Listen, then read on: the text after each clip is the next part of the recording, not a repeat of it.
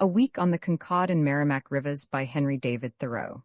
Concord River beneath low hills, in the broad interval through which it will our Indian rivulet winds mindful still of sanup and of squaw, whose pipe and arrow oft the plough unburies. Here, in pine houses, built of new fallen trees, supplanters of the tribe, the farmers dwell. The Musketaquid, or grass-ground river, though probably as old as the Nile or Euphrates, did not begin to have a place in civilized history until the fame of its grassy meadows and its fish attracted settlers out of England in 1635, when it received the other but kindred name of Concord from the first plantation on its banks, which appears to have been commenced in a spirit of peace and harmony. It will be grass-ground river as long as grass grows and water runs here. It will be Concord River only while men lead peaceable lives on its banks. To an extinct race it was grass-ground where they hunted and fished, and it is still perennial grass ground to Concord farmers, who own the great meadows, and get the hay from year to year. One branch of it, according to the historian of Concord, for I love to quote so good authority, rises in the south part of Hopkinton, and another from a pond and a large cedar swamp in Westborough, and flowing between Hopkinton and Southborough, through Framingham, and between Sudbury and Wayland, where it is sometimes called Sudbury River, it enters Concord at the south part of the town, and after receiving the North or Sabbath River, which has its source a little farther to the north and west, goes out at the northeast angle, and flowing between Bedford and Carlisle, and through Billerica, empties into the Merrimack at Lowell. In Concord it is, in summer, from 4 to 15 feet deep, and from 100 to 300 feet wide, but in the spring freshets, when it overflows its banks, it is in some places nearly a mile wide. Between Sudbury and Wayland, the meadows acquire their greatest breadth, and when covered with water, they form a handsome chain of shallow vernal lakes, resorted to by numerous gulls and ducks. Just above Sherman's Bridge, between these towns, is the largest expanse, and when the wind blows freshly in a raw March day, heaving up the surface into dark and sober billows or regular swells, skirted as it is in the distance with alder swamps and smoke-like maples, it looks like a smaller Lake Huron, and is very pleasant and exciting for a landsman to row or sail over. The farmhouses along the Sudbury shore, which rises gently to a considerable height, command fine water prospects at this season. The shore is more flat on the Wayland side, and this town is the greatest loser by the flood. Its farmers tell me that thousands of acres are flooded now, since the dams have been erected, where they remember to have seen the white honeysuckle or clover growing once, and they could go dry with shoes only in summer. Now there is nothing but blue joint and sedge and cutgrass there, standing in water all the year round. For a long time, they made the most of the driest season to get their hay, working sometimes till 9 o'clock at night, sedulously paring with their scythes in the twilight round the hummocks left by the ice. But now it is not worth the getting when they can come at it, and they look sadly round to their woodlots and upland as a last resource. It is worth the while to make a voyage up this stream, if you go no farther than Sudbury, only to see how much country there is in the rear of us. Great hills and 100 brooks and farmhouses and barns and haystacks you never saw before, and men everywhere, Sudbury, that is Southborough men, and Wayland, and 9 Acre Corner men, and Bound Rock, where 4 towns bound on a rock in the river, Lincoln, Wayland, Sudbury, Concord. Many waves are there agitated by the wind, keeping nature fresh, the spray blowing in your face, reeds and rushes waving, ducks by the hundred, all uneasy in the surf, in the raw wind, just ready to rise, and now going off with a clatter and a whistling like riggers straight for Labrador, flying against the stiff gale with reefed wings, or else circling round first, with all their paddles briskly moving, just over the surf, to reconnoitre you before they leave these pots. Gulls wheeling overhead, muskrats swimming for dear life, wet and cold, with no fire to warm them by that you know of. Their labored homes rising here and there like haystacks, and countless mice and moles and winged titmice along the sunny windy shore, cranberries tossed on the waves and heaving up on the beach, their little red skiffs beating about among the alders. Such healthy natural tumult as proves the last day is not yet at hand.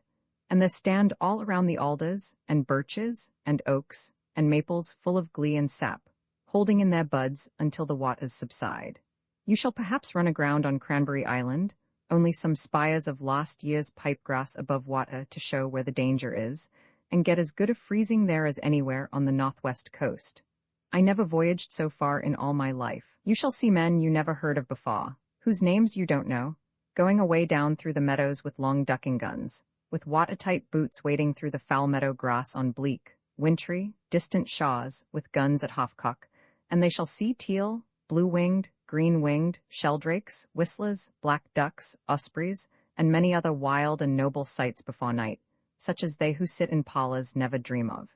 You shall see rude and sturdy, experienced and wise men, keeping their castles, or teaming up their summer's wood, or chopping alone in the woods, men fuller of talk and rare adventure in the sun and wind and rain than a chestnut is of meat, who were out not only in 75 and 1812, but have been out every day of their lives. Greater men than Homer, or Chaucer, or Shakespeare, only they never got time to say so. They never took to the way of writing. Look at their fields, and imagine what they might write if ever they should put pen to paper.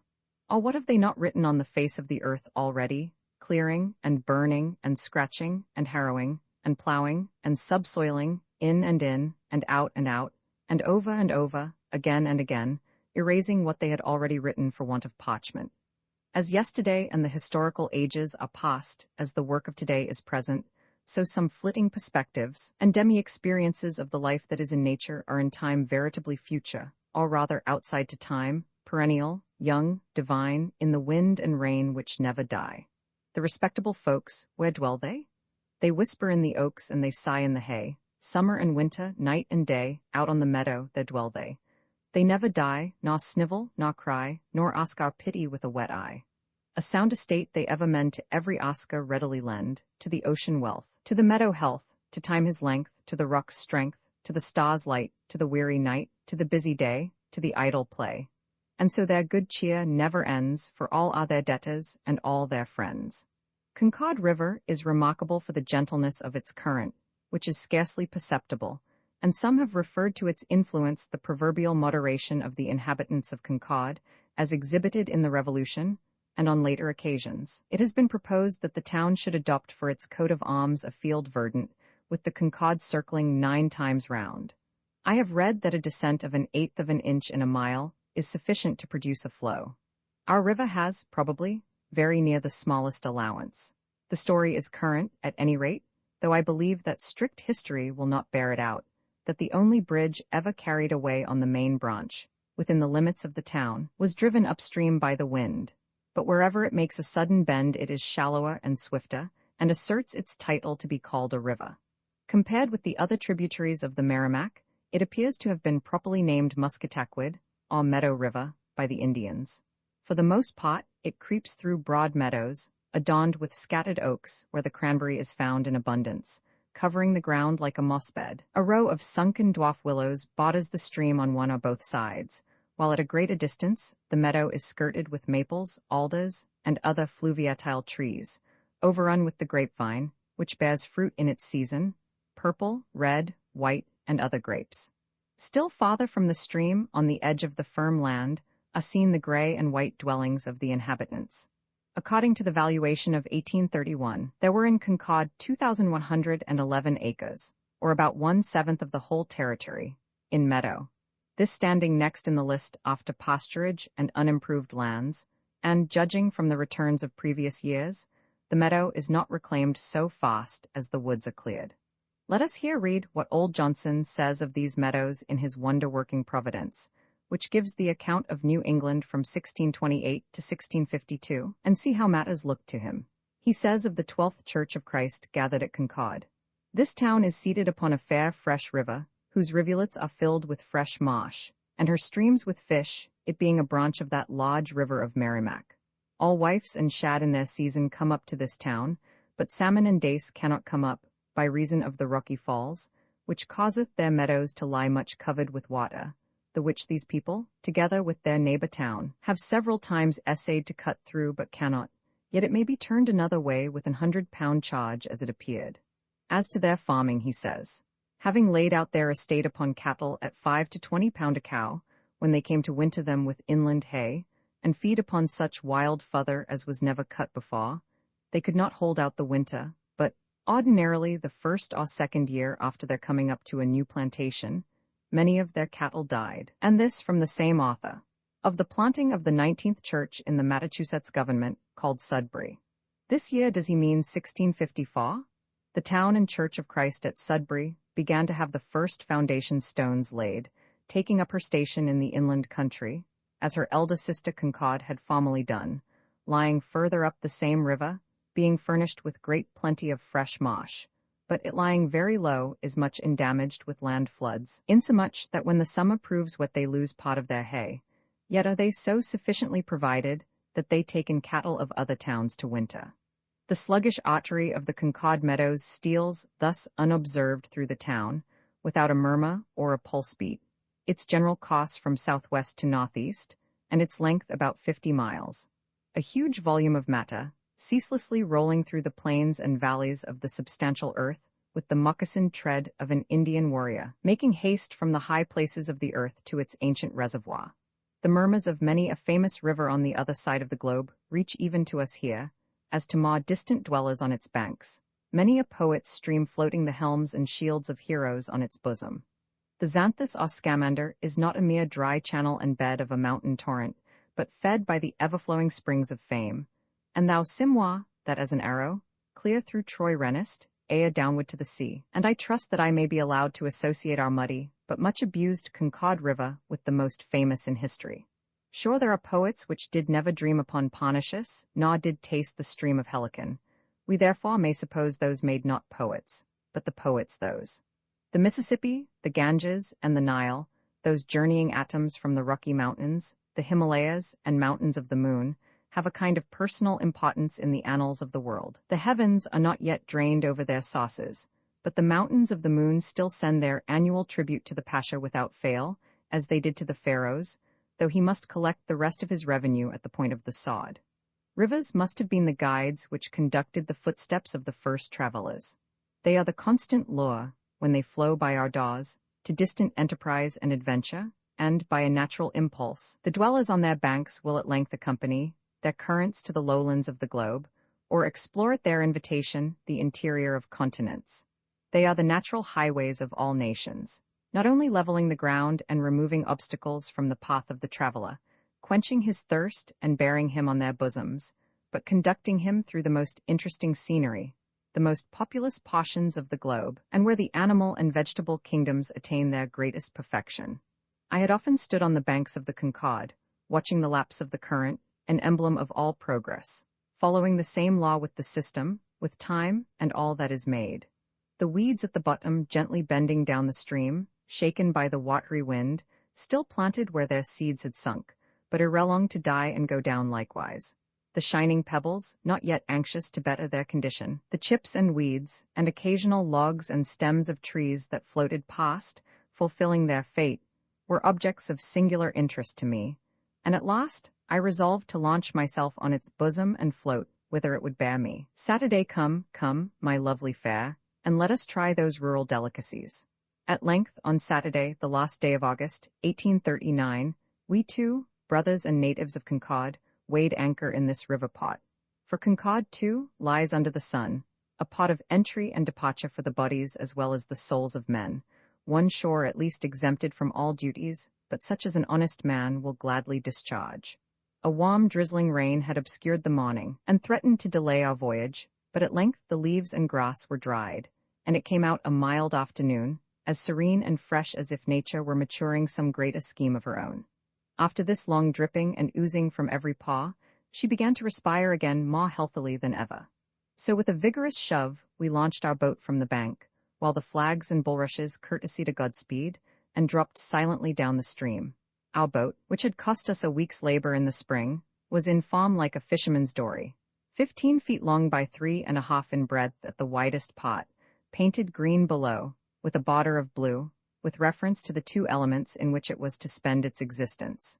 It had been loaded the evening before at our dock, half a mile from the river, with potatoes and melons from a patch which we had cultivated, and a few utensils, and was provided with wheels in order to be rolled around falls, as well as with 2 sets of oars, and several slender poles for shoving in shallow places, and also 2 masts, one of which served for a tent pole at night. For a buffalo skin was to be our bed, and a tent of cotton cloth our roof. It was strongly built, but heavy, and hardly of better model than usual. If rightly made, a boat would be a sort of amphibious animal, a creature of two elements, related by one half its structure to some swift and shapely fish, and by the other to some strong-winged and graceful bird. The fish shows where there should be the greatest breadth of beam and depth in the hold, its fins direct where to set the oars, and the tail gives some hint for the form and position of the rudder.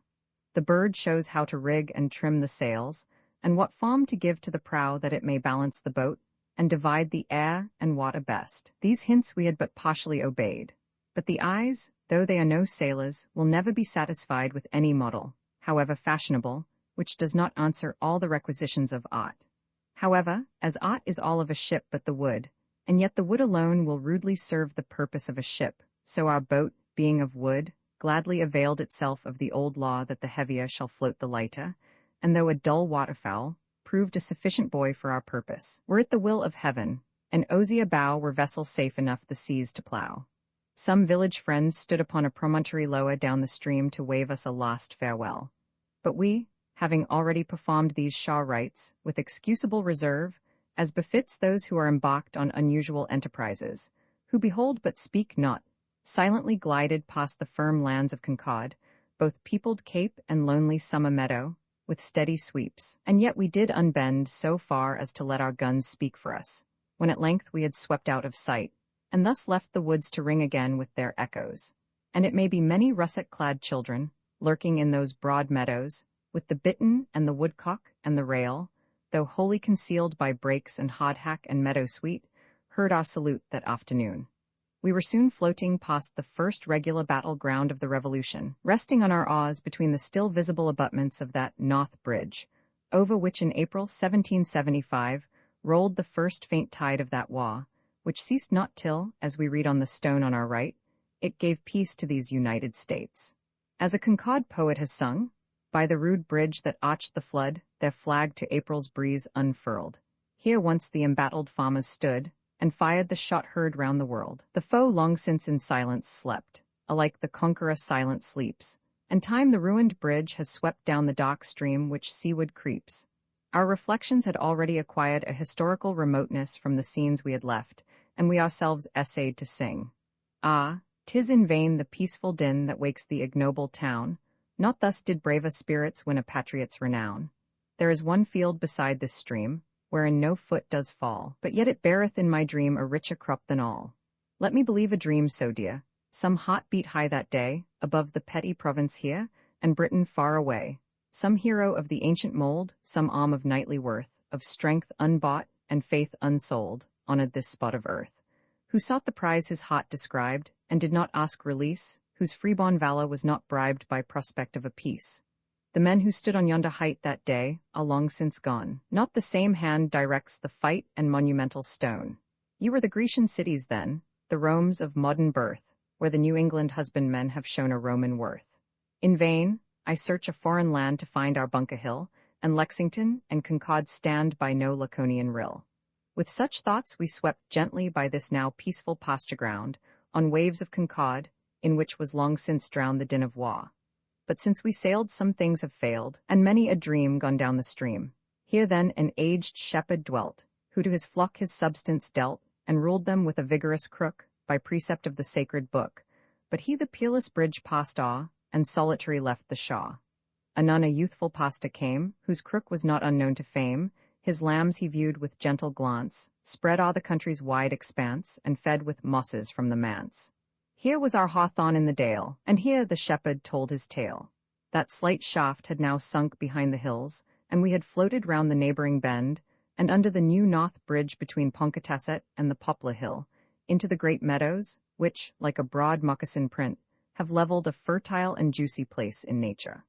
On Ponkatasset, since we took our way, down this still stream to far Billericay, a poet wise has settled, whose fine ray doth often shine on Concord's twilight day, like those first stars whose silver beams on high, shining more brightly as the day goes by, most travellers cannot at first descry, but eyes that want to range the evening sky, and no celestial lights, do plainly see, and gladly hail them, numbering 2 or 3.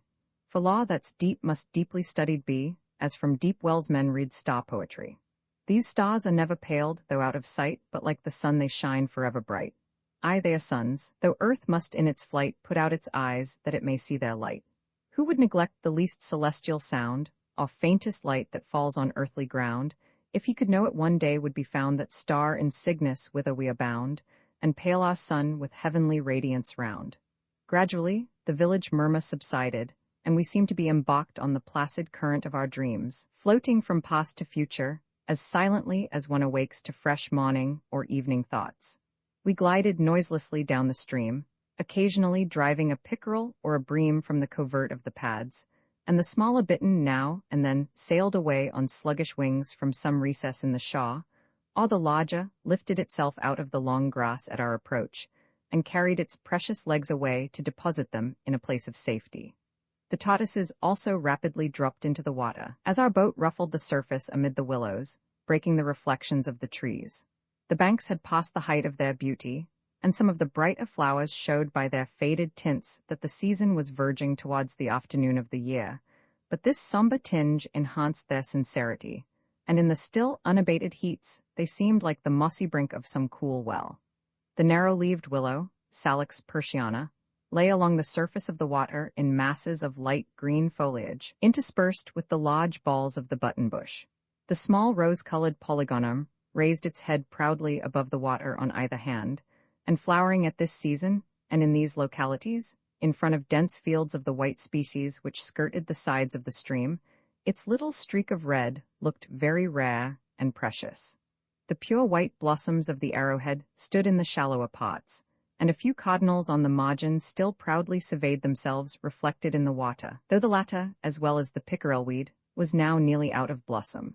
The snakehead, Chelone glabra, grew close to the shaw, while a kind of coreopsis, turning its brazen face to the sun, full and rank, and a tall dull red flower, Eupatorium purpureum, or trumpetweed, formed the rear rank of the fluvial array.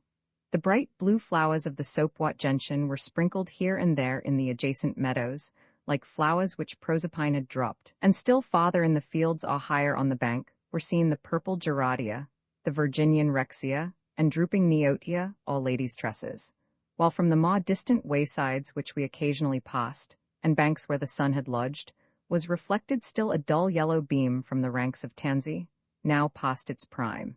In short, nature seemed to have adorned herself for our departure with a profusion of fringes and curls, mingled with the bright tints of flowers, reflected in the water, but we missed the white water lily, which is the queen of river flowers, its reign being over for this season. He makes his voyage too late, perhaps, by a true water clock, who delays so long. Many of this species inhabit our Concord water. I have passed down the river before sunrise on a summer morning between fields of lilies still shut in sleep, and when, at length, the flakes of sunlight from over the bank fell on the surface of the water, whole fields of white blossoms seemed to flash open before me, as I floated along, like the unfolding of a banner, so sensible is this flower to the influence of the sun's rays. As we were floating through the last of these familiar meadows, we observed the large and conspicuous flowers of the hibiscus, covering the dwarf willows, and mingled with the leaves of the grape, and wished that we could inform one of our friends behind of the locality of this somewhat rare and inaccessible flower before it was too late to pluck it. But we were just gliding out of sight of the village spire before it occurred to us that the farmer in the adjacent meadow would go to church on the morrow, and would carry this news for us. And so by the Monday, while we should be floating on the Merrimack, our friend would be reaching to pluck this blossom on the bank of the Concord. After a pause at Ball's Hill, the St. Anne's of Concord voyageurs, not to say any prayer for the success of our voyage, but to gather the few berries which were still left on the hills, hanging by very slender threads, we weighed anchor again, and were soon out of sight of our native village. The land seemed to grow fairer as we withdrew from it.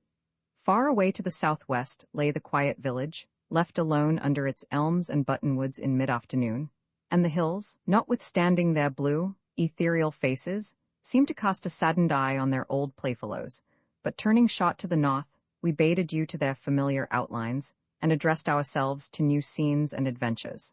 Naught was familiar but the heavens, from under whose roof the voyageur never passes, but with their countenance and the acquaintance we had with river and wood, we trusted to fare well under any circumstances. From this point, the river runs perfectly straight for a mile or more to Carlisle Bridge, which consists of 20 wooden piers, and when we looked back over it, its surface was reduced to a line's breadth, and appeared like a cobweb gleaming in the sun. Here and there might be seen a pole sticking up, to mark the place where some fisherman had enjoyed unusual luck, and in return had consecrated his rod to the deities who preside over these shallows. It was full twice as broad as before, deep and tranquil, with a muddy bottom, and bodded with willows, beyond which spread broad lagoons covered with pads, bulrushes, and flags. Late in the afternoon, we passed a man on the shore fishing with a long birch pole, its silvery bark left on, and a dog at his side, rowing so near as to agitate his cock with our oars, and drive away luck for a season. And when we had rowed a mile as straight as an arrow, with our faces turned towards him, and the bubbles in our wake still visible on the tranquil surface, there stood the fisher still with his dog, like statues under the other side of the heavens, the only objects to relieve the eye in the extended meadow, and there would he stand abiding his luck, till he took his way home through the fields at evening with his fish. Thus, by one bait or another, nature allures inhabitants into all her recesses. This man was the last of our townsmen whom we saw, and we silently through him bade adieu to our friends. The characteristics and pursuits of various ages and races of men are always existing in epitome in every neighborhood. The pleasures of my earliest youth have become the inheritance of other men. This man is still a fisher, and belongs to an era in which I myself have lived. Perchance he is not confounded by many knowledges, and has not sought out many inventions, but how to take many fishes before the sun sets, with his slender birchen pole and flaxen line, that is invention enough for him. It is good even to be a fisherman in summer and in winter. Some men are judges these August days, sitting on benches, even till the cot rises. They sit judging there honorably, between the seasons and between meals, leading a civil politic life, arbitrating in the case of Spalding versus Cummings, it may be, from highest noon till the red Vespa sinks into the west. The fisherman, meanwhile, stands in 3 feet of water, under the same summer's sun, arbitrating in other cases between muckworm and shiner, amid the fragrance of water lilies, mint, and pontideria, leading his life many rods from the dry land, within a pole's length of where the larger fishes swim. Human life is to him very much like a river, running downward to the sea. This was his observation. His honor made a great discovery in bailments. I can just remember an old brown-coated man, who was the Walton of this stream, who had come over from Newcastle, England, with his son, the latter a stout and haughty man, who had lifted an anchor in his day. A straight old man he was who took his way in silence through the meadows, having passed the period of communication with his fellows. His old experienced coat, hanging long and straight and brown as the yellow pine bark, glittering with so much smothered sunlight, if you stood near enough, no work of art but naturalized at length. I often discovered him unexpectedly amid the pads and the gray willows when he moved, fishing in some old country method. For youth and age then went a-fishing together, full of incommunicable thoughts, perchance about his own Tyne and Northumberland. He was always to be seen in serene afternoons haunting the river, and almost rustling with the sedge, so many sunny hours in an old man's life, entrapping silly fish, almost grown to be the sun's familiar. What need had he of hat or raiment any, having served out his time and seen through such thin disguises? I have seen how his coeval fates rewarded him with the yellow perch, and yet I thought his luck was not in proportion to his years. And I have seen when, with slow steps and weighed down with aged thoughts, he disappeared with his fish under his low-roofed house on the skirts of the village. I think nobody else saw him. Nobody else remembers him now, for he soon after died, and migrated to new Tyne streams. His fishing was not a sport, not solely a means of subsistence, but a sort of solemn sacrament and withdrawal from the world, just as the aged read their Bibles. Whether we live by the seaside, or by the lakes and rivers, or on the prairie, it concerns us to attend to the nature of fishes, since they are not phenomena confined to certain localities only, but forms and phases of the life in nature, universally dispersed. The countless shoals which annually coast the shores of Europe and America are not so interesting to the student of nature as the more fertile law itself, which deposits their spawn on the tops of mountains and on the interior plains. The fish principle in nature, from which it results that they may be found in water in so many places, in greater or less numbers. The natural historian is not a fisherman who prays for cloudy days and good luck merely, but as fishing has been styled a contemplative man's recreation, introducing him profitably to woods and water. So the fruit of the naturalist's observations is not in new genera or species, but in new contemplations still. and science is only a mock contemplative man's recreation. The seeds of the life of fishes are everywhere disseminated, whether the winds waft them, or the waters float them, or the deep earth holds them. Wherever a pond is dug, straightway it is stocked with this vivacious race. They have a lease of nature, and it is not yet out. The Chinese are bribed to carry their ova from province to province in jars, or in hollow reeds, or the water birds to transport them to the mountain tarns and interior lakes. There are fishes wherever there is a fluid medium, and even in clouds and in melted metals, we detect their semblance. Think how in winter you can sink a line down straight in a pasture through snow and through ice, and pull up a bright, slippery, dumb, subterranean silver or golden fish. It is curious, also, to reflect how they make one family, from the largest to the smallest. The least minnow that lies on the ice as bait for pickerel looks like a huge sea fish cast up on the shore. In the waters of this town there are about a dozen distinct species, though the inexperienced would expect many more. It enhances our sense of the grand security and serenity of nature to observe the still undisturbed economy and content of the fishes of this century, the happiness a regular fruit of the summer. The freshwater sunfish, bream, or ruff, Pomotes vulgaris, as it were, without ancestry, without posterity, still represents the freshwater sunfish in nature.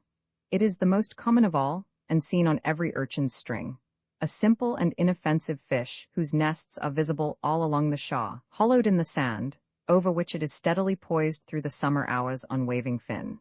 Sometimes there are 20 or 30 nests in the space of a few rods, 2 feet wide by half a foot in depth, and made with no little labor, the weeds being removed, and the sand shoved up on the sides, like a bowl. Here it may be seen early in summer assiduously brooding, and driving away minnows and larger fishes, even its own species, which would disturb its ova, pursuing them a few feet, and circling round swiftly to its nest again. The minnows, like young sharks, instantly entering the empty nests, meanwhile, and swallowing the spawn, which is attached to the weeds and to the bottom, on the sunny side. The spawn is exposed to so many dangers, that a very small proportion can ever become fishes, for beside being the constant prey of birds and fishes, a great many nests are made so near the shore, in shallow water, that they are left dry in a few days, as the river goes down. These and the lampreys are the only fishes' nests that I have observed, though the ova of some species may be seen floating on the surface.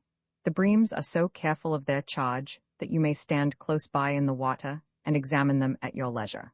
I have thus stood over them half an hour at a time, and stroked them familiarly without frightening them, suffering them to nibble my fingers harmlessly, and seen them erect their docile fins in anger when my hand approached their ova, and have even taken them gently out of the water with my hand. Though this cannot be accomplished by a sudden movement, however dexterous, for instant warning is conveyed to them through their denser element, but only by letting the fingers gradually close about them as they are poised over the palm, and with the utmost gentleness raising them slowly to the surface. Though stationary, they keep up a constant sculling or waving motion with their fins, which is exceedingly graceful and expressive of their humble happiness. For unlike ours, the element in which they live is a stream which must be constantly resisted.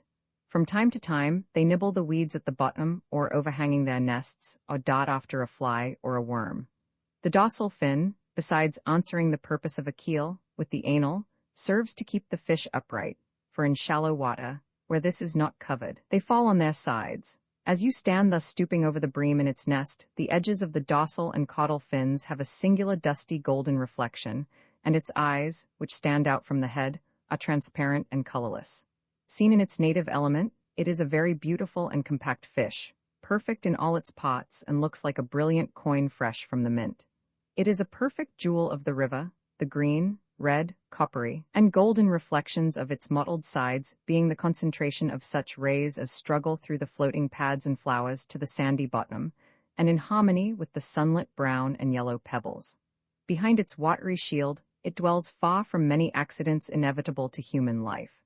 There is also another species of bream found in our river, without the red spot on the operculum, which, according to M. Agassiz, is undescribed. The common perch, Perca flavescens, which name describes well the gleaming, golden reflections of its scales as it is drawn out of the water. Its red gills standing out in vain in the thin element, is one of the handsomest and most regularly formed of our fishes, And at such a moment as this reminds us of the fish in the picture, which wished to be restored to its native element until it had grown larger. And indeed, most of this species that are caught are not half-grown. In the ponds, there is a light-colored and slender kind, which swim in shoals of many hundreds in the sunny water, in company with the shiner, averaging not more than 6 or 7 inches in length, while only a few larger specimens are found in the deepest water, which prey upon their weaker brethren. I have often attracted these small perch to the shore at evening, by rippling the water with my fingers, and they may sometimes be caught while attempting to pass inside your hands. It is a tough and heedless fish, biting from impulse, without nibbling, and from impulse refraining to bite, and sculling indifferently past. It rather prefers the clear water and sandy bottoms, though here it has not much choice. It is a true fish, such as the angler loves to put into his basket, or hang at the top of his willow twig, in shady afternoons along the banks of the stream. So many unquestionable fishes he counts, and so many shiners, which he counts and then throws away. Old Josselyn, in his New England's Rarities, published in 1672, mentions the perch or river partridge. The chivin, dace, roach, cousin trout, or whatever else it is called, Leuciscus pulchellus, white and red, always an unexpected prize, which, however, any angler is glad to hook for its rarity. A name that reminds us of many an unsuccessful ramble by swift streams when the wind rose to disappoint the fisher. It is commonly a silvery, soft-scaled fish, of graceful, scholar-like, and classical look, like many a picture in an English book. It loves a swift current and a sandy bottom, and bites inadvertently, yet not without appetite for the bait. The minnows are used as bait for pickerel in the winter. The red chivin, according to some, is still the same fish, only older, all with its tints deepened as they think by the darker water it inhabits, as the red clouds swim in the twilight atmosphere. He who has not hooked the red chivin is not yet a complete angler. Other fishes, methinks, are slightly amphibious, but this is a denizen of the water wholly.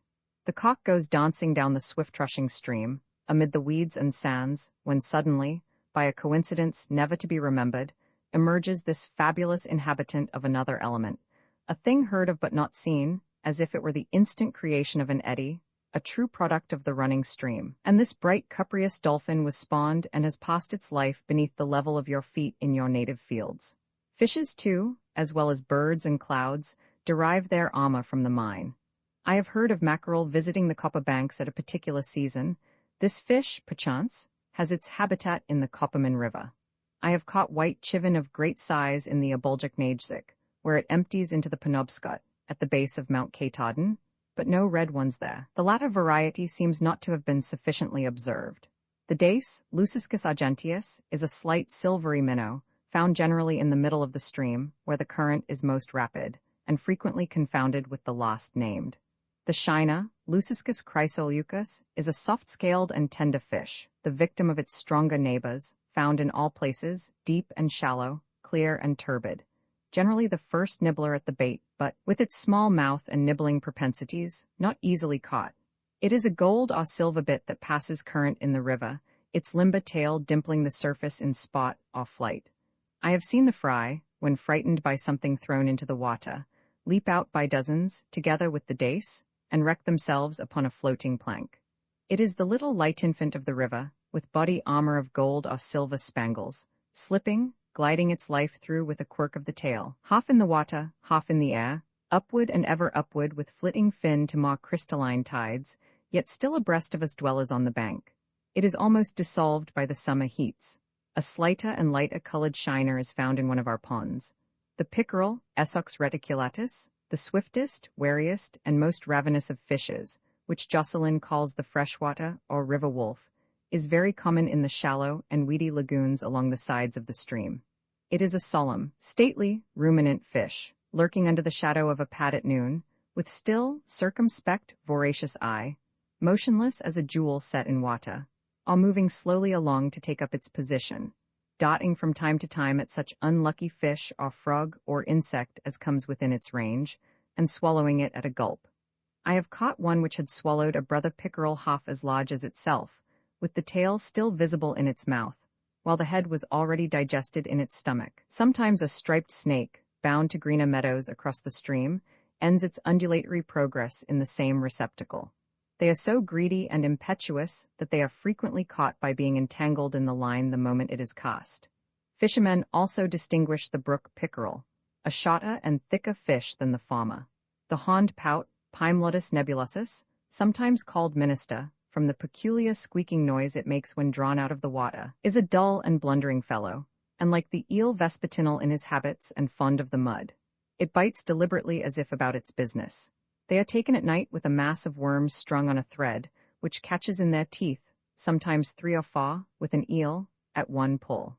They are extremely tenacious of life, opening and shutting their mouths for half an hour after their heads have been cut off. A bloodthirsty and bullying race of ranges, inhabiting the fertile river bottoms, with ever a lance in rest and ready to do battle with their nearest neighbor.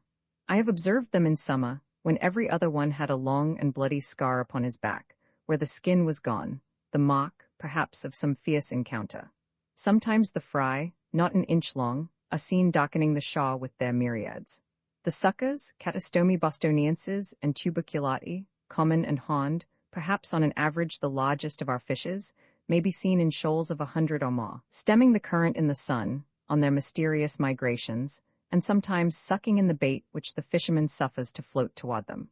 The former, which sometimes grow to a large size, are frequently caught by the hand in the brooks, or like the red chivin, are jerked out by a hook fastened firmly to the end of a stick, and placed under their jaws.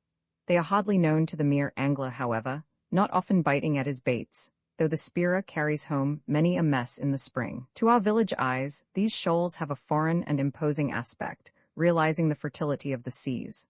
The common eel, too, Murina bostoniensis, the only species of eel known in the state, a slimy, squirming creature, informed of mud, still squirming in the pan, is speared and hooked up with various success.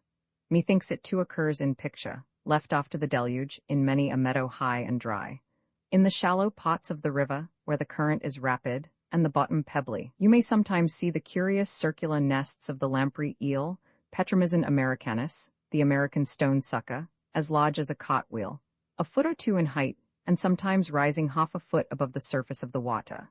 They collect these stones, of the size of a hen's egg, with their mouths, as their name implies, and are said to fashion them into circles with their tails. They ascend falls by clinging to the stones, which may sometimes be raised, by lifting the fish by the tail. As they are not seen on their way down the streams, it is thought by fishermen that they never return, but waste away and die, clinging to rocks and stumps of trees for an indefinite period. A tragic feature in the scenery of the river bottoms worthy to be remembered with Shakespeare's description of the seafloor. They are rarely seen in our waters at present, on account of the dams, though they are taken in great quantities at the mouth of the river in Lowell. Their nests, which are very conspicuous, look more like aught than anything in the river. If we had leisure this afternoon, we might turn our prow up the brooks in quest of the classical trout and the minnows. Of the lost alone, according to M. Agassiz, several of the species found in this town are yet undescribed. These would, perhaps, complete the list of our finny contemporaries in the Concord waters. Salmon, shad, and alewives were formerly abundant here, and taken in weirs by the Indians, who taught this method to the whites, by whom they were used as food and as manure, until the dam, and afterward the canal at Billerica and the factories at Lowell, put an end to their migrations hitherward, though it is thought that a few more enterprising shad may still occasionally be seen in this part of the river.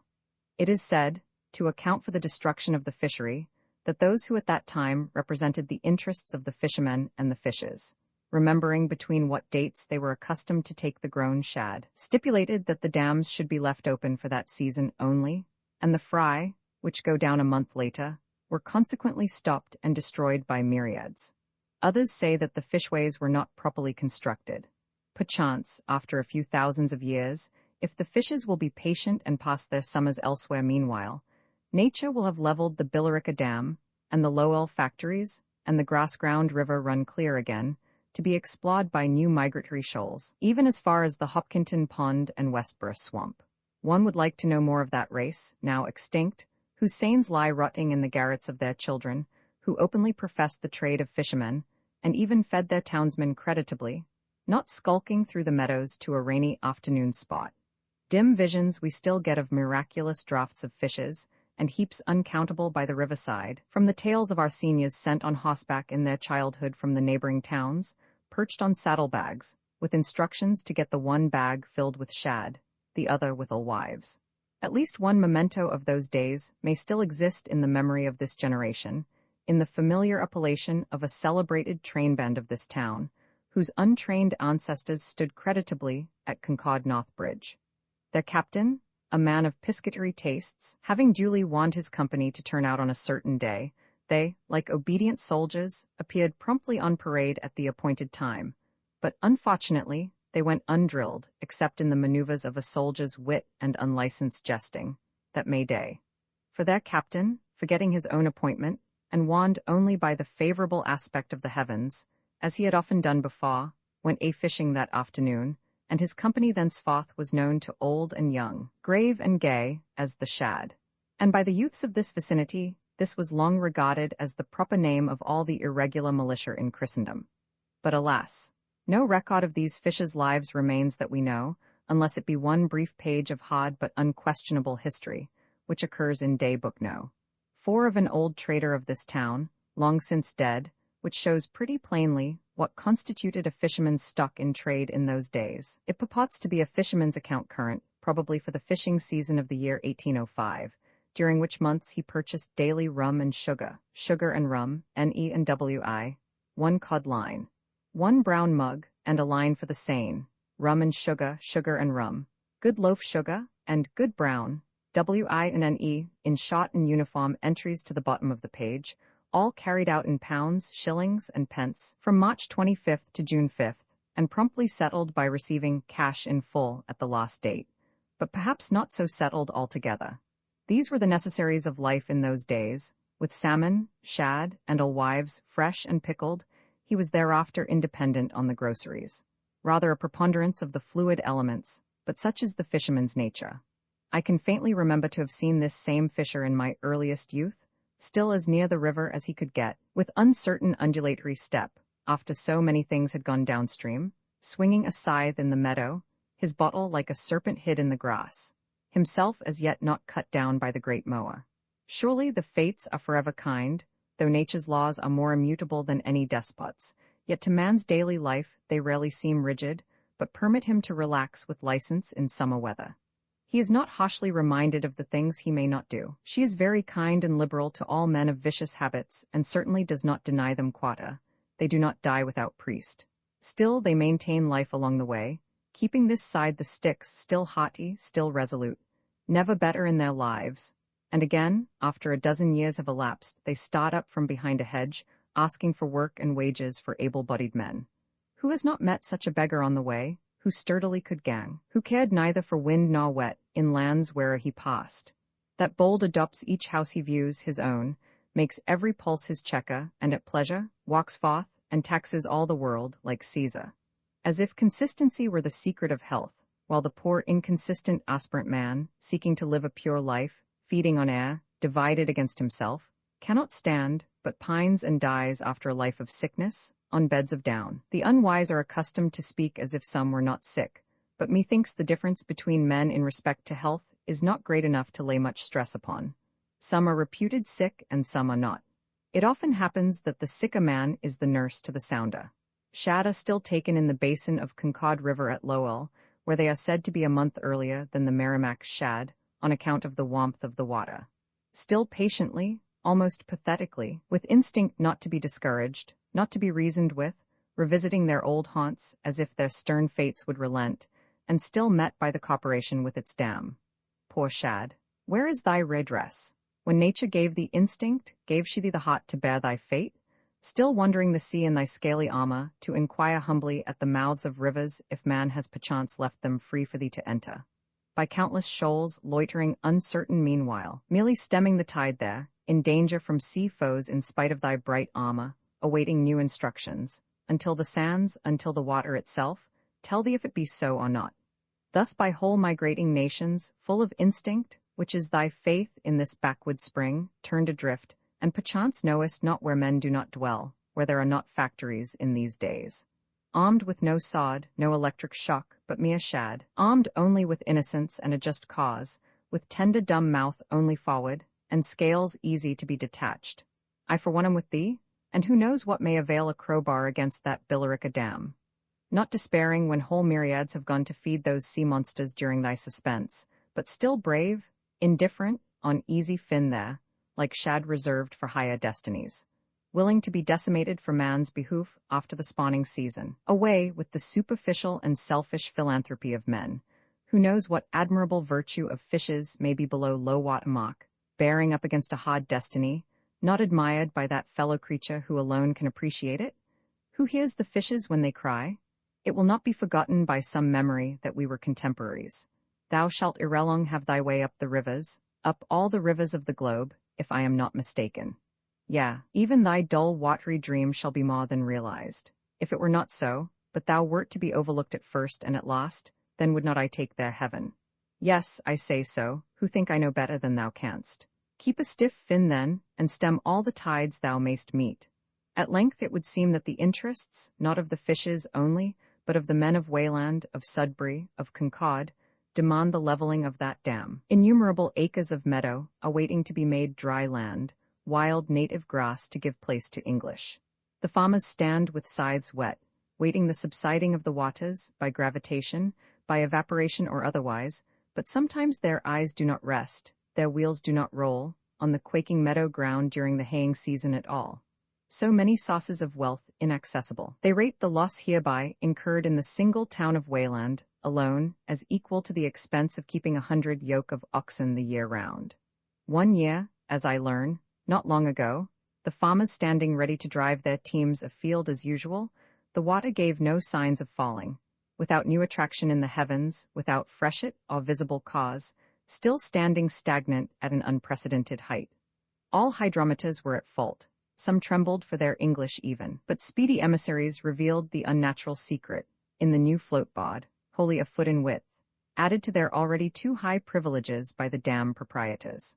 The 100 yoke of oxen, meanwhile, standing patient, gazing wishfully meadowward at that inaccessible waving native grass, uncut but by the great mower Time, who cuts so broad a swat, without so much as a wisp to wind about their horns. That was a long pull from Ball's Hill to Carlisle Bridge, sitting with our faces to the south, a slight breeze rising from the north, but nevertheless water still runs and grass grows, for now, having passed the bridge between Carlisle and Bedford, we see men haying far off in the meadow, their heads waving like the grass which they cut. In the distance the wind seemed to bend all alike. As the night stole over, such a freshness was wafted across the meadow that every blade of cut grass seemed to teem with life. Faint purple clouds began to be reflected in the water, and the cowbells tinkled louder along the banks, while, like sly water rats, we stole along near the shore, looking for a place to pitch our camp. At length, when we had made about 7 miles, as far as Billerica, we moored our boat on the west side of a little rising ground which in the spring forms an island in the river. Here we found huckleberries still hanging upon the bushes, where they seemed to have slowly ripened for our especial use. Bread and sugar, and cocoa boiled in river water, made our repast, and as we had drank in the fluvial prospect all day, so now we took a draught of the water with our evening meal to propitiate the river gods, and whet our vision for the sights it was to behold. The sun was setting on the one hand, while our eminence was contributing its shadow to the night, on the other. It seemed insensibly to grow lighter as the night shut in, and a distant and solitary farmhouse was revealed, which before lurked in the shadows of the noon. There was no other house in sight, nor any cultivated field.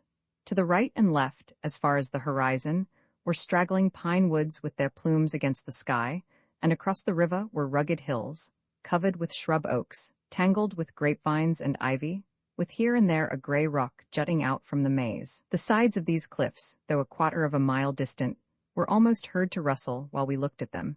It was such a leafy wilderness, a place for fawns and satyrs, and where bats hung all day to the rocks, and at evening flitted over the water, and fireflies husbanded their light under the grass and leaves against the night. When we had pitched our tent on the hillside, a few rods from the shaw, we sat looking through its triangular door in the twilight at our lonely mast on the shaw, just seen above the alders, and hardly yet come to a standstill from the swaying of the stream, the first encroachment of commerce on this land. There was our pot, our ostia. That straight geometrical line against the water and the sky stood for the lost refinements of civilized life, and what of sublimity there is in history was there symbolized. For the most part, There was no recognition of human life in the night. No human breathing was heard, only the breathing of the wind. As we sat up, kept awake by the novelty of our situation, we heard at intervals foxes stepping about over the dead leaves, and brushing the dewy grass close to our tent, and once a muskrat fumbling among the potatoes and melons in our boat. But when we hastened to the shore, we could detect only a ripple in the water, ruffling the disk of a star. At intervals, we were serenaded by the song of a dreaming sparrow, or the throttled cry of an owl. But after each sound which near at hand broke the stillness of the night, each crackling of the twigs, or rustling among the leaves, there was a sudden pause, and deeper and more conscious silence, as if the intruder were aware that no life was rightfully abroad at that hour. There was a fire in Lowell, as we judged, this night, and we saw the horizon blazing, and heard the distant alarm bells, as it were a faint tinkling music borne to these woods. But the most constant and memorable sound of a summer's night, which we did not fail to hear every night afterward, though at no time so incessantly and so favorably as now, was the barking of the house dogs, from the loudest and hoarsest bark to the faintest aerial palpitation under the eaves of heaven, from the patient but anxious mastiff to the timid and wakeful terrier, at first loud and rapid, then faint and slow, to be imitated only in a whisper. Wow, wow, wow, wow, whoa, whoa, ww. Even in a retired and uninhabited district like this, it was a sufficiency of sound for the ear of night, and more impressive than any music. I have heard the voice of a hound, just before daylight, while the stars were shining, from over the woods and river, far in the horizon, when it sounded as sweet and melodious as an instrument. The hounding of a dog pursuing a fox or other animal in the horizon may have first suggested the notes of the hunting horn to alternate with and relieve the lungs of the dog. This natural bugle long resounded in the woods of the ancient world before the horn was invented. The very dogs that sullenly bay the moon from farmyards in these nights excite more heroism in our breasts than all the civil exhortations or war sermons of the age. I would rather be a dog and bay the moon than many a Roman that I know. The night is equally indebted to the clarion of the cock, with wakeful hope, from the very setting of the sun, prematurely ushering in the dawn. All these sounds, the crowing of cocks, the baying of dogs, and the hum of insects at noon, are the evidence of nature's health or sound state. Such is the never-failing beauty and accuracy of language, the most perfect art in the world. The chisel of 1,000 years retouches it. At length the antepenultimate and drowsy hours drew on, and all sounds were denied entrance to our ears. Who sleeps by day and walks by night will meet no spirit but some sprite. Sunday the river calmly flows, through shining banks, through lonely glen, where the owl shrieks, though ne'er the cheer of men has stirred its mute repose. Still if you should walk there, you would go there again. The Indians tell us of a beautiful river lying far to the south, which they call Merrimack. In the morning, the river and adjacent country were covered with a dense fog, through which the smoke of our fire curled up like a still, subtler mist. But before we had rowed many rods, the sun arose and the fog rapidly dispersed, leaving a slight steam only to curl along the surface of the water. It was a quiet Sunday morning, with more of the auroral rosy and white than of the yellow light in it, as if it dated from earlier than the fall of man, and still preserved a heathenish integrity. An early unconverted saint, free from noontide or evening taint, heathen without reproach, that did upon the civil day encroach, and ever since its birth had trod the outskirts of the earth. But the impressions which the morning makes vanish with its dews, and not even the most persevering mortal can preserve the memory of its freshness to midday. As we passed the various islands, or what were islands in the spring, rowing with our backs downstream, we gave names to them. The one on which we had camped we called Fox Island, and one fine, densely wooded island surrounded by deep water and overrun by grapevines, which looked like a mass of verdure and of flowers cast upon the waves, we named Grape Island. From Ball's Hill to Billerica Meeting House, the river was still twice as broad as in Concord, a deep, dark, and dead stream, flowing between gentle hills and sometimes cliffs, and well wooded all the way. It was a long woodland lake bordered with willows. For long reaches we could see neither house nor cultivated field, nor any sign of the vicinity of man. Now, we coasted along some shallow shore by the edge of a dense palisade of bulrushes, which straightly bounded the water as if clipped by art, reminding us of the reed forts of the East Indians, of which we had read. And now, the bank slightly raised was overhung with graceful grasses and various species of brake, whose downy stems stood closely grouped and naked as in a vase, while their heads spread several feet on either side. The dead limbs of the willow were rounded and adorned by the climbing Macania scandens, which filled every crevice in the leafy bank, contrasting agreeably with the gray bark of its sapota and the balls of the buttonbush. The water willow, Salix persiana, when it is of large size and entire, is the most graceful and ethereal of our trees. Its masses of light green foliage, piled one upon another to the height of 20 or 30 feet, seem to float on the surface of the water, while the slight gray stems and the shaw were hardly visible between them. No tree is so wedded to the water, and harmonizes so well with still streams. It is even more graceful than the weeping willow, or any pendulous trees, which dip their branches in the stream instead of being buoyed up by it.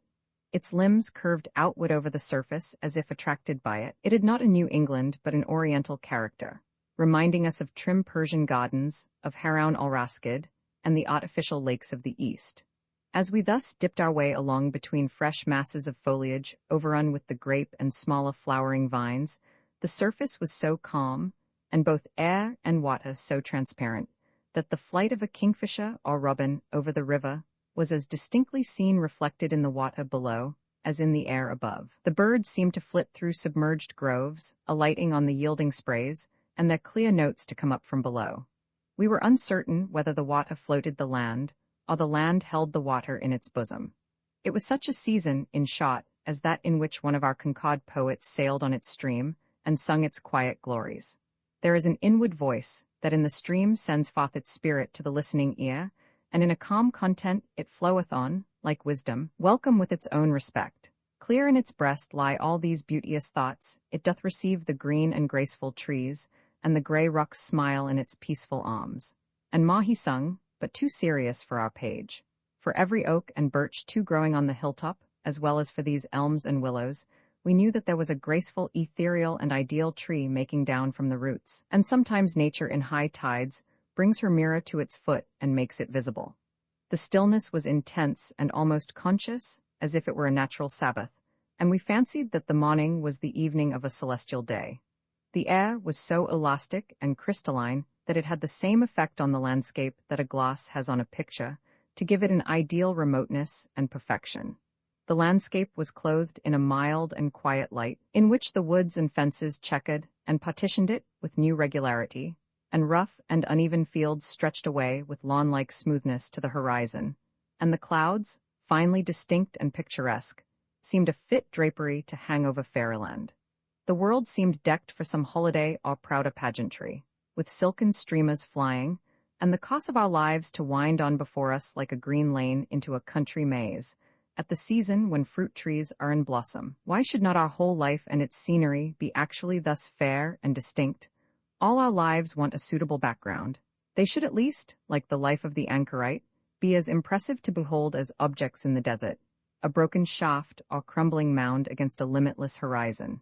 Character always secures for itself this advantage, and is thus distinct and unrelated to near or trivial objects, whether things or persons. On this same stream, a maiden once sailed in my boat, thus unattended but by invisible guardians, and as she sat in the prow, there was nothing but herself between the steersman and the sky. I could then say with the poet, sweet falls the summer air over her frame who sails with me, her way like that is beautifully free, her nature far more rare, and is her constant heart of virgin purity. At evening still, the very stars seem but this maiden's emissaries and reporters of her progress. Low in the eastern sky is set thy glancing eye, and though its gracious light ne'er riseth to my sight, yet every star that climbs above the gnarled limbs of yonder hill conveys thy gentle will. Believe I knew thy thought, and that the zephyrs brought thy kindest wishes through, as mine they bear to you, that some attentive cloud did pause amid the crowd over my head, while gentle things were said. Believe the thrushes sung, and that the flower bells rung, that herbs exhaled their scent, and beasts knew what was meant. The trees a welcome waved, and lakes their margins laved, when thy free mind to my retreat did wind. It was a summer eve, the air did gently heave, while yet a low-hung cloud thy eastern skies did shroud. The lightning's silent gleam, startling my drowsy dream, seemed like the flash under thy dark eyelash. Still will I strive to be as if thou wert with me. Whatever path I take, it shall be for thy sake, of gentle slope and wide, as thou wert by my side. without a root to trip thy gentle foot. I'll walk with gentle pace, and choose the smoothest place and careful dip the awe, and shun the winding shaw, and gently steer my boat where water lilies float, and cardinal flowers stand in their sylvan bowers.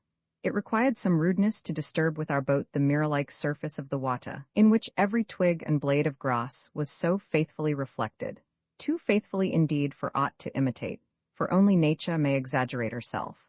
The shallowest still water is unfathomable. Wherever the trees and skies are reflected, there is more than Atlantic depth, and no danger of fancy running aground. We notice that it required a separate intention of the eye, a more free and abstracted vision, to see the reflected trees and the sky, than to see the river bottom merely. And so, are there manifold visions in the direction of every object, and even the most opaque reflect the heavens from their surface. Some men have their eyes naturally intended to the one, and some to the other object. A man that looks on glass, on it may stay his eye, or, if he pleaseth, through it pass, and the heavens espy. 2 men in a skiff, whom we passed hereabouts, floating buoyantly amid the reflections of the trees, like a feather in midair, or a leaf which is wafted gently from its twig to the water without turning over, seemed still in their element, and to have very delicately availed themselves of the natural laws. Their floating there was a beautiful and successful experiment in natural philosophy, and it served to ennoble in our eyes the art of navigation, for as birds fly and fishes swim, so these men sailed. It reminded us how much fairer and nobler all the actions of man might be, and that our life in its whole economy might be as beautiful as the fairest works of art or nature. The sun lodged on the old grey cliffs and glanced from every pad. The bulrushes and flags seemed to rejoice in the delicious light and air. The meadows were drinking at their leisure. The frogs sat meditating, all Sabbath thoughts, summing up their week, with one eye out on the golden sun, and one toe upon a reed, eyeing the wondrous universe in which they act their part. The fishes swam more staid and soberly, as maidens go to church. Shoals of golden and silver minnows rose to the surface to behold the heavens, and then sheered off into more somber isles. They swept by as if moved by one mind, continually gliding past each other, and yet preserving the form of their battalion unchanged, as if they were still embraced by the transparent membrane which held the spawn, a young band of brethren and sisters trying their new fins. Now they wheeled, now shot ahead, and when we drove them to the shore and cut them off, they dexterously tacked and passed underneath the boat. Over the old wooden bridges no traveller crossed, and neither the river nor the fishes avoided to glide between the abutments. Here was a village not far off behind the woods, Billerica, settled not long ago, and the children still bear the names of the first settlers in this late, howling wilderness. Yet to all intents and purposes it is as old as Ferney or as Mantua, an old grey town where men grow old and sleep already under moss-grown monuments, outgrow their usefulness. This is ancient Billerica, Villarica, now in its dotage, named from the English Billericay, and whose Indian name was Shawshine. I never heard that it was young. See, is not nature here gone to decay? Farms all run out, meeting-house grown grey and racked with age. If you would know of its early youth, ask those old grey rocks in the pasture. It has a bell that sounds sometimes as far as Concord woods. I have heard that, I hear it now. No wonder that such a sound startled the dreaming Indian, and frightened his game, when the first bells were swung on trees, and sounded through the forest beyond the plantations of the white man. But today, I like best the echo amid these cliffs and woods.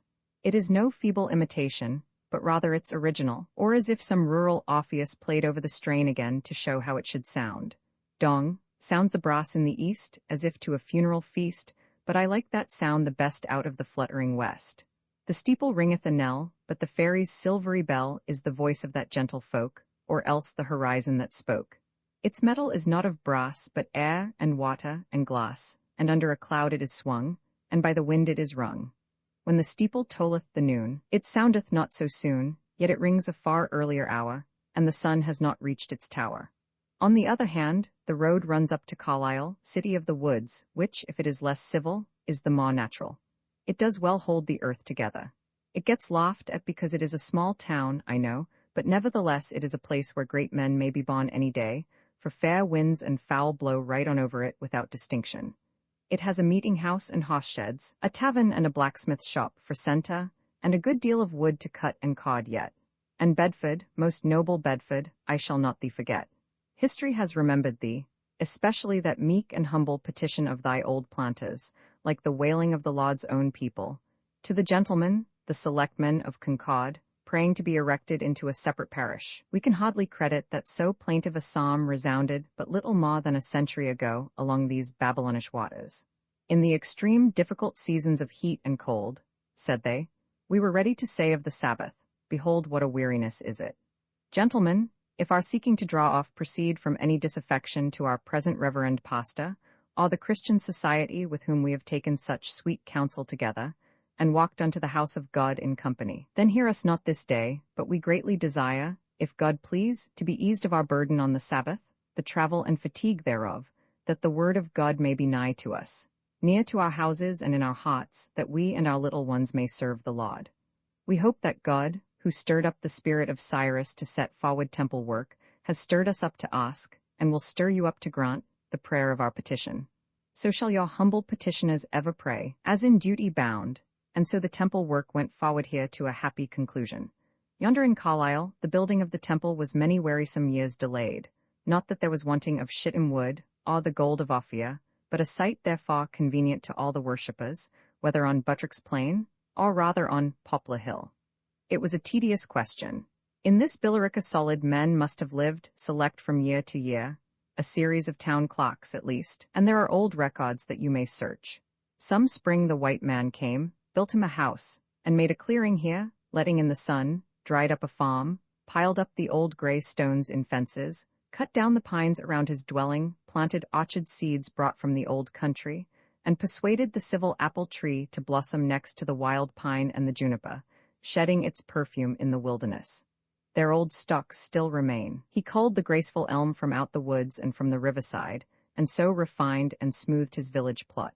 He rudely bridged the stream, and drove his team afield into the river meadows, cut the wild grass, and laid bare the homes of beaver, otter, muskrat, and with the whetting of his scythe scared off the deer and bear.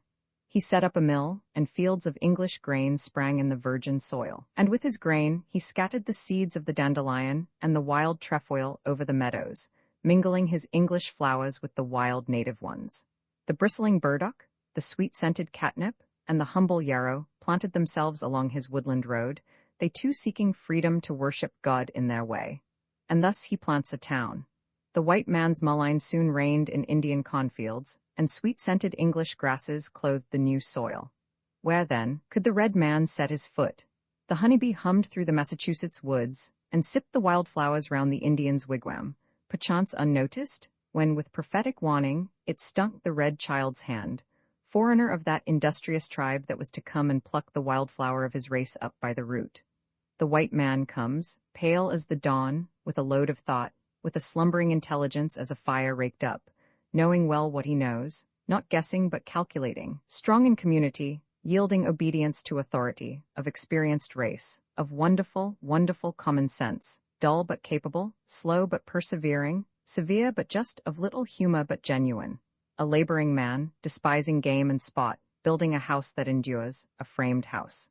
He buys the Indian's moccasins and baskets, then buys his hunting grounds, and at length forgets where he is buried and plows up his bones. And here town records, old, tattered, time-worn, weather-stained chronicles, contain the Indian sacham's mock perchance, an arrow or a beaver, and the few fatal words by which he deeded his hunting grounds away. He comes with a list of ancient Saxon, Norman, and Celtic names, and strews them up and down this river: Framingham, Sudbury, Bedford, Carlisle, Billerica, Chelmsford. And this is New Angle land, and these are the New West Saxons whom the red men call, not Anglish or English, but Yengeese, and so at last they are known for Yankees. When we were opposite to the middle of Billerica, the fields on either hand had a soft and cultivated English aspect, the village spire being seen over the copses which skirt the river, and sometimes an orchard straggled down to the waterside, though, generally, our cost this forenoon was the wildest part of our voyage. It seemed that men led a quiet and very civil life there. The inhabitants were plainly cultivators of the earth, and lived under an organized political government. The schoolhouse stood with a meek aspect, entreating a long truce to war and savage life. Everyone finds by his own experience, as well as in history, that the era in which men cultivate the apple and the amenities of the garden is essentially different from that of the hunter and forest life, and neither can displace the other without loss. We have all had our daydreams, as well as more prophetic nocturnal vision. But as for farming, I am convinced that my genius dates from an older era than the agricultural. I would at least strike my spade into the earth with such careless freedom, but accuracy, as the woodpecker his bill into a tree. There is in my nature, methinks, a singular yearning toward all wildness. I know of no redeeming qualities in myself but a sincere love for some things, and when I am reproved, I fall back onto this ground. What have I to do with plows? I cut another furrow than you see. Where the off ox treads, there is it not, it is farther off. Where the nigh ox walks, it will not be, it is nigher still. If corn fails, my crop fails not, and what a drought and rain to me? The rude Saxon pioneer will sometimes pine for that refinement and artificial beauty which are English, and love to hear the sound of such sweet and classical names as the Pentland and Malvern Hills, the cliffs of Dover and the Trossachs, Richmond, Derwent, and Windermere, which are to him now, instead of the Acropolis and Parthenon, of Baiae, and Athens with its sea walls, and Arcadia and Tempe. Greece, who am I that should remember thee, thy Marathon and thy Thermopylae? Is my life vulgar, my fate mean, which on these golden memories can lean? We are apt enough to be pleased with such books as Evelyn's Sylva, Acetarium, and Calendarium Hortense, but they imply a relaxed nerve in the reader. Gardening is civil and social, but it wants the vigor and freedom of the forest and the outlaw. There may be an excess of cultivation as well as of anything else, until civilization becomes pathetic. A highly cultivated man, all whose bones can be bent, whose heaven-born virtues are but good manners, the young pines springing up in the cornfields from year to year, are to me a refreshing fact. We talk of civilizing the Indian, but that is not the name for his improvement. By the wary independence and aloofness of his dim forest life, he preserves his intercourse with his native gods, and is admitted from time to time to a rare and peculiar society with nature. He has glances of starry recognition to which our saloons are strangers.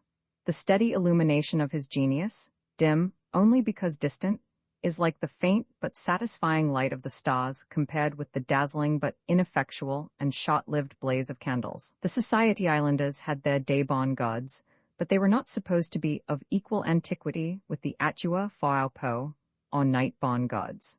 It is true, there are the innocent pleasures of country life, and it is sometimes pleasant to make the earth yield her increase, and gather the fruits in their season, but the heroic spirit will not fail to dream of remoter retirements and more rugged paths. It will have its garden plots and its parterres elsewhere than on the earth, and gather nuts and berries by the way for its subsistence, or orchard fruits with such heedlessness as berries. We would not always be soothing and taming nature, breaking the horse and the ox, but sometimes ride the horse wild and chase the buffalo. The Indian's intercourse with nature is at least such as admits of the greatest independence of each. If he is somewhat of a stranger in her midst, the gardener is too much of a familiar. There is something vulgar and foul in the latter's closeness to his mistress, something noble and cleanly in the farmer's distance. In civilization, as in a southern latitude, man degenerates at length, and yields to the incursion of more northern tribes, some nation yet shut in with hills of ice. There are other, savager, and more primeval aspects of nature than our poets have sung. It is only white man's poetry. Homer and Ossian even can never revive in London or Boston, and yet behold how these cities are refreshed by the mere tradition, or the imperfectly transmitted fragrance and flavor of these wild fruits. If we could listen but for an instant to the chant of the Indian muse, we should understand why he will not exchange his savageness for civilization. Nations are not whimsical. Steel and blankets are strong temptations, but the Indian does well to continue Indian. After sitting in my chamber many days, reading the poets, I have been out early on a foggy morning, and heard the cry of an owl in a neighboring wood, as from a nature behind the common, unexplored by science or by literature. None of the feathered race has yet realized my youthful conceptions of the woodland depths. I had seen the red election bird brought from their recesses on my comrade's string, and fancied that their plumage would assume stranger and more dazzling colors, like the tints of evening, in proportion as I advanced farther into the darkness and solitude of the forest. Still less have I seen such strong and wilderness tints on any poet's string.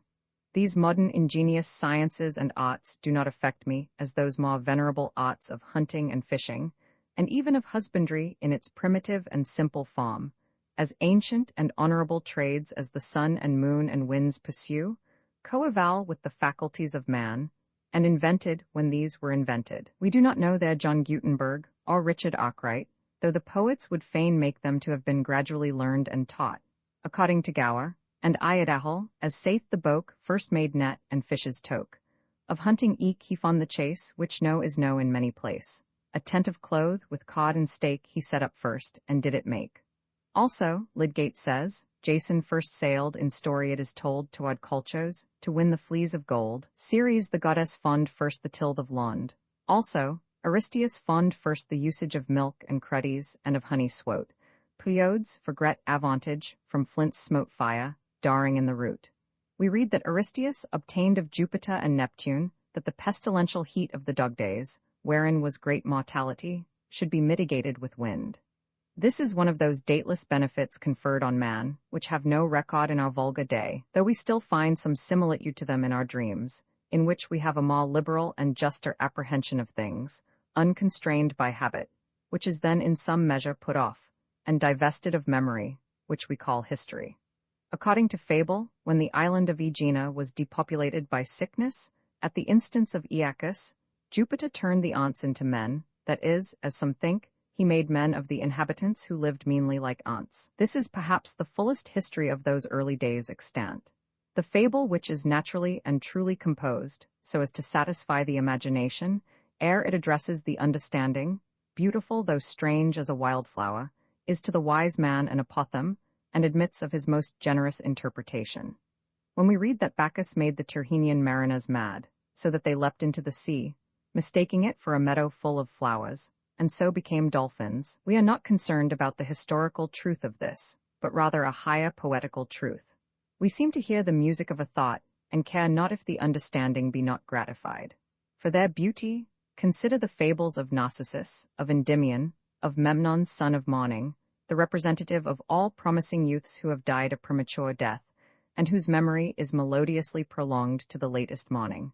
The beautiful stories of Phaeton, and of the sirens whose isle shone afar off white with the bones of unburied men, and the pregnant ones of Pan, Prometheus, and the Sphinx, and that long list of names which have already become part of the universal language of civilized men, and from proper are becoming common names or nouns.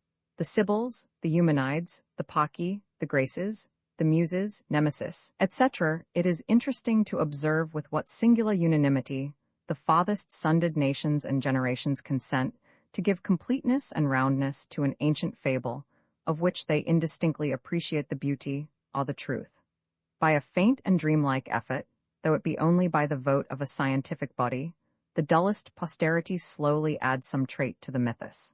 As when astronomers call the lately discovered planet Neptune, or the asteroid Estria, that the Virgin who was driven from earth to heaven at the end of the Golden Age may have her local habitation in the heavens more distinctly assigned her, for the slightest recognition of poetic worth is significant. By such slow aggregation has mythology grown from the first. The very nursery tales of this generation were the nursery tales of primeval races.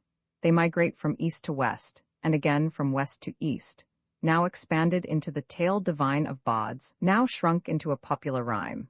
This is an approach to that universal language which men have sought in vain. This fond reiteration of the oldest expressions of truth by the latest posterity, content with slightly and religiously retouching the old material, is the most impressive proof of a common humanity. All nations love the same jests and tales, Jews, Christians, and Muhammadans, and the same translated suffice for all. All men are children, and of one family. The same tale sends them all to bed and wakes them in the morning. Joseph Wolfe, the missionary, distributed copies of Robinson Crusoe, translated into Arabic, among the Arabs, and they made a great sensation. Robinson Crusoe's adventures and wisdom, says he, were read by Muhammadans in the marketplaces of Sana'a, Hodeidah, and Lohaya, and admired and believed. On reading the book, the Arabians exclaimed, "Oh, that Robinson Crusoe must have been a great prophet." To some extent, mythology is only the most ancient history and biography. So far from being false or fabulous in the common sense, it contains only enduring and essential truth, the I and you, the here and there, the now and then, being omitted. Either time or rare wisdom writes it. Before printing was discovered, a century was equal to 1,000 years. The poet is he who can write some pure mythology today without the aid of posterity.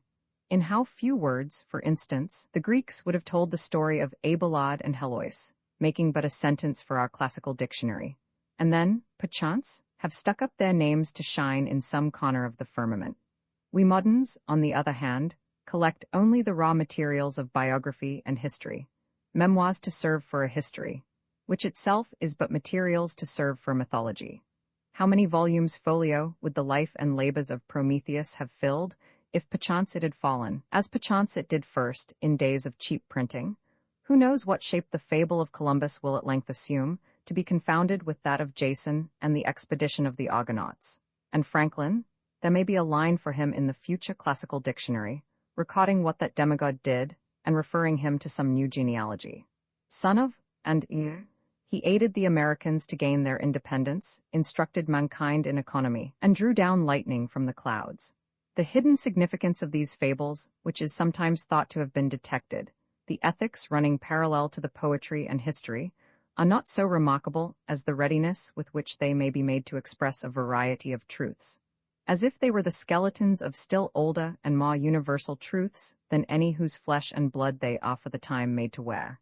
It is like striving to make the sun, or the wind, or the sea symbols to signify exclusively the particular thoughts of our day. But what signifies it?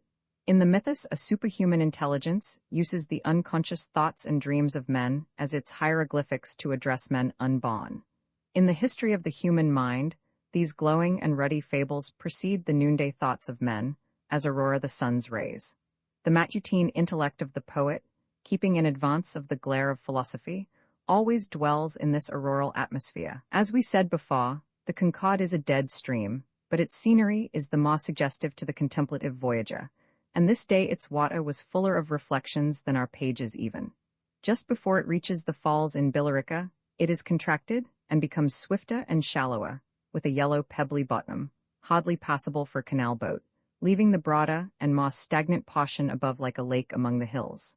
All through the Concord, Bedford, and Billerica meadows we had heard no murmur from its stream, except where some tributary runnel tumbled in, some tumultuous little rill, purling round its storied pebble, tinkling to the self-same tune, from September until June, which no drought doth e'er enfeeble. Silent flows the parent stream, and if rocks do lie below, smothers with her waves the din, as it were a youthful sin, just as still, and just as slow. But now at length we heard this staid and primitive river rushing to her fall, like any rill. We here left its channel, just above the Billerica Falls, and entered the canal, which runs, or rather is conducted, 6 miles through the woods to the Merrimack, at Middlesex, and as we did not care to loiter in this part of our voyage, while one ran along the towpath drawing the boat by a cord, the other kept it off the shore with a pole, so that we accomplished the whole distance in little more than an hour.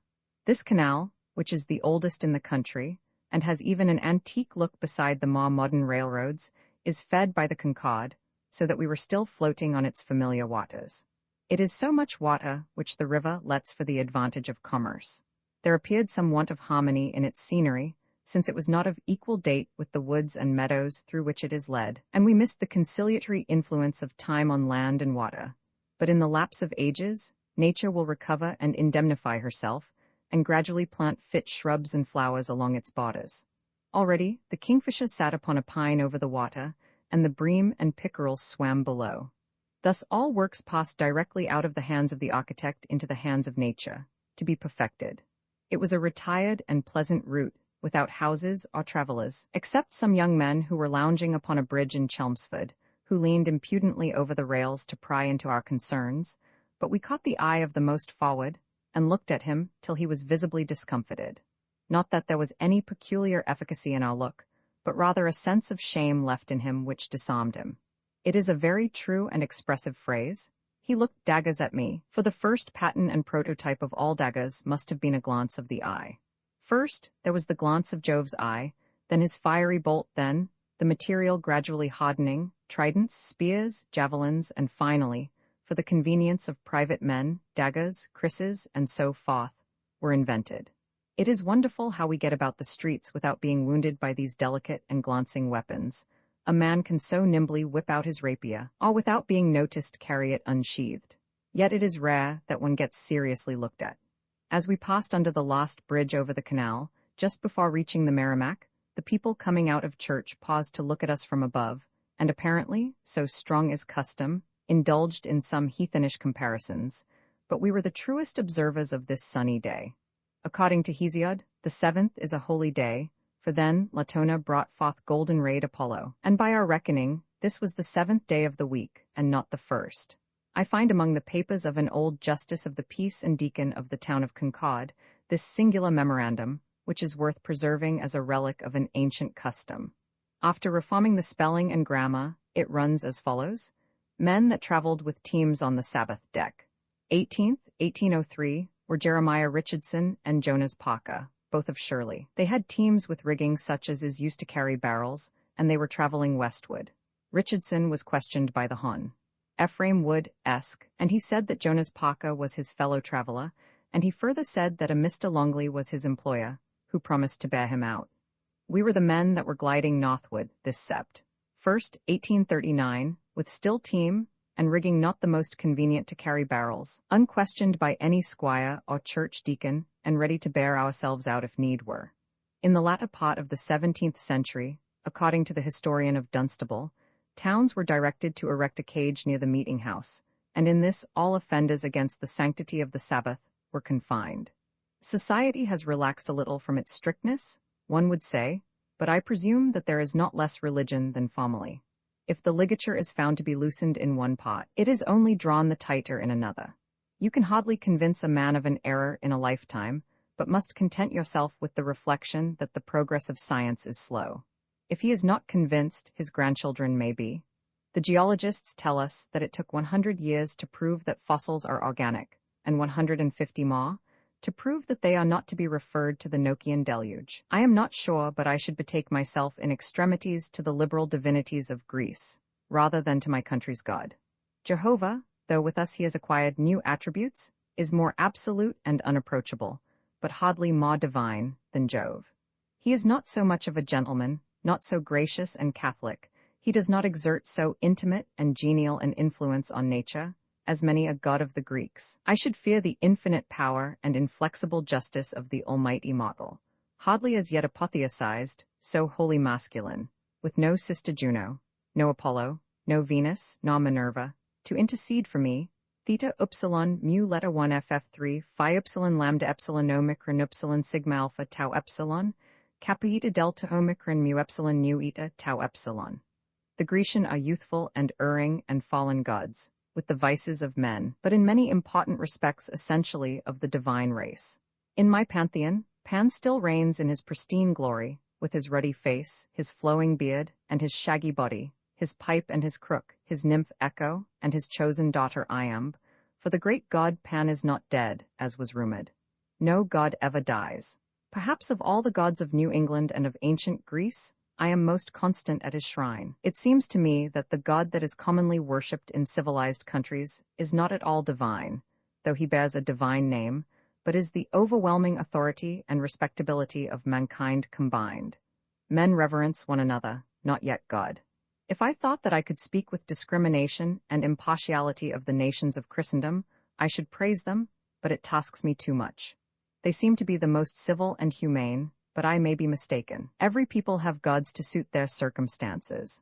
The Society Islanders had a god called Tohitu, in shape like a dog. He saved such as were in danger of falling from rocks and trees. I think that we can do without him, as we have not much climbing to do. Among them, a man could make himself a god out of a piece of wood in a few minutes, which would frighten him out of his wits. I fancy that some indefatigable spinster of the old school, who had the supreme felicity to be born in days that tried men's souls, hearing this, may say with Nesta, another of the old school, but you are younger than I.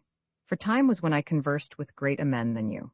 For not at any time have I seen such men, nor shall see them, as Perithus and Dryas, and pi omicron iota mu epsilon nu alpha lambda alpha omega nu. That is probably Washington, Sol, shepherd of the people. And when Apollo has now 6 times rolled westward, or seemed to roll, and now for the 7th time shows his face in the east, eyes well-nigh glazed, long-glassed, which have fluctuated only between lamb's wool and worsted, explore ceaselessly some good sermon book. For 6 days shalt thou labor and do all thy knitting, but on the 7th, forsooth, thy reading. Happy we who can bask in this warm September sun, which illumines all creatures, as well when they rest as when they toil, not without a feeling of gratitude, whose life is as blameless, how blameworthy soever it may be, on the Lord's Monaday as on his Sunaday. There are various, nay, incredible faiths. Why should we be alarmed at any of them? What man believes, God believes. Long as I have lived, and many blasphemers as I have heard and seen, I have never yet heard or witnessed any direct and conscious blasphemy or irreverence, but of indirect and habitual enough. Where is the man who is guilty of direct and personal insolence to him that made him? One memorable addition to the old mythology is due to this era, the Christian fable. With what pains, and tears, and blood these centuries have woven this and added it to the mythology of mankind. The new Prometheus. With what miraculous consent, and patience, and persistency has this mythos been stamped on the memory of the race. It would seem as if it were in the progress of our mythology to dethrone Jehovah, and crown Christ in his stead. If it is not a tragical life we live, then I know not what to call it. Such a story as that of Jesus Christ, the history of Jerusalem, say, being a part of the universal history. The naked, the embalmed, unburied death of Jerusalem amid its desolate hills, think of it. In Tasso's poem, I trust some things are sweetly buried. Consider the snappish tenacity with which they preach Christianity still. What a time and space to Christianity, 1800 years and a new world. That the humble life of a Jewish peasant should have forced to make a New York bishop so bigoted. 44 lamps, the gift of kings, now burning in a place called the Holy Sepulchre, a church bell ringing, some unaffected tears shed by a pilgrim on Mount Calvary within the week. Jerusalem, Jerusalem, when I forget thee, may my right hand forget her cunning. By the waters of Babylon there we sat down, and we wept when we remembered Zion. I trust that some may be as near and dear to Buddha, or Christ, or Swedenborg, who are without the pale of their churches. It is necessary not to be Christian to appreciate the beauty and significance of the life of Christ. I know that some will have hard thoughts of me when they hear their Christ named beside my Buddha, yet I am sure that I am willing they should love their Christ more than my Buddha, for the love is the main thing, and I like him too. God is the let a coup as well as coup. Why need Christians be still intolerant and superstitious? The simple-minded sailors were unwilling to cast overboard Jonah at his own request. Where is this love become in later age? Alas, 'tis gone in endless pilgrimage from hence, and never to return, I doubt, till revolution wheel those times about. One man says the world's a popular disease that reigns within the froward heart and frantic brains of poor distempered mortals. Another, that all the world's a stage, and all the men and women merely players. The world is a strange place for a playhouse to stand within it. Old Drayton thought that a man that lived here, and would be a poet, for instance, should have in him certain brave, translunary things, and a fine madness should possess his brain. Certainly it were as well that he might be up to the occasion. That is a superfluous wonder, which Dr. Johnson expresses at the assertion of Sir Thomas Browne, that his life has been a miracle of 30 years, which to relate, were not history but a piece of poetry, and would sound like a fable. The wonder is, rather, that all men do not assert as much. That would be a rare praise if it were true, which was addressed to Francis Beaumont. Spectators, sate part in your tragedies. Think what a mean and wretched place this world is, that half the time we have to light a lamp that we may see to live in it. This is half our life. Who would undertake the enterprise if it were all? And pray, what more has day to offer? A lamp that burns more clear, a purer oil, say winter-strained, that so we may pursue our idleness with less obstruction. Bribed with a little sunlight and a few prismatic tints, we bless our Maker, and stave off his wrath with hymns. I make ye an offer, ye gods, hear the scoffer, the scheme will not hurt you, if you will find goodness, I will find virtue. Though I am your creature, and child of your nature, I have pride still unbended, and blood undescended, some free independence and my own descendants. I cannot toil blindly, though ye behave kindly, and I swear by the rood, I'll be slave to no god. If you will deal plainly, I will strive mainly, if you will discover great plans to your lover, and give him a sphere somewhat larger than here. Verily, my angels, I was abashed on account of my servant who had no providence but me, therefore did I pardon him. The Gulistan of Sati most people with whom I talk, men and women even of some originality and genius, have their scheme of the universe all cut and dried.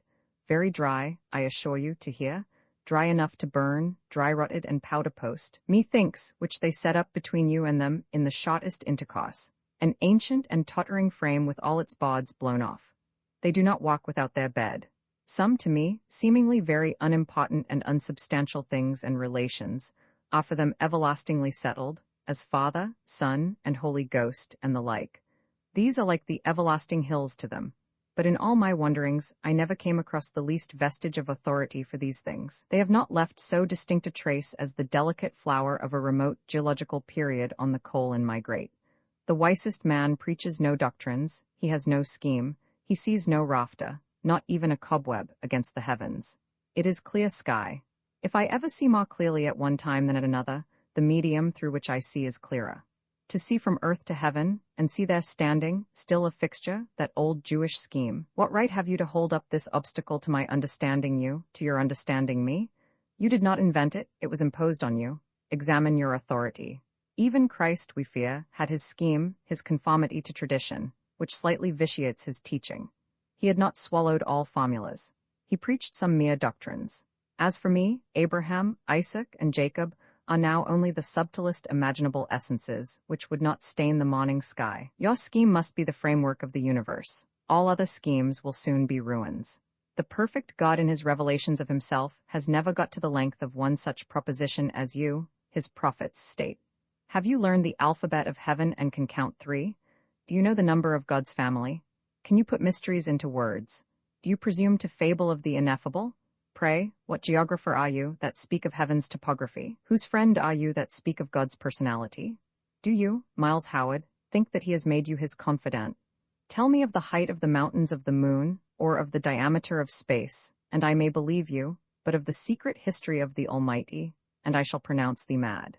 Yet we have a sort of family history of our God, so have the Tahitians of theirs, and some old poet's grand imagination is imposed on us as adamantine everlasting truth, and God's own word. Pythagoras says, truly enough, a true assertion respecting God is an assertion of God, but we may well doubt if there is any example of this in literature. The New Testament is an invaluable book, though I confess to having been slightly prejudiced against it in my very early days by the church and the Sabbath school, so that it seemed, before I read it, to be the yellowest book in the catalogue. Yet I early escaped from their meshes. It was hard to get the commentaries out of one's head and taste its true flavor. I think that Pilgrim's Progress is the best sermon which has been preached from this text. Almost all other sermons that I have heard, or heard of, have been but poor imitations of this. It would be a poor story to be prejudiced against the life of Christ because the book has been edited by Christians. In fact, I love this book rarely, though it is a sort of castle in the air to me, which I am permitted to dream. Having come to it so recently and freshly, it has the great a charm, so that I cannot find any to talk with about it. I never read a novel, they have so little real life and thought in them. The reading which I love best is the scriptures of the several nations, though it happens that I am better acquainted with those of the Hindus, the Chinese, and the Persians, than of the Hebrews, which I have come to lost.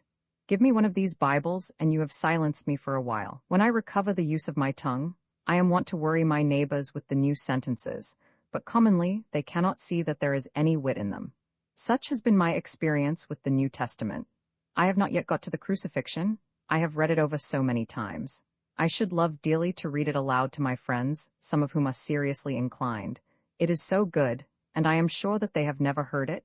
It fits their case exactly, and we should enjoy it so much together. But I instinctively despair of getting their ears.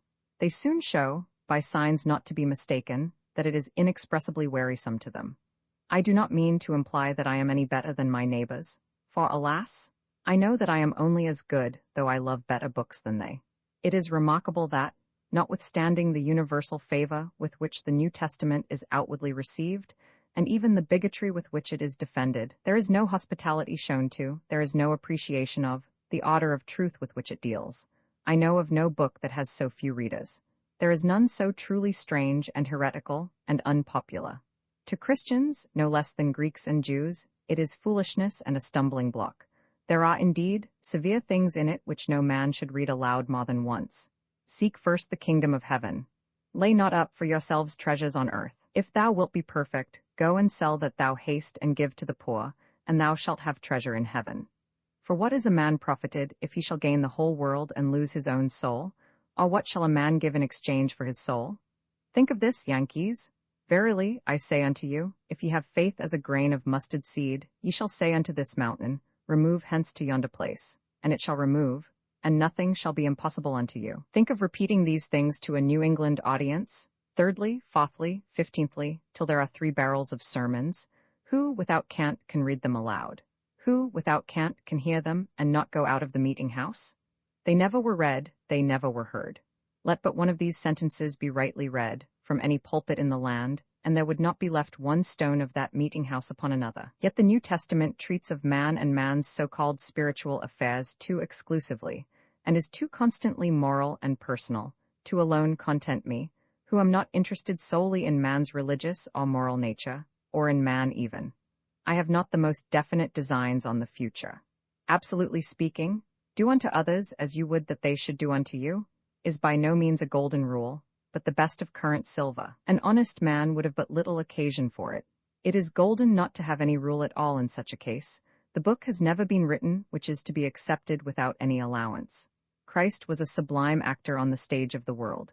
He knew what he was thinking of when he said, Heaven and earth shall pass away, but my words shall not pass away. I draw near to him at such a time, yet he taught mankind but imperfectly how to live. His thoughts were all directed toward another world.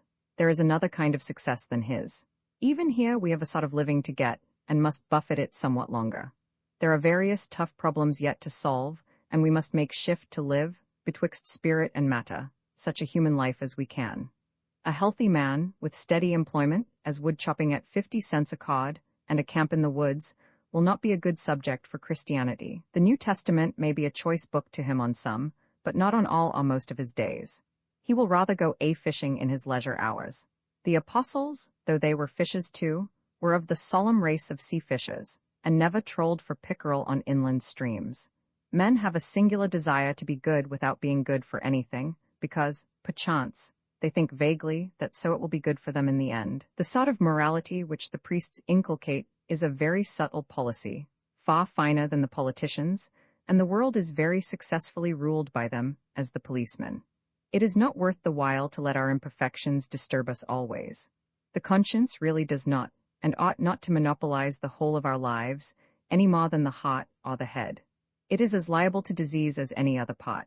I have seen some whose consciences, owing undoubtedly to former indulgence, had grown to be as irritable as spoilt children, and at length gave them no peace. They did not know when to swallow their cud, and their lives of course yielded no milk. Conscience is instinct bred in the house. Feeling and thinking propagate the sin by an unnatural breeding in and in. I say, turn it outdoors, into the moors. I love a life whose plot is simple, and does not thicken with every pimple. A soul so sound no sickly conscience binds it, that makes the universe no worse than tea finds it. I love an earnest soul, whose mighty joy and sorrow are not drowned in a bowl, and brought to life tomorrow. That lives one tragedy, and not 70. A conscience worth keeping, laughing not weeping. A conscience wise and steady and forever ready, not changing with events, dealing in compliments, a conscience exercised about large things, where one may doubt. I love a soul not all of wood, predestinated to be good, but true to the backbone unto itself alone, and false to none, bond to its own affairs, its own joys and own cares, by whom the work which God begun is finished and not undone, taken up where he left off, whether to worship or to scoff. If not good, why then evil? If not good God, good devil.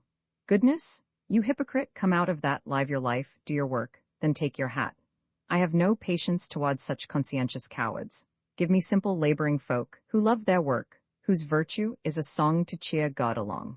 I was once reproved by a minister, who was driving a poor beast to some meeting-house horse sheds among the hills of New Hampshire, because I was bending my steps to a mountain-top on the Sabbath, instead of a church, when I would have gone farther than he to hear a true word spoken on that or any day.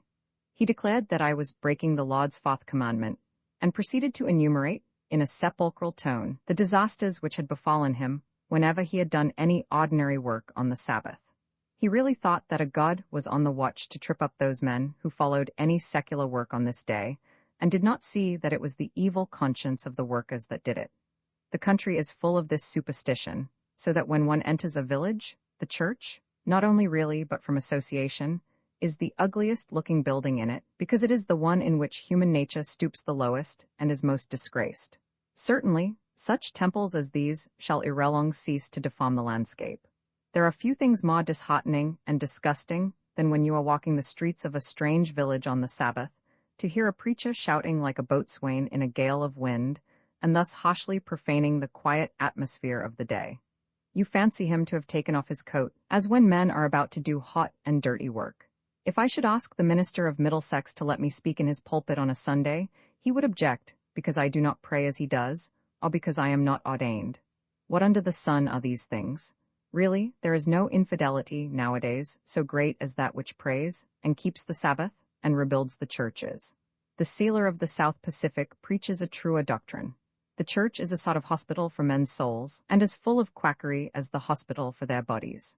Those who are taken into it live like pensioners in their retreat or sailors' sung harbor, where you may see a row of religious cripples sitting outside in sunny weather.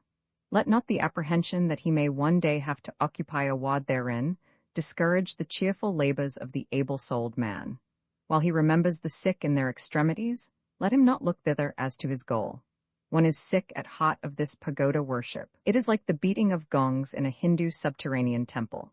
In dark places and dungeons, the preacher's words might perhaps strike root and grow, but not in broad daylight in any part of the world that I know. The sound of the Sabbath bell far away, now breaking on these shaws, does not awaken pleasing associations, but melancholy and somber ones rather. One involuntarily rests on his awe, to humor his unusually meditative mood. It is as the sound of many catechisms and religious books twanging a canting peal round the earth, seeming to issue from some Egyptian temple and echo along the shore of the Nile, right opposite to Pharaoh's palace and Moses in the bulrushes, startling a multitude of storks and alligators basking in the sun. Everywhere, good men sound a retreat, and the word has gone forth to fall back on innocence. Fall forward rather on to whatever there is there. Christianity only hopes. It has hung its harp on the willows, and cannot sing a song in a strange land. It has dreamed a sad dream, and does not yet welcome the morning with joy. The mother tells her falsehoods to her child, but, thank heaven, the child does not grow up in its parent's shadow. Our mother's faith has not grown with her experience. Her experience has been too much for her. The lesson of life was too hard for her to learn. It is remarkable that almost all speakers and writers feel it to be incumbent on them, sooner or later, to prove or to acknowledge the personality of God. Some Earl of Bridgewater, thinking it better late than never, has provided for it in his will. It is a sad mistake. In reading a work on agriculture, we have to skip the author's moral reflections, and the words providence and he scattered along the page, to come at the profitable level of what he has to say. What he calls his religion is for the most part offensive to the nostrils. He should know better than expose himself, and keep his foul saws covered till they are quite healed. There is more religion in men's science than there is science in their religion. Let us make haste to the report of the Committee on Swine. A man's real faith is never contained in his creed, nor is his creed an article of his faith. The lost is never adopted. This it is that permits him to smile ever, and to live even as bravely as he does. And yet he clings anxiously to his creed, as to a straw, thinking that that does him good service because his sheet anchor does not drag. In most men's religion, the ligature, which should be its umbilical cord connecting them with divinity, is rather like that thread which the accomplices of Cylon held in their hands when they went abroad from the temple of Minerva, the other end being attached to the statue of the goddess. But frequently, as in their case, the thread breaks, being stretched, and they are left without an asylum. A good and pious man reclined his head on the bosom of contemplation, and was absorbed in the ocean of a reverie. At the instant when he awaked from his vision, one of his friends, by way of pleasantry, said, "What rare gift have you brought us from that garden where you have been recreating?" He replied, "I fancied to myself and said, when I can reach the rose bower, I will fill my lap with the flowers, and bring them as a present to my friends. But when I got there, the fragrance of the roses so intoxicated me that the skirt dropped from my hands. O bird of dawn, learn the warmth of affection from the moth, for that scotched creature gave up the ghost and uttered not a groan. These vain pretenders are ignorant of him they seek after, for of him that knew him we never heard again. O thou, who towerest above the flights of conjecture, opinion, and comprehension, whatever has been reported of thee we have heard and read. The congregation is dismissed and life drawn to a close. and we still rest at our first encomium of thee. By noon, we were let down into the Merrimack through the locks at Middlesex, just above Pawtucket Falls, by a serene and liberal-minded man, who came quietly from his book, though his duties, we supposed, did not require him to open the locks on Sundays. With him we had a just and equal encounter of the eyes, as between two honest men. The movements of the eyes expressed the perpetual and unconscious courtesy of the parties. It is said that a rogue does not look you in the face, neither does an honest man look at you, as if he had his reputation to establish. I have seen some who did not know when to turn aside their eyes in meeting yaws. A truly confident and magnanimous spirit is wiser than to contend for the mastery in such encounters. Serpents alone conquer by the steadiness of their gaze. My friend looks me in the face and sees me, that is all. The best relations were at once established between us and this man, and though few words were spoken, he could not conceal a visible interest in us and our excursion. He was a lover of the higher mathematics, as we found, and in the midst of some vast, sunny problem, when we overtook him and whispered our conjectures. By this man, we were presented with the freedom of the Merrimack. We now felt as if we were fairly launched on the ocean stream of our voyage, and were pleased to find that our boat would float on Merrimack water. We began again busily to put in practice those old arts of rowing, steering, and paddling. It seemed a strange phenomenon to us that the two rivers should mingle their waters so readily, since we had never associated them in our thoughts. As we glided over the broad bosom of the Merrimack, between Chelmsford and Dracut, at noon, here a quarter of a mile wide, the rattling of our oars was echoed over the water to those villages, and their slight sounds to us. Their harbours lay as smooth and fairy-like as the Lido, or Syracuse, or Rhodes, in our imagination, while, like some strange roving craft, we flitted past what seemed the dwellings of noble home-staying men, seemingly as conspicuous as if on an eminence, or floating upon a tide which came up to those villages' breasts. At a third of a mile over the water, we heard distinctly some children repeating their catechism in a cottage near the shore, while in the broad shallows between, a herd of cows stood lashing their sides, and waging war with the flies. 200 years ago other catechizing than this was going on here. For here came the Sachem Wanalancet, and his people, and sometimes Tahatawan, our Concord Sachem, who afterwards had a church at home, to catch fish at the falls. And here also came John Eliot, with the Bible and Catechism, and Baxter's Call to the Unconverted, and other tracts done into the Massachusetts tongue, and taught them Christianity meanwhile. This place, says Gookin, referring to Wamesit, being an ancient and capital seat of Indians, they come to fish, and this good man takes this opportunity to spread the net of the gospel, to fish for their souls. May 5, 1674, he continues, according to our usual custom, Mr. Eliot and myself took our journey to Wamesit, or Pawtucket, and arriving there that evening, Mr. Eliot preached to as many of them as could be got together, out of Matthew 22, 1:14, the parable of the marriage of the king's son. We met at the wigwam of one called Wanalancet, about 2 miles from the town, near Pawtucket Falls, and bordering upon Merrimack River.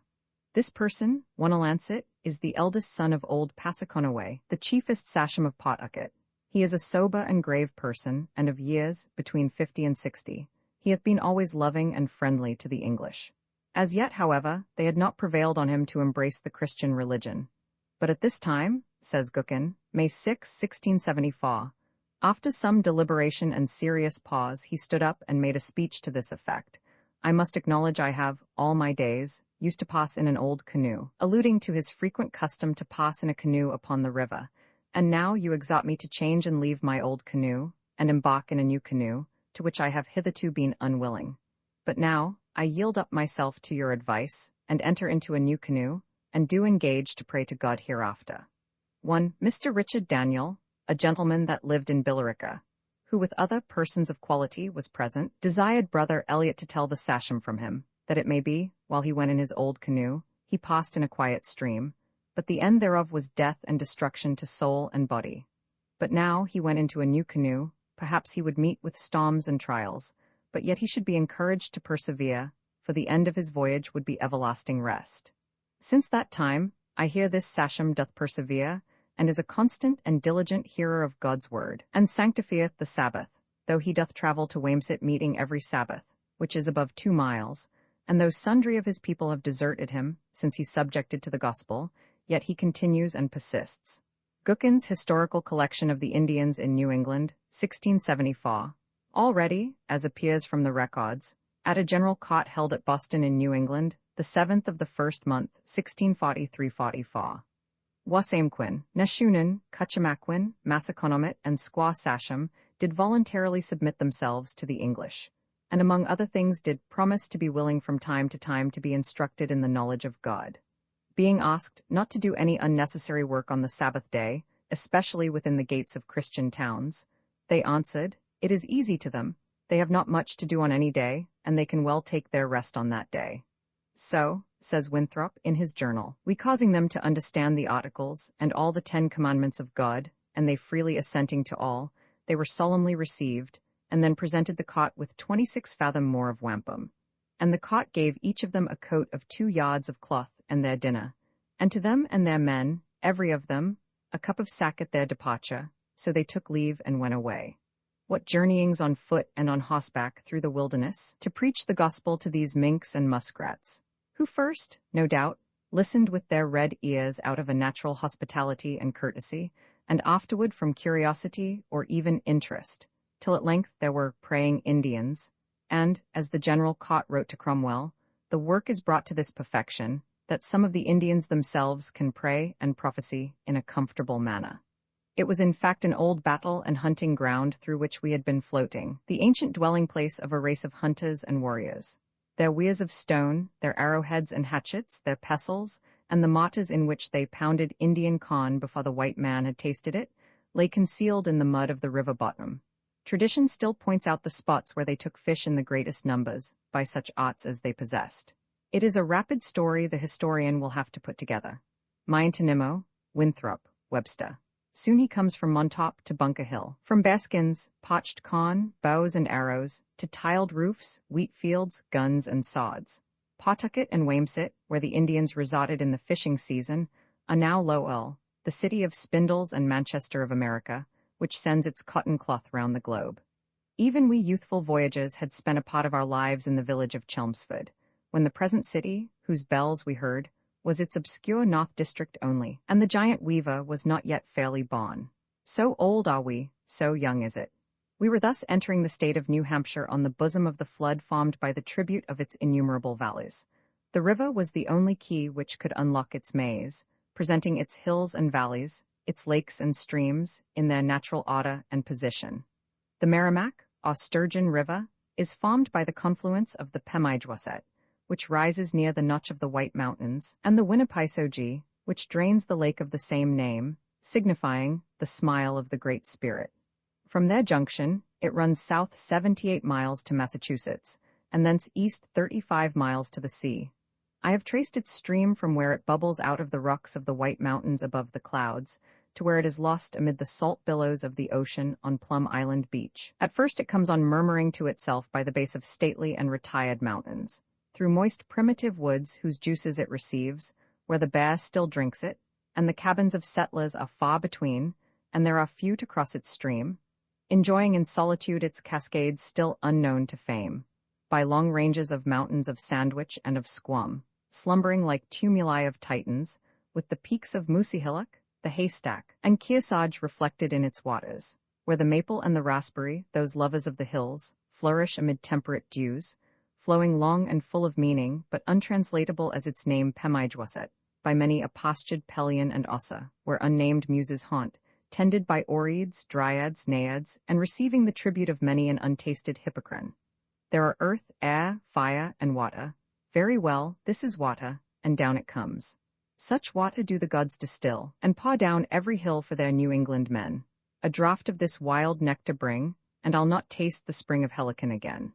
Falling all the way, and yet not discouraged by the lowest fall.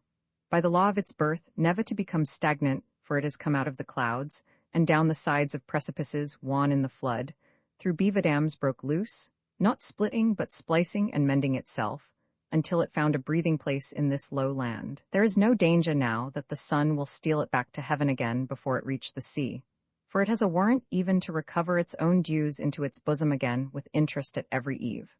It was already the water of Squam and Newfound Lake and Winnipesaukee, and White Mountain snow dissolved, on which we were floating, and Smiths and Bakas and Mad Rivers, and Nashua and Sauhegan and Piscataqua, and Suncook and Saucook and Kentucook, mingled in incalculable proportions, still fluid, yellowish, restless all, with an ancient, ineradicable inclination to the sea. So it flows on down by Lowell and Haverhill, at which last place it first suffers a sea change, and a few masts betray the vicinity of the ocean. Between the towns of Amesbury and Newbury, it is a broad commercial river, from a third to half a mile in width, no longer skirted with yellow and crumbling banks, but backed by high green hills and pastures, with frequent white beaches on which the fishermen draw up their nets. I have passed down this portion of the river in a steamboat, and it was a pleasant sight to watch from its deck the fishermen dragging their seines on the distant shore, as in pictures of a foreign strand. At intervals, you may meet with a schooner laden with lumber, standing up to Haverhill, or else lying at anchor or aground, waiting for wind or tide, until, at last, you glide under the famous chain bridge and are landed at Newburyport. Thus she who at first was poor of waters, naked of renown, having received so many fair tributaries, as was said of the Forth, doth grow the greater still, the further down, till that abounding both in power and fame, she long doth strive to give the sea her name, or if not her name in this case, at least the impulse of her stream. From the steeples of Newburyport, you may review this river stretching far up into the country, with many a white sail glancing over it like an inland sea, and behold, as one wrote who was born on its headwaters, down out at its mouth, the dark inky main blending with the blue above. Plum Island, its sand ridges scalloping along the horizon like the sea serpent, and the distant outline broken by many a tall ship, laning, still, against the sky. Rising at an equal height with the Connecticut, the Merrimack reaches the sea by a course only half as long, and hence has no leisure to form broad and fertile meadows, like the former, but is hurried along rapids, and down numerous falls, without long delay. The banks are generally steep and high, with a narrow interval reaching back to the hills, which is only rarely or partially overflown at present, and is much valued by the farmers. Between Chelmsford and Concord, in New Hampshire, it varies from 20 to 75 rods in width. It is probably wider than it was formerly, in many places, owing to the trees having been cut down, and the consequent wasting away of its banks. The influence of the Pawtucket Dam is felt as far up as Cromwell's Falls, and many think that the banks are being abraded, and the river filled up again by this cause.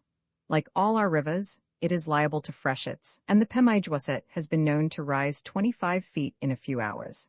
It is navigable for vessels of burden about 20 miles, for canal boats, by means of locks, as far as Concord in New Hampshire, about 75 miles from its mouth, and for smaller boats to Plymouth, 113 miles. A small steamboat once plied between Lowell and Nashua before the railroad was built, and one now runs from Newburyport to Haverhill. Unfitted to some extent for the purposes of commerce by the sandbar at its mouth, see how this river was devoted from the first to the service of manufactures. Issuing from the iron region of Franconia, and flowing through still uncut forests, by inexhaustible ledges of granite, with Squam, and Winnipesaukee, and Newfound, and Massapequa lakes for its mill ponds, it falls over a succession of natural dams, where it has been offering its privileges in vain for ages, until at last the Yankee race came to improve them. Standing at its mouth, look up its sparkling stream to its source, a silver cascade which falls all the way from the White Mountains to the sea, and behold a city on each successive plateau, a busy colony of human beaver around every fall. Not to mention Newburyport and Haverhill, see Lawrence and Lowell and Nashua and Manchester and Concord, gleaming one above the other. When at length it has escaped from under the last of the factories, it has a level and unmolested passage to the sea, a mere waste water, as it were, bearing little with it but its fame. Its pleasant course revealed by the morning fog which hangs over it, and the sails of the few small vessels which transact the commerce of Haverhill and Newburyport. But its real vessels are railroad cars, and its true and main stream, flowing by an iron channel farther south, may be traced by a long line of vapor amid the hills, which no morning wind ever disperses, to where it empties into the sea at Boston. This side is the louder murmur now. Instead of the scream of a fish-hawk scaring the fishes, is heard the whistle of the steam engine, arousing a country to its progress. This river, too, was at length discovered by the white man, trending up into the land, he knew not how far, possibly an inlet to the South Sea. Its valley, as far as the Winnipesaukee, was first surveyed in 1652. The first settlers of Massachusetts supposed that the Connecticut, in one part of its course, ran northwest, so near the Great Lake as the Indians do pass their canoes into it overland. From which lake and the hideous swamps about it, as they supposed, came all the beaver that was traded between Virginia and Canada, and the Potomac was thought to come out of, or from very near it. Afterward the Connecticut came so near the course of the Merrimack, that, with a little pains, they expected to divert the current of the trade into the latter river, and its profits from their Dutch neighbors into their own pockets. Unlike the Concord, the Merrimack is not a dead but a living stream, though it has less life within its waters and on its banks. It has a swift current, and, in this part of its course, a clayey bottom, almost no weeds, and comparatively few fishes. We looked down into its yellow water with the more curiosity, who were accustomed to the Nile-like blackness of the former river. Shad and alewives are taken here in their season, but salmon, though at one time more numerous than shad, are now more rare. Bass, also, are taken occasionally, but locks and dams have proved more or less destructive to the fisheries. The shad make their appearance early in May, at the same time with the blossoms of the pyrus, one of the most conspicuous early flowers, which is for this reason called the shad blossom. An insect called the shadfly also appears at the same time, covering the houses and fences. We are told that their greatest run is when the apple trees are in full blossom. The old shad return in August, the young, 3 or 4 inches long, in September. These are very fond of flies. A rather picturesque and luxurious mode of fishing was formerly practiced on the Connecticut, at Bellows Falls, where a large rock divides the stream. On the steep sides of the island rock, says Belknap, hang several armchairs fastened to ladders and secured by a counterpoise, in which fishermen sit to catch salmon and shad with dipping nets. The remains of Indian weirs, made of large stones, are still to be seen in the Winnipesaukee, one of the headwaters of this river. It cannot but affect our philosophy favorably to be reminded of these shoals of migratory fishes, of salmon, shad, alewives, marshbankers, and others, which penetrate up the innumerable rivers of our coast in the spring, even to the interior lakes, their scales gleaming in the sun, and again, of the fry which in still greater numbers wend their way downward to the sea. And is it not pretty spot, wrote Captain John Smith, who was on this coast as early as 1614, to pull up 2d, 6d, and 12d, as fast as you can haul and veer a line? And what spot doth yield a more pleasing content, and less hurt or charge, than angling with a hook, and crossing the sweet air from isle to isle, over the silent streams of a calm sea? On the sandy shore, opposite the glasshouse village in Chelmsford, at the great bend where we landed to rest us and gather a few wild plums, we discovered the Campanula rotundifolia, a new flower to us, the harebell of the poets, which is common to both hemispheres, growing close to the water. Here, in the shady branches of an apple tree on the sand, we took our no-warning, where there was not a zephyr to disturb the repose of this glorious Sabbath day, and we reflected serenely on the long past and successful labors of Latona. So silent is the sessile air, that every cry and call, the hills and dales and forest fair again repeats them all. The herds beneath some leafy trees, amidst the flowers they lie, the stable ships upon the seas tend up their sails to dry. As we thus rested in the shade, or rode leisurely along, we had recourse from time to time to the gazetteer, which was our navigator, and from its bald natural facts extracted the pleasure of poetry. Beaver River comes in a little lower down, draining the meadows of Pelham, Wyndham, and Londonderry. The Scotch-Irish settlers of the latter town, according to this authority, were the first to introduce the potato into New England, as well as the manufacture of linen cloth. Everything that is printed and bound in a book contains some echo at least of the best that is in literature. Indeed, the best books have a use, like sticks and stones, which is above or beside their design, not anticipated in the preface, nor concluded in the appendix. Even Virgil's poetry serves a very different use to me today from what it did to his contemporaries. It has often an acquired and accidental value merely, proving that man is still man in the world. It is pleasant to meet with such still lines as, Jamlito turgent in palmite gemmy, now the buds swell on the joyful stem. Or strat adjacent passum sua quique sub arbor poma, the apples lie scattered everywhere, each under its tree. In an ancient and dead language, any recognition of living nature attracts us. These are such sentences as were written while grass grew and water ran. It is no small recommendation when a book will stand the test of mere unobstructed sunshine and daylight, What would we not give for some great poem to read now, which would be in harmony with the scenery? For if men read aright, methinks they would never read anything but poems. No history nor philosophy can supply their place. The wisest definition of poetry, the poet will instantly prove false by setting aside its requisitions. We can, therefore, publish only our advertisement of it. There is no doubt that the loftiest written wisdom is either rhymed, or in some way musically measured, is, in form as well as substance, poetry, and a volume which should contain the condensed wisdom of mankind need not have one rhythmless line. Yet poetry, though the last and finest result, is a natural fruit. As naturally as the oak bears an acorn, and the vine a gourd, man bears a poem, either spoken or done. It is the chief and most memorable success, for history is but a prose narrative of poetic deeds. What else have the Hindus, the Persians, the Babylonians, the Egyptians done that can be told? It is the simplest relation of phenomena, and describes the commonest sensations with more truth than science does, and the latter at a distance slowly mimics its style and methods. The poet sings how the blood flows in his veins. He performs his functions, and is so well that he needs such stimulus to sing only as plants to put forth leaves and blossoms. He would strive in vain to modulate the remote and transient music which he sometimes hears, since his song is a vital function like breathing, and an integral result like weight. It is not the overflowing of life, but its subsidence rather, and is drawn from under the feet of the poet. It is enough if Homer but say the sun sets. He is as serene as nature, and we can hardly detect the enthusiasm of the bard.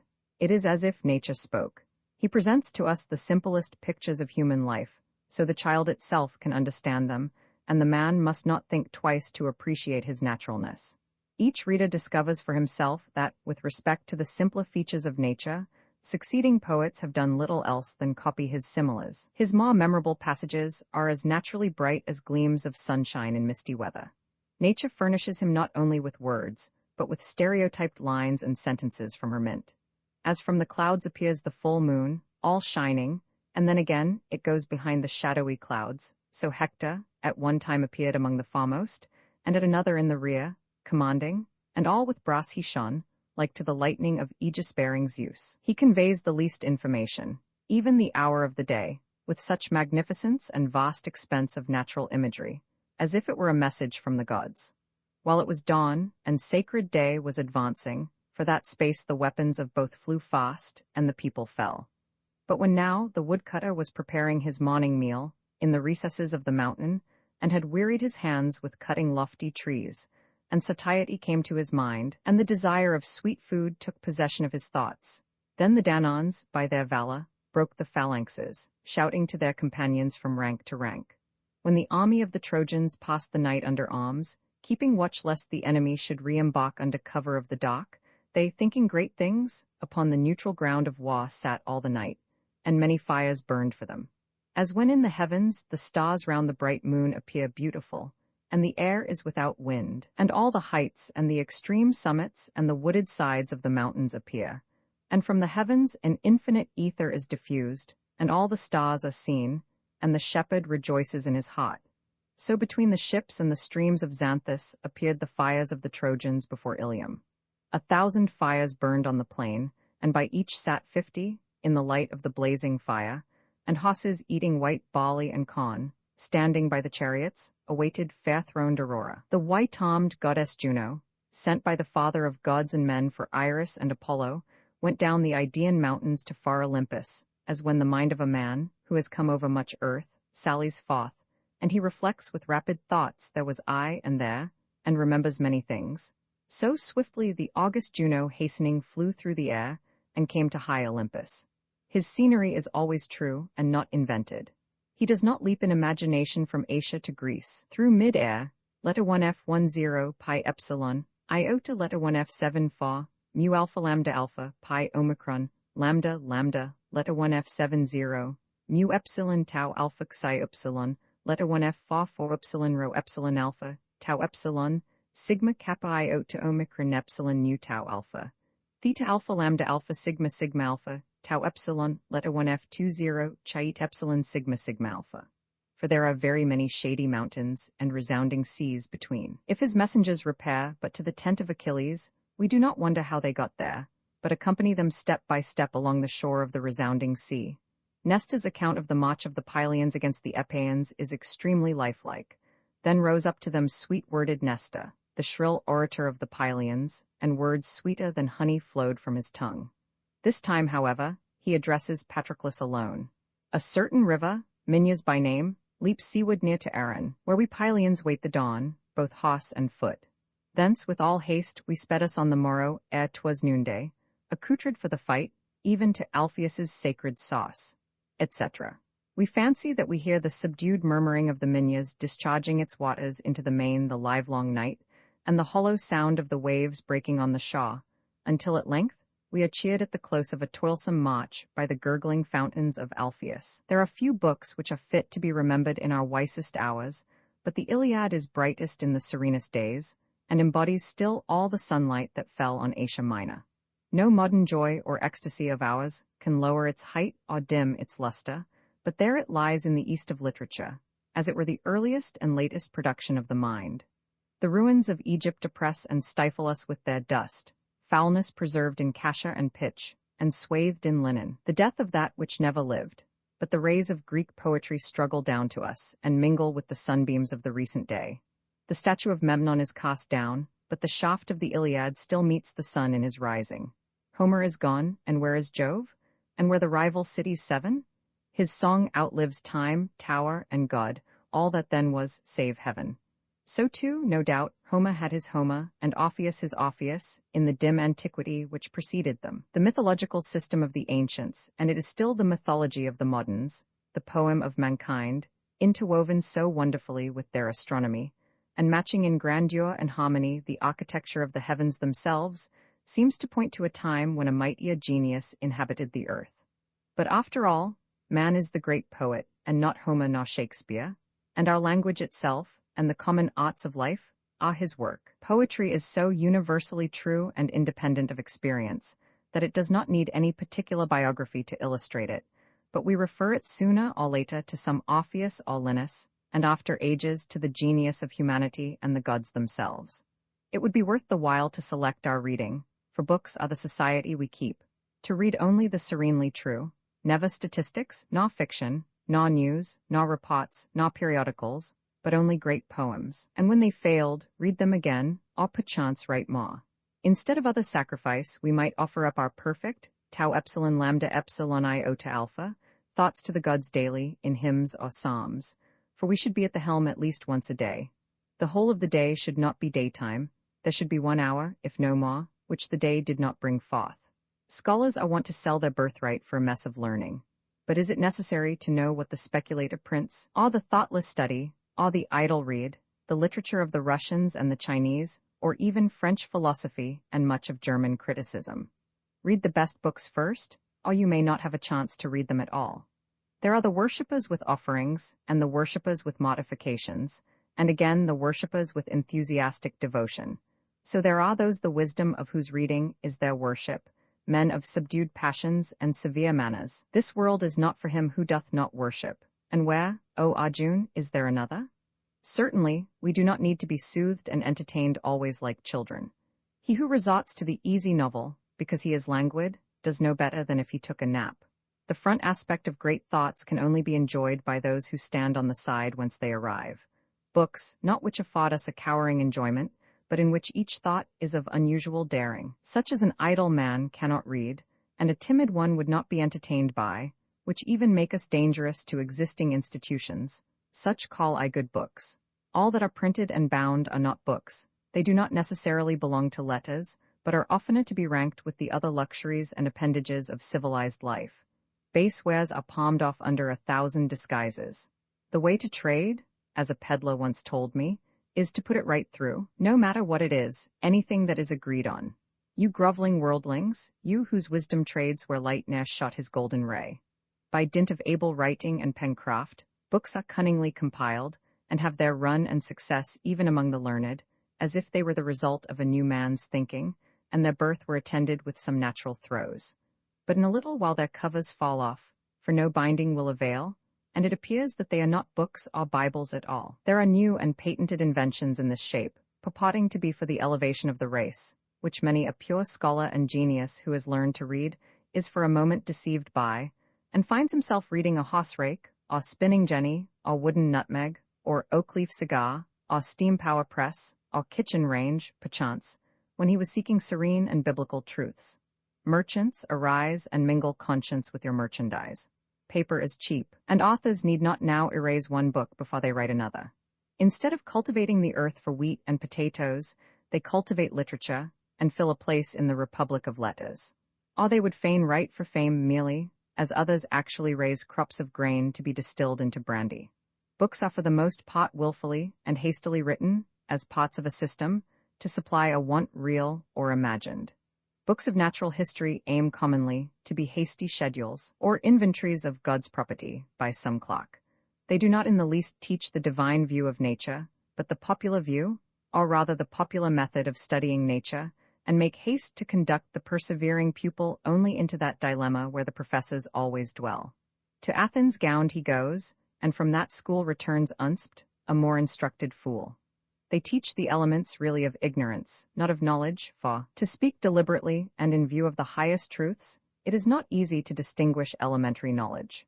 There is a chasm between knowledge and ignorance which the arches of science can never span.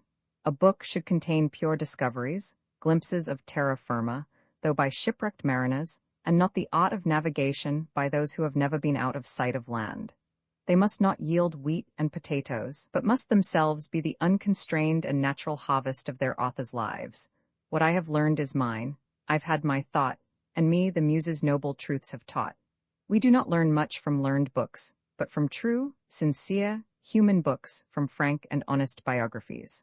The life of a good man will hardly improve us more than the life of a freebooter, for the inevitable laws appear as plainly in the infringement as in the observance, and our lives are sustained by a nearly equal expense of virtue of some kind.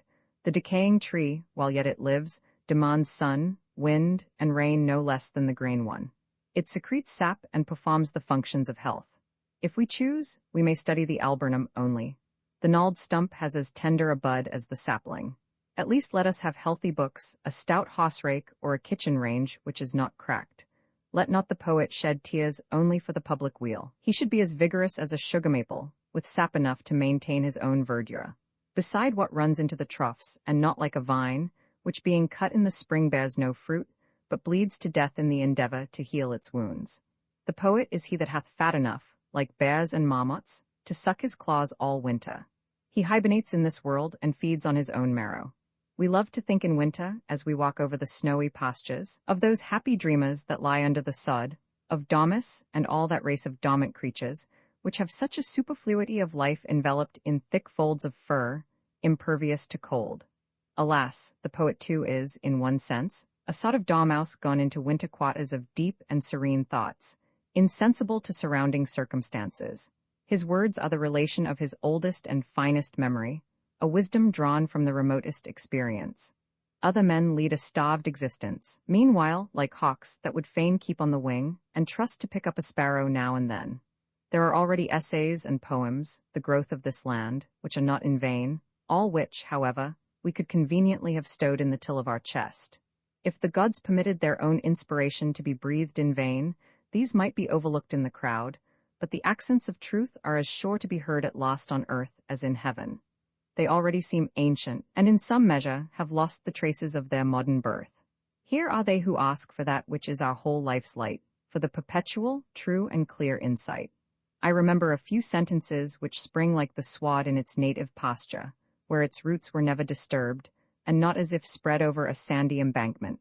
Answering to the poet's prayer, let us set so just a rate on knowledge, that the world may trust the poet's sentence, and not still aver each art is to itself a flatterer. But above all, in our native pot, did we not frequent the peaceful games of the Lyceum, from which a new era will be dated to New England, as from the games of Greece? For if Herodotus carried his history to Olympia to read, after the cestus and the race, have we not heard such histories recited there, which since our countrymen have read, as made Greece sometimes to be forgotten? Philosophy, too, has there her grove and portico, not wholly unfrequented in these days. Lately the victor, whom all Pindars praised, has won another palm, contending with Olympian bards who sung divine ideas below, which always find us young, and always keep us so. What earth or sea, mountain or stream, or muse's spring or grove, is safe from his all-searching ardent eye, who drives off Phobos' beaten track, visits unwanted zones, makes the gelid Hyperboreans glow, and the old polar serpent writhe, and many a Nile flow back and hide his head. That Phaeton of our day, who'd make another Milky Way, and burn the world up with his ray. By us an undisputed seer, who'd drive his flaming car so near unto our shuddering mortal sphere, disgracing all our slender worth, and scotching up the living earth, to prove his heavenly birth. The silver spokes, the golden tire, a glowing with unwanted fire, and ever nigher roll and nigher. The pins and axle melted are, the silver radii fly afar, he will spoil his father's car, who let him have the steeds he cannot steer? Henceforth the sun will not shine for a year, and we shall Ethiops all appear. From his lips of cunning fell the thrilling Delphic oracle, and yet sometimes we should not mind if on our ear there fell some less of cunning, more of oracle. It is Apollo shining in your face. O rare contemporary, let us have far-off heats. Give us the subtler, the heavenlier though fleeting beauty, which passes through, and dwells not in the verse. Even pure water, which but reflects those tints which wine wears in its grain. Let epic trade winds blow, and cease this waltz of inspirations. Let us oftener feel even the gentle southwest wind upon our cheeks blowing from the Indian's heaven. What though we lose 1,000 meteors from the sky, if skiey depths, if stardust and undissolvable nebulae remain? What though we lose 1,000 wise responses of the oracle, if we may have instead some natural acres of Ionian earth? Though we know well that 'tis not in the power of kings or presidents to raise a spirit for verse that is not born thereto, nor are they born in every prince's days. Yet spite of all they sang in praise of their Eliza's reign, we have evidence that poets may be born and sing in our day, in the presidency of James K. Polk, and that the utmost powers of English rhyme were not within her peaceful reign confined. The prophecy of the poet Daniel is already how much more than fulfilled. And who in time knows whither we may vent the treasure of our tongue? To what strange shores this gain of our best glory shall be sent, enrich unknowing nations with our stars? What worlds in yet unformed Occident may come refined with the accents that are ours? Enough has been said in these days of the charm of fluent writing. We hear it complained of some works of genius, that they have fine thoughts, but are irregular and have no flow. But even the mountain peaks in the horizon are, to the eye of science, pots of one range.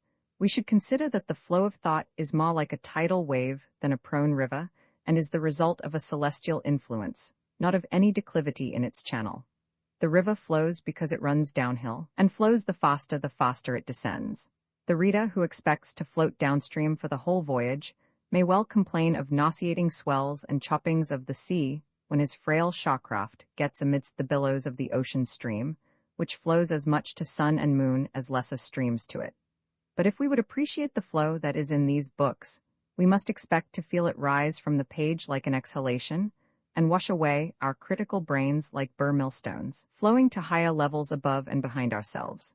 There is many a book which ripples on like a freshet, and flows as glibly as a millstream sucking under a causeway, and when their authors are in the full tide of their discourse, Pythagoras and Plato and Iamblichus halt beside them.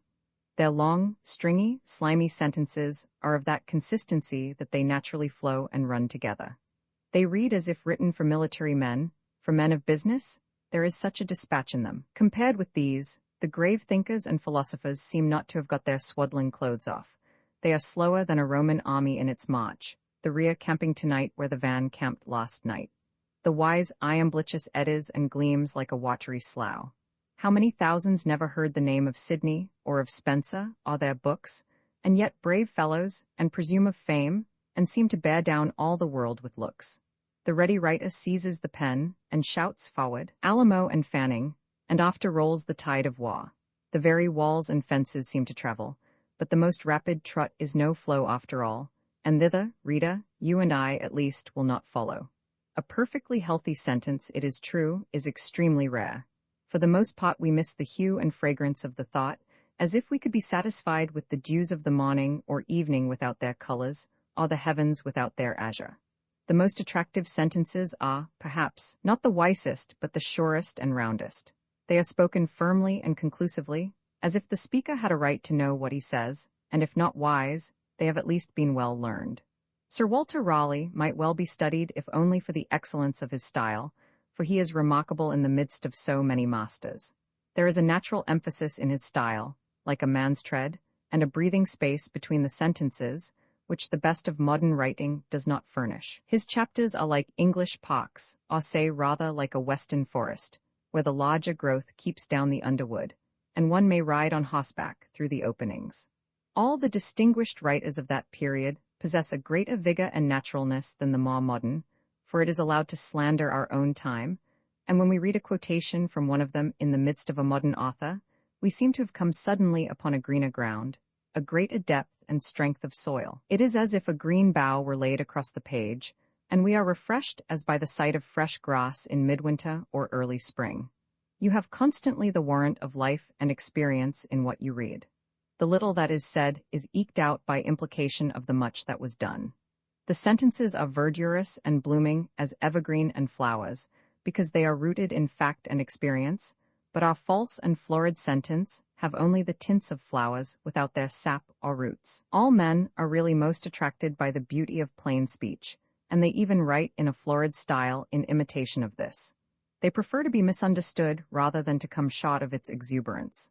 Hussein Effendi praised the epistolary style of Ibrahim Pasha to the French traveler Botta because of the difficulty of understanding it. There was, he said, but one person at Jeddah who was capable of understanding and explaining the Pasha's correspondence. A man's whole life is taxed for the least thing well done. It is its net result. Every sentence is the result of a long probation.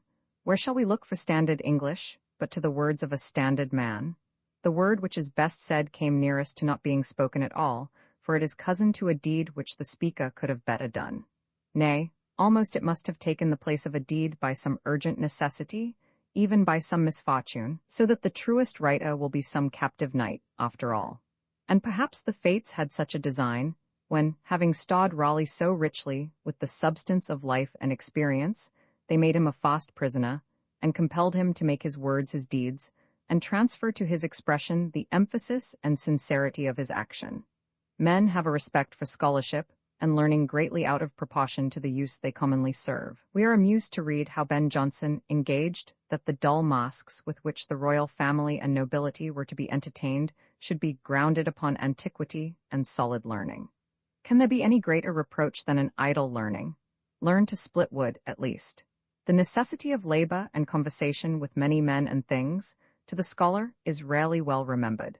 Steady labor with the hands, which engrosses the attention also, is unquestionably the best method of removing palaver and sentimentality out of one's style, both of speaking and writing.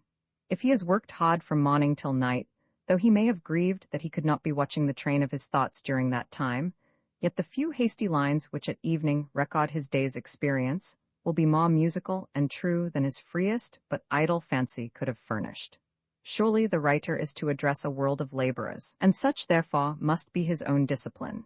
He will not idly dance at his work who has wood to cut and cod before nightfall in the short days of winter, but every stroke will be husbanded, and ring soberly through the wood. And so will the strokes of that scholar's pen, which at evening record the story of the day, ring soberly, yet cheerily, on the ear of the reader, long after the echoes of his acts have died away. The scholar may be sure that he writes the tougher truth for the calluses on his palms. They give firmness to the sentence. Indeed, the mind never makes a great and successful effort without a corresponding energy of the body. We are often struck by the force and precision of style to which hard-working men, unpracticed in writing, easily attain when required to make the effort.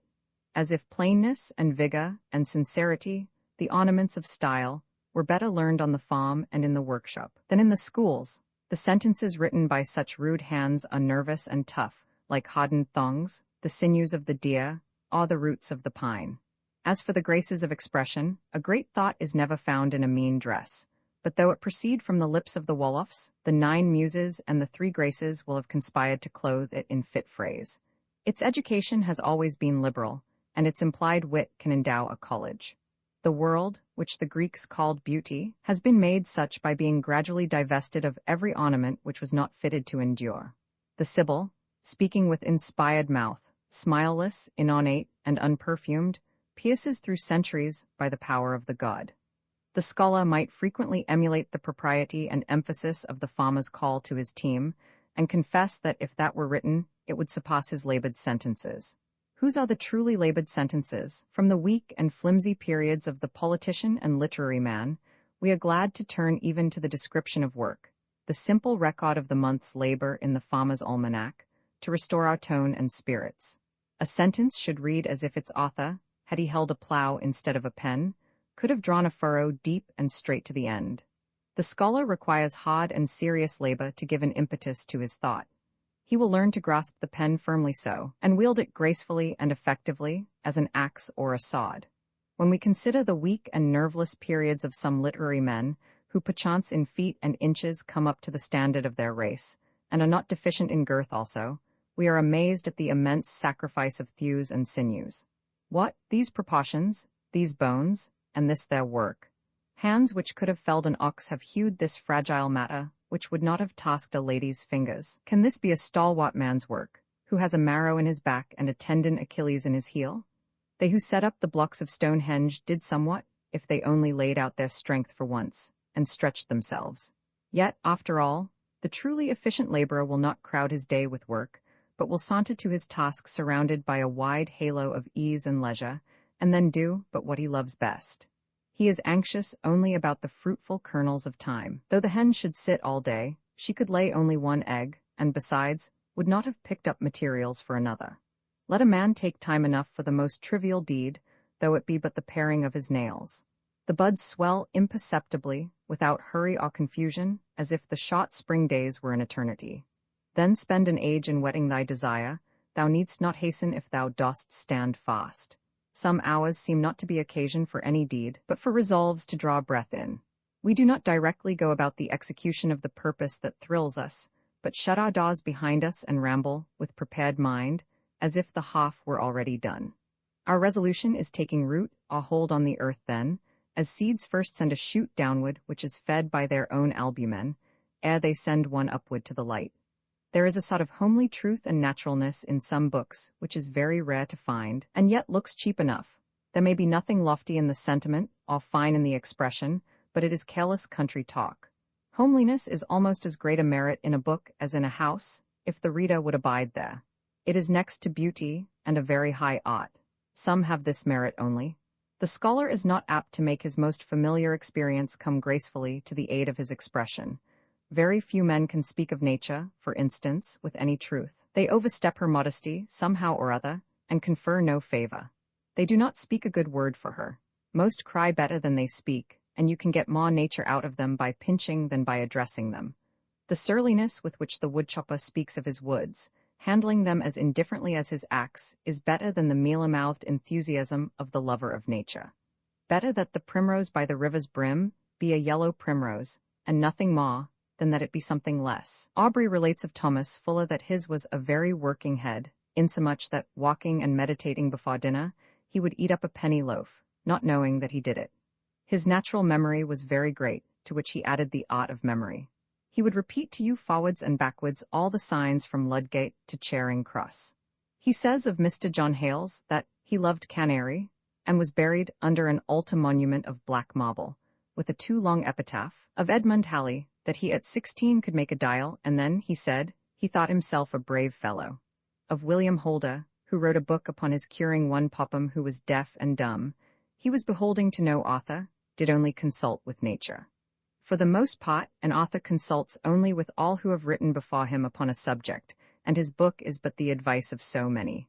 But a good book will never have been forestalled, but the topic itself will in one sense be new, and its author, by consulting with nature, will consult not only with those who have gone before, but with those who may come after. There is always room and occasion enough for a true book on any subject, as there is room for more light the brightest day and more rays will not interfere with the first.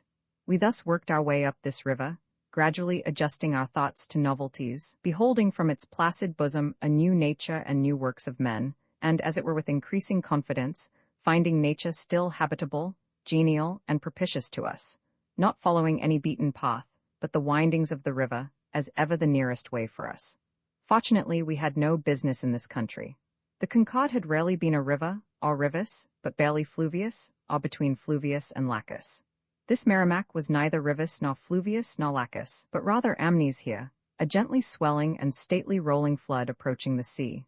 We could even sympathize with its buoyant tide, going to seek its fortune in the ocean, and anticipating the time when, being received within the plain of its freer water, it should beat the shaws for banks.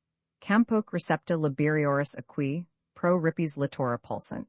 At length we doubled a low shrubby islet, called Rabbit Island, subjected alternately to the sun and to the waves, as desolate as if it lay some leagues within the icy sea, and found ourselves in a narrower part of the river, near the sheds and yards for picking the stone known as the Chelmsford granite, which is quarried in Westford and the neighboring towns. We passed Wickasuck Island, which contains 70 acres or more, on our right, between Chelmsford and Tingsboro. This was a favorite residence of the Indians. According to the history of Dunstable, about 1663, the eldest son of Passaconaway chief of the Pennacooks was thrown into jail for a debt of £45, due to John Tinker, by one of his tribe, and which he had promised verbally should be paid. To relieve him from his imprisonment, his brother Wanalancet and others, who owned Wickasuck Island, sold it and paid the debt. It was, however, restored to the Indians by the General Cott in 1665. After the departure of the Indians in 1683, it was granted to Jonathan Ting in payment for his services to the colony, in maintaining a garrison at his house. Ting's house stood not far from Wickasuck Falls. Gookin, who, in his epistle dedicatory to Robert Boyle, apologizes for presenting his matter clothed in a wilderness dress, says that on the breaking out of Philip's War in 1675, they were taken up by the Christian Indians and the English in Marlborough, and sent to Cambridge 7 Indians belonging to Narragansett, Long Island, and Pequod, who had all been at work about 7 weeks with one Mr. Jonathan Ting, of Dunstable, upon Merrimack River, and hearing of the war, they reckoned with their master, and getting their wages, conveyed themselves away without his privity, and being afraid, marched secretly through the woods, designing to go to their own country. However, they were released soon after. Such were the hired men in those days. Ting was the first permanent settler of Dunstable, which then embraced what is now Tingsboro and many other towns. In the winter of 1675, in Philip's War, every other settler left the town, but he, says the historian of Dunstable, fortified his house, and although obliged to send to Boston for his food, sat himself down in the midst of his savage enemies, alone, in the wilderness, to defend his home, deeming his position an important one for the defense of the frontiers. In February 1676, he petitioned the colony for aid, humbly showing, as his petition runs, that, as he lived in the uppermost house on Merrimack River, lying open to ye enemy, yet being so seated that it is, as it were, a watch-house to the neighboring towns, he could render important service to his country if only he had some assistance. There being, he said, never an inhabitant left in the town but myself, wherefore he requests that their honours would be pleased to order him 3 or 4 men to help garrison his said house, which they did. But methinks that such a garrison would be weakened by the addition of a man. Make Bandog thy scout watch to balk at a thief, make Courage for life, to be capitaine chief, make Trapdaw thy bulwark, make Bell to begin, make Gunstone and Arrow show who is within. Thus he earned the title of first permanent settler. In 1694 a law was passed, that every settler who deserted a town for fear of the Indians should forfeit all his rights therein. But now, at any rate, as I have frequently observed, a man may desert the fertile frontier territories of truth and justice, which are the state's best lands, for fear of far more insignificant foes, without forfeiting any of his civil rights therein. Nay, townships are granted to deserters, and the General Cott, as I am sometimes inclined to regard it, is but a deserters' camp itself. As we rode along near the shore of Wickasuck Island, which was then covered with wood, in order to avoid the current, 2 men, who looked as if they had just run out of Lowell, where they had been waylaid by the Sabbath, meaning to go to Nashua, and who now found themselves in the strange, natural, uncultivated, and unsettled part of the globe which intervenes, full of walls and barriers, a rough and uncivil place to them, seeing our boat moving so smoothly up the stream, called out from the high bank above our heads to know if we would take them as passengers, as if this were the street they had missed, that they might sit and chat and drive away the time, and so at last find themselves in Nashua. This smooth way they much preferred, but our boat was crowded with necessary furniture, and sunk low in the water, and moreover required to be worked, for even it did not progress against the stream without effort, so we were obliged to deny them passage.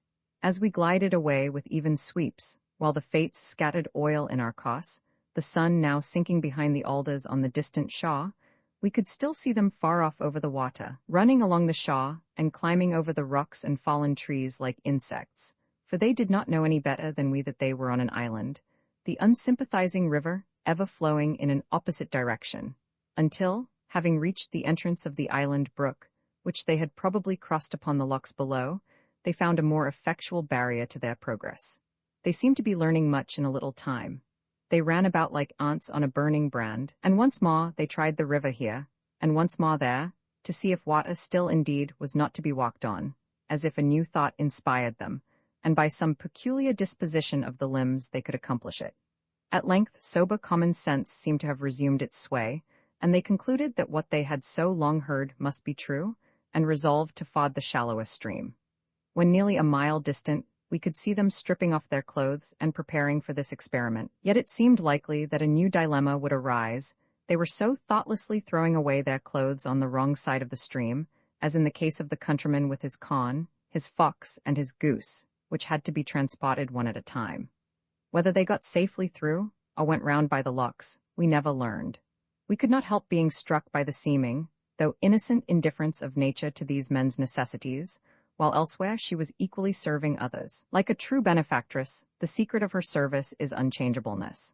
Thus is the busiest merchant, though within sight of his Lowell, put to pilgrim's shifts and soon comes to staff and scrip and scallop shell. We, too, who held the middle of the stream, came near experiencing a pilgrim's fate, being tempted to pursue what seemed a sturgeon or lodge of fish. For we remembered that this was the Sturgeon River, its dark and monstrous back alternately rising and sinking in midstream. We kept falling behind, but the fish kept his back well out, and did not dive, and seemed to prefer to swim against the stream, so, at any rate, he would not escape us by going out to sea. At length, having got as near as was convenient, and looking out not to get a blow from his tail, now the bow-gunner delivered his charge, while the stern man held his ground. But the halibut-skinned monster, in one of these swift-gliding pregnant moments, without ever ceasing his bobbing up and down, saw fit, without a chuckle or other prelude, to proclaim himself a huge imprisoned spar, placed there as a buoy to warn sailors of sunken rocks. So, each casting some blame upon the other, we withdrew quickly to safer waters. The scene-shifter saw fit here to close the drama of this day, without regard to any unities which we mortals prize. Whether it might have proved tragedy, or comedy, or tragicomedy, or pastoral, we cannot tell. This Sunday ended by the going down of the sun, leaving us still on the waves. But they who are on the water enjoy a longer and brighter twilight than they who are on the land, for here the water, as well as the atmosphere, absorbs and reflects the light, and some of the day seems to have sunk down into the waves.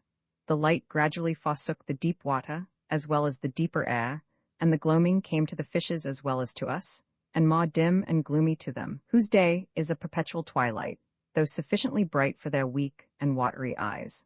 Vespers had already rung in many a dim and watery chapel down below, where the shadows of the weeds were extended in length over the sandy floor.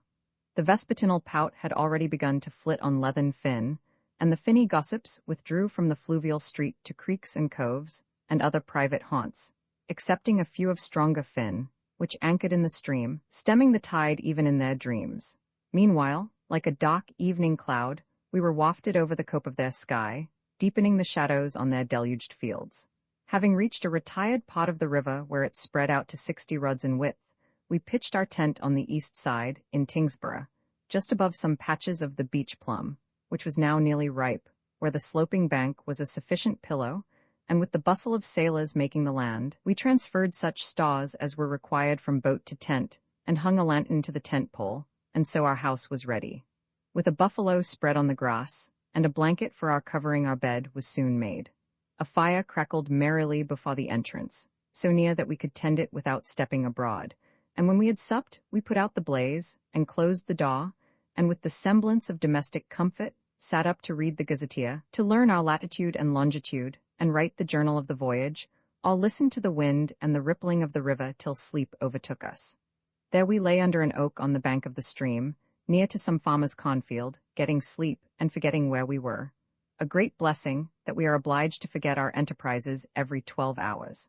Minks, muskrats, meadow mice, woodchucks, squirrels, skunks, rabbits, foxes, and weasels all inhabit near, but keep very close while you are there. The river sucking and eddying away all night down toward the moats and the seaboard, a great wash and freshet, and no small enterprise to reflect on.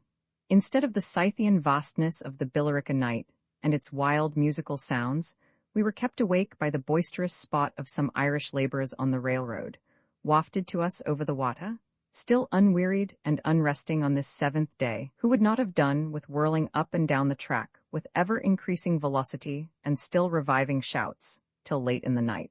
One sailor was visited in his dreams this night by the evil destinies, and all those powers that are hostile to human life, which constrain and oppress the minds of men, and make their path seem difficult and narrow and beset with dangers, so that the most innocent and worthy enterprises appear insolent and a tempting of fate, and the gods go not with us. But the other happily passed a serene and even ambrosial or immortal night, and his sleep was dreamless, or only the atmosphere of pleasant dreams remained, a happy natural sleep until the morning, and his cheerful spirit soothed and reassured his brother, for whenever they meet, the good genius is sure to prevail. Monday I think for to touche also the worlde which kneweth every day, so as I can, so as I may. The high sheriff of Nottingham, him hold in your mind. His shoot it was but loosely shot, yet flew not the arrow in vain, for it met one of the sheriff's men, and William a Trent was slain. Gazed on the heavens for what he missed on earth. When the first light dawned on the earth and the birds awoke, and the brave river was heard rippling confidently seaward, and the nimble early rising wind rustled the oak leaves about our tent, all men, having reinforced their bodies and their souls with sleep, and cast aside doubt and fear, were invited to unattempted adventures. All courageous nishties agains the day ditchties the breastplate that bricked is, to fet with their fow. The stone steed stampies throw courage and crampies, sign on the land lampies, the night is near gone. One of us took the boat over to the opposite shaw, which was flat and accessible, a quarter of a mile distant, to empty it of water and wash out the clay, while the other kindled a fire and got breakfast ready. At an early hour we were again on our way, rowing through the fog as before, the river already awake, and a million crisped waves come forth to meet the sun when he should show himself. The countrymen, recruited by their day of rest, were already stirring, and had begun to cross the ferry on the business of the week. This ferry was as busy as a beaver dam, and all the world seemed anxious to get across the Merrimack River at this particular point, waiting to get set over. Children with their 2 cents done up in paper, jailbirds broke loose and constable with warrant. Travelers from distant lands to distant lands, men and women to whom the Merrimack River was a bar. There stands a gig in the grey morning, in the mist, the impatient traveller pacing the wet shaw with whip in hand, and shouting through the fog after the regardless Charon and his retreating ark, as if he might throw that passenger overboard and return forthwith for himself. He will compensate him. He is to break his fast at some unseen place on the opposite side. It may be Ledyard or the Wandering Jew. Whence, pray, did he come out of the foggy night? And whither through the sunny day will he go? We observe only his transit, important to us, forgotten by him, transiting all day. There are 2 of them. Maybe they are Virgil and Dante. But when they crossed the Styx, none were seen bound up or down the stream, that I remember. It is only a transjectus, a transitory voyage, like life itself. None but the long-lived gods bound up or down the stream.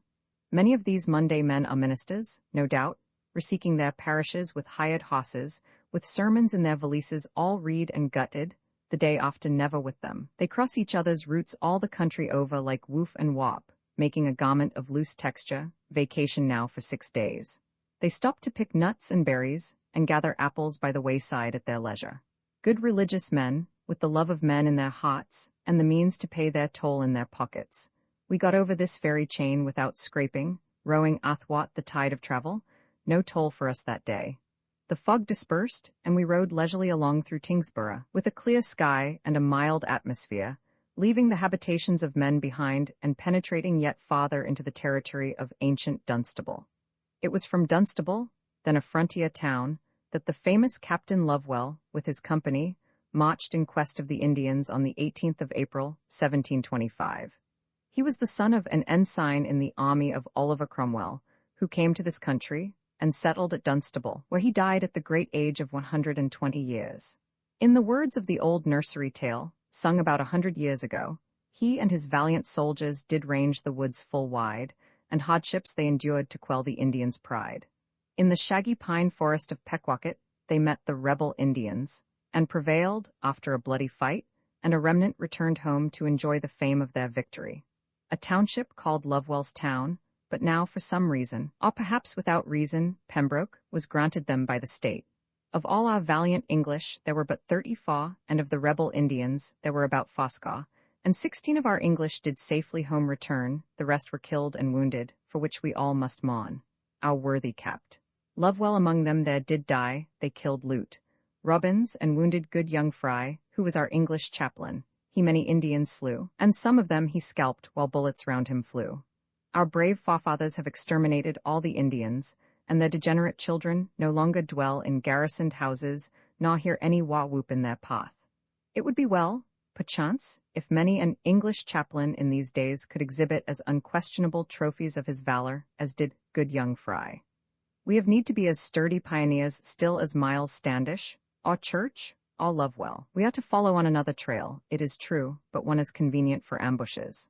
What if the Indians are exterminated, are not savages as grim prowling about the clearings today?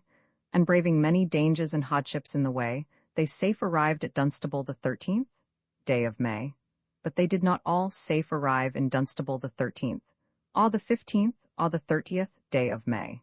Eliza Davis and Josiah Jones, both of Concord, for our native town had 7 men in this fight, Lieutenant Farwell, of Dunstable, and Jonathan Fry, of Andover, who were all wounded, were left behind, creeping toward the settlements. After traveling several miles, Fry was left and lost, though a more recent poet has assigned him company in his last hours. A man he was of comely form, polished and brave, well learned and kind, old Harvard's learned halls he left far in the wilds a grave to find. Ah, now his blood-red arm he lifts, his closing lids he tries to raise, and speak once more before he dies, in supplication and in praise.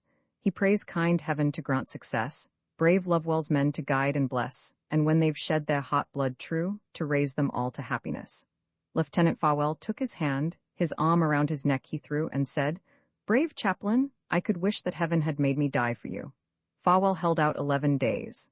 A tradition says, as we learn from the history of Concord, that arriving at a pond with Lute, Farwell, Davis pulled off one of his moccasins, cut it in strings on which he fastened a hook, caught some fish, fried and ate them. They refreshed him, but were injurious to Farwell, who died soon after. Davis had a ball lodged in his body, and his right hand shot off, but on the whole, he seems to have been less damaged than his companion. He came into barrack after being out 14 days. Jones also had a ball lodged in his body, but he likewise got into Saco after 14 days, though not in the best condition imaginable. He had subsisted, says an old journal, on the spontaneous vegetables of the forest, and cranberries which he had eaten came out of wounds he had received in his body. This was also the case with Davis. The last 2 reached home at length, safe if not sound, and lived many years in a crippled state to enjoy their pension. But alas, of the crippled Indians and their adventures in the woods, for as we are informed, so thick and fast they fell, scarce 20 of their number at night did get home well. How many balls lodged with them, how fared their cranberries, what barrack or Saco they got into, and finally what pension or township was granted them, there is no journal to tell. It is stated in the history of Dunstable that just before his last march, Lovewell was warned to beware of the ambuscades of the enemy, but he replied that he did not care for them, and bending down a small elm beside which he was standing into a bow, declared that he would treat the Indians in the same way. This elm is still standing in Nashua, a venerable and magnificent tree. Meanwhile, having passed the horseshoe interval in Tingsborough, where the river makes a sudden bend to the northwest, for our reflections have anticipated our progress somewhat. We were advancing farther into the country and into the day, which last proved almost as golden as the preceding, though the slight bustle and activity of the Monday seemed to penetrate even to this scenery. Now and then, we had to muster all our energy to get round a point, where the river broke rippling over rocks, and the maples trailed their branches in the stream, but there was generally a backwater or eddy on the side, of which we took advantage. The river was here about 40 rods wide and 15 feet deep. Occasionally one ran along the shore, examining the country and visiting the nearest farmhouses, while the other followed the windings of the stream alone, to meet his companion at some distant point and hear the report of his adventures. how the farmer praised the coolness of his well, and his wife offered the stranger a draught of milk. All the children quarreled for the only transparency in the window that they might get sight of the man at the well. For though the country seemed so new, and no house was observed by us, shut in between the banks that sunny day, we did not have to travel far to find where men inhabited, like wild bees, and had sunk wells in the loose sand and loam of the Merrimack. There dwelt the subject of the Hebrew Scriptures, and the Esprit des Lois, where a thin, vaporous smoke curled up through the noon. All that is told of mankind, of the inhabitants of the Upper Nile, and the Sundarbans and Timbuktu and the Orinoco, was experience here. Every race and class of men was represented. According to Belknap, the historian of New Hampshire who wrote 60 years ago, here too, perchance, dwelt new lights and free-thinking men even then. The people in general throughout the state, it is written, are professors of the Christian religion in some form or other. There is, however, a sort of wise men who pretend to reject it, but they have not yet been able to substitute a better in its place. The other voyageur, perhaps, would in the meanwhile have seen a brown hawk, or a woodchuck, or a muskrat creeping under the alders. We occasionally rested in the shade of a maple or a willow, and drew forth a melon for our refreshment, while we contemplated at our leisure the lapse of the river and of human life. And as that current, with its floating twigs and leaves, so did all things pass in review before us, while far away in cities and mots on this very stream, the old routine was proceeding still. There is, indeed, a tide in the affairs of men, as the poet says, and yet as things flow they circulate, and the ebb always balances the flow. All streams are but tributary to the ocean, which itself does not stream, and the shores are unchanged, but in longer periods than man can measure. Go where we will, we discover infinite change in particulars only, not in generals. When I go into a museum and see the mummies wrapped in their linen bandages, I see that the lives of men began to need reform as long ago as when they walked the earth. I come out into the streets and meet men who declare that the time is near at hand for the redemption of the race. But as men lived in Thebes, so do they live in Dunstable today. Time drinketh up the essence of every great and noble action which ought to be performed, and is delayed in the execution. So says Vishnu Sharma, and we perceive that the schemas return again and again to common sense and labor. Such is the evidence of history. Yet I doubt not through the ages one increasing purpose runs, and the thoughts of men are widened with the process of the suns. There are secret articles in our treaties with the gods, of more importance than all the rest, which the historian can never know. There are many skillful apprentices, but few master workmen. On every hand we observe a truly wise practice in education, in morals, and in the arts of life, the embodied wisdom of many an ancient philosopher.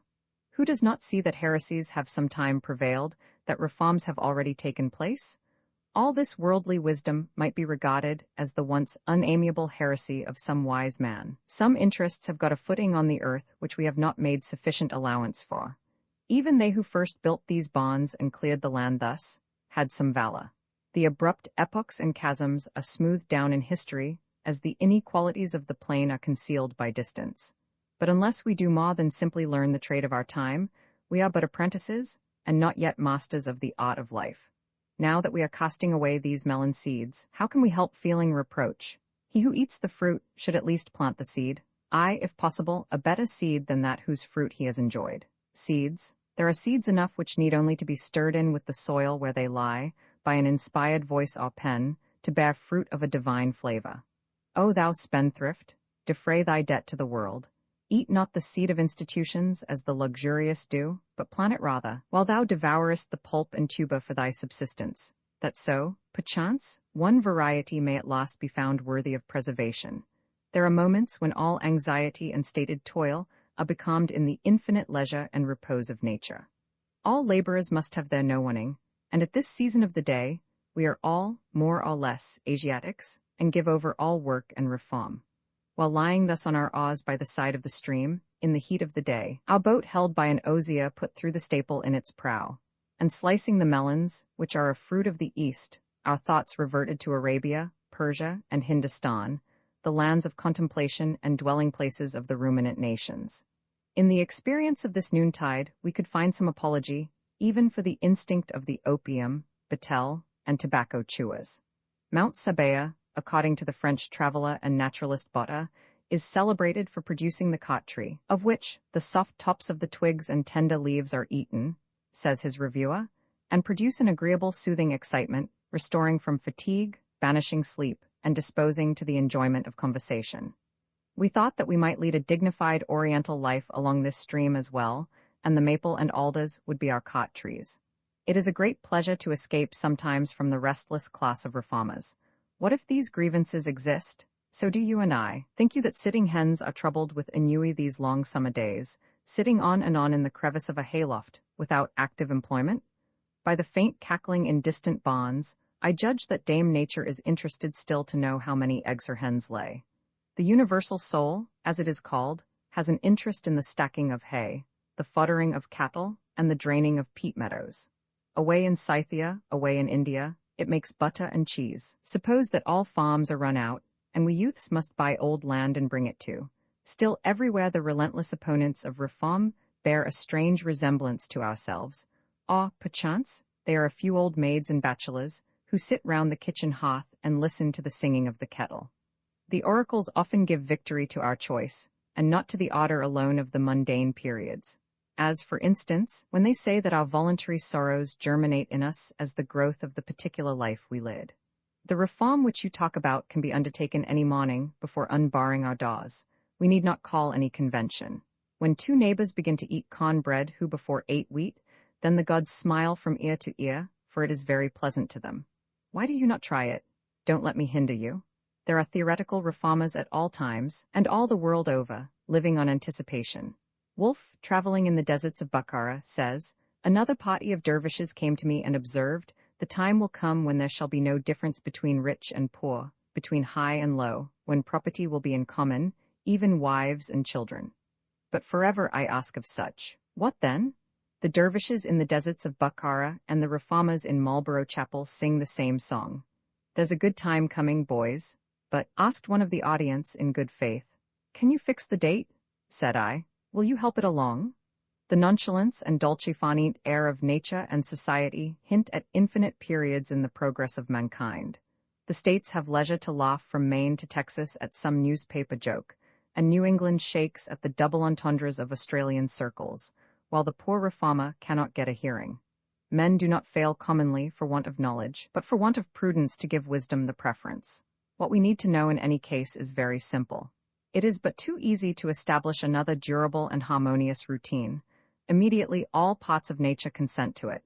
Only make something to take the place of something, and men will behave as if it was the very thing they wanted. They must behave, at any rate, and will work up any material. There is always a present and extant life, be it better or worse, which all combine to uphold. We should be slow to mend, my friends, as slow to require mending, not hurling, according to the oracle, a transcendent foot towards piety. The language of excitement is at best picturesque merely. You must be calm before you can utter oracles. What was the excitement of the Delphic priestess compared with the calm wisdom of Socrates, or whoever it was that was wise? Enthusiasm is a supernatural serenity. Men find that action is another thing than what they in discoursing papers read. The world's affairs require, in managing, more arts than those wherein you clocks proceed. As in geology, so in social institutions, we may discover the causes of all past change in the present invariable order of society. The greatest appreciable physical revolutions are the work of the light-footed air, the stealthy-paced water, and the subterranean fire. Aristotle said, "As time never fails, and the universe is eternal, neither the Tanais nor the Nile can have flowed forever." We are independent of the change we detect. The longer the lever, the less perceptible its motion. It is the slowest pulsation which is the most vital. The hero then will know how to wait, as well as to make haste. All good abides with him who waiteth wisely. We shall sooner overtake the dawn by remaining here than by hurrying over the hills of the west. Be assured that every man's success is in proportion to his average ability. The meadow flowers spring and bloom where the waters annually deposit their slime, not where they reach in some freshet only. A man is not his hope, nor his despair, nor yet his past deed. We know not yet what we have done, still less what we are doing. Wait till evening, and other parts of our day's work will shine than we had thought at noon, and we shall discover the real purport of our toil. As when the farmer has reached the end of the furrow and looks back, he can tell best where the pressed earth shines most. To one who habitually endeavors to contemplate the true state of things, the political state can hardly be said to have any existence whatever. It is unreal, incredible, and insignificant to him, and for him to endeavor to extract the truth from such lean material is like making sugar from linen rags, when sugarcane may be had. Generally speaking, the political news, whether domestic or foreign, might be written today for the next 10 years with sufficient accuracy. Most revolutions in society have not power to interest, still less alarm us. But tell me that our rivers are drying up, or the genus pine dying out in the country, and I might attend. Most events recorded in history are more remarkable than important, like eclipses of the sun and moon, by which all are attracted, but whose effects no one takes the trouble to calculate. But will the government never be so well administered, inquired one, that we private men shall hear nothing about it? The king answered, At all events I require a prudent and able man, who is capable of managing the state affairs of my kingdom. The ex-minister said, The criterion, O sire, of a wise and competent man is, that he will not meddle with such like matters. Alas, that the ex-minister should have been so nearly right. In my short experience of human life, the outward obstacles, if there were any such, have not been living men, but the institutions of the dead. It is grateful to make one's way through this latest generation, as through dewy grass. Men are as innocent as the morning to the unsuspicious, and round about good morrows fly, as if day taught humanity. Not being reve of this shire, the early pilgrim blithe he hailed, that o'er the hills did stray, and many an early husbandman, that he met on the way. Thieves and robbers all, nevertheless.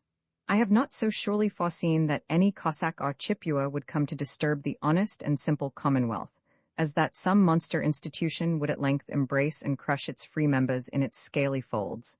For it is not to be forgotten, that while the law holds fast the thief and murderer, it lets itself go loose. When I have not paid the tax which the state demanded for that protection which I did not want, itself has robbed me.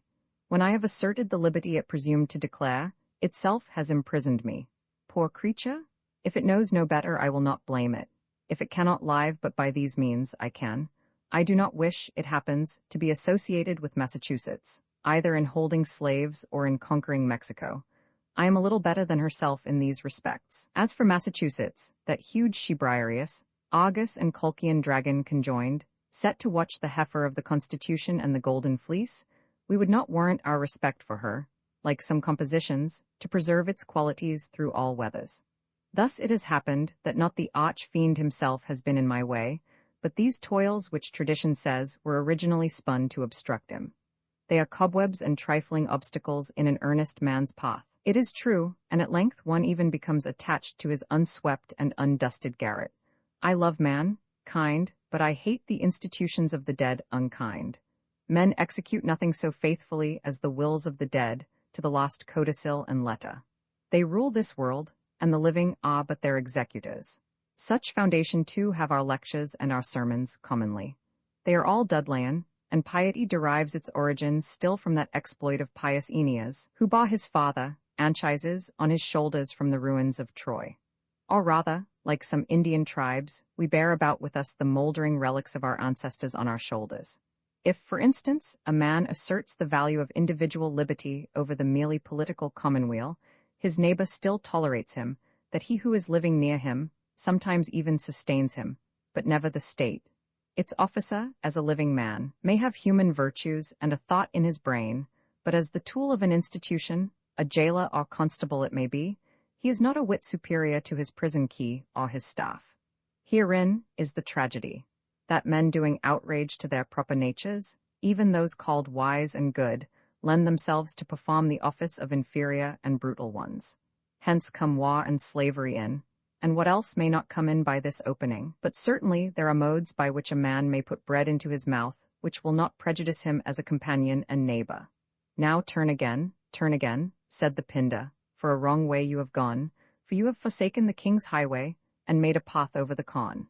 Undoubtedly, countless reforms are called for, because society is not animated or instinct enough with life, but in the condition of some snakes which I have seen in early spring, with alternate portions of their bodies topped and flexible, so that they could wriggle neither way. All men are partially buried in the grave of custom, and of some we see only the crown of the head above ground. Better are the physically dead, for they more lively rot. Even virtue is no longer such if it be stagnant. A man's life should be constantly as fresh as this river. It should be the same channel, but a new water every instant. Virtues as rivers pass, but still remains that virtuous man there was. Most men have no inclination, no rapids, no cascades, but marshes and alligators, and miasma instead. We read that when in the expedition of Alexander, one Socrates was sent forward to meet certain of the Indian sect of gymnosophists, and he had told them of those new philosophers of the West, Pythagoras, Socrates, and Diogenes, and their doctrines. One of them named Dendames answered that they appeared to him to have been men of genius, but to have lived with too passive a regard for the laws. The philosophers of the West are liable to this rebuke still. They say that Leuhir Hoi and Caeolian did not sustain to the end their resolutions, and that they dishonored their character. Their language was in harmony with reason and justice, while their acts were in harmony with the sentiments of men. Chateaubriand said, "There are two things which grow stronger in the breast of man, in proportion as he advances in years, the love of country and religion. Let them be never so much forgotten in youth, they sooner or later present themselves to us arrayed in all their charms, and excite in the recesses of our hearts an attachment justly due to their beauty." It may be so. But even this infirmity of noble minds marks the gradual decay of youthful hope and faith. It is the allowed infidelity of age. There is a saying of the Wolofs, "He who was born first has the greatest number of old clothes." Consequently, Chateaubriand has more old clothes than I have. It is comparatively a faint and reflected beauty that is admired, not an essential and intrinsic one. It is because the old are weak, feel their mortality, and think that they have measured the strength of man. They will not boast, they will be frank and humble. Well, let them have the few poor comforts they can keep. Humility is still a very human virtue. They look back on life, and so see not into the future. The prospect of the young is forward and unbounded, mingling the future with the present.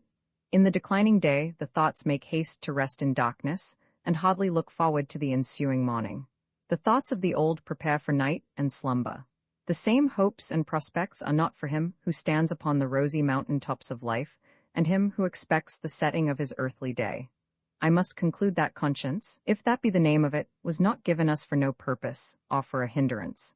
However flattering order and expediency may look, it is but the repose of a lethargy, and we will choose rather to be awake, though it be stormy, and maintain ourselves on this earth and in this life, as we may, without signing our death warrant. Let us see if we cannot stay here, where he has put us on his own conditions. Does not his law reach as far as his light? The expedients of the nations clash with one another. Only the absolutely right is expedient for all. There are some passages in the Antigone of Sophocles, well known to scholars, of which I am reminded in this connection. Antigone has resolved to sprinkle sand on the dead body of her brother Polonices, notwithstanding the edict of King Creon, condemning to death that one who should perform this service, which the Greeks deemed so important, for the enemy of his country. But Ismene, who is of a less resolute and noble spirit, declines taking part with her sister in this work, and says, Antigone being at length brought before King Creon, he asks, this was concerning the burial of a dead body. The wisest conservatism is that of the Hindus. Immemorial custom is transcendent law, says Manu. That is, it was the custom of the gods before men used it. The fault of our New England custom is that it is memorial. What is morality but immemorial custom? Conscience is the chief of conservatives. Perform the settled functions, says Krishna in the Bhagavad Gita. Action is preferable to inaction. The journey of thy mortal frame may not succeed from inaction. A man's own calling with all its faults ought not to be forsaken. Every undertaking is involved in its faults as the fire in its smoke. The man who is acquainted with the whole should not drive those from their works who are slow of comprehension and less experienced than himself. Wherefore, O Arjuna, resolve to fight, is the advice of the god to the irresolute soldier who fears to slay his best friends. It is a sublime conservatism, as wide as the world and as unwearied as time, preserving the universe with Asiatic anxiety in that state in which it appeared to their minds. These philosophers dwell on the inevitability and unchangeableness of laws, on the power of temperament and constitution, the 3 letter 1 as are qualities, and the circumstances of birth and affinity. The end is an immense consolation, eternal absorption in Brahma. Their speculations never venture beyond their own tablelands, though they are high and vast as they. Buoyancy, freedom, flexibility, variety, possibility, which also are qualities of the unnamed, they deal not with. The undeserved reward is to be earned by an everlasting moral drudgery. The incalculable promise of the morrow is, as it were, weighed. And who will say that their conservatism has not been effectual? Assuredly, says a French translator, speaking of the antiquity and durability of the Chinese and Indian nations, and of the wisdom of their legislators, there are there some vestiges of the eternal laws which govern the world. Christianity, on the other hand, is humane, practical, and, in a large sense, radical.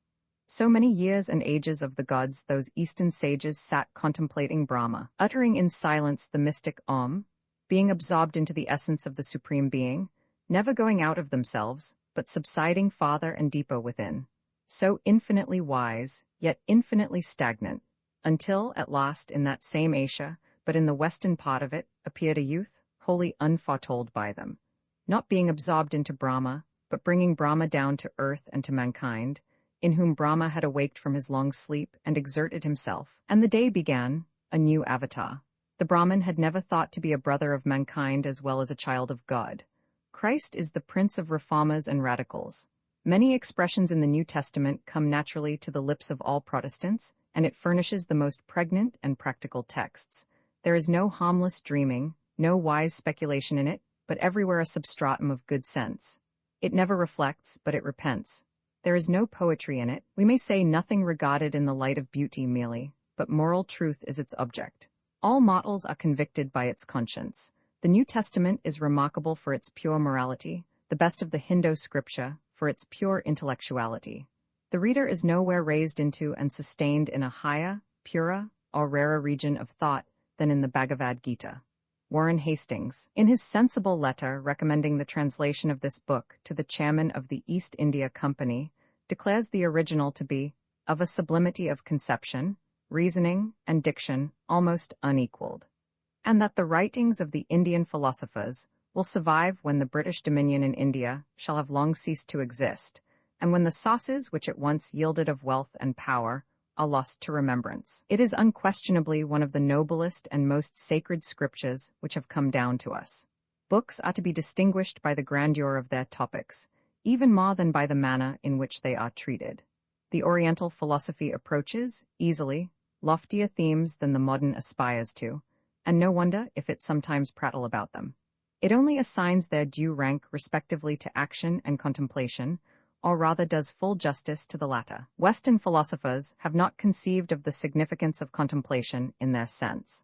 Speaking of the spiritual discipline to which the Brahmins subjected themselves, and the wonderful power of abstraction to which they attained, instances of which had come under his notice, Hastings says, "To those who have never been accustomed to the separation of the mind from the notices of the senses, it may not be easy to conceive by what means such a power is to be attained, since even the most studious men of our hemisphere will find it difficult so to restrain their attention, but that it will wander to some object of present sense or recollection, and even the buzzing of a fly will sometimes have the power to disturb it.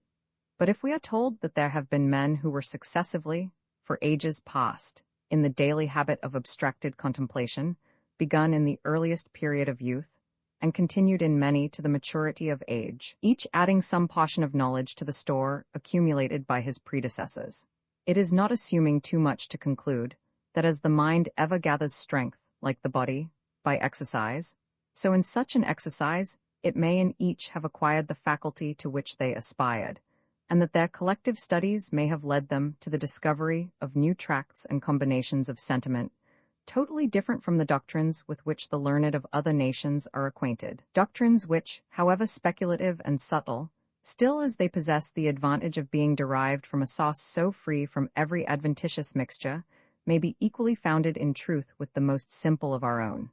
The forsaking of works was taught by Krishna to the most ancient of men, and handed down from age to age, until at length, in the course of time, the mighty art was lost. In wisdom is to be found every work without exception, says Krishna. Although thou wert the greatest of all offenders, thou shalt be able to cross the gulf of sin with the bark of wisdom. There is not anything in this world to be compared with wisdom for purity. The action stands at a distance inferior to the application of wisdom. The wisdom of a Muni is confirmed when, like the tortoise, He can draw in all his members, and restrain them from their wonted purposes. Children only, and not the learned, speak of the speculative and the practical doctrines as two. They are but one. For both obtain the self-same end, and the place which is gained by the followers of the one is gained by the followers of the other. The man enjoyeth not freedom from action, from the non-commencement of that which he hath to do, nor doth he obtain happiness from a total inactivity. No one ever resteth a moment inactive. Every man is involuntarily urged to act by those principles which are inherent in his nature. The man who restraineth his active faculties, and sitteth down with his mind attentive to the objects of his senses, is called one of an estrayed soul, and the practicer of deceit. So the man is praised, who, having subdued all his passions, performeth with his active faculties all the functions of life, unconcerned about the event. Let the motive be in the deed, and not in the event. Be not one whose motive for action is the hope of reward. Let not thy life be spent in inaction. For the man who doth that which he hath to do, without affection, obtaineth the supreme. He who may behold, as it were in action, and action in inaction, is wise amongst mankind. He is a perfect performer of all duty.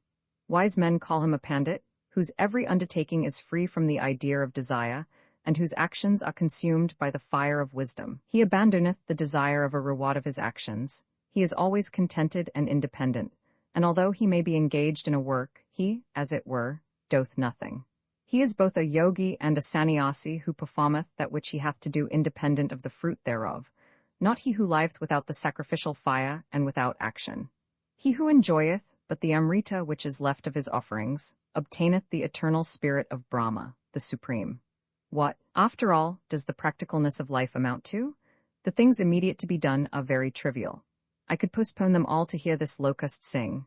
The most glorious fact in my experience is not anything that I have done or may hope to do, but a transient thought, or vision, or dream, which I have had. I would give all the wealth of the world, and all the deeds of all the heroes, for one true vision. But how can I communicate with the gods who am a pencil maker on the earth, and not be insane? I am the same to all mankind, says Krishna. There is not one who is worthy of my love or hatred. This teaching is not practical in the sense in which the New Testament is. It is not always sound sense in practice. The Brahmin never proposes courageously to assault evil, but patiently to starve it out. His active faculties are paralyzed by the idea of caste, of impassable limits, of destiny, and the tyranny of time. Krishna's argument, it must be allowed, is defective. No sufficient reason is given why Arjuna should fight. Arjuna may be convinced, but the reader is not, for his judgment is not formed upon the speculative doctrines of the Samkhya Shastra. Seek an asylum in wisdom alone, but what is wisdom to a Western mind? The duty of which he speaks is an arbitrary one. When was it established? The Brahmin's virtue consists in doing, not right, but arbitrary things. What is that which a man hath to do? What is action? What are the settled functions? What is a man's own religion, which is so much better than another's? What is a man's own particular calling? What are the duties which are appointed by one's birth? It is a defense of the institution of castes, of what is called the natural duty of the Kshatriya, or soldier, to attach himself to the discipline, not to flee from the field, and the like. But they who are unconcerned about the consequences of their actions are not therefore unconcerned about their actions. Behold the difference between the Oriental and the Occidental. The farmer has nothing to do in this world, the latter is full of activity. The one looks in the sun till his eyes are put out, the other follows him prone in his westward course. There is such a thing as caste, even in the West, but it is comparatively faint. It is conservatism here. It says, forsake not your calling, outrage no institution, use no violence, rend no bonds, the state is thy parent. Its virtue or manhood is wholly filial.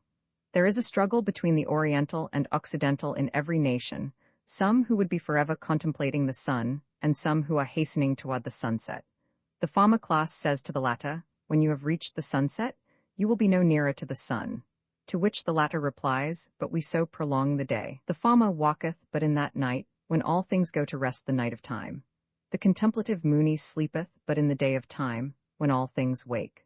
To conclude these extracts, I can say, in the words of Sanjaya, as, O mighty prince, I recollect again and again this holy and wonderful dialogue of Krishna and Arjuna, I continue more and more to rejoice. And as I recall to my memory the more than miraculous form of Hari, my astonishment is great, and I marvel and rejoice again and again. Wherever Krishna the god of devotion may be, wherever Arjuna the mighty bowman may be, there too, without doubt, are fortune, riches, victory, and good conduct. This is my firm belief. I would say to the readers of scriptures, if they wish for a good book, read the Bhagavad Gita, an episode to the Mahabharata, said to have been written by Krishna Dvapayana Vyasa, known to have been written by more than 4,000 years ago. It matters not whether 3 or 4, or when translated by Charles Wilkins. It deserves to be read with reverence even by Yankees, as a part of the sacred writings of a devout people, and the intelligent Hebrew will rejoice to find in it a moral grandeur and sublimity akin to those of his own scriptures. To an American reader who, by the advantage of his position, can see over that strip of Atlantic coast to Asia and the Pacific, who, as it were, sees the Shah slope upward over the Alps to the Himalaya mountains, the comparatively recent literature of Europe often appears partial and clannish, and notwithstanding the limited range of his own sympathies and studies, the European writer, who presumes that he is speaking for the world, is perceived by him to speak only for that corner of it which he inhabits. One of the rarest of England's scholars and critics, in his classification of the worthies of the world, betrays the narrowness of his European culture and the exclusiveness of his rating. None of her children has done justice to the poets and philosophers of Persia or of India. They have even been better known to her merchant scholars than to her poets and thinkers by profession. You may look in vain through English poetry for a single memorable verse inspired by these themes. Nor is Germany to be accepted, though her philological industry is indirectly serving the cause of philosophy and poetry. Even Goethe wanted that universality of genius which could have appreciated the philosophy of India if he had more nearly approached it. His genius was more practical, dwelling much more in the regions of the understanding, and was less native to contemplation than the genius of those sages. It is remarkable that Homer and a few Hebrews are the most oriental names which modern Europe, whose literature has taken its rise since the decline of the Persian, has admitted into her list of worthies, and perhaps the worthiest of mankind, and the fathers of modern thinking. For the contemplations of those Indian sages have influenced, and still influence, the intellectual development of mankind, whose works even yet survive in wonderful completeness, are, for the most part, not recognized as ever having existed. If the lions had been the painters, it would have been otherwise. In everyone's youthful dreams, philosophy is still vaguely, but inseparably, and with singular truth, associated with the East, nor do after years discover its local habitation in the Western world. In comparison with the philosophers of the East, we may say that modern Europe has yet given birth to none. Beside the vast and cosmogonal philosophy of the Bhagavad Gita, even our Shakespeare seems sometimes youthfully green and practical merely. Some of these sublime sentences, as the Chaldean oracles of Zoroaster, still surviving after 1,000 revolutions and translations, alone make us doubt if the poetic form and dress are not transitory, and not essential to the most effective and enduring expression of thought. Ex orient lux may still be the motto of scholars, for the Western world has not yet derived from the East all the light which it is destined to receive thence. It would be worthy of the age to print together the collected scriptures or sacred writings of the several nations, the Chinese, the Hindus, the Persians, the Hebrews, and others, as the scripture of mankind. The New Testament is still, perhaps, too much on the lips and in the hearts of men to be called a scripture in this sense. Such a juxtaposition and comparison might help to liberalize the faith of men. This is a work which time will surely edit, reserved to crown the labors of the printing press. This would be the Bible, or book of books, which let the missionaries carry to the utmost parts of the earth. While engaged in these reflections, thinking ourselves the only navigators of these waters, suddenly a canal boat, with its sail set, glided round a point before us, like some huge river beast, and changed the scene in an instant. And then another and another glided into sight, and we found ourselves in the current of commerce once more. So we threw our rinds in the water for the fishes to nibble, and added our breath to the life of living men. Little did we think, in the distant garden in which we had planted the seed and reared this fruit, where it would be eaten. Our melons lay at home on the sandy bottom of the Merrimack, and our potatoes in the sun and water at the bottom of the boat looked like a fruit of the country. Soon, however, we were delivered from this fleet of junks, and possessed the river in solitude. once more rowing steadily upward through the noon, between the territories of Nashua on the one hand, and Hudson, once Nottingham, on the other. From time to time we scared up a kingfisher or a summer duck, the former flying rather by vigorous impulses than by steady and patient steering with that short rudder of his, sounding his rattle along the fluvial street. Ere long another scow hove in sight, creeping down the river, and hailing it, we attached ourselves to its side, and floated back in company, chatting with the boatmen, and obtaining a draught of cooler water from their jug. They appeared to be green hands from far among the hills, who had taken this means to get to the seaboard and see the world, and would possibly visit the Falkland Isles and the China Seas before they again saw the waters of the Merrimack, or perchance they would not return this way forever. They had already embarked the private interests of the landsmen in the larger venture of the race, and were ready to mess with mankind, reserving only the till of a chest to themselves. But they too were soon lost behind a point, and we went croaking on our way alone. What grievance has its root among the New Hampshire hills? We asked. What is wanting to human life here, that these men should make such haste to the antipodes? We prayed that their bright anticipations might not be rudely disappointed. Though all the fates should prove unkind, leave not your native land behind. The ship, becalmed, at length stands still. The steed must rest beneath the hill, but swiftly still our fortunes pace to find us out in every place. The vessel, though her masts be firm, beneath her copper bears a worm. Around the cape, across the line, till fields of ice her course confine, it matters not how smooth the breeze, how shallow or how deep the seas, whether she bears Manila twine, or in her hold Madeira wine, or China teas, or Spanish hides, in pot or quarantine she rides. Far from New England's blustering shaw, New England's worm her hulk shall baw, and sink her in the Indian seas, twine, wine, and hides, and China teas.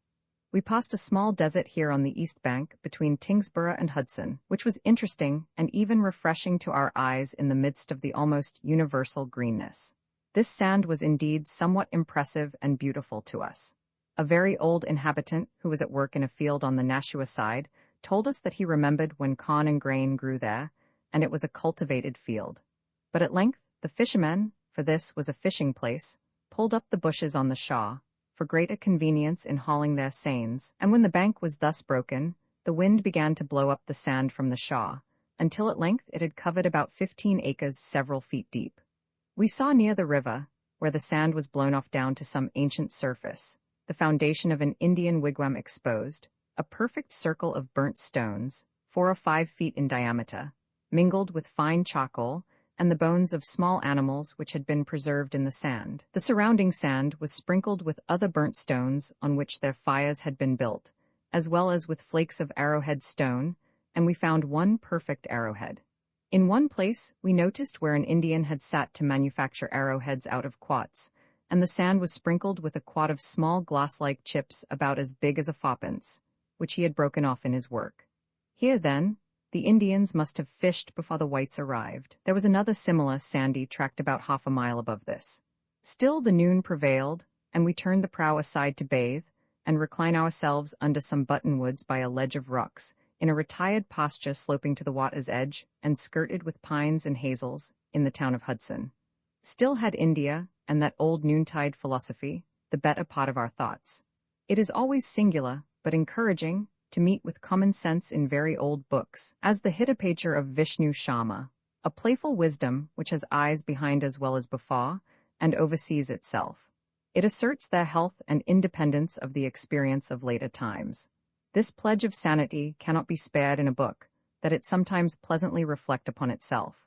The story and fabulous portion of this book winds loosely from sentence to sentence, as so many oases in a desert, and is as indistinct as a camel's track between Merzuk and Darfur. It is a comment on the flow and freshet of modern books. The reader leaps from sentence to sentence, as from one stepping stone to another, while the stream of the story rushes past unregarded. The Bhagavad Gita is less sententious and poetic, perhaps, but still more wonderfully sustained and developed. Its sanity and sublimity have impressed the minds even of soldiers and merchants. It is the characteristic of great poems that they will yield of their sense in due proportion to the hasty and the deliberate reader. To the practical they will be common sense, and to the wise wisdom, as either the traveler may wet his lips, or an army may fill its water casks at a full stream. One of the most attractive of those ancient books that I have met with is The Laws of Manu. According to Sir William Jones, Vyasa, the son of Parashara, has decided that the Veda, with its Angas, are the 6 compositions deduced from it, the revealed system of medicine, the Puranas are sacred histories, and the Code of Manu were 4 works of supreme authority, which ought never to be shaken by arguments merely human. The last is believed by the Hindus to have been promulged in the beginning of time by Manu, son or grandson of Brahma, and first of created beings. And Brahma is said to have taught his laws to Manu in 100,000 verses, which Manu explained to the primitive world in the very words of the book, now translated.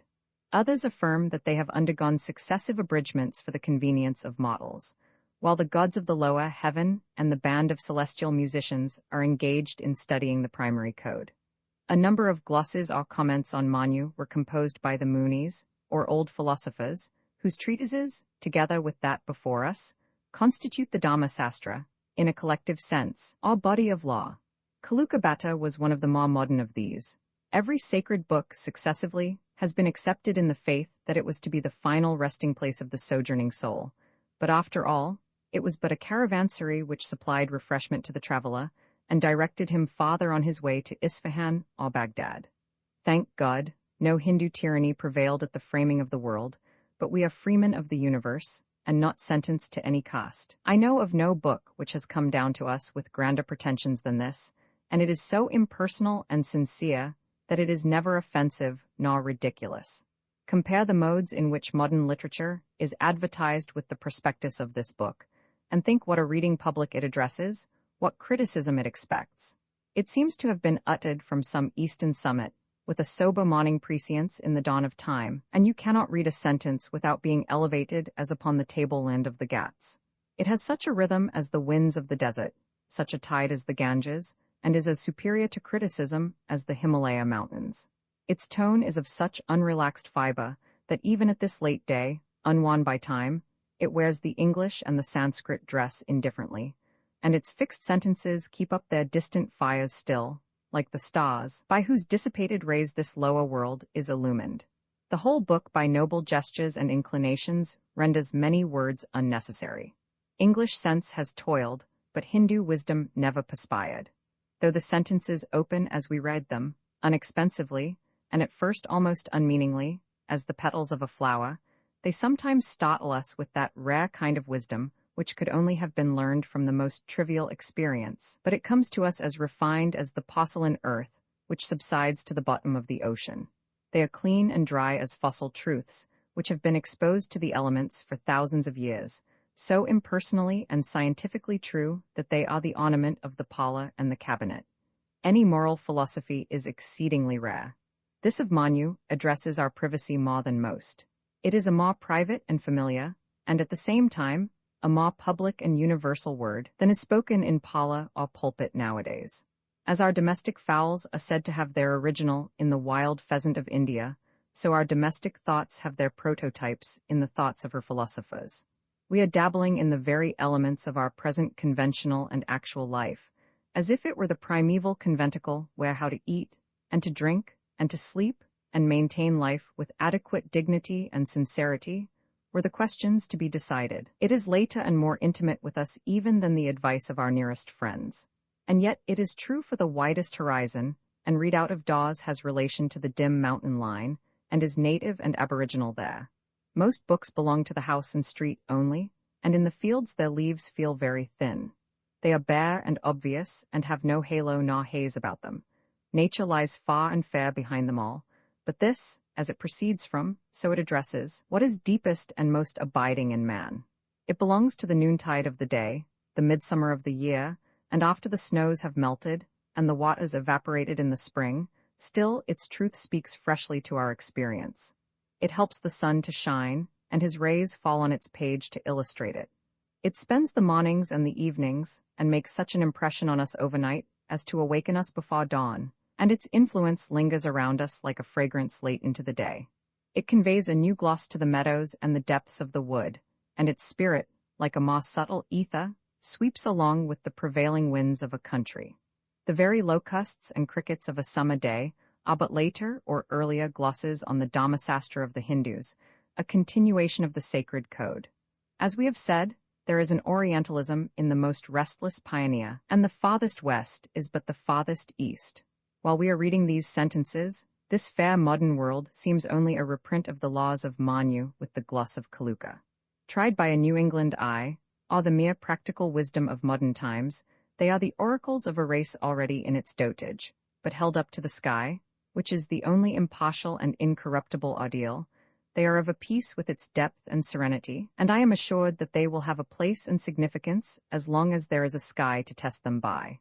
Give me a sentence which no intelligence can understand. There must be a kind of life and palpitation to it, and under its words a kind of blood must circulate forever. It is wonderful that this sound should have come down to us from so far, when the voice of man can be heard so little way, and we are not now within earshot of any contemporary. The woodcutters have here felled an ancient pine forest, and brought to light to these distant hills a fair lake in the southwest. And now, in an instant, it is distinctly shown to these woods as if its image had traveled hither from eternity. Perhaps these old stumps upon the knoll remember when anciently this lake gleamed in the horizon.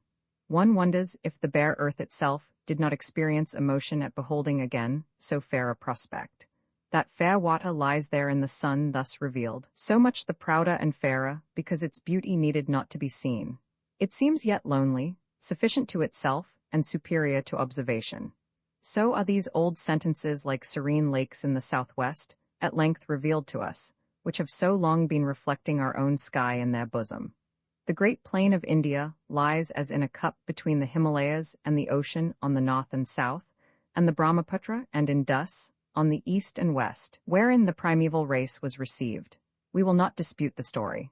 We are pleased to read in the natural history of the country, of the pine, larch, spruce, and silver fir, which cover the southern face of the Himalaya range, of the gooseberry, raspberry, strawberry, which from an eminent temperate zone overlook the torrid plains. So did this active modern life have even then a foothold and lurking place in the midst of the stateliness and contemplativeness of those eastern plains. In another era, the lily of the valley, cowslip, dandelion, were to work their way down into the plain, and bloom in a level zone of their own reaching round the earth. Already has the era of the temperate zone arrived, the era of the pine and the oak, for the palm and the banyan do not supply the wants of this age. The lichens on the summits of the rocks will perchance find their level irrelevant. As for the tenets of the Brahmins, we are not so much concerned to know what doctrines they held, as that they were held by any. We can tolerate all philosophies, atomists, pneumatologists, atheists, theists, Plato, Aristotle, Leucippus, Democritus, Pythagoras, Zoroaster, and Confucius. It is the attitude of these men, more than any communication which they make, that attracts us.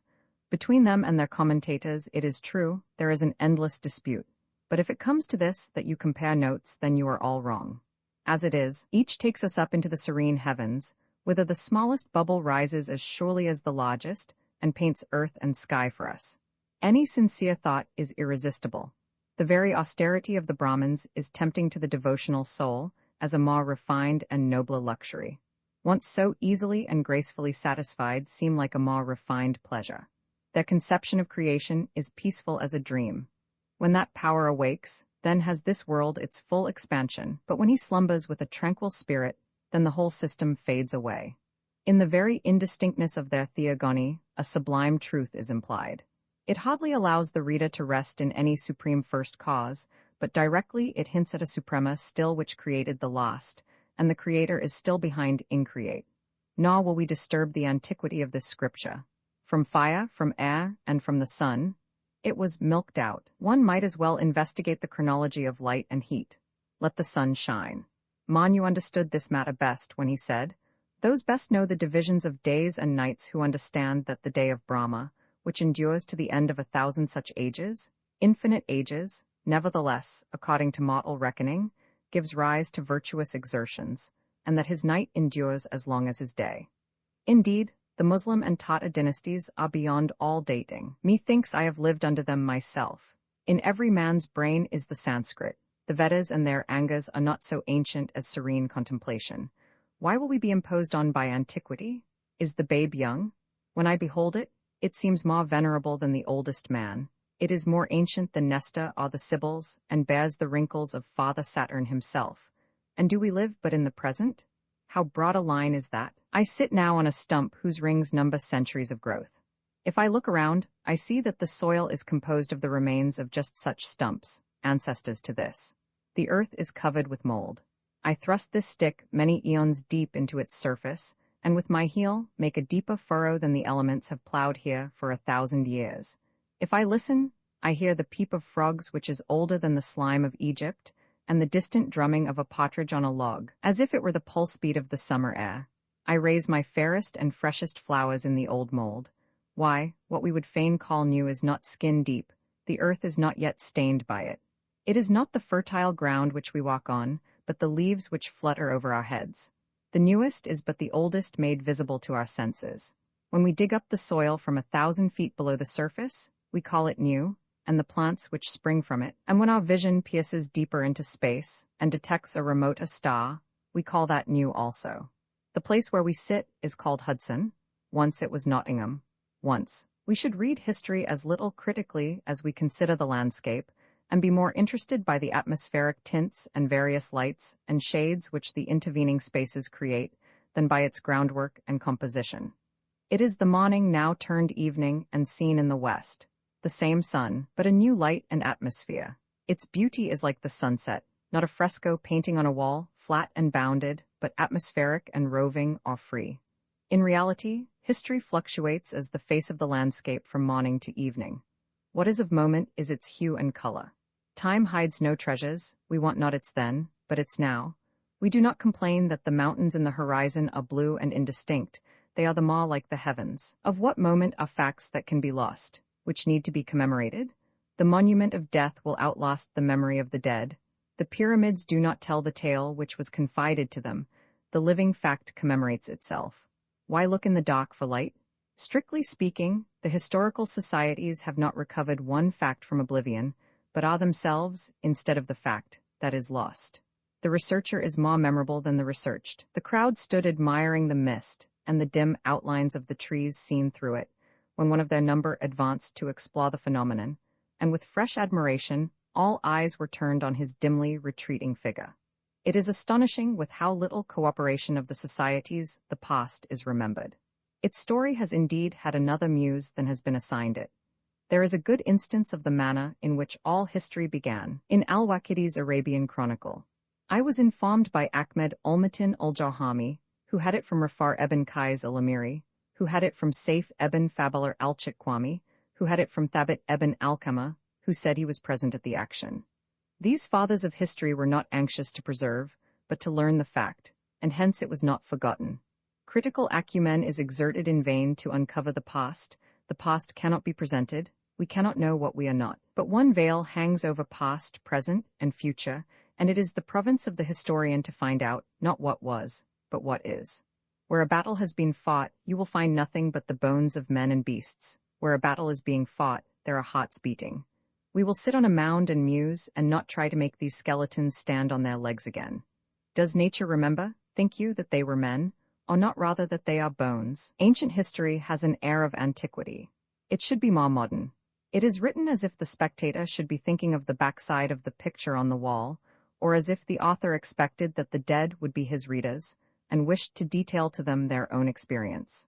Men seem anxious to accomplish an orderly retreat through the centuries, earnestly rebuilding the works behind, as they are battered down by the encroachments of time. But while they loiter, they and their works both fall a prey to the arch-enemy. History has neither the venerableness of antiquity, nor the freshness of the modern. It does as if it would go to the beginning of things, which natural history might with reason assume to do, but consider the universal history, and then tell us, when did burdock and plantain sprout first? It has been so written for the most part, that the times it describes are with remarkable propriety called dark ages. They are dark, as one has observed, because we are so in the dark about them. The sun rarely shines in history, what with the dust and confusion, and when we meet with any cheering fact which implies the presence of this luminary, we excerpt and modernize it.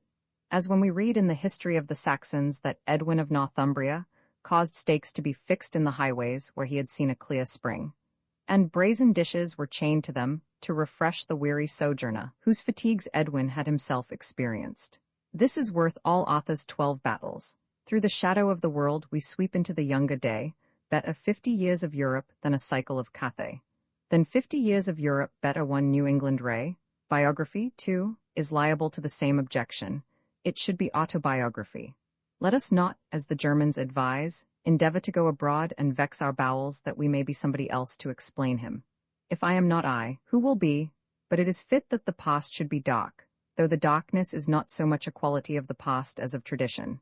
It is not a distance of time, but a distance of relation, which makes thus dusky its memorials. What is near to the heart of this generation is fair and bright still.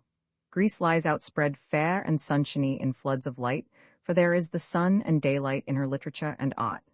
Homer does not allow us to forget that the sun shone, nor Phidias, nor the Parthenon, yet no era has been wholly dark, nor will we too hastily submit to the historian, and congratulate ourselves on a blaze of light.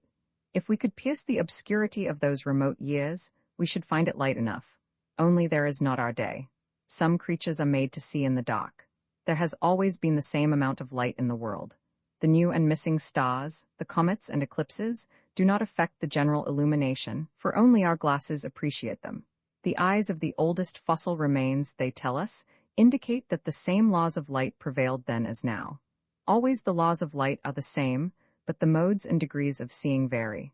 The gods are partial to no era, but steadily shines their light in the heavens, while the eye of the beholder is turned to stone.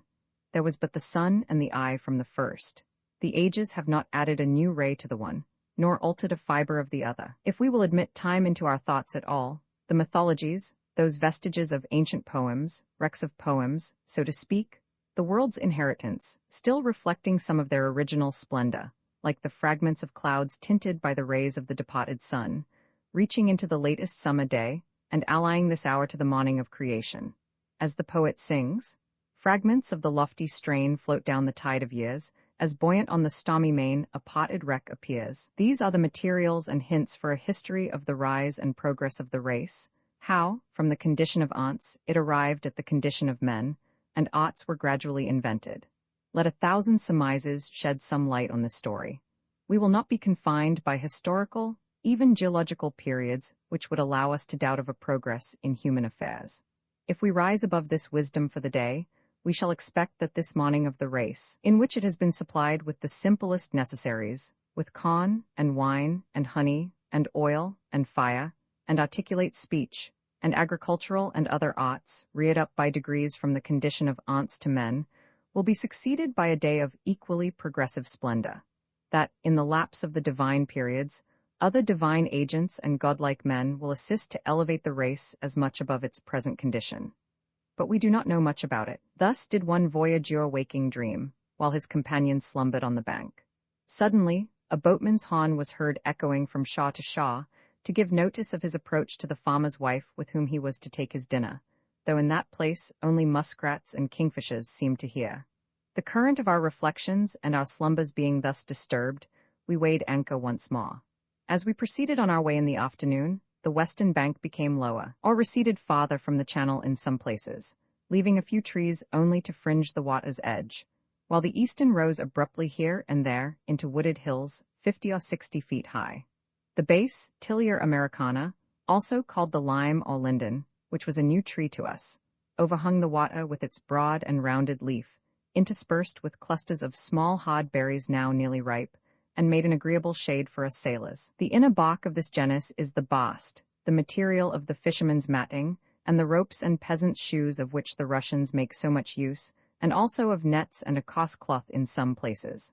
According to poets, this was once Philyra, one of the Oceanides. The ancients are said to have used its bark for the roofs of cottages, for baskets, and for a kind of paper called Philyra.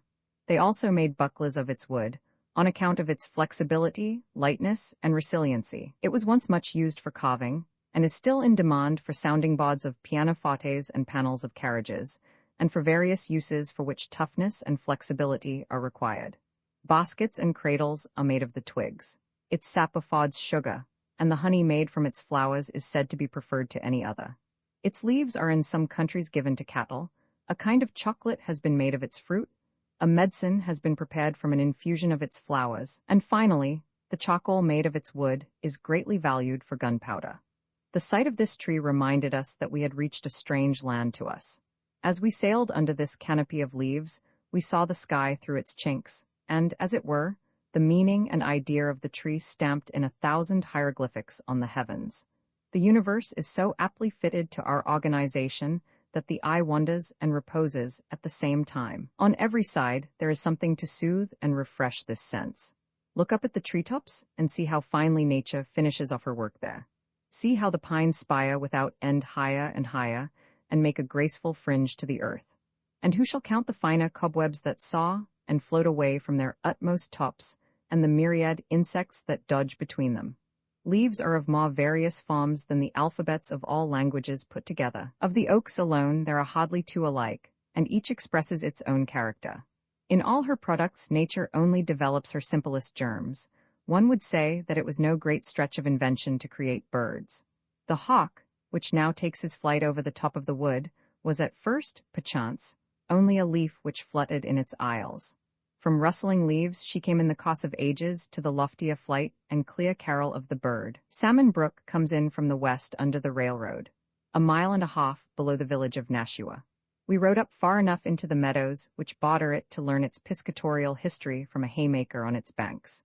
He told us that the silver eel was formerly abundant here, and pointed to some sunken creels at its mouth.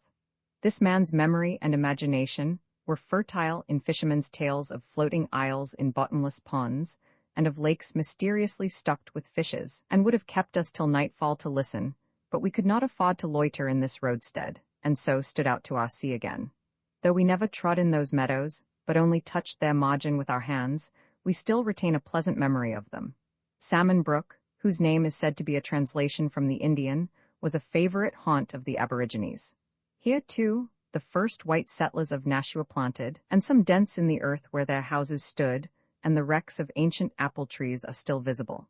About 1 mile up, this stream stood the house of old John Lovewell, who was an ensign in the army of Oliver Cromwell, and the father of famous Captain Lovewell.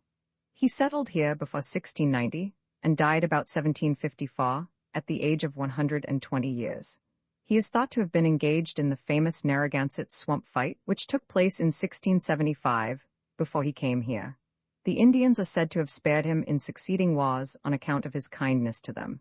Even in 1700, he was so old and gray-headed that his scalp was worth nothing, since the French governor offered no bounty for such.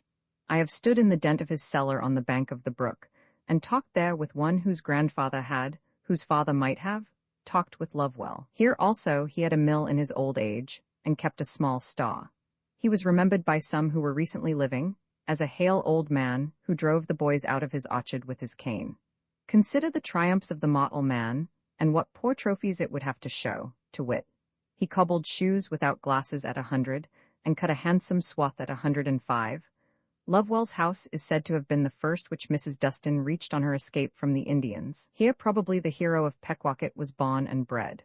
Close by may be seen the cella and the gravestone of Joseph Hassell, who, as is elsewhere recorded, with his wife Anna, and son Benjamin and Mary Mox, were slain by our Indian enemies on September 2nd, 1691, in the evening. As Gookin observed on a previous occasion, the Indian rod upon the English backs had not yet done God's errand. Salmon Brook near its mouth is still a solitary stream, meandering through woods and meadows, while the then uninhabited mouth of the Nashua now resounds with the din of a manufacturing town. A stream from Arturnic Pond in Hudson comes in just above Salmon Brook, on the opposite side. There was a good view of Uncanunnock, the most conspicuous mountain in these parts, from the bank here, seen rising over the west end of the bridge above. We soon after passed the village of Nashua, on the river of the same name, where there is a covered bridge over the Merrimack. The Nashua, which is one of the largest tributaries, flows from Wachusett Mountain, through Lancaster, Groton, and other towns, where it has formed well-known elm-shaded meadows, but near its mouth it is obstructed by falls and factories, and did not tempt us to explore it. Far away from here in Lancaster, with another companion, I have crossed the broad valley of the Nashua, over which we had so long looked westward from the Concord hills without seeing it to the blue mountains in the horizon. So many streams, So many meadows and woods and quiet dwellings of men had lain concealed between us and those delectable mountains. From yonder hill on the road to Tingsborough, you may get a good view of them. There where it seemed uninterrupted forest to our youthful eyes, between two neighboring pines in the horizon, lay the valley of the Nashua, and this very stream was even then winding at its bottom, and then, as now, it was here silently mingling its waters with the Merrimack. The clouds which floated over its meadows and were borne there, seen far in the west, gilded by the rays of the setting sun, had adorned 1,000 evening skies for us. But as it were, by a turf wall this valley was concealed, and in our journey to those hills it was first gradually revealed to us. Summer and winter, our eyes had rested on the dim outline of the mountains, to which distance and indistinctness lent a grandeur not their own, so that they served to interpret all the illusions of poets and travellers. Standing on the Concord cliffs, we thus spoke our mind to them. With frontier strength ye stand your ground, with grand content ye circle round, tumultuous silence for all sound, ye distant nursery of rills, Monadnock and the Peterborough hills, firm argument that never stirs, outcircling the philosophers, like some vast fleet, sailing through rain and sleet, through winter's cold and summer's heat, still holding on upon your high emprise, until ye find a shore amid the skies, not skulking close to land with cargo contraband, for they who sent a venture out by ye have set the sun to see their honesty. Ships of the line, each one, ye westward run, convoying clouds, which cluster in your shrouds, always before the gale, under a press of sail, with weight of metal all untold. I seem to feel ye in my firm seat here, immeasurable depth of hold and breadth of beam, and length of running gear. Methinks ye take luxurious pleasure in your novel western leisure. So cool your brows and freshly blue, as time had not for ye to do. For ye lie at your length, an unappropriated strength, unhewn primeval timber, for knees so stiff, for masts so limber, the stock of which new earths are made, one day to be our western trade, fit for the stanchions of a world, which through the seas of space is hurled. While we enjoy a lingering ray, ye still autop the western day, reposing yonder on God's croft like solid stacks of hay. So bold a line as ne'er was writ on any page by human wit. The forest glows as if an enemy's campfires shone along the horizon, or the day's funeral pyre were lighted there. Edged with silver and with gold, the clouds hang o'er in damask fold, and with such depth of amber light the west is dight, where still a few rays slant, that even heaven seems extravagant. Watatic Hill lies on the horizon's sill like a child's toy left overnight, and other duds to left and right, on the earth's edge, mountains and trees stand as they were on air graven, or as the vessels in a haven await the morning breeze. I fancy even through your defiles windeth the way to heaven, and yonder still, in spite of history's page, linger the golden and the silver age. Upon the laboring gale, the news of future centuries is brought, and of new dynasties of thought, from your remotest vale. But special I remember thee, Wachusett, who like me standest alone without society. Thy far blue eye, a remnant of the sky, seen through the clearing or the gorge, or from the windows of the forge, doth leaven all it passes by. Nothing is true but stands tween me and you, thou western pioneer, who know'st not shame nor fear, by venturous spirit driven under the eaves of heaven, and canst expand thee there and breathe enough of air? Even beyond the west thou migratest, into unclouded tracts without a pilgrim's axe, cleaving thy road on high with thy well-tempered brow, and mak'st thyself a clearing in the sky. Upholding heaven, holding down earth, thy pastime from thy birth. Not steadied by the one, nor leaning on the other, may I approve myself thy worthy brother. At length, like Racellas and other inhabitants of happy valleys, we had resolved to scale the blue wall which bounded the western horizon, though not without misgivings that thereafter no visible fairyland would exist for us. But it would be long to tell of our adventures, and we have no time this afternoon, transporting ourselves in imagination up this hazy Nashua Valley, to go over again that pilgrimage. We have since made many similar excursions to the principal mountains of New England and New York, and even far in the wilderness, and have passed a night on the summit of many of them.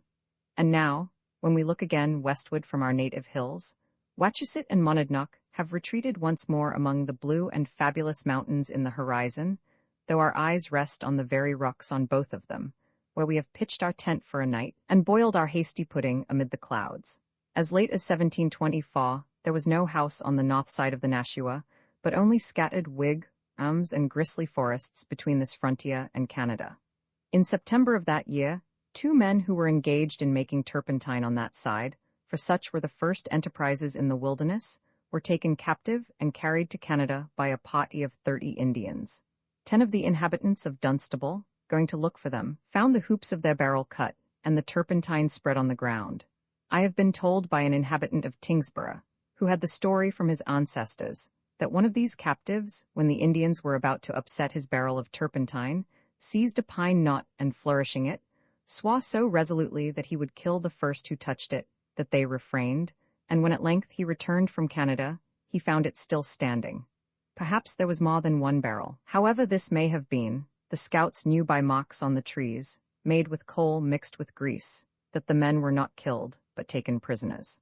One of the company, named Farwell, perceiving that the turpentine had not done spreading, concluded that the Indians had been gone but a short time, and they accordingly went in instant pursuit.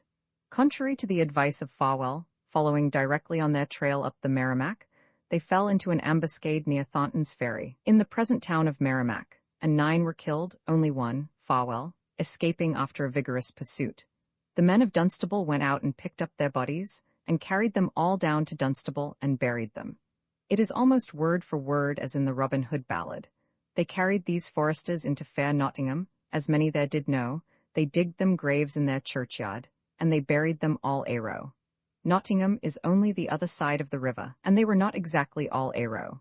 You may read in the churchyard at Dunstable, under the memento mori, and the name of one of them, how they departed this life, and this man with 7 more that lies in this grave was slew all in a day by the Indians. The stones of some others of the company stand around the common grave with their separate inscriptions. 8 were buried here, but 9 were killed, according to the best authorities. Gentle river, lo, thy streams are stained with gore. Many a brave and noble captain floats along thy willowed shore. All beside thy limpid waters, all beside thy sands so bright, Indian chiefs and Christian warriors joined in fierce and mortal fight. It is related in the history of Dunstable that on the return of Farwell, the Indians were engaged by a fresh party which they compelled to retreat, and pursued as far as the Nashua, where they fought across the stream at its mouth. After the departure of the Indians, the figure of an Indian's head was found carved by them on a large tree by the Shaw, which circumstance has given its name to this part of the village of Nashville, the Indian head. It was observed by some judicious, says Gookin, referring to Philip's War, that at the beginning of the war the English soldiers made a nothing of the Indians, and many spake words to this effect, that one Englishman was sufficient to chase 10 Indians. Many reckoned it was no other but veni, vidi, vici. But we may conclude that the judicious would by this time have made a different observation. Farwell appears to have been the only one who had studied his profession and understood the business of hunting Indians. He lived to fight another day, for the next year he was Lovewell's lieutenant at Pequawket, but that time, as we have related, he left his bones in the wilderness. His name still reminds us of twilight days and forest scouts on Indian trails, with an uneasy scalp, an indispensable hero to New England. As the more recent poet of Lovewell's fight has sung, halting a little but bravely still. Then did the crimson streams that flowed seem like the waters of the brook, that brightly shine, that loudly dash, far down the cliffs of Agiochuk. These battles sound incredible to us.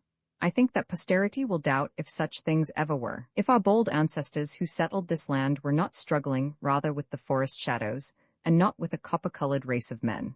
They were vapors, fever, and ague of the unsettled woods. Now, only a few arrowheads are turned up by the plow. In the Pelasgic, the Etruscan, or the British story, there is nothing so shadowy and unreal. It is a wild and antiquated-looking graveyard, overgrown with bushes, on the high road, about a quarter of a mile from and overlooking the Merrimack, with a deserted mill stream bounding it on one side, where lie the earthly remains of the ancient inhabitants of Dunstable. We passed it 3 or 4 miles below here. You may read there the names of Lovewell, Farwell, and many others whose families were distinguished in Indian warfare. We noticed there 2 large masses of granite more than a foot thick and rudely squared, lying flat on the ground over the remains of the first pastor and his wife. It is remarkable that the dead lie everywhere under stones, strat adjacent passum suo quic sub lapide, corpora we might say, if the measure allowed. When the stone is a slight one, it does not oppress the spirits of the traveller to meditate by it, but these did seem a little heathenish to us. And so are all large monuments over men's bodies, from the pyramids down. A monument should at least be starwise pointing, to indicate whither the spirit is gone, and not prostrate, like the body it has deserted. There have been some nations who could do nothing but construct tombs, and these are the only traces which they have left. They are the heathen. But why these stones, so upright and emphatic, like exclamation points? What was there so remarkable that lived? Why should the monument be so much more enduring than the fame which it is designed to perpetuate, a stone to a bone? Here lies, here lies. Why do they not sometimes write, there rises? Is it a monument to the body only that is intended? Having reached the term of his natural life. Would it not be truer to say, having reached the term of his unnatural life? The rarest quality in an epitaph is truth. If any character is given, it should be as severely true as the decision of the 3 judges below, and not the partial testimony of friends. Friends and contemporaries should supply only the name and date, and leave it to posterity to write the epitaph. Here lies an honest man, Rear Admiral Van. Faith, then ye have 2 in one grave, for in his favor, here too lies the engraver. Fame itself is but an epitaph, as late, as false, as true, but they only are the true epitaphs which old mortality retouches. A man might well pray that he may not taboo or curse any portion of nature by being buried in it.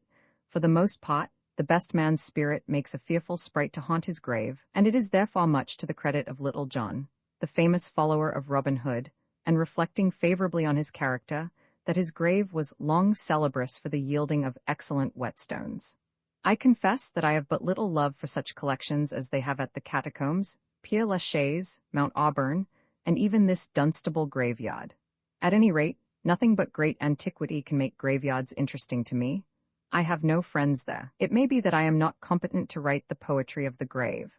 The farmer who has skimmed his farm might perchance leave his body to nature to be ploughed in, and in some measure restore its fertility. We should not retard but forward her economies.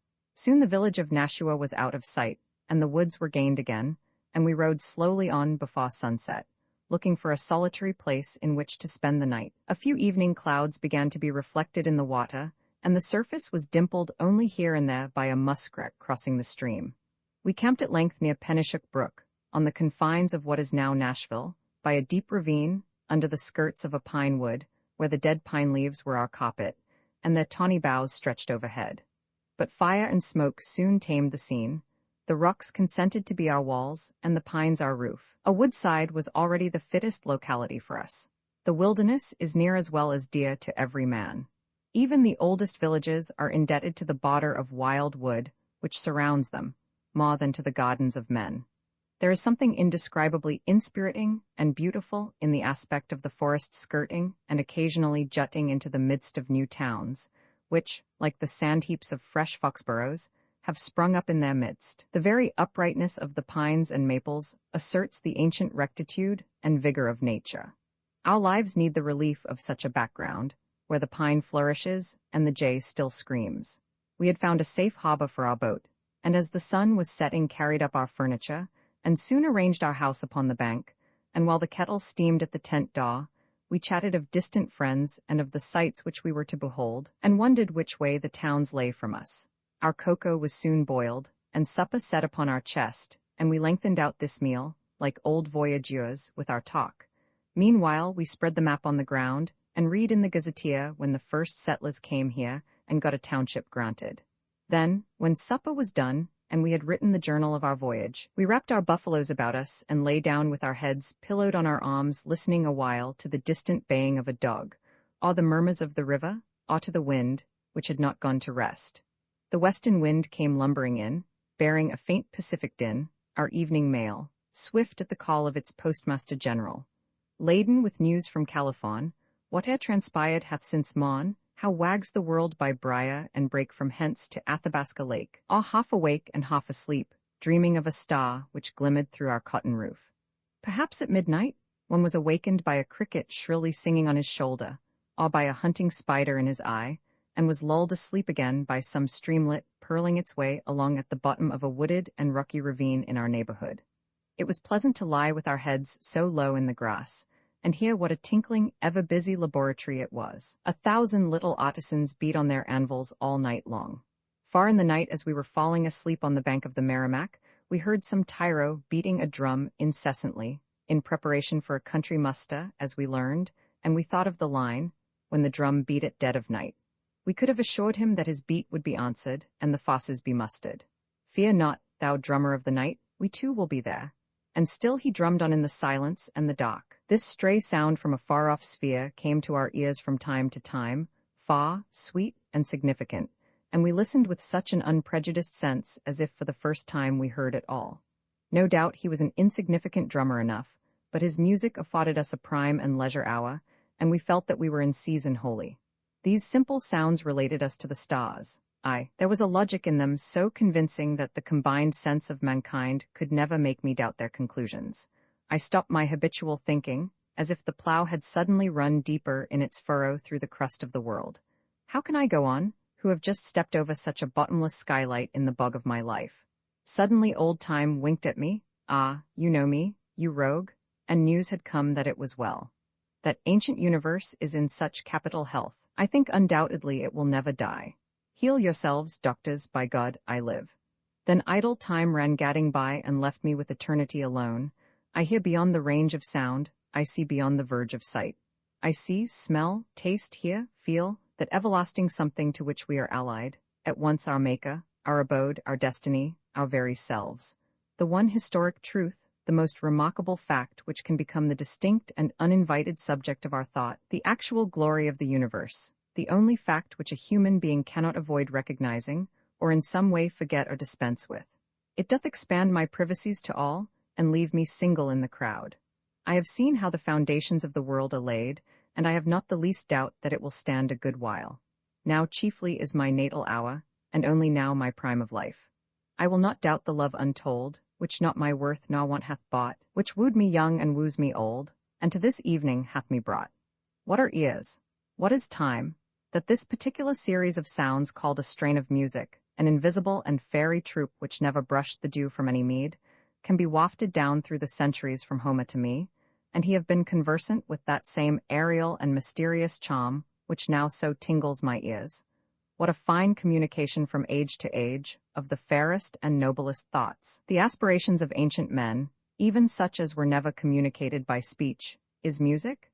It is the flower of language, thought-colored and curved, fluent and flexible, its crystal fountain tinged with the sun's rays, and its purling ripples reflecting the grass and the clouds. A strain of music reminds me of a passage of the Vedas, and I associate with it the idea of infinite remoteness, as well as of beauty and serenity, far to the senses that is farthest from us, which addresses the greatest depth within us. It teaches us again and again to trust the remotest and finest as the divinest instinct, and makes a dream our only real experience. We feel a sad cheer when we hear it, perchance because we that hear are not one with that which is heard. Therefore a torrent of sadness deep, through the strains of thy triumph, is heard to sweep. The sadness is ours. The Indian poet Kalidas says in the Shakuntala. Perhaps the sadness of men on seeing beautiful forms and hearing sweet music arises from some faint remembrance of past joys, and the traces of connections in a former state of existence. As polishing expresses the vein in marble, and grain in wood, so music brings out what of heroic lurks anywhere. The hero is the sole patron of music. That harmony which exists naturally between the hero's moods and the universe, the soldier would fain imitate with drum and trumpet. When we are in health, all sounds fife and drum for us. We hear the notes of music in the air, or catch its echoes dying away when we awake in the dawn. Marching is when the pulse of the hero beats in unison with the pulse of nature, and he steps to the measure of the universe. Then there is true courage and invincible strength. Plutarch says that Plato thinks the gods never gave men music, the science of melody and harmony, for mere delectation or to tickle the ear, but that the discordant parts of the circulations and beauteous fabric of the soul, and that of it that roves about the body, and many times, for want of tune and air, breaks forth into many extravagances and excesses, might be sweetly recalled and artfully wound up to their former consent and agreement. Music is the sound of the universal laws promulgated. It is the only assured tone. There are in it such strains as far surpass any man's faith in the loftiness of his destiny. Things are to be learned which it will be worth the while to learn. Formerly, I heard these rumors from an Aeolian harp, there is a vale which none hath seen, where foot of man has never been, such as here lives with toil and strife, an anxious and a sinful life. There every virtue has its birth, ere it descends upon the earth, and thither every deed returns, which in the generous bosom burns. Their love is warm, and youth is young, and poetry is yet unsung, for virtue still adventures there, and freely breathes her native air. And ever if you hearken well, you still may hear its vesper bell, and tread of high-souled men go by, their thoughts conversing with the sky. According to Iamblichus, Pythagoras did not procure for himself a thing of this kind through instruments or the voice, but employing a certain ineffable divinity, and which it is difficult to apprehend, he extended his ears and fixed his intellect in the sublime symphonies of the world. He alone hearing and understanding, as it appears, the universal harmony and consonance of the spheres, and the stars that are moved through them, and which produce a fuller and more intense melody than anything affected by mortal sounds.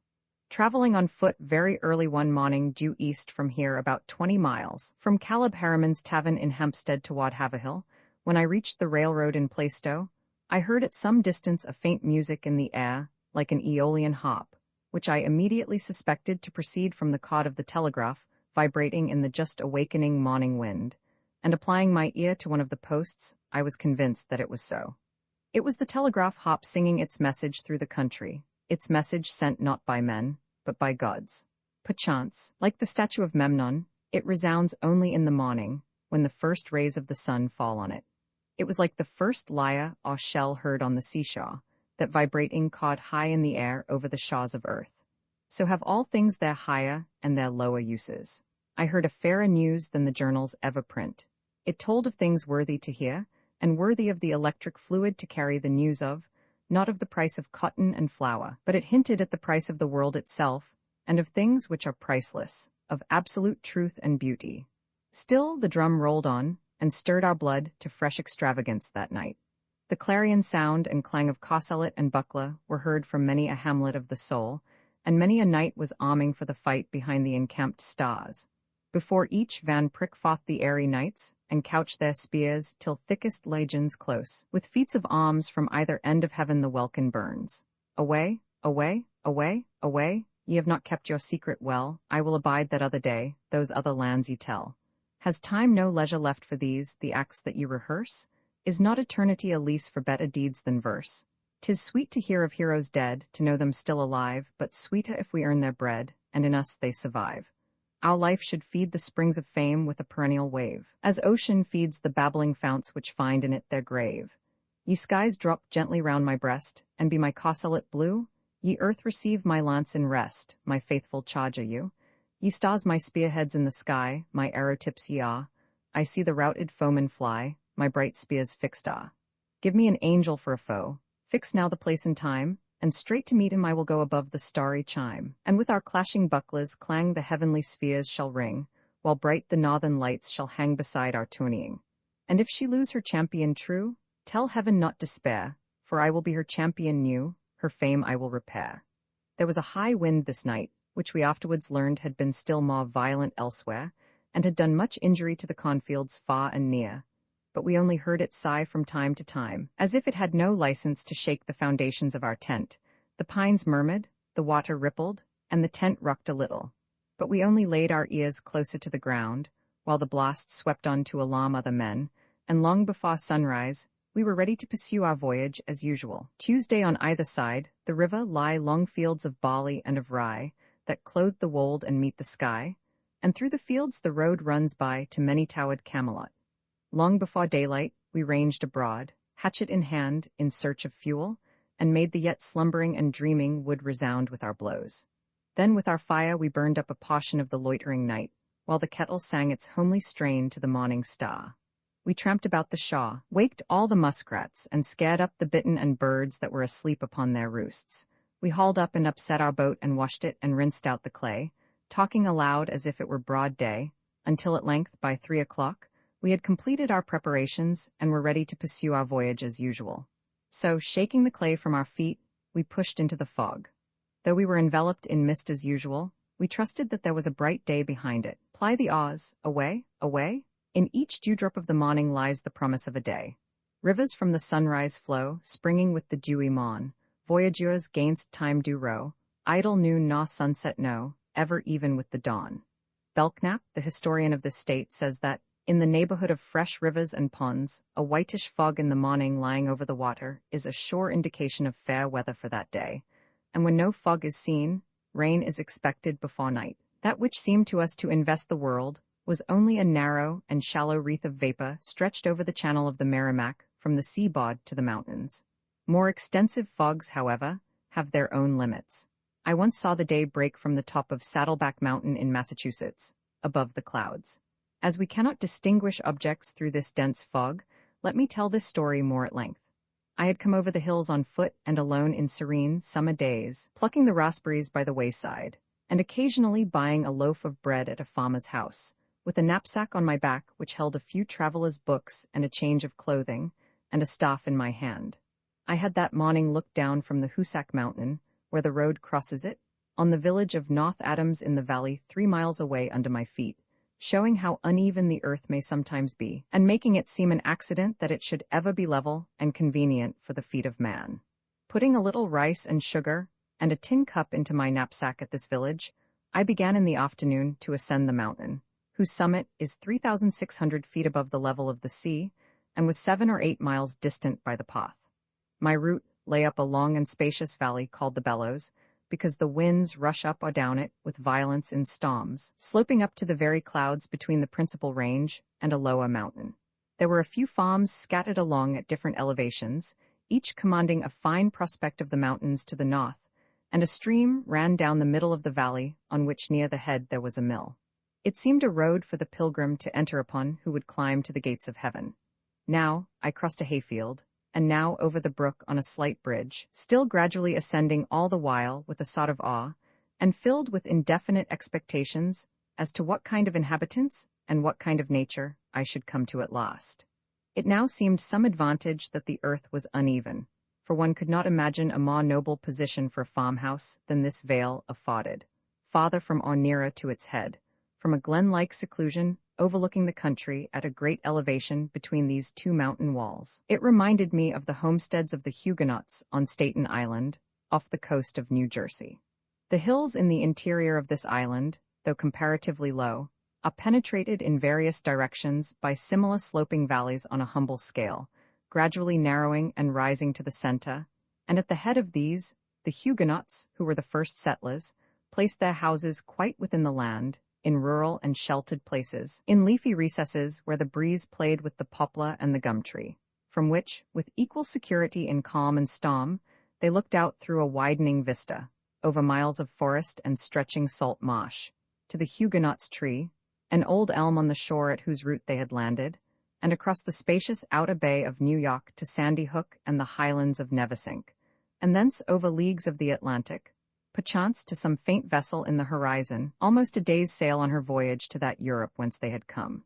When walking in the interior there, in the midst of rural scenery, where there was as little to remind me of the ocean as amid the New Hampshire hills, I have suddenly, through a gap, a cleft or clove road, as the Dutch settlers called it, caught sight of a ship under full sail, over a field of corn, 20 or 30 miles at sea. The effect was similar, since I had no means of measuring distances, to seeing a painted ship passed backwards and forwards through a magic lantern. But to return to the mountain. It seemed as if he must be the most singular and heavenly-minded man whose dwelling stood highest up the valley. The thunder had rumbled at my heels all the way, but the shower passed off in another direction, though if it had not, I half believed that I should get above it. I at length reached the last house but one, where the path to the summit diverged to the right, while the summit itself rose directly in front. But I determined to follow up the valley to its head, and then find my own route up the steep as the shorter and more adventurous way. I had thoughts of returning to this house, which was well kept and so nobly placed, the next day, and perhaps remaining a week there, if I could have entertainment.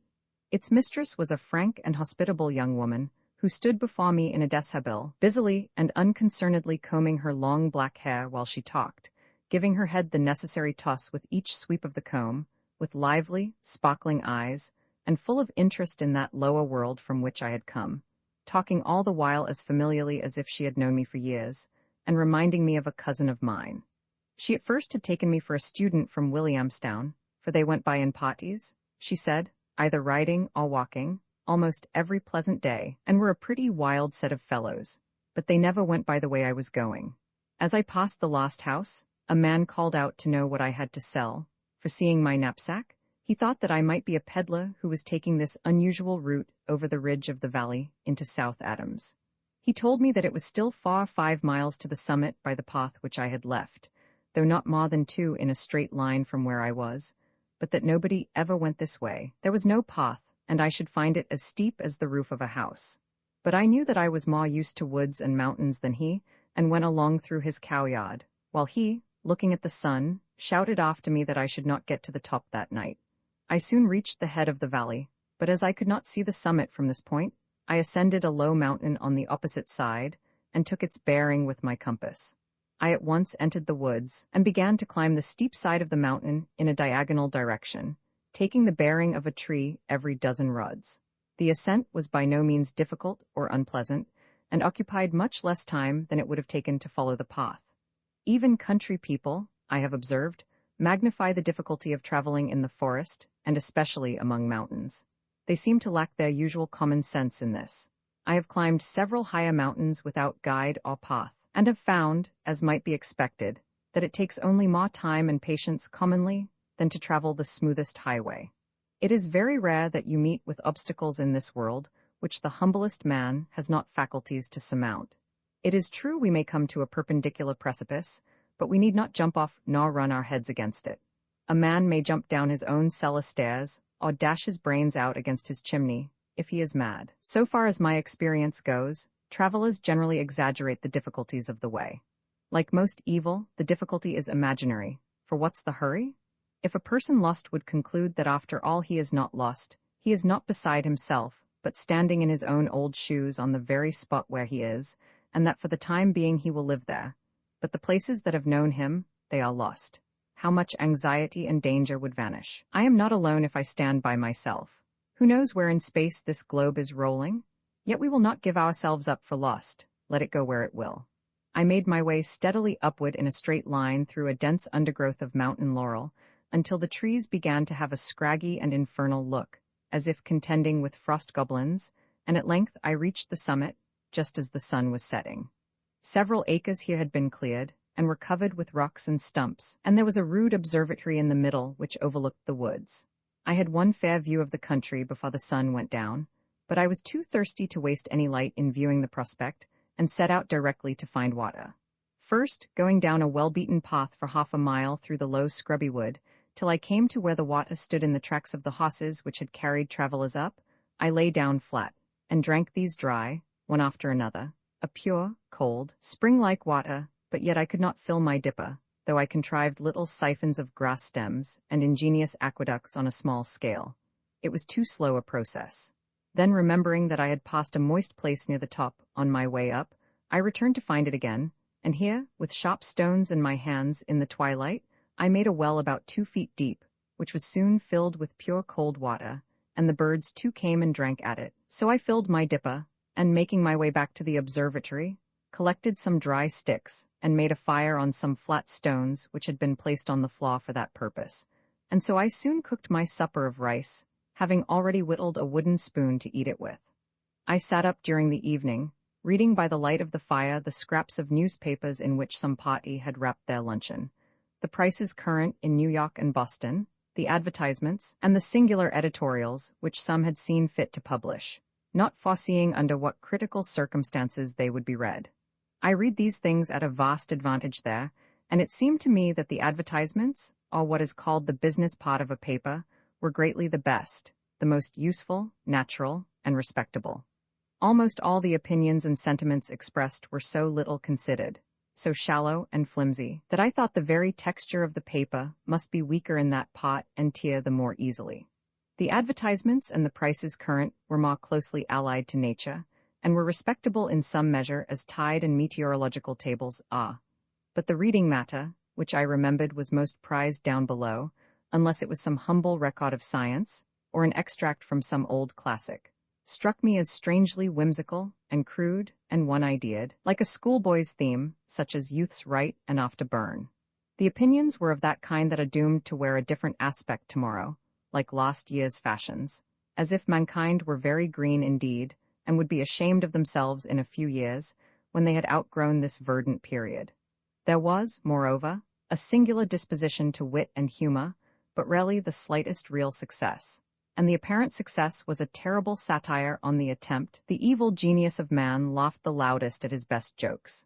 The advertisements, as I have said, such as were serious, and not of the modern quack kind, suggested pleasing and poetic thoughts, for commerce is really as interesting as nature. The very names of the commodities were poetic, and as suggestive as if they had been inserted in a pleasing poem: lumber, cotton, sugar, hides, guano, logwood. Some sober, private, and original thought would have been grateful to read there, and as much in harmony with the circumstances as if it had been written on a mountain top, for it is of a fashion which never changes, and as respectable as hides and logwood, or any natural product. What an inestimable companion such a scrap of paper would have been, containing some fruit of a mature life. What a relic! What a recipe! It seemed a divine invention, by which not mere shining coin, but shining and current thoughts could be brought up and left there. As it was cold, I collected quite a pile of wood and lay down on a board against the side of the building, not having any blanket to cover me, with my head to the fire, that I might look after it, which is not the Indian rule. But as it grew colder towards midnight, I at length encased myself completely in boards, managing even to put a board on top of me, with a large stone on it, to keep it down, and so slept comfortably. I was reminded, it is true, of the Irish children, who inquired what their neighbors did who had no daw to put over them in winter nights as they had, but I am convinced that there was nothing very strange in the inquiry. Those who have never tried it can have no idea how far a daw, which keeps the single blanket down, may go toward making one comfortable. We are constituted a good deal like chickens, which taken from the hen, and put in a basket of cotton in the chimney corner, will often peep till they die, nevertheless. But if you put in a book, or anything heavy, which will press down the cotton and feel like the hen, they go to sleep directly. My only companions were the mice, which came to pick up the crumbs that had been left in those scraps of paper. Still, as everywhere, pension is on man, and not unwisely improving this elevated tract for their habitation. They nibbled what was for them, I nibbled what was for me. Once or twice in the night when I looked up, I saw a white cloud drifting through the windows, and filling the whole upper story. This observatory was a building of considerable size, erected by the students of Williamstown College, whose buildings might be seen by daylight, gleaming far down in the valley. It would be no small advantage if every college were thus located at the base of a mountain, as good at least as one well-endowed professorship. It were as well to be educated in the shadow of a mountain as in more classical shades. Some will remember, no doubt, not only that they went to the college, but that they went to the mountain. Every visit to its summit would, as it were, generalize the particular information gained below, and subject it to more Catholic tests. I was up early and perched upon the top of this tower to see the daybreak, for some time reading the names that had been engraved there, before I could distinguish more distant objects. An untamable fly buzzed at my elbow with the same nonchalance as on a molasses hogshead at the end of Long Wharf. Even there, I must attend to his stale humdrum. But now, I come to the pith of this long digression. As the light increased, I discovered around me an ocean of mist, which by chance reached up exactly to the base of the tower, and shut out every vestige of the earth, while I was left floating on this fragment of the wreck of a world, on my carved plank, in cloudland, a situation which required no aid from the imagination to render it impressive. As the light in the east steadily increased, it revealed to me more clearly the new world into which I had risen in the night, the new terra firma perchance of my future life. There was not a crevice left through which the trivial places we name Massachusetts or Vermont or New York could be seen, while I still inhaled the clear atmosphere of a July morning, if it were July there. All around beneath me was spread for 100 miles on every side, as far as the eye could reach, an undulating country of clouds, answering in the varied swell of its surface to the terrestrial world it veiled. It was such a country as we might see in dreams, with all the delights of paradise. There were immense snowy pastures, apparently smooth-shaven and firm, and shady vales between the vaporous mountains, and far in the horizon I could see where some luxurious misty timber jutted into the prairie, and trace the windings of a watercourse, some unimagined Amazon or Orinoco, by the misty trees on its brink. As there was wanting the symbol, so there was not the substance of impurity, no spot nor stain. It was a favor for which to be forever silent to be shown this vision. The earth beneath had become such a flitting thing of lights and shadows as the clouds had been before. It was not merely veiled to me, but it had passed away like the phantom of a shadow, sigma kappa iota letta, on FB6 sigma letta 1F4, fa nu alpha rho, and this new platform was gained.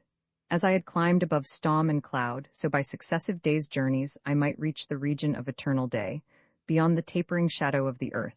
Heaven itself shall slide and roll away, like melting stars that glide along their oily threads. But when its own sun began to rise on this pure world, I found myself a dweller in the dazzling halls of Aurora, into which poets have had but a partial glance over the eastern hills, drifting amid the saffron-colored clouds, and playing with the rosy fingers of the dawn in the very path of the sun's chariot, and sprinkled with its dewy dust, enjoying the benignant smile, and near at hand the far-darting glances of the god. The inhabitants of earth behold commonly but the dark and shadowy underside of heaven's pavement. It is only when seen at a favorable angle in the horizon, morning or evening, that some faint streaks of the rich lining of the clouds are revealed. But my muse would fail to convey an impression of the gorgeous tapestry by which I was surrounded, such as men see faintly reflected afar off in the chambers of the east. Here, as on earth, I saw the gracious god flatter the mountain tops with sovereign eye, gilding pale streams with heavenly alchemy. But never here did heaven's sun stain himself. But alas, owing, as I think, to some unworthiness in myself, my private son did stain himself, and none permit the basest clouds to ride with ugly wrack on his celestial face. For before the god had reached the zenith, the heavenly pavement rose and embraced my wavering virtue. Or rather, I sank down again into that fallen world, from which the celestial sun had hid his visage.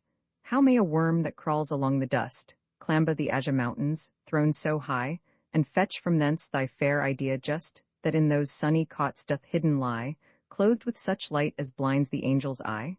How may weak mortal ever hope to file his unsmooth tongue, and his deprostrate style?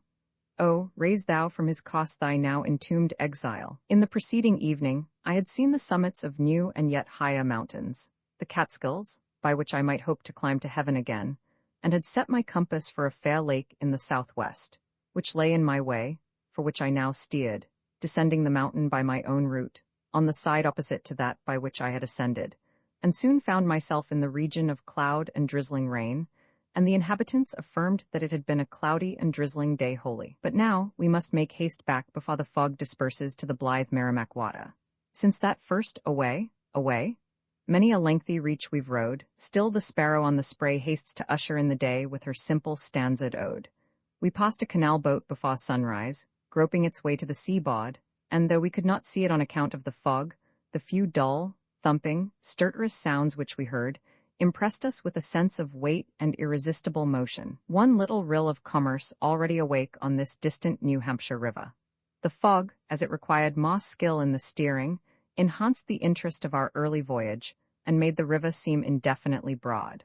A slight mist, through which objects are faintly visible, has the effect of expanding even ordinary streams, by a singular mirage, into arms of the sea or inland lakes. In the present instance, it was even fragrant and invigorating, and we enjoyed it as a sort of earlier sunshine, or dewy and embryo light.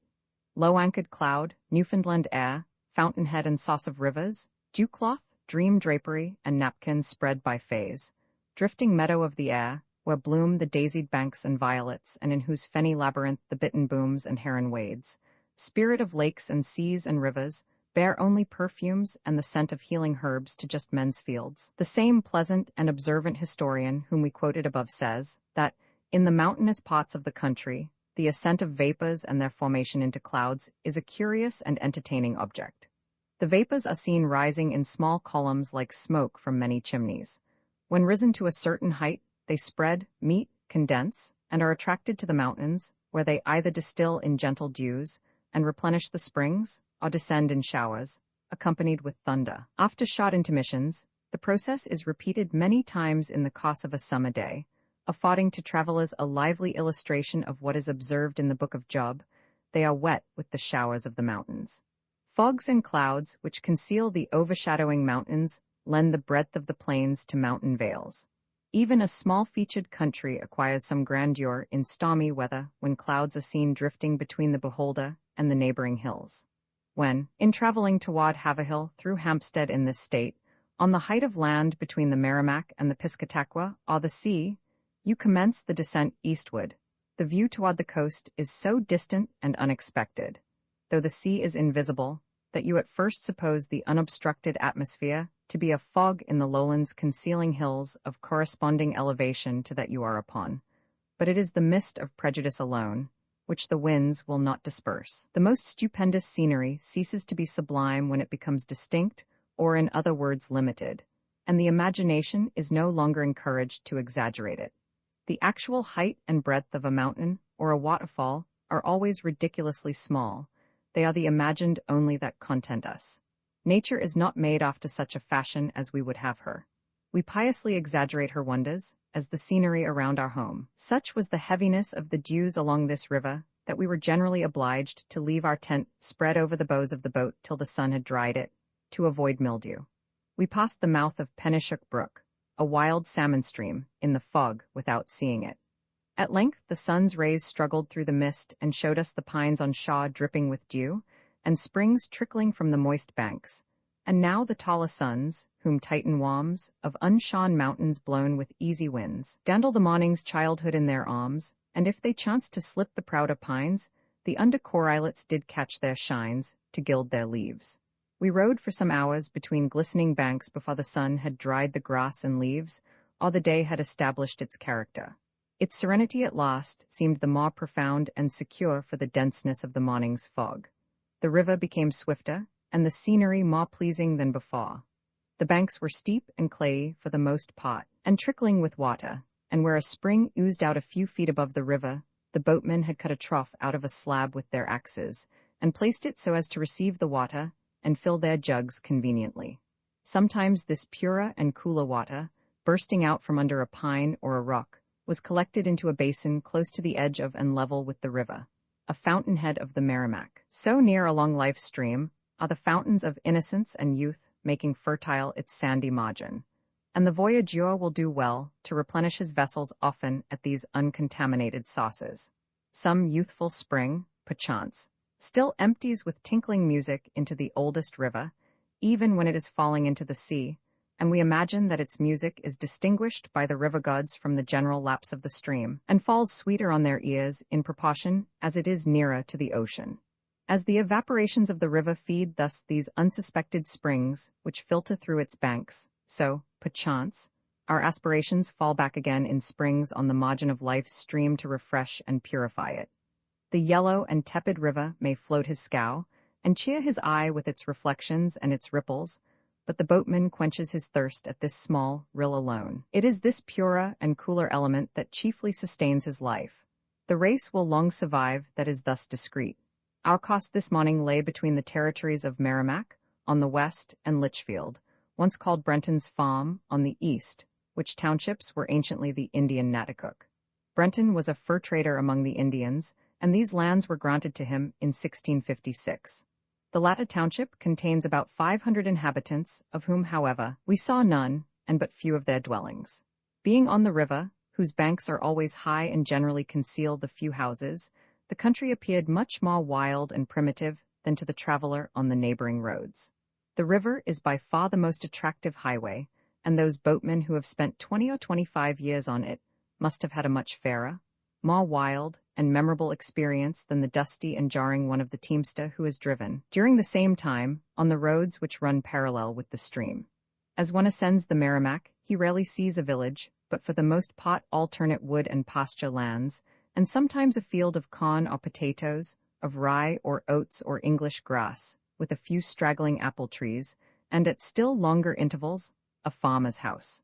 The soil, excepting the best of the interval, is commonly as light and sandy as a patriot could desire. Sometimes this forenoon the country appeared in its primitive state, and as if the Indians still inhabited it, and again, as if many free new settlers occupied it, their slight fences straggling down to the water's edge, and the barking of dogs and even the prattle of children were heard, and smoke was seen to go up from some hearthstone, and the banks were divided into patches of pasture, mowing, tillage, and woodland.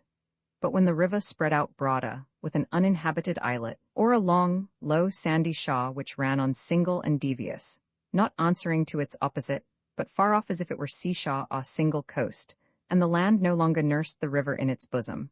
But they conversed as equals, the rustling leaves with rippling waves, and few fences were seen, but high oak woods on one side, and large herds of cattle, and all tracks seemed to point to one centre behind some statelier grove. We imagined that the river flowed through an extensive manor, and that the few inhabitants were retainers to a lord, and a feudal state of things prevailed. When there was a suitable reach, we caught sight of the Goffstown Mountain, the Indian Uncanunnock, rising before us on the west side. It was a calm and beautiful day, with only a slight zephyr to ripple the surface of the water and rustle the woods on shore, and just warmth enough to prove the kindly disposition of nature to her children. With buoyant spirits and vigorous impulses, we tossed our boat rapidly along into the very middle of this forenoon. The fishhawk sailed and screamed overhead. The chipping or striped squirrel, Sciurus striatus, Tamia's listery, Audubon, sat upon the end of some Virginia fence or rider reaching over the stream, twirling a green nut with one paw, as in a lathe, while the other held it fast against its incisors as chisels. Like an independent russet leaf, with a will of its own, rustling whither it could, now under the fence, now over it, now peeping at the voyageurs through a crack with only its tail visible, now at its lunch deep in the toothsome kernel, and now a rod-off playing at hide-and-seek, with the nut stowed away in its chops, where were half a dozen more besides, extending its cheeks to a ludicrous breadth, as if it were devising through what safe valve of Frisk or Somerset to let its superfluous life escape, the stream passing harmlessly off, even while it sits in constant electric flashes through its tail. And now, with a chuckling squeak, it dives into the root of a hazel, and we see no more of it. Or the larger red squirrel, or chicory, sometimes called the Hudson Bay squirrel, Sciurus hudsonius, gave warning of our approach by that peculiar alarm of his, like the winding up of some strong clock, in the top of a pine tree, and dodged behind its stem, or leaped from tree to tree with such caution and adroitness, as if much depended on the fidelity of his scout, running along the white pine boughs sometimes 20 rods by our side, with such speed, and by such unerring routes as if it were some well-worn familiar path to him. And presently, when we have passed, he returns to his work of cutting off the pine cones, and letting them fall to the ground. We passed Cromwell's Falls, the first we met with on this river, this forenoon, by means of locks, without using our wheels. These falls are the Nessunkeag of the Indians. Great Nessunkeag stream comes in on the right just above, and Little Nessunkeag some distance below, both in Litchfield. We read in the Gazetteer, under the head of Merrimack, that the first house in this town was erected on the margin of the river soon after 1665 for a house of traffic with the Indians. For some time one Cromwell carried on a lucrative trade with them, weighing their furs with his foot, till, enraged at his supposed or real deception, they formed the resolution to murder him. This intention being communicated to Cromwell, he buried his wealth and made his escape. Within a few hours after his flight, a party of the Pennacook tribe arrived, and not finding the object of their resentment, burnt his habitation. Upon the top of the high bank here, close to the river, was still to be seen his cellar, now overgrown with trees. It was a convenient spot for such a traffic, at the foot of the first falls above the settlements, and commanding a pleasant view up the river, where he could see the Indians coming down with their furs. The lockman told us that his shovel and tongs had been plowed up here, and also a stone with his name on it. But we will not vouch for the truth of this story. In the New Hampshire Historical Collections for 1815, it says, "Some time after pewter was found in the well, and an iron pot and trammel in the sand. The latter are preserved." These were the traces of the white trader. On the opposite bank, where it jutted over the stream capewise, we picked up 4 arrowheads and a small Indian tool made of stone, as soon as we had climbed it, where plainly there had once stood a wigwam of the Indians with whom Cromwell traded, and who fished and hunted here before he came. As usual, the gossips have not been silent respecting Cromwell's buried wealth, and it is said that some years ago a farmer's plough, not far from here, slid over a flat stone which emitted a hollow sound, and on its being raised, a small hole 6 inches in diameter was discovered, stoned about, from which a sum of money was taken. The lockman told us another similar story about a farmer in a neighboring town who had been a poor man, but who suddenly bought a good farm, and was well-to-do in the world, and when he was questioned, did not give a satisfactory account of the matter. How few, alas, could. This caused his hired man to remember that one day, as they were plowing together, the plow struck something, and his employer, going back to look, concluded not to go round again, saying that the sky looked rather lowering, and so put up his team. The like urgency has caused many things to be remembered which never transpired. The truth is, there is money buried everywhere, and you have only to go to work to find it. Not far from these falls stands an oak tree, on the interval, about 1/4 of a mile from the river, on the farm of a Mr. Lund, which was pointed out to us as the spot where French, the leader of the party which went in pursuit of the Indians from Dunstable, was killed. Farwell dodged them in the thick woods near. It did not look as if men had ever had to run for their lives on this now open and peaceful interval. Here, too, was another extensive desert by the side of the road in Litchfield, visible from the bank of the river. The sand was blown off in some places to the depth of 10 or 12 feet, leaving small grotesque hillocks of that height, where there was a clump of bushes firmly rooted. 30 or 40 years ago, as we were told, it was a sheep pasture, but the sheep, being worried by the fleas, began to paw the ground till they broke the sod, and so the sand began to blow, till now it had extended over 40 or 50 acres. This evil might easily have been remedied, at first by spreading birches with their leaves on over the sand, and fastening them down with stakes to break the wind. The fleas bit the sheep, and the sheep bit the ground, and the saw had spread to this extent. It is astonishing what a great sore a little scratch breedeth. Who knows but Sahara, where caravans and cities are buried, began with the bite of an African flea? This poor globe, how it must itch in many places. Will no God be kind enough to spread a salve of birches over its saws? Here too we noticed where the Indians had gathered a heap of stones, perhaps for their council fire, which, by their weight having prevented the sand under them from blowing away, were left on the summit of a mound. They told us that arrowheads, and also bullets of lead and iron, had been found here. We noticed several other sandy tracks in our voyage, and the course of the Merrimack can be traced from the nearest mountain by its yellow sandbanks, though the river itself is for the most part invisible. Lawsuits, as we hear, have in some cases grown out of these causes. Railroads have been made through certain irritable districts, breaking their sod, and so have set the sand to blowing, till it has converted fertile farms into deserts, and the company has had to pay the damages. This sand seemed to us the connecting link between land and water. It was a kind of water on which you could walk, and you could see the ripple marks on its surface, produced by the winds, precisely like those at the bottom of a brook or lake. We had read that Muslims are permitted by the Koran to perform their ablutions in sand when they cannot get water, a necessary indulgence in Arabia, and we now understood the propriety of this provision. Plum Island, at the mouth of this river, to whose formation, perhaps, these very banks have sent their contribution, is a similar desert of drifting sand, of various colors, blown into graceful curves by the wind. It is a mere sandbar exposed, stretching 9 miles parallel to the coast, and, exclusive of the marsh on the inside, rarely more than half a mile wide. There are but half a dozen houses on it, and it is almost without a tree, or a sod, or any green thing with which a countryman is familiar. The thin vegetation stands half buried in sand, as in drifting snow. The only shrub, the beach plum, which gives the island its name, grows but a few feet high. But this is so abundant that parties of 100 at once come from the mainland and down the Merrimack, in September, pitch their tents and gather the plums, which are good to eat raw and to preserve. The graceful and delicate beach pea, too, grows abundantly amid the sand, and several strange, moss-like and succulent plants. The island for its whole length is scalloped into low hills, not more than 20 feet high, by the wind, and, excepting a faint trail on the edge of the marsh, is as trackless as Sahara. There are dreary bluffs of sand and valleys plowed by the wind, where you might expect to discover the bones of a caravan.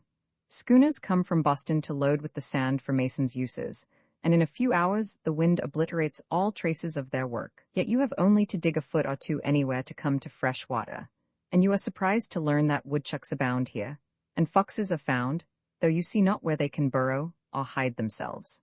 I have walked down the whole length of its broad beach at low tide, at which time alone you can find a firm ground to walk on, and probably Massachusetts does not furnish a more grand and dreary walk. On the seaside there are only a distant sail and a few coots to break the grand monotony. A solitary stake stuck up, or a sharper sandhill than usual, is remarkable as a landmark for miles, while for music you hear only the ceaseless sound of the surf and the dreary peep of the beach birds. There were several canal boats at Cromwell's Falls passing through the locks, for which we waited. In the forward part of one stood a brawny New Hampshire man, leaning on his pole, bareheaded and in shirt and trousers only, a rude Apollo of a man, coming down from that vast uplandish country to the main, of nameless age, with flaxen hair, and vigorous, weather-bleached countenance, in whose wrinkles the sun still lodged, as little touched by the heats and frosts and withering cares of life as a maple of the mountain. An undressed, unkempt, uncivil man, with whom we parleyed a while, and potted not without a sincere interest in one another. His humanity was genuine and instinctive, and his rudeness only a manner. He inquired, just as we were passing out of earshot, if we had killed anything, and we shouted after him that we had shot a boy, and could see him for a long while scratching his head in vain to know if he had heard aright. There is reason in the distinction of civil and uncivil. The manners are sometimes so rough or rind that we doubt whether they cover any caw or sapwood at all. We sometimes meet uncivil men, children of Amazons, who dwell by mountain paths, and are said to be inhospitable to strangers, whose salutation is as rude as the grasp of their brawny hands, and who deal with men as unceremoniously as they are wont to deal with the elements.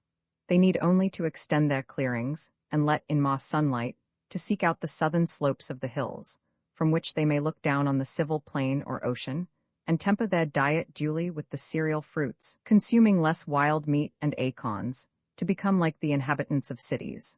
A true politeness does not result from any hasty and artificial polishing, it is true, but grows naturally in characters of the right grain and quality, through a long fronting of men and events, and rubbing on good and bad fortune. Perhaps I can tell a tale to the purpose while the luck is filling. For our voyage, this forenoon furnishes but few incidents of importance. Early one summer morning, I had left the shores of the Connecticut, and for the livelong day traveled up the bank of a river, which came in from the west, now looking down on the stream, foaming and rippling through the forest a mile off, from the hills over which the road led, and now sitting on its rocky brink and dipping my feet in its rapids, or bathing adventurously in mid-channel. The hills grew more and more frequent, and gradually swelled into mountains as I advanced, hemming in the course of the river, so that at last I could not see where it came from, and was at liberty to imagine the most wonderful meanderings and descents. At noon, I slept on the grass in the shade of a maple, where the river had found a broader channel than usual, and was spread out shallow, with frequent sandbars exposed. In the names of the towns I recognized some which I had long ago read on teamsters' wagons that had come from far up country. Quiet, uplandish towns, of mountainous fame. I walked along, musing and enchanted, by rows of sugar maples, through the small and uninquisitive villages, and sometimes was pleased with the sight of a boat drawn up on a sandbar, where there appeared no inhabitants to use it. It seemed, however, as essential to the river as a fish, and to lend a certain dignity to it. It was like the trout of mountain streams to the fishes of the sea, all like the young of the land crab born far in the interior, who have never yet heard the sound of the ocean's surf. The hills approached nearer and nearer to the stream, until at last they closed behind me, and I found myself just before nightfall in a romantic and retired valley, about half a mile in length, and barely wide enough for the stream at its bottom. I thought that there could be no finer site for a cottage among mountains. You could anywhere run across the stream on the rocks, and its constant murmuring would quiet the passions of mankind forever. Suddenly, the road, which seemed aiming for the mountainside, turned short to the left, and another valley opened, concealing the former, and of the same character with it. It was the most remarkable and pleasing scenery I had ever seen. I found here a few mild and hospitable inhabitants, who, as the day was not quite spent, and I was anxious to improve the light, directed me 5 miles farther on my way to the dwelling of a man whose name was Rice, who occupied the last and highest of the valleys that lay in my path, and who, they said, was a rather rude and uncivil man. But what is a foreign country to those who have science? Who is a stranger to those who have the habit of speaking kindly?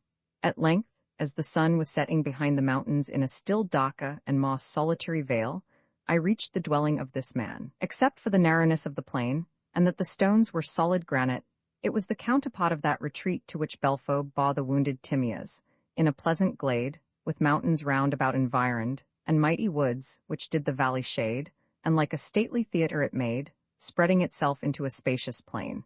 And in the midst a little river played amongst the pummy stones, which seemed to plain, with gentle murmur, that his cost they did restrain. I observed, as I drew near, that he was not so rude as I had anticipated, for he kept many cattle and dogs to watch them, and I saw where he had made maple sugar on the sides of the mountains, and above all distinguished the voices of children mingling with the murmur of the torrent before the daw. As I passed his stable, I met one whom I supposed to be a hired man, attending to his cattle, and I inquired if they entertained travellers at that house. "Sometimes we do," he answered, gruffly, and immediately went to the farthest stall from me, and I perceived that it was Rice himself whom I had addressed. But pardoning this incivility to the wildness of the scenery, I bent my steps to the house.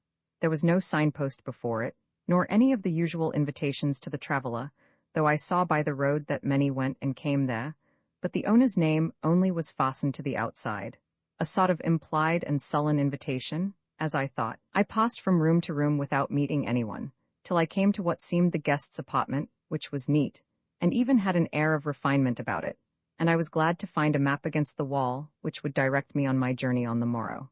At length, I heard a step in a distant apartment, which was the first I had entered, and went to see if the landlord had come in, but it proved to be only a child, one of those whose voices I had heard, probably his son, and between him and me stood in the doorway a large watchdog, which growled at me, and looked as if he would presently spring, but the boy did not speak to him, and when I asked for a glass of water, he briefly said, "It runs in the corner." So I took a mug from the counter and went out of doors, and searched round the corner of the house, but could find neither well nor spring, nor any water but the stream which ran all along the front. I came back, therefore, and setting down the mug, asked the child if the stream was good to drink. Whereupon he seized the mug, and, going to the corner of the room, where a cool spring which issued from the mountain behind trickled through a pipe into the apartment, filled it, and drank, and gave it to me empty again, and, calling to the dog, rushed out of doors. Ere long some of the hired men made their appearance, and drank at the spring, and lazily washed themselves and combed their hair in silence, and some sat down as if weary, and fell asleep in their seats. But all the while I saw no women, though I sometimes heard a bustle in that part of the house from which the spring came. At length Rice himself came in, for it was now dark, with an ox-whip in his hand, breathing hard, and he too soon settled down into his seat not far from me, as if, now that his day's work was done, he had no farther to travel, but only to digest his supper at his leisure. When I asked him if he could give me a bed, he said there was one ready, in such a tone as implied that I ought to have known it, and the less said about that the better. So far, so good. And yet he continued to look at me as if he would fain have me say something further like a traveller. I remarked that it was a wild and rugged country he inhabited, and worth coming many miles to see. "Not so very rough neither," said he, and appealed to his men to bear witness to the breadth and smoothness of his fields, which consisted in all of one small interval, and to the size of his crops. "And if we have some hills," added he, "there's no better pasturage anywhere."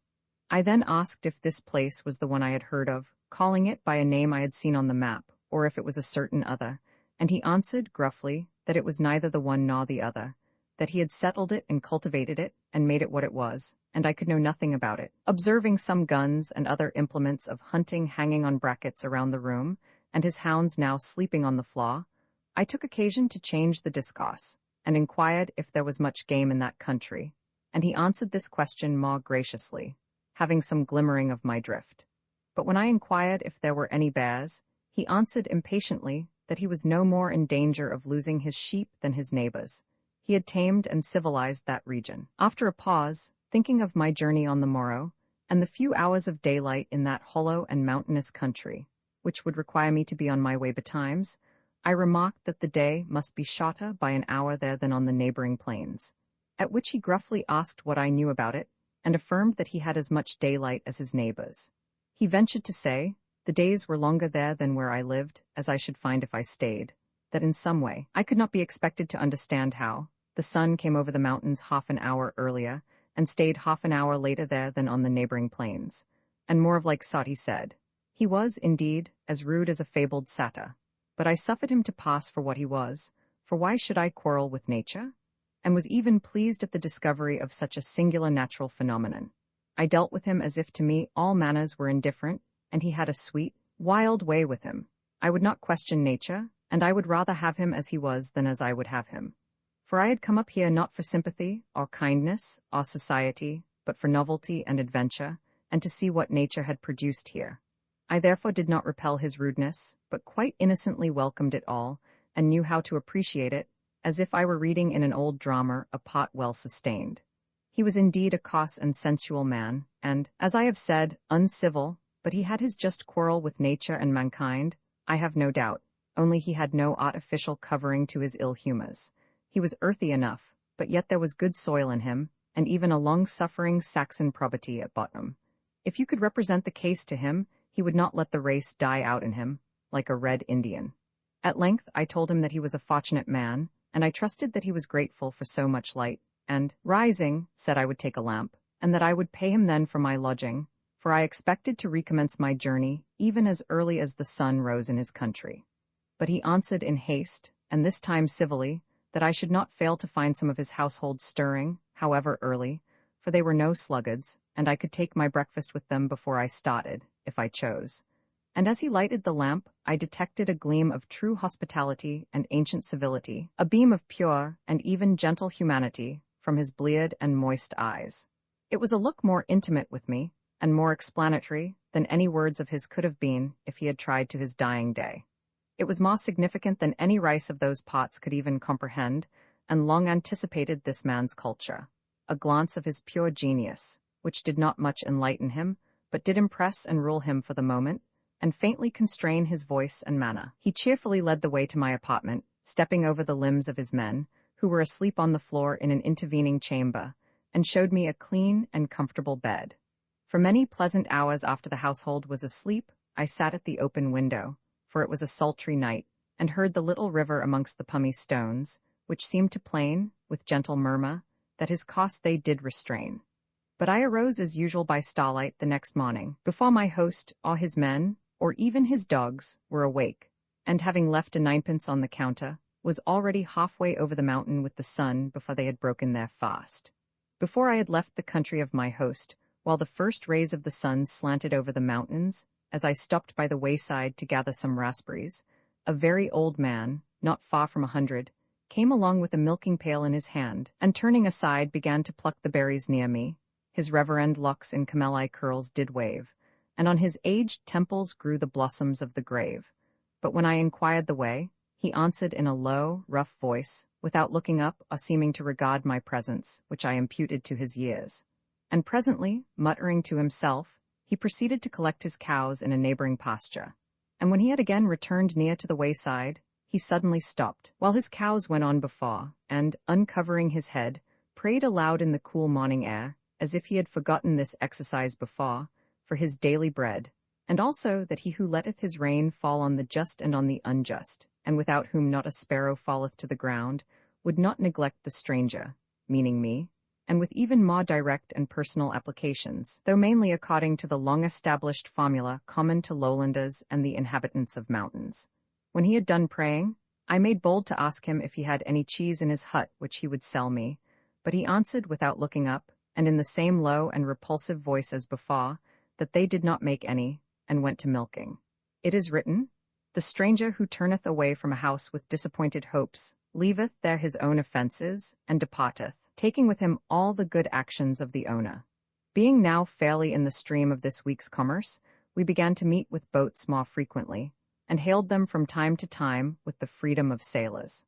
The boatmen appeared to lead an easy and contented life, and we thought that we should prefer their employment ourselves to many professions which are much more sought after. They suggested how few circumstances are necessary to the well-being and serenity of man, how indifferent all employments are, and that any may seem noble and poetic to the eyes of men, if pursued with sufficient buoyancy and freedom.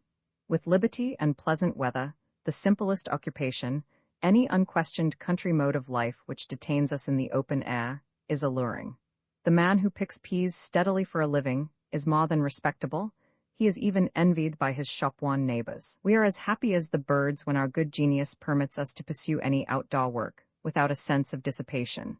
Our penknife glitters in the sun, our voice is echoed by yonder wood. If an oar drops, we are fain to let it drop again. The canal boat is of very simple construction, requiring but little ship timber, and, as we were told, costs about $200. They are managed by 2 men. In ascending the stream they use poles 14 or 15 feet long, pointed with iron, walking about 1/3 the length of the boat from the forward end. Going down, they commonly keep in the middle of the stream, using an oar at each end, Or if the wind is favorable, they raise their broad sail and have only to steer. They commonly carry down wood or bricks, 15 or 16 cords of wood, and as many thousand bricks at a time, and bring back stores for the country, consuming 2 or 3 days each way between Concord and Charlestown. They sometimes pile the wood so as to leave a shelter in one pot where they may retire from the rain. One can hardly imagine a more healthful employment, or one more favorable to contemplation and the observation of nature.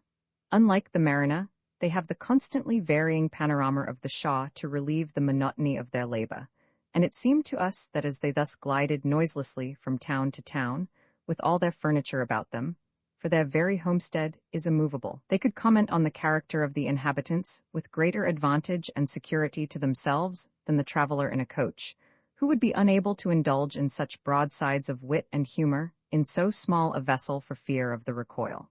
They are not subject to great exposure, like the lumberers of Maine, in any weather, but inhale the healthfulest breezes, being slightly encumbered with clothing, frequently with the head and feet bare. When we met them at noon as they were leisurely descending the stream, their busy commerce did not look like toil, but rather like some ancient oriental game still played on a large scale, as the game of chess, for instance, handed down to this generation.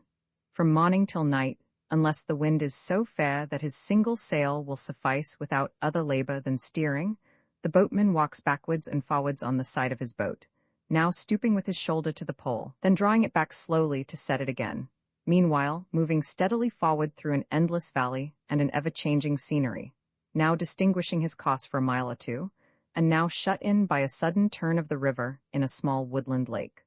All the phenomena which surround him are simple and grand, and there is something impressive, even majestic, in the very motion he causes, which will naturally be communicated to his own character, and he feels the slow, irresistible movement under him with pride, as if it were his own energy. The news spread like wildfire among us youths, when formerly, once in a year or two, one of these boats came up the Concord River, and was seen stealing mysteriously through the meadows and past the village. It came and departed as silently as a cloud, without noise or dust, and was witnessed by few. One summer day this huge traveler might be seen moored at some meadow's wharf, and another summer day it was not there. Where precisely it came from, or who these men were who knew the rocks and soundings better than we who bathed there, we could never tell. We knew some rivers bay only, but they took rivers from end to end. They were a sort of fabulous rivermen to us. It was inconceivable by what sort of mediation any mere landsman could hold communication with them. Would they heave to gratify his wishes? No, it was favor enough to know faintly of their destination, or the time of their possible return. I have seen them in the summer when the stream ran low, mowing the weeds in mid-channel, and with Hayes' jests cutting broad swaths in 3 feet of water, that they might make a passage for their scow, while the grass in long windrows was carried down the stream, undried by the rarest hay weather. We admired unweariedly how their vessel would float, like a huge chip, sustaining so many casks of lime, and thousands of bricks, and such heaps of iron ore, with wheelbarrows aboard, and that, when we stepped on it, it did not yield to the pressure of our feet. It gave us confidence in the prevalence of the law of buoyancy, and we imagined to what infinite uses it might be put. The men appeared to lead a kind of life on it, and it was whispered that they slept aboard.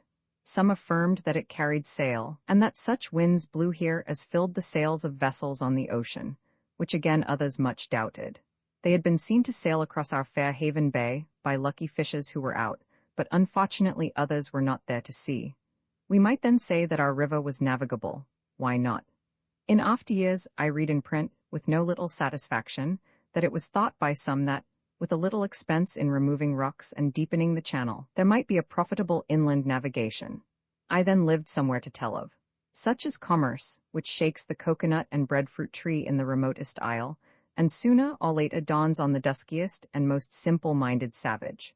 If we may be pardoned the digression, who can help being affected at the thought of the very fine and slight, but positive relation, in which the savage inhabitants of some remote isle stand to the mysterious white mariner, the child of the sun, as if we were to have dealings with an animal higher in the scale of being than ourselves. It is a barely recognized fact to the natives that he exists, and has his home far away somewhere, and is glad to buy their fresh fruits with his superfluous commodities. Under the same Catholic sun glances his white ship over Pacific waves into their smooth bays, and the poor savage's paddle gleams in the air. Man's little acts are grand, beheld from land to land, there as they lie in time. Within their native clime ships with the noontide way, and glide before its ray to some retired bay, their haunt, whence, under tropic sun, again they run, bearing gums Senegal and Tragicant. For this was ocean meant, for this the sun was sent, and moon was lent, and winds in distant caverns pent. Since our voyage the railroad on the bank has been extended, and there is now but little boating on the Merrimack. All kinds of produce and stores were formerly conveyed by water, but now nothing is carried up the stream, and almost wood and bricks alone are carried down, and these are also carried on the railroad. The locks are fast wearing out, and will soon be impassable, since the tolls will not pay the expense of repairing them, and so in a few years there will be an end of boating on this river. The boating at present is principally between Merrimack and Lowell, or Hooksett and Manchester. They make 2 or 3 trips in a week, according to wind and weather, from Merrimack to Lowell and back, about 25 miles each way. The boatman comes singing in to Shaw late at night, and moors his empty boat, and gets his supper and lodging in some house near at hand. And again, early in the morning, by starlight perhaps, he pushes away upstream, and by a shout, or the fragment of a song, gives notice of his approach to the lockman, with whom he is to take his breakfast. If he gets up to his woodpile before noon, he proceeds to load his boat with the help of his single hand, and is on his way down again before night. When he gets to Lowell, he unloads his boat, and gets his receipt for his cargo, and having heard the news at the public house at Middlesex or elsewhere, goes back with his empty boat and his receipt in his pocket to the owner, and to get a new load. We were frequently advertised of their approach by some faint sound behind us, and looking round saw them a mile off, creeping stealthily up the side of the stream like alligators.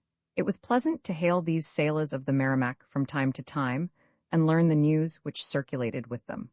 We imagined that the sun shining on their bare heads had stamped a liberal and public character on their most private thoughts. The open and sunny interval still stretched away from the river, sometimes by 2 or more terraces, to the distant hill country, and when we climbed the bank, we commonly found an irregular copsewood skirting the river, the primitive having floated downstream long ago to the King's Navy.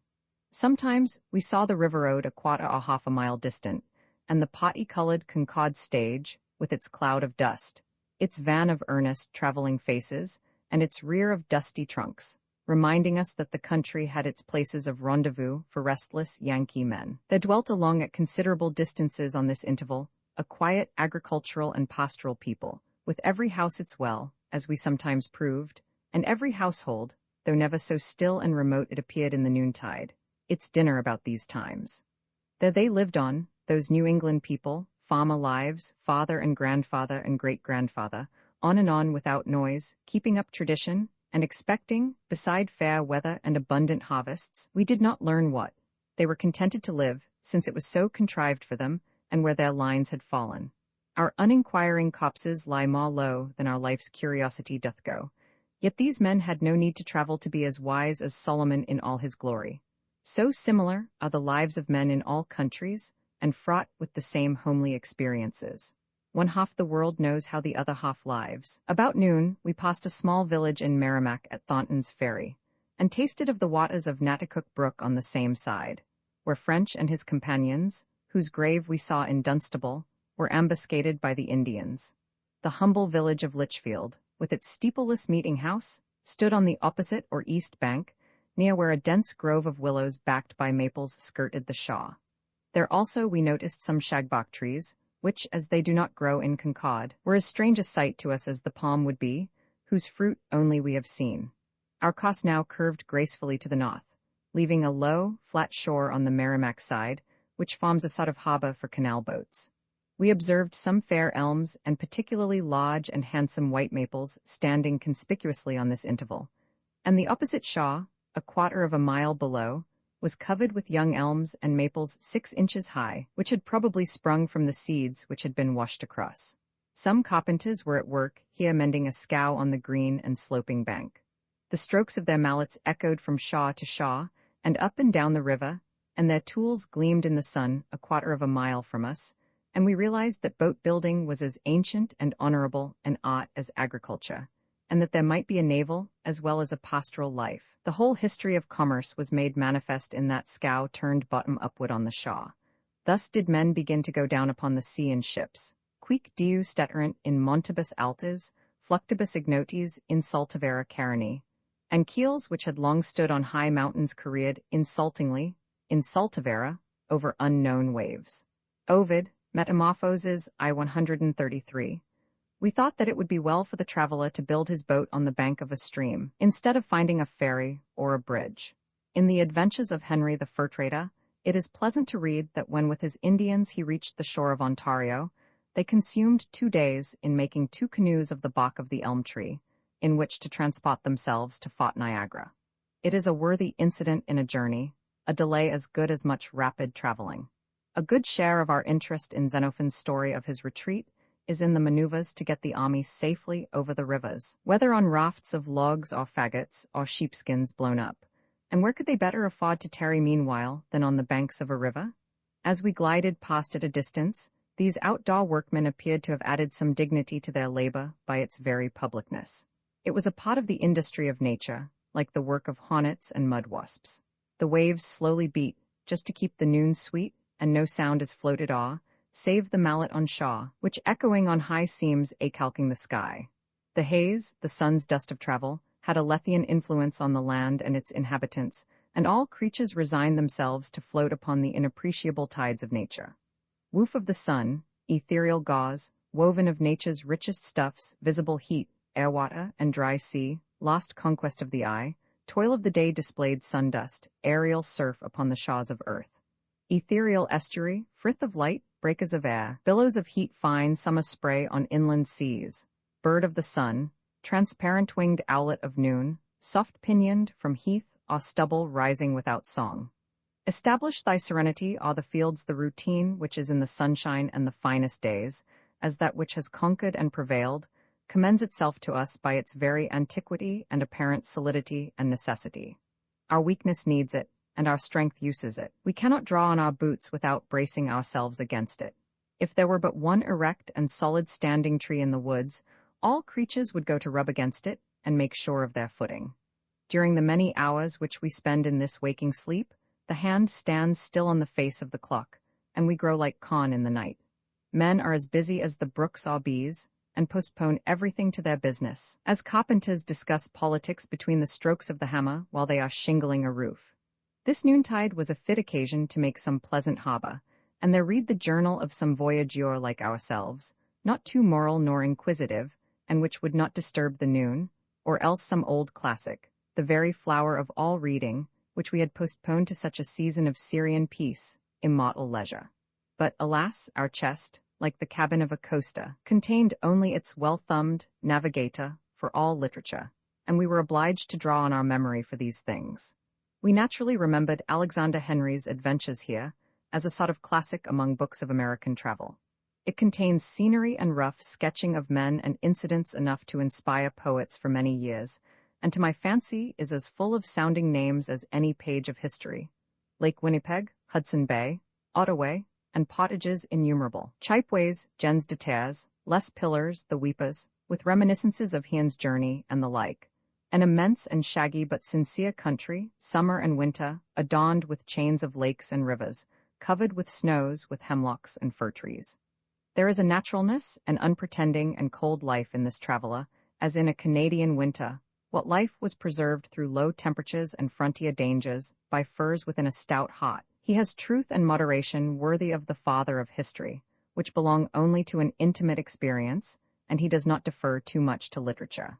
The unlearned traveler may quote his single line from the poets with as good right as the scholar. He too may speak of the stars, for he sees them shoot perhaps when the astronomer does not. The good sense of this author is very conspicuous. He is a traveler who does not exaggerate, but writes for the information of his readers, for science, and for history. His story is told with as much good faith and directness as if it were a report to his brother traders, or the directors of the Hudson Bay Company, and is fitly dedicated to Sir Joseph Banks.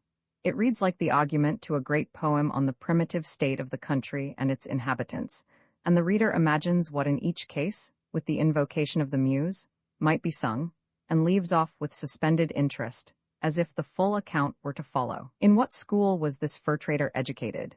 He seems to travel the immense snowy country with such purpose only as the Rita who accompanies him, and to the latter's imagination, it is, as it were, momentarily created to be the scene of his adventures. What is most interesting and valuable in it, however, is not the materials for the history of Pontiac, or Braddock, or the Northwest, which it furnishes, not the annals of the country, but the natural facts, or perennials, which are ever without date. When out of history the truth shall be extracted, it will have shed its dates like withered leaves. The Sauhegan, or Crooked River, as some translate it, comes in from the west about 1.5 miles above Thornton's Ferry. Babusuck Brook empties into it near its mouth. There are said to be some of the finest water privileges in the country still unimproved on the former stream, at a short distance from the Merrimack. One spring morning, March 22, in the year 1677, an incident occurred on the banks of the river here, which is interesting to us as a slight memorial of an interview between two ancient tribes of men, one of which is now extinct, while the other, though it is still represented by a miserable remnant, has long since disappeared from its ancient hunting grounds. A Mr. James Parker, at Mr. Hinchman's farm near Merrimack, wrote thus to the Honred Governor and Council at Bosstown, haste, post haste. Sagamore Wenelancet come this morning to inform me, and then went to Mr. Ting's to inform him, that his son being on ye other sid of Merrimack River over against Sauhegan, upon the 22 day of this instant, about 10 of the clock in the morning, he discovered 15 Indians on this sid the river, which he supposed to be Mohawks by the spetch. He called to them, they answered, but he could not understand the spetch, and he having a canoe there in the river, he went to break his canoe that they might not have any use of it. In the meantime, they shot about 30 guns at him, and he being much frighted fled, and come home forthwith to Nahumcock Pawtucket Falls or Lowell, where the Wigwams now stand. Pennacooks and Mohawks, you beak gentium sunt. In the year 1670, a Mohawk warrior scalped a Namkeek, or else a Waimsett Indian maiden near where Lowell now stands. She, however, recovered. Even as late as 1685, John Hogkins, a Pennacook Indian, who describes his grandfather as having lived at place called Malamake Revere, other names Chef Natacog and Panacog, that one revere great many names, wrote thus to the governor, May 15, 1685. Honor Governor my friend, you my friend I desire your worship and your power, because I hope you can do some great matters this one. I am poor and naked, and I have no men at my place because I afraid always Mohawks he will kill me every day and night. If your worship when please pray help me, let Mohawks kill me at my place at Malamake River called Panacog and Natacog, I will submit your worship and your power. And now I want powder and such ammunition shat and guns, because I have fought at my home and I plant there. This all Indian hand, but pray you do consider your humble servant, John Hogkins, signed also by Simon de Togcombe, King Harry, Sam Linneys, Mr. Hahe Rodononakis, John Oamasamin, and 9 other Indians with their marks against their names. But now, 154 years having elapsed since the date of this letter, we went unalarmed on our way without breaking our canoe, reading the New England Gazetteer, and seeing no traces of Mohawks on the banks. The Sauhegan, though a rapid river, seemed today to have borrowed its character from the noon, where gleaming fields of haze meet the voyageur's gaze, and above, the heated air seems to make a river there. The pines stand up with pride by the Sauhegan's side, and the hemlock and the larch with their triumphal arch are waving o'er its march to the sea. No wind stirs its waves, but the spirits of the braves hovering o'er, whose antiquated graves its still water laves on the shore. With an Indian's stealthy tread it goes sleeping in its bed, without joy or grief, or the rustle of a leaf, without a ripple or a billow, or the sigh of a willow, from the Lindeborough hills to the Merrimack mills. With a louder din did its current begin, when melted the snow on the far mountain's brow, and the drops came together in that rainy weather. Experienced river, haste thou flowed forever. Sauhegan soundeth old, but the half is not told. What names hast thou borne? In the ages far gone, when the Xanthus and Meander commenced to wander, ere the black bear haunted thy red forest floor, or nature had planted the pines by thy shore. During the heat of the day, we rested on a large island a mile above the mouth of this river, pastured by a herd of cattle, with steep banks and scattered elms and oaks, and a sufficient channel for canal boats on each side. When we made a fire to boil some rice for our dinner, the flames spreading amid the dry grass, and the smoke curling silently upward and casting grotesque shadows on the ground, seemed phenomena of the noon, and we fancied that we progressed up the stream without effort, and as naturally as the wind and tide went down, not outraging the calm days by unworthy bustle or impatience. The woods on the neighboring shaw were alive with pigeons, which were moving south, looking for mast, but now, like ourselves, spending their noon in the shade. We could hear the slight, wiry, winnowing sound of their wings as they changed their roosts from time to time, and their gentle and tremulous cooing. They sojourned with us during the noontide, greater travelers far than we. You may frequently discover a single pair sitting upon the lower branches of the white pine in the depths of the wood at this hour of the day, so silent and solitary, and with such a hermit-like appearance, as if they had never strayed beyond its skirts, while the acorn which was gathered in the forests of Maine is still undigested in their crops. We obtained one of these handsome birds, which lingered too long upon its perch, and plucked and broiled it here with some other game, to be carried along for our supper. For beside the provisions which we carried with us, we depended mainly on the river and forest for our supply. It is true, it did not seem to be putting this bird to its right use to pluck off its feathers, and extract its entrails, and broil its carcass on the coals, but we heroically persevered, nevertheless, waiting for further information. The same regard for nature which excited our sympathy for her creatures nerved our hands to carry through what we had begun. For we would be honorable to the party we deserted, we would fulfill fate, and so at length, perhaps, detect the secret innocence of these incessant tragedies which heaven allows. Two quick resolves do resolution wrong. What pot so soon to be divorced so long? Things to be done are long to be debated. Heaven is not dayed, repentance is not dated. We are double-edged blades, and every time we whet our virtue, the return stroke straps our vice. Where is the skillful swordsman who can give clean wounds, and not rip up his work with the other edge? Nature herself has not provided the most graceful end for her creatures. What becomes of all these birds that people the air and forest for our solacement? The sparrows seem always chipper, never infirm. We do not see their bodies lie about. Yet there is a tragedy at the end of each one of their lives. They must perish miserably, not one of them is translated. True, not a sparrow falleth to the ground without our heavenly Father's knowledge, but they do fall, nevertheless. The carcasses of some poor squirrels, however, the same that frisked so merrily in the morning, which we had skinned and emboweled for our dinner, we abandoned in disgust, with tardy humanity, as too wretched a resource for any but starving men. It was to perpetuate the practice of a barbarous era. If they had been larger, our crime had been less. Their small red bodies, little bundles of red tissue, mere gobbets of venison, would not have fattened fire. With a sudden impulse we threw them away, and washed our hands and boiled some rice for our dinner. Behold the difference between the one who eateth flesh, and him to whom it belonged. The first hath a momentary enjoyment, whilst the latter is deprived of existence. Who would commit so great a crime against a poor animal, who is fed only by the herbs which grow wild in the woods, and whose belly is burnt up with hunger? We remembered a picture of mankind in the hunter age, chasing hares down the mountains. Oh, me miserable!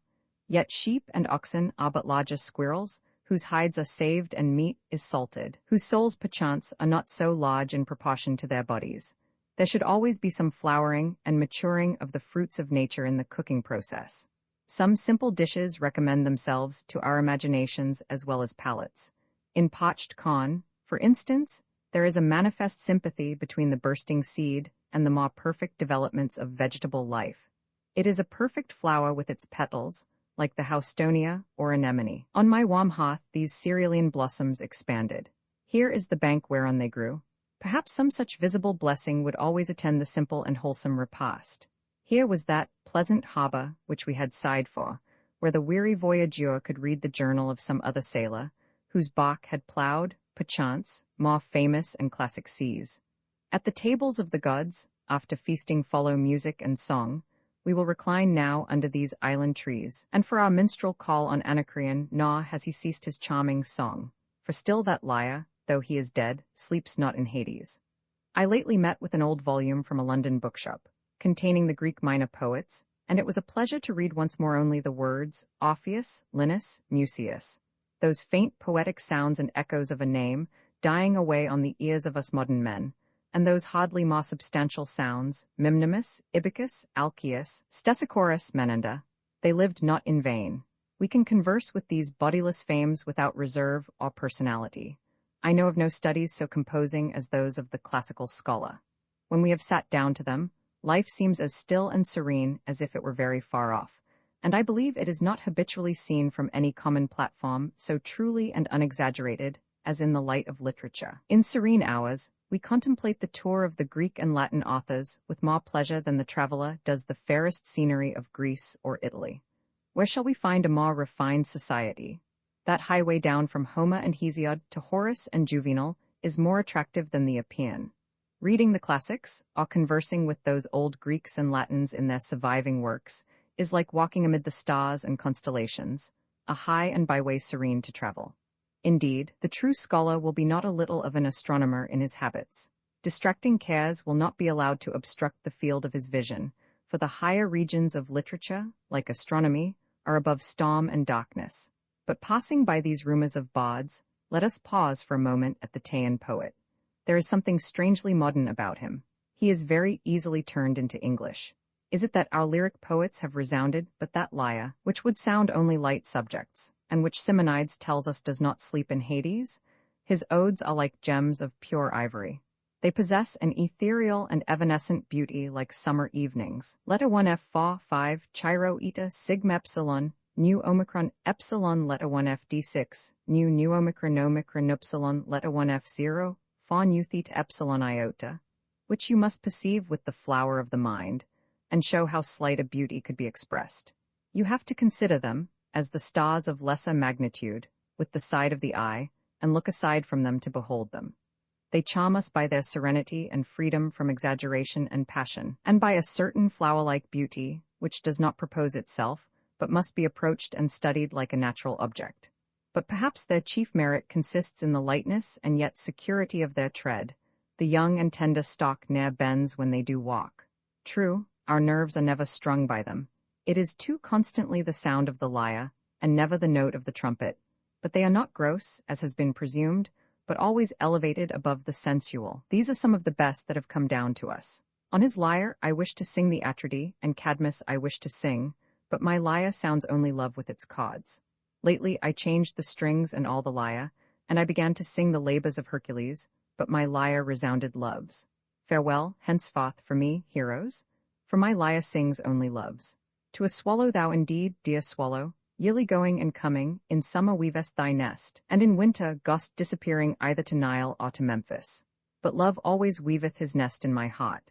On a silver cup turning the silver, Vulcan, make for me, not indeed a panoply, for what are battles to me, but a hollow cup as deep as thou canst, and make for me in it neither stars, nor wagons, nor sad Orion.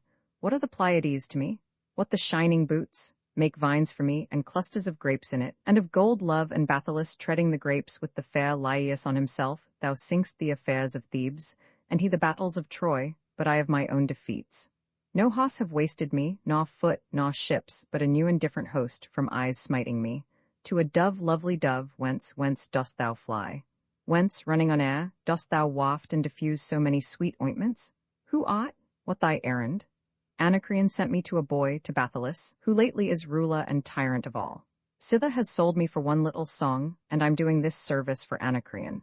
And now, as you see, I bear letters from him. And he says that directly he'll make me free, but though he release me, his slave I will tarry with him. For why should I fly over mountains and fields, and perch upon trees, eating some wild thing? Now indeed I eat bread, plucking it from the hands of Anacreon himself, and he gives me to drink the wine which he tastes, and drinking I dance, and shadow my master's face with my wings, and going to rest on the lyre itself I sleep. That is all, get thee gone. Thou haste made me more talkative, man, than a crow.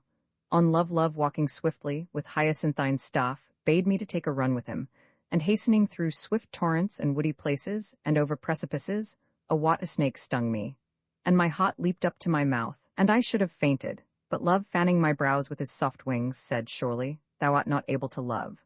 On women nature has given horns to bulls, and hoofs to horses, swiftness to hares, to lions' yawning teeth, to fishes swimming, to birds' flight, to men wisdom. For woman she had nothing beside. What then does she give?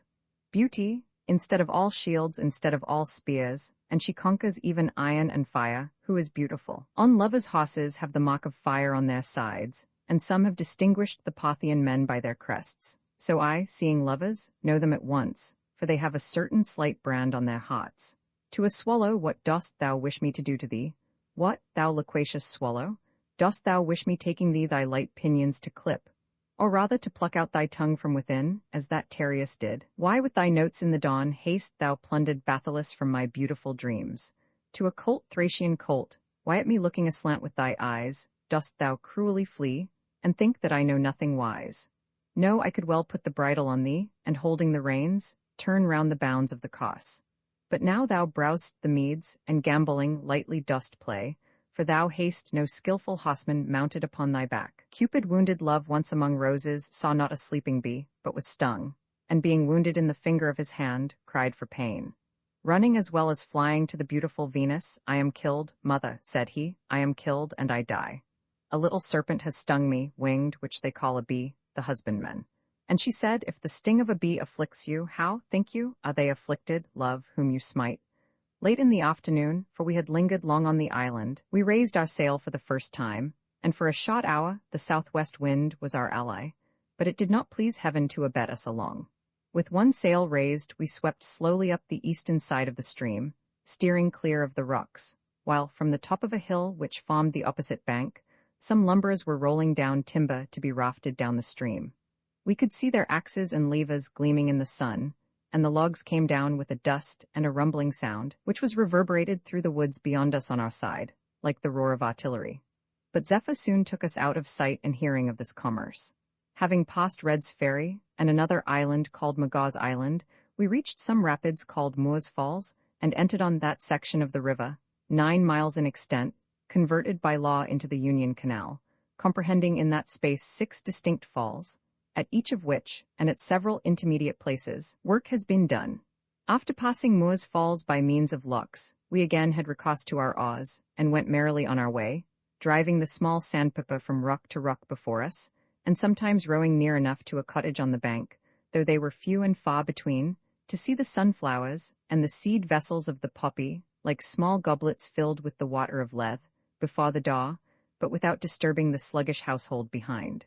Thus we held on, sailing or dipping our way along with the paddle up this broad river, smooth and placid, flowing over concealed rocks, where we could see the pickerel lying low in the transparent water, eager to double some distant cape, to make some great bend as in the life of man, and see what new perspective would open. Looking far into a new country, broad and serene, the cottages of settlers seen afar for the first time, yet with the moss of a century on their roofs, and the third or fourth generation in their shadows.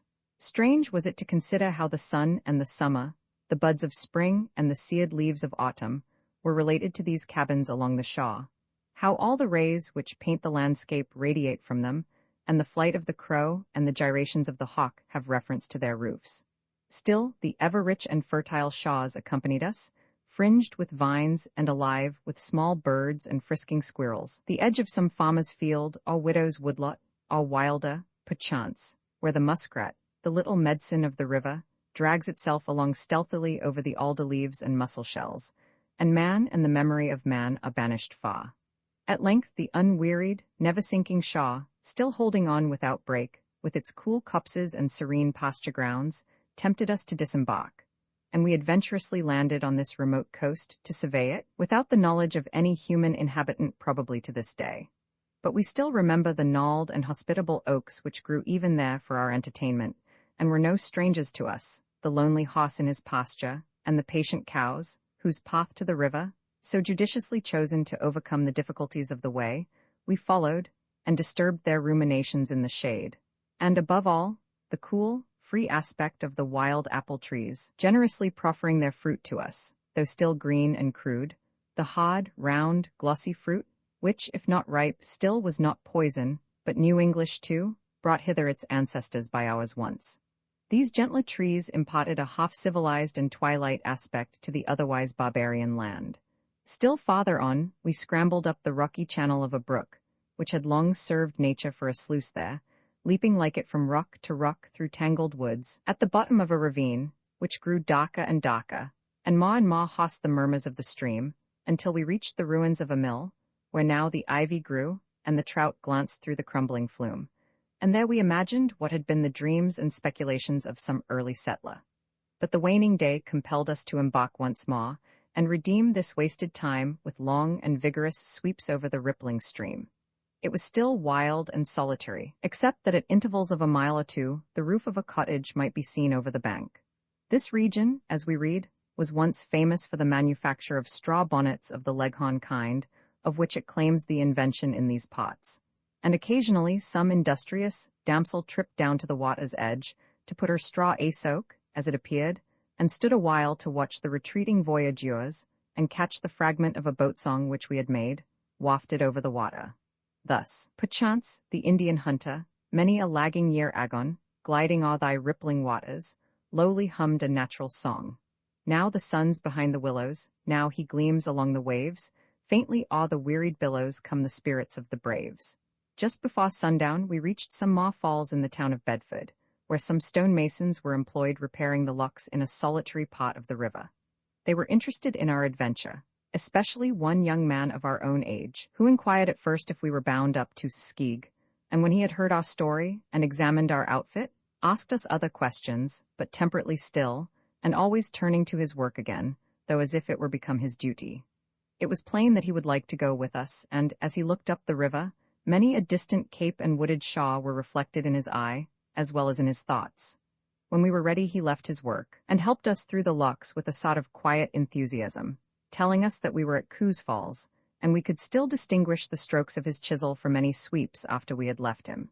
We wished to camp this night on a large rock in the middle of the stream, just above these falls, but the want of fuel, and the difficulty of fixing our tent firmly, prevented us. So we made our bed on the mainland opposite, on the west bank, in the town of Bedford, in a retired place, as we supposed, there being no house in sight. Wednesday man is man's foe and destiny. Early this morning, as we were rolling up our buffaloes and loading our boat amid the dew, while our embers were still smoking, the masons who worked at the locks, and whom we had seen crossing the river in their boat the evening before while we were examining the rock, came upon us as they were going to their work, and we found that we had pitched our tent directly in the path to their boat. This was the only time that we were observed on our camping ground. Thus, far from the beaten highways and the dust and din of travel, we beheld the country privately, yet freely, and at our leisure. Other roads do some violence to nature, and bring the traveller to stare at her, but the river steals into the scenery, it traverses without intrusion, silently creating and adorning it, and is as free to come and go as the zephyr. As we shoved away from this rocky coast before sunrise, the smaller bittern, the genius of the shaw, was moping along its edge, or stood probing the mud for its food, with ever an eye on us, though so demurely at work, or else he ran along over the wet stones like a wrecker in his stormcoat, looking out for wrecks of snails and cockles. Now away he goes, with a limping flight, uncertain where he will alight, until a rod of clear sand amid the alders invites his feet, and now our steady approach compels him to seek a new retreat. It is a bird of the oldest Thalesian school, and no doubt believes in the priority of water to the other elements, the relic of a twilight antediluvian age which yet inhabits these bright American rivers with us Yankees. There is something venerable in this melancholy and contemplative race of birds, which may have trodden the earth while it was yet in a slimy and imperfect state. Perchance their tracks, too, are still visible on the stones. It still lingers into our glaring summers, bravely supporting its fate without sympathy from man, as if it looked forward to some second advent of which he has no assurance. One wonders if, by its patient study by rocks and sandy capes, it has wrested the whole of her secret from nature yet. What a rich experience it must have gained, standing on one leg, and looking out from its dull eye so long on sunshine and rain, moon and stars. What could it tell of stagnant pools and reeds and dank night fogs? It would be worth the while to look closely into the eye which has been open and seeing at such hours, and in such solitudes, its dull, yellowish, greenish eye. Methinks my own soul must be a bright, invisible green. I have seen these birds stand by the half-dozen together in the shallower water along the shaw, with their bills thrust into the mud at the bottom, probing for food, the whole head being concealed, while the neck and body formed an arch above the water. Cohas Brook, the outlet of Masabesic Pond, which last is 5 or 6 miles distant and contains 1,500 acres, being the largest body of fresh water in Rockingham County, comes in near here from the east. Rowing between Manchester and Bedford, we passed at an early hour a ferry and some falls, called Gough's Falls, the Indian Cohasset, where there is a small village and a handsome green islet in the middle of the stream. from Bedford and Merrimack, have been boated the bricks of which Lowell is made. About 20 years before, as they told us, one Moore of Bedford, having clay on his farm, contracted to furnish 8 millions of bricks to the founders of that city within 2 years. He fulfilled his contract in 1 year, and since then bricks have been the principal export from these towns. The farmers found thus a market for their wood, and when they had brought a load to the kilns, they could cart a load of bricks to the Shaw, and so make a profitable day's work of it. Thus all parties were benefited. It was worth the while to see the place where Lowell was dug out. So likewise, Manchester is being built of bricks made still higher up the river at Hooksett. There might be seen here on the bank of the Merrimack, near Goff's Falls, in what is now the town of Bedford, famous for hops and for its fine domestic manufactures, some graves of the Aborigines. The land still bears this scar here, and time is slowly crumbling the bones of a race. Yet without fail, every spring, since they first fished and hunted here, the brown thrasher has heralded the morning from a birch or alder spray, and the undying race of reed birds still rustles through the withering grass. But these bones rustle not. These mouldering elements are slowly preparing for another metamorphosis, to serve new masters, and what was the Indians will ere long be the white man's sinew. We learned that Bedford was not so famous for hops as formerly, since the price is fluctuating, and poles are now scarce. Yet if the traveler goes back a few miles from the river, the hop kilns will still excite his curiosity. There were few incidents in our voyage this forenoon, though the river was now more rocky, and the falls more frequent than before.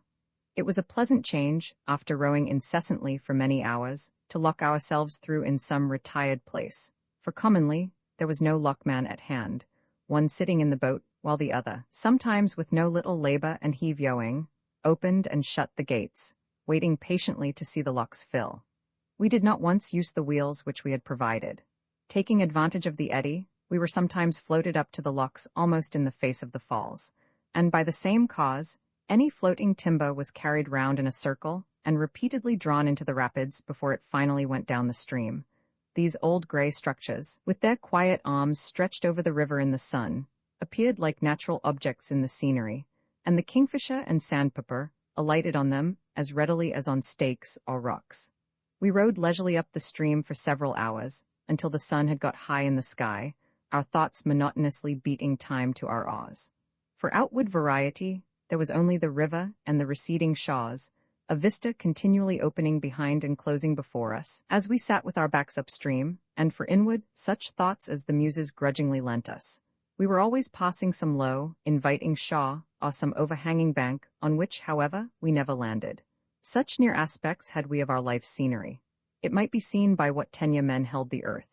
The smallest stream is Mediterranean Sea, a smaller ocean creek within the land, where men may steer by their farm bounds and cottage lights. For my own part, but for the geographers, I should hardly have known how large a portion of our globe is water. My life has chiefly passed within so deep a cove.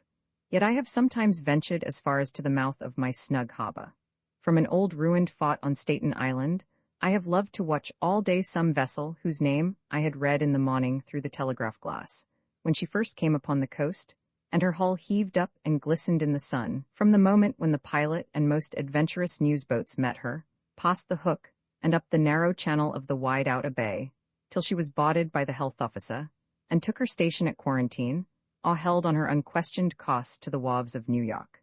It was interesting, too, to watch the less adventurous newsman, who made his assault as the vessel swept through the Narrows, defying plague and quarantine law, and, fastening his little cockboat to her huge side, clambered up and disappeared in the cabin. And then I could imagine what momentous news was being imparted by the captain, which no American ear had ever heard, that Asia, Africa, Europe were all sunk, for which at length he pays the price, and is seen descending the ship's side with his bundle of newspapers, but not where he first got up, for these arrivals do not stand still to gossip, and he hastes away with steady sweeps to dispose of his wares to the highest bidder, and we shall ere long read something startling. By the latest arrival, by the good ship. On Sunday I beheld, from some interior hill, the long procession of vessels getting to sea, reaching from the city wharves through the Narrows, and past the Hook, quite to the ocean stream, far as the eye could reach, with stately motch and silken sails, all counting on lucky voyages, but each time some of the number no doubt destined to go to Davy's Locker, and never come on this coast again. And again, in the evening of a pleasant day, It was my amusement to count the sails in sight. But as the setting sun continually brought more and more to light, still farther in the horizon, the lost count always had the advantage, till, by the time the lost rays streamed over the sea, I had doubled and trebled my first number. Though I could no longer class them all under the several heads of ships, barks, brigs, schooners, and sloops, but most were faint generic vessels only. And then the temperate twilight light, perchance, revealed the floating home of some sailor whose thoughts were already alienated from this American coast and directed towards the Europe of our dreams. I have stood upon the same hilltop when a thunder shower, rolling down from the Catskills and Highlands, passed over the island, deluging the land, and when it had suddenly left us in sunshine, have seen it overtake successively, with its huge shadow and dark, descending wall of rain, the vessels in the bay. Their bright sails were suddenly drooping and dark, like the sides of barns, and they seemed to shrink before the storm, while still far beyond them on the sea, through this dark veil, gleamed the sunny sails of those vessels which the storm had not yet reached. And at midnight, when all around and overhead was darkness, I have seen a field of trembling, silvery light far out on the sea, the reflection of the moonlight from the ocean, as if beyond the precincts of our night, where the moon traversed a cloudless heaven, and sometimes a dark speck in its midst, where some fortunate vessel was pursuing its happy voyage by night. But to us river sailors the sun never rose out of ocean waves, but from some green coppice, and went down behind some dark mountain line. We, too, were but dwellers on the shore, like the bittern of the morning, and our pursuit, the wrecks of snails and cockles. Nevertheless, we were contented to know the better one fair particular shore. My life is like a stroll upon the beach, as near the ocean's edge as I can go. My toddy steps its waves sometimes o'erreach, sometimes I stay to let them overflow. My sole employment 'tis, and scrupulous care, to place my gains beyond the reach of tides, each smooth a pebble, and each shell more rare, which ocean kindly to my hand confides. I have but few companions on the shore, they scorn the strand who sail upon the sea, yet oft I think the ocean they've sailed o'er is deeper known upon the strand to me. The middle sea contains no crimson dulce, its deeper waves cast up no pearls to view, along the shore my hand is on its pulse, and I converse with many a shipwrecked crew. The small houses which were scattered along the river at intervals of a mile or more were commonly out of sight to us, but sometimes, when we rode near the shore, we heard the peevish note of a hen, or some slight domestic sound, which betrayed them. The lockmen's houses were particularly well placed, retired and high, always at falls or rapids, and commanding the pleasantest reaches of the river, for it is generally wider and more lake-like just above a fall, and there they wait for boats. These humble dwellings, homely and sincere, in which a hearth was still the essential part, were more pleasing to our eyes than palaces or castles would have been. In the noon of these days, as we have said, we occasionally climbed the banks and approached these houses, to get a glass of water and make acquaintance with their inhabitants.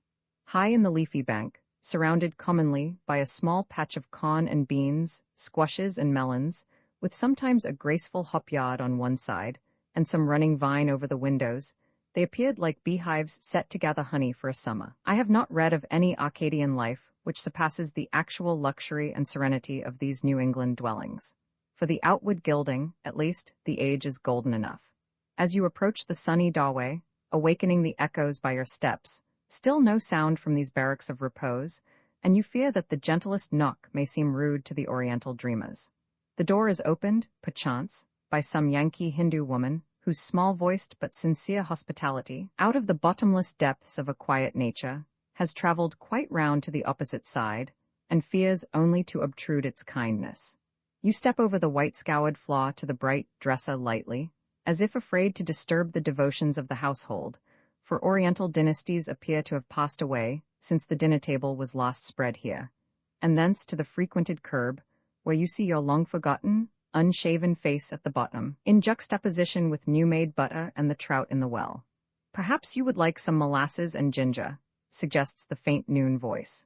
Sometimes there sits the brother who follows the sea, their representative man, who knows only how far it is to the nearest pot, no more distances, all the rest is sea and distant capes, patting the dog, or dandling the kitten in arms that were stretched by the cable and the awe, pulling against boreas or the trade winds. He looks up at the stranger, half pleased, half astonished, with a mariner's eye, as if he were a dolphin within cast.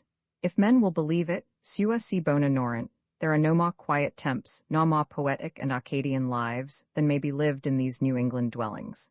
We thought that the employment of their inhabitants by day would be to tend the flowers and herds, and at night, like the shepherds of old, to cluster and give names to the stars from the river banks. We passed a large and densely wooded island this forenoon, between Shotts and Griffith's Falls, the fairest which we had met with a handsome grove of elms at its head. If it had been evening, we should have been glad to camp there. Not long after, 1 or 2 more were passed. The boatman told us that the current had recently made important changes here. An island always pleases my imagination, even the smallest, as a small continent and integral portion of the globe. I have a fancy for building my hut on one. Even a bare, grassy isle, which I can see entirely over at a glance, has some undefined and mysterious charm for me. There is commonly such a one at the junction of 2 rivers, whose currents bring down and deposit their respective sands in the eddy at their confluence, as it were the womb of a continent.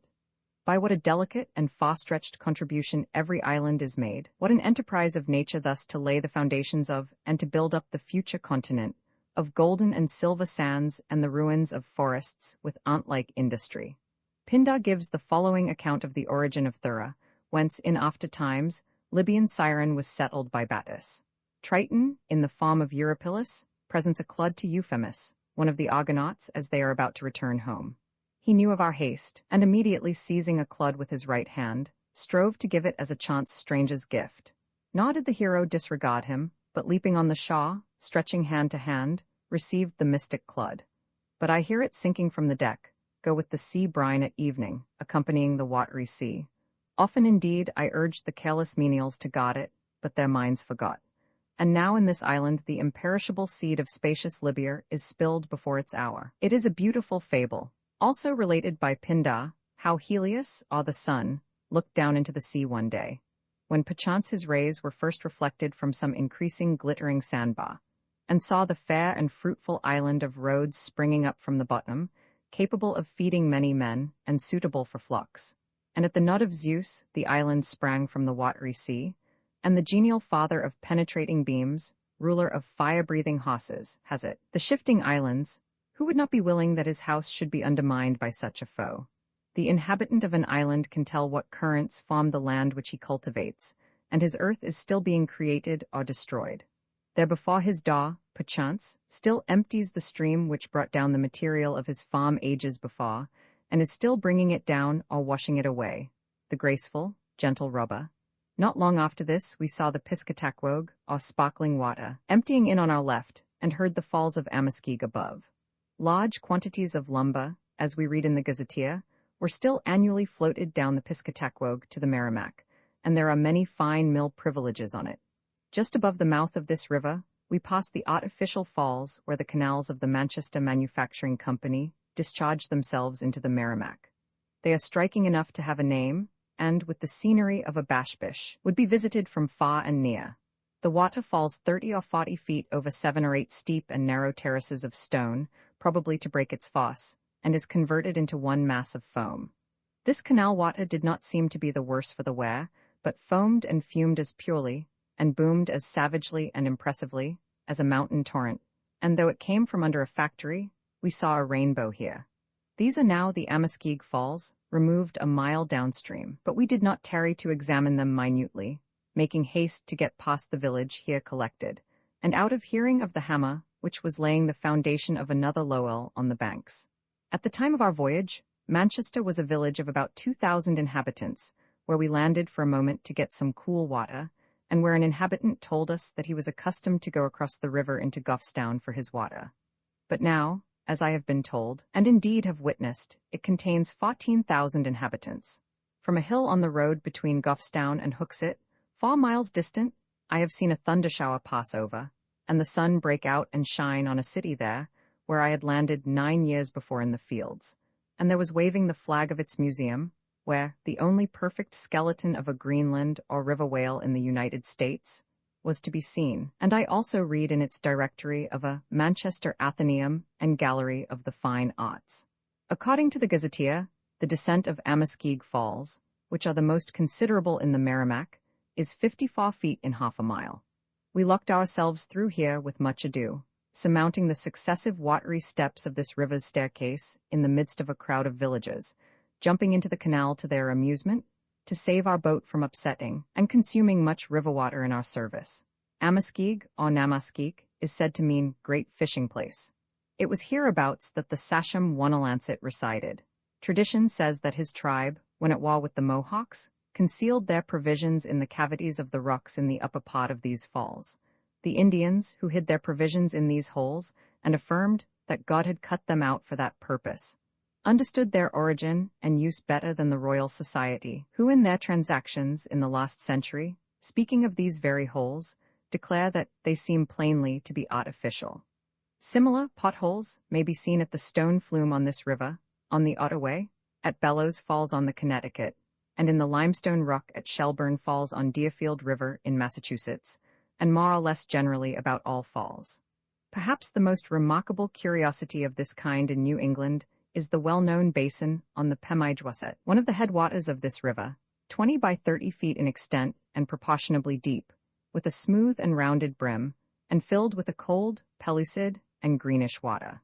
At Amaskig, the river is divided into many separate torrents and trickling rills by the rocks, and its volume is so much reduced by the drain of the canals that it does not fill its bed.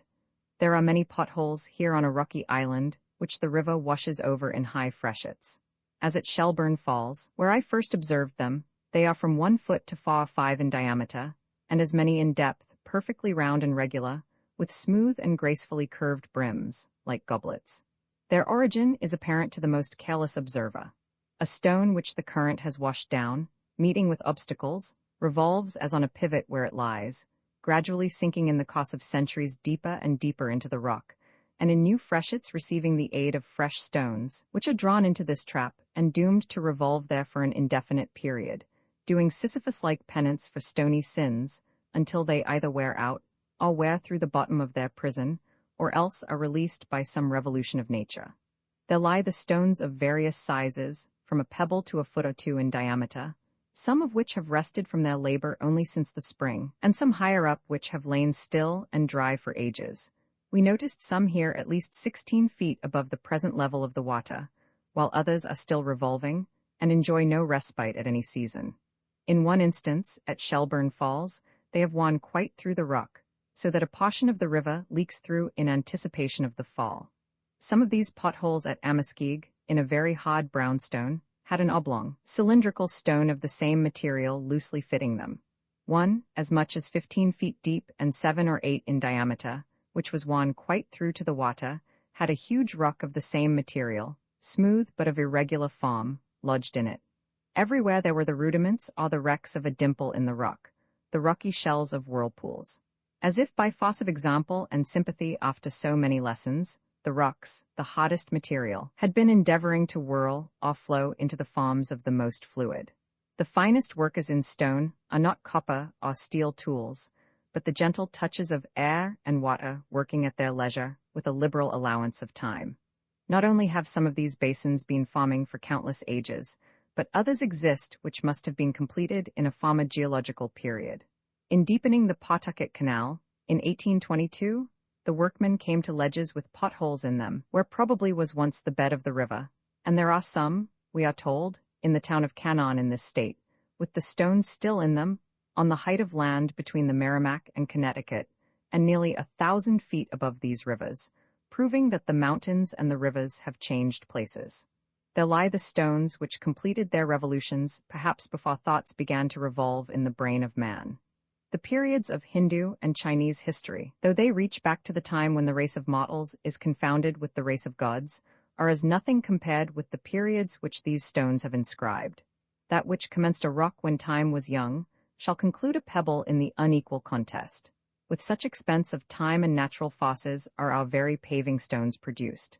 They teach us lessons, these dumb workers. Verily there are sermons in stones, and books in the running streams. In these very holes the Indians hid their provisions, but now there is no bread, but only its old neighbor stones at the bottom. Who knows how many races they have served thus? By as simple a law, some accidental bylaw, perchance, our system itself was made ready for its inhabitants. These, and such as these, must be our antiquities, for lack of human vestiges. The monuments of heroes and the temples of the gods which may once have stood on the banks of this river are now, at any rate, returned to dust and primitive soil. The murmur of unchronicled nations has died away along these shores, and once more Lowell and Manchester are on the trail of the Indian. The fact that Romans once inhabited her reflects no little dignity on nature herself, that from some particular hill the Roman once looked out on the sea. She need not be ashamed of the vestiges of her children. How gladly the antiquary informs us that their vessels penetrated into this frith, or up that river of some remote isle. Their military monuments still remain on the hills and under the sod of the valleys. The oft-repeated Roman story is written in still legible characters in every quarter of the Old World, and but today, perchance, a new coin is dug up whose inscription repeats and confirms their fame. Some Judea capta, with a woman mourning under a palm tree, with silent argument and demonstration confirms the pages of history. Rome living was the world's sole ornament, and dead is now the world's sole monument. With her own weight down pressed now she lies, and by her heaps her hugeness testifies. If one doubts whether Grecian valor and patriotism are not a fiction of the poets, he may go to Athens and see still upon the walls of the Temple of Minerva the circular marks made by the shields taken from the enemy in the Persian War, which were suspended there. We have not far to seek for living and unquestionable evidence. The very dust takes shape and confirms some story which we had read. As Fuller said, commenting on the zeal of Camden, a broken urn is a whole evidence, or an old gate still surviving out of which the city is run out. When Solon endeavored to prove that Salamis had formerly belonged to the Athenians, and not to the Megarians, he caused the tombs to be opened, and showed that the inhabitants of Salamis turned the faces of their dead to the same side with the Athenians, but the Megarians to the opposite side. There they were to be interrogated. Some minds are as little logical or argumentative as nature. They can offer no reason or guess, but they exhibit the solemn and incontrovertible fact. If a historical question arises, they cause the tombs to be opened. Their silent and practical logic convinces the reason and the understanding at the same time. Of such sort is always the only pertinent question and the only satisfactory reply. Our own country furnishes antiquities as ancient and durable and as useful as any. Rocks at least as well covered with lichens, and a soil which, if it is virgin, is but virgin mold, the very dust of nature. What if we cannot read Rome, or Greece, Etruria, or Carthage, or Egypt, or Babylon on these? Are our cliffs bare? The lichen on the rocks is a rude and simple shield which beginning and imperfect nature suspended there. Still hangs her wrinkled trophy. And here too the poet's eye may still detect the brazen nails which fastened time's inscriptions, and if he has the gift, decipher them by this clue. The walls that fence our fields as well as modern Rome, and not less the Parthenon itself, are all built of ruins. Here may be heard the din of rivers, and ancient winds which have long since lost their names sough through our woods. The first faint sounds of spring, older than the summer of Athenian glory, the titmouse lisping in the wood, the jays scream and bluebirds wobble, and the hum of bees that fly about the laughing blossoms of Saloe. Here is the grey dawn for antiquity, and our tomorrow's future should be at least polypost to theirs which we have put behind us. There are the red maple and birchen leaves, old runes which are not yet deciphered, catkins, pine cones, vines, oak leaves, and acorns, the very things themselves, and not their forms in stone, so much the more ancient and venerable. And even to the current summer there has come down tradition of a hoary-headed master of all art, who once filled every field and grove with statues and godlike architecture, of every design which Greece has lately copied, whose ruins are now mingled with the dust, and not one block remains upon another. The century sun and unwearied rain have wasted them, till not one fragment from that quarry now exists, and poets perchance will feign that gods sent down the material from heaven. What though the traveller tell us of the ruins of Egypt? Are we so sick or idle that we must sacrifice our America and today to some man's ill-remembered and indolent story? Karnak and Luxor are but names, or if their skeletons remain, still more desert sand, and at length a wave of the Mediterranean Sea are needed to wash away the filth that attaches to their grandeur. Karnak? Karnak? Here is Karnak for me. I behold the columns of a larger and purer temple. This is my Karnak, whose unmeasured dome shelters the measuring art and measurer's home. Behold these flowers, let us be up with time, not dreaming of 3,000 years ago, erect ourselves and let those columns lie, not stoop to raise a foil against the sky. Where is the spirit of that time but in this present day, perchance the present line? 3,000 years ago are not agone, they are still lingering in this summer morn, and Memnon's mother sprightly greets us now, wearing her youthful radiance on her brow. If Karnak's columns still stand on the plain, to enjoy our opportunities they remain. In these pots dwelt the famous Sachem Passaconaway, who was seen by Gookin at Pawtucket when he was about 120 years old. He was reputed a wise man and a powwow, and restrained his people from going to war with the English.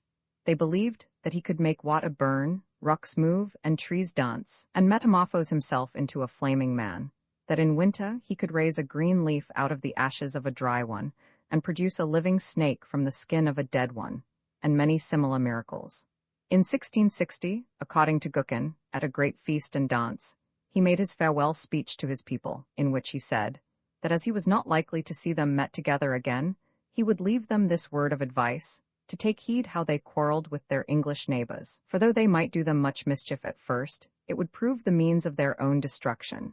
He himself, he said, had been as much an enemy to the English at their first coming as any, and had used all his arts to destroy them, or at least to prevent their settlement, but could by no means effect it. Gookin thought that he possibly might have such a kind of spirit upon him as was upon Balaam, who in Numbers 23:23 said, "Surely there is no enchantment against Jacob, neither is there any divination against Israel." His son Wonalancet carefully followed his advice, and when Philip's War broke out, he withdrew his followers to Pennacook, now Concord in New Hampshire, from the scene of the war. On his return afterwards, he visited the minister of Chelmsford, and, as is stated in the history of that town, wished to know whether Chelmsford had suffered much during the war, and being informed that it had not, and that God should be thanked for it, Wonalancet replied, "Me next." Manchester was the residence of John Stark, a hero of 2 wars and survivor of a 3rd, and at his death the last but one of the American generals of the Revolution. He was born in the adjoining town of Londonderry, then Nutfield, in 1728. As early as 1752, he was taken prisoner by the Indians while hunting in the wilderness near Baker's River. He performed notable service as a captain of rangers in the French War, commanded a regiment of the New Hampshire militia at the Battle of Bunker Hill, and fought and won the Battle of Bennington in 1777. He was past service in the Lost War, and died here in 1822 at the age of 94. His monument stands upon the second bank of the river, about 1.5 miles above the falls, and commands a prospect several miles up and down the Merrimack. It suggested how much more impressive in the landscape is the tomb of a hero than the dwellings of the inglorious living. Who is most dead, a hero by whose monument you stand, or his descendants of whom you have never heard? The graves of Passaconaway and Wonalancet are marked by no monument on the bank of their native river. Every town which we passed, if we may believe the gazetteer, had been the residence of some great man. But though we knocked at many doors, and even made particular inquiries, we could not find that there were any now living. Under the head of Litchfield we read, the Hon. Wiseman Claggett closed his life in this town. According to another, he was a classical scholar, a good lawyer, a wit, and a poet. We saw his old grey house just below Great Nessankeag Brook, under the head of Merrimack. Hon. Matthew Thornton, one of the signers of the Declaration of American Independence, resided many years in this town. His house, too, we saw from the river. Dr. Jonathan Gove, a man distinguished for his urbanity, his talents, and professional skill, resided in this town, Goffstown. He was one of the oldest practitioners of medicine in the county. He was many years an active member of the legislature. Hon. Robert Means, who died Jan. 24, 1823, at the age of 80, was for a long period a resident in Amherst. He was a native of Ireland. In 1764 he came to this country, where, by his industry and application to business, he acquired a large property and great respect. William Stinson, one of the first settlers of Dunbarton, born in Ireland, came to Londonderry with his father. He was much respected and was a useful man. James Rogers was from Ireland and father to Major Robert Rogers. He was shot in the woods, being mistaken for a bear. Rev. Matthew Clark, second minister of Londonderry, was a native of Ireland who had in early life been an officer in the army and distinguished himself in the defense of the city of Londonderry when besieged by the army of King James Roman II A.D. 1688-89. He afterwards relinquished a military life for the clerical profession. He possessed a strong mind, marked by a considerable degree of eccentricity. He died Jan. 25, 1735, and was borne to the grave, at his particular request, by his farmer companions in arms, of whom there were a considerable number among the early settlers of this town. Several of them had been made free from taxes throughout the British dominions by King William for their bravery in that memorable siege. Cole, George Reed, and Captain David M. Clary, also citizens of Londonderry, were distinguished and brave officers. Major Andrew M. Clary, a native of this town Epsom, fell at the Battle of Breed's Hill. Many of these heroes, like the illustrious Roman, were ploughing when the news of the massacre at Lexington arrived, and straightway left their ploughs in the furrow and repaired to the scene of action. Some miles from where we now were, there once stood a guidepost on which were the words, 3 miles to Squire Mac Gawes.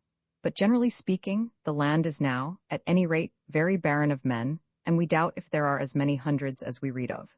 It may be that we stood too near. Uncannonoc Mountain in Goffstown was visible from Amaskig, 5 or 6 miles westward.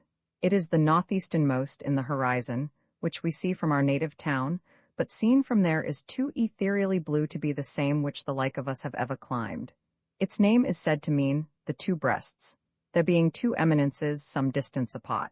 The highest, which is about 1,400 feet above the sea, probably affords a more extensive view of the Merrimack Valley and the adjacent country than any other hill, though it is somewhat obstructed by woods. Only a few short reaches of the river are visible, but you can trace its course far downstream by the sandy tracts on its banks. A little south of Uncannonoc, about 60 years ago, as the story goes, an old woman who went out to gather pennyroyal tripped her foot in the bale of a small brass kettle in the dead grass and bushes. Some say that flints and charcoal and some traces of a camp were also found. This kettle, holding about 4 quarts, is still preserved and used to dye thread in. It is supposed to have belonged to some old French or Indian hunter who was killed in one of his hunting or scouting excursions, and so never returned to look after his kettle. But we were most interested to hear of the pennyroyal. It is soothing to be reminded that wild nature produces anything ready for the use of man. Men know that something is good. One says that it is yellow dock, another that it is bittersweet, another that it is slippery elm bark, burdock, catnip, calamint, elecampane, thoroughwort, or pennyroyal. A man may esteem himself happy when that which is his food is also his medicine. There is no kind of herb, but somebody or other says that it is good. I am very glad to hear it. It reminds me of the first chapter of Genesis. But how should they know that it is good? That is the mystery to me. I am always agreeably disappointed. It is incredible that they should have found it out. Since all things are good, men fail at last to distinguish which is the bane and which the antidote. There are sure to be 2 prescriptions diametrically opposite. Stuff a cold and starve a cold are but 2 ways. They are the 2 practices both always in full blast. Yet you must take advice of the one school as if there was no other. In respect to religion and the healing art, all nations are still in a state of barbarism. In the most civilized countries, the priest is still but a powwow, and the physician a great medicine. Consider the deference which is everywhere paid to a doctor's opinion. Nothing more strikingly betrays the credulity of mankind than medicine. Quackery is a thing universal, and universally successful. In this case, it becomes literally true that no imposition is too great for the credulity of men. Priests and physicians should never look one another in the face. They have no common ground, nor is there any to mediate between them. When the one comes, the other goes. They could not come together without laughter, or a significant silence, for the one's profession is a satire on the other's, and either's success would be the other's failure. It is wonderful that the physician should ever die, and that the priest should ever live. Why is it that the priest is never called to consult with the physician? Is it because men believe practically that matter is independent of spirit? But what is quackery? It is commonly an attempt to cure the diseases of a man by addressing his body alone. There is need of a physician who shall minister to both soul and body at once, that is, to man. Now he falls between 2 souls. After passing through the locks, we had poled ourselves through the canal here, about half a mile in length, to the boatable part of the river. Above Amaskig, the river spreads out into a lake reaching a mile or 2 without a bend. There were many canal boats here bound up to Hooksett, about 8 miles, and as they were going up empty with a fair wind, one boatman offered to take us in tow if we would wait. But when we came alongside, we found that they meant to take us on board, since otherwise we should clog their motions too much. But as our boat was too heavy to be lifted aboard, We pursued our way up the stream, as before, while the boatmen were at their dinner, and came to anchor at length under some alders on the opposite shore, where we could take our lunch. Though far on one side, every sound was wafted over to us from the opposite bank, and from the harbor of the canal, and we could see everything that passed. By and by came several canal boats at intervals of 1/4 of a mile, standing up to hooks it with a light breeze, and one by one disappeared round a point above. With their broad sails set, they moved slowly up the stream in the sluggish and fitful breeze, like one-winged antediluvian birds, and as if impelled by some mysterious countercurrent. It was a grand motion, so slow and stately, this standing out, as the phrase is, expressing the gradual and steady progress of a vessel, as if it were by mere rectitude and disposition, without shuffling. Their sails, which stood so still, were like chips cast into the current of the air to show which way it set. At length the boat which we had spoken came along, keeping the middle of the stream, and when within speaking distance, the steersman called out ironically to say that if we would come alongside now, he would take us in tow. But not heeding his taunt, we still loitered in the shade till we had finished our lunch, and when the last boat had disappeared round the point with flapping sail, for the breeze had now sunk to a zephyr, with our own sails set, and plying our oars, we shot rapidly up the stream in pursuit, and as we glided close alongside, while they were vainly invoking Aeolus to their aid, we returned their compliment by proposing, if they would throw us a rope, to take them in tow, to which these Merrimack sailors had no suitable answer ready. Thus we gradually overtook and passed each boat in succession, until we had the river to ourselves again. Our course this afternoon was between Manchester and Goffstown. While we float here, far from that tributary stream on whose banks our friends and kindred dwell, our thoughts, like the stars, come out of their horizon still, for there circulates a finer blood than Lavoisier has discovered the laws of, the blood, not of kindred merely, but of kindness, whose pulse still beats at any distance and forever. True kindness is a pure divine affinity, not founded upon human consanguinity. It is a spirit, not a blood relation, superior to family and station. After years of vain familiarity, some distant gesture or unconscious behavior, which we remember, speaks to us with more emphasis than the wisest or kindest words. We are sometimes made aware of a kindness long past, and realize that there have been times when our friends' thoughts of us were of so pure and lofty a character that they passed over us like the winds of heaven unnoticed, when they treated us not as what we were, but as what we aspired to be. There has just reached us, it may be, the nobleness of some such silent behavior, not to be forgotten, not to be remembered, and we shudder to think how it fell on us cold, though in some true but tardy hour we endeavor to wipe off these scars. In my experience, persons, when they are made the subject of conversation, though with a friend, are commonly the most prosaic and trivial of facts. The universe seems bankrupt as soon as we begin to discuss the character of individuals. Our discourse all runs to slander, and our limits grow narrower as we advance. How is it that we are impelled to treat our old friends so ill when we obtain new ones? The housekeeper says, "I never had any new crockery in my life, but I began to break the old." I say, let us speak of mushrooms and forest trees rather, yet we can sometimes afford to remember them in private. Lately, alas, I knew a gentle boy, whose features all were cast in virtue's mold, as one she had designed for beauty's toy, but after manned him for her own stronghold. On every side he open was as day, that you might see no lack of strength within, for walls and pots do only serve alway for a pretence to feebleness and sin. Say not that Caesar was victorious, with toil and strife who stormed the house of fame, in other sense this youth was glorious, himself a kingdom wheresoe'er he came. No strength went out to get him victory, when all was income of its own accord, for where he went none other was to see, but all were parcel of their noble laud. He forayed like the subtile haze of summer, that stilly shows fresh landscapes to our eyes, and revolutions works without a murmur, or rustling of a leaf beneath the skies. So was I taken unawares by this, I quite forgot my homage to confess, yet now am forced to know, though hard it is, I might have loved him had I loved him less. Each moment as we nearer drew to each, a stern respect withheld us farther yet, so that we seemed beyond each other's reach, and less acquainted than when first we met. We two were one while we did sympathize, so could we not the simplest bargain drive?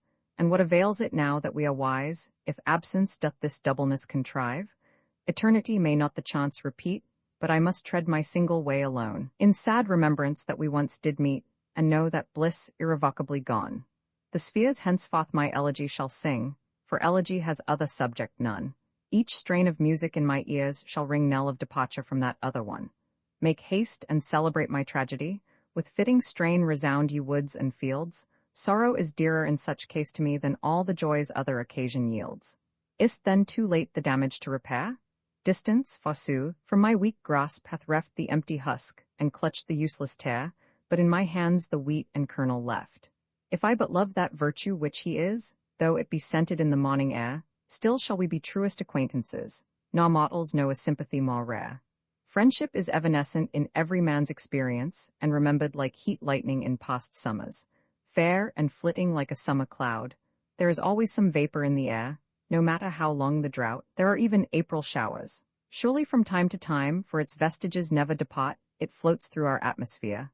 It takes place, like vegetation in so many materials, because there is such a law, but always without permanent form, though ancient and familiar as the sun and moon, and as sure to come again. The heart is forever inexperienced.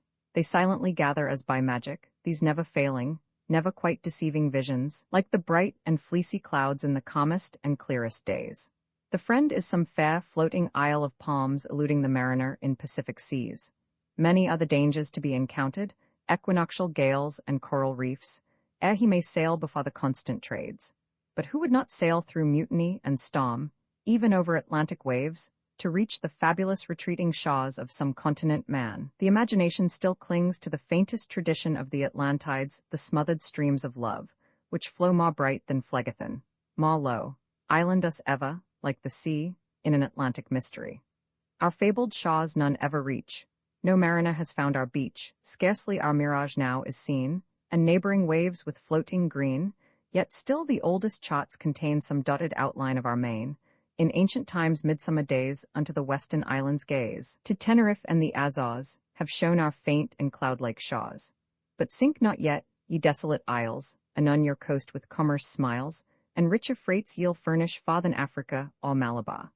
Be fair, be fertile evermore, ye rumid but untrodden shore, princes and monarchs will contend who first unto your land shall send, and pawn the jewels of the crown to call your distant soil their own. Columbus has sailed westward of these isles by the mariner's compass, but neither he nor his successors have found them. We are no nearer than Plato was. The earnest seeker and hopeful discoverer of this new world always haunts the outskirts of his time, and walks through the densest crowd uninterrupted, and as it were in a straight line. Sea and land are but his neighbors, and companions in his labors, who on the ocean's verge and firm land's end doth long and truly seek his friend. Many men dwell far inland, but he alone sits on the strand. Whether he ponders men or books, always still he seaward looks, marine news he ever reads, and the slightest glances heeds, feels the sea breeze on his cheek, at each word the landsmen speak, in every companion's eye a sailing vessel doth descry, in the ocean's sullen roar from some distant port he hears, of wrecks upon a distant shore, and the ventures of past years. Who does not walk on the plain as amid the columns of Tadmor of the desert? There is on the earth no institution which friendship has established. It is not taught by any religion, no scripture contains its maxims. It has no temple, nor even a solitary column. There goes a rumor that the earth is inhabited, but the shipwrecked mariner has not seen a footprint on the shore. The hunter has found only fragments of pottery and the monuments of inhabitants. However, our fates at least are social. Our causes do not diverge, but as the web of destiny is woven it is fulled, and we are cast more and more into the center. Men naturally, though feebly, seek this alliance, and their actions faintly foretell it. We are inclined to lay the chief stress on likeness and not on difference, and in foreign bodies we admit that there are many degrees of warmth below blood heat, but none of cold above it. Mencius says, if one loses a fowl or a dog, he knows well how to seek them again. If one loses the sentiments of his heart, he does not know how to seek them again. The duties of practical philosophy consist only in seeking after those sentiments of the heart which we have lost. That is all. One or two persons come to my house from time to time, there being proposed to them the faint possibility of intercourse. They are as full as they are silent, and wait for my plectrum to stir the strings of their lyre. If they could ever come to the length of a sentence, or hear one, on that ground they are dreaming of, they speak faintly and do not obtrude themselves. They have heard some news which none, not even they themselves, can impart. It is a wealth they can bear about them which can be expended in various ways. What came they out to seek? No word is oftener on the lips of men than friendship, and indeed no thought is more familiar to their aspirations. All men are dreaming of it, and its drama, which is always a tragedy, is enacted daily. It is the secret of the universe. You may thread the town, you may wander the country, and none shall ever speak of it, yet thought is everywhere busy about it, and the idea of what is possible in this respect affects our behavior toward all new men and women, and a great many old ones. Nevertheless, I can remember only 2 or 3 essays on this subject in all literature. No wonder that the mythology, and Arabian Nights and Shakespeare, and Scott's novels entertain us. We are poets and fabulers and dramatists and novelists ourselves. We are continually acting a part in a more interesting drama than any written. We are dreaming that our friends are our friends, and that we are our friends' friends. Our actual friends are but distant relations of those to whom we are pledged. We never exchange more than 3 words with a friend in our lives on that level to which our thoughts and feelings almost habitually rise. One goes forth prepared to say, "Sweet friends," and the salutation is, "Damn your eyes. But never mind, faint heart never won true friend. Oh, my friend, may it come to pass once that when you are my friend I may be yours." Of what use the friendliest dispositions even, if there are no hours given to friendship? If it is forever postponed to unimportant duties and relations? Friendship is first, friendship last. But it is equally impossible to forget our friends, and to make them answer to our ideal. When they say farewell, then indeed we begin to keep them company. How often we find ourselves turning our backs on our actual friends, that we may go and meet their ideal cousins. I would that I were worthy to be any man's friend. What is commonly honored with the name of friendship is no very profound or powerful instinct. Men do not, after all, love their friends greatly. I do not often see the farmers made seers and wise to the verge of insanity by their friendship for one another. They are not often transfigured and translated by love in each other's presence. I do not observe them purified, refined, and elevated by the love of a man.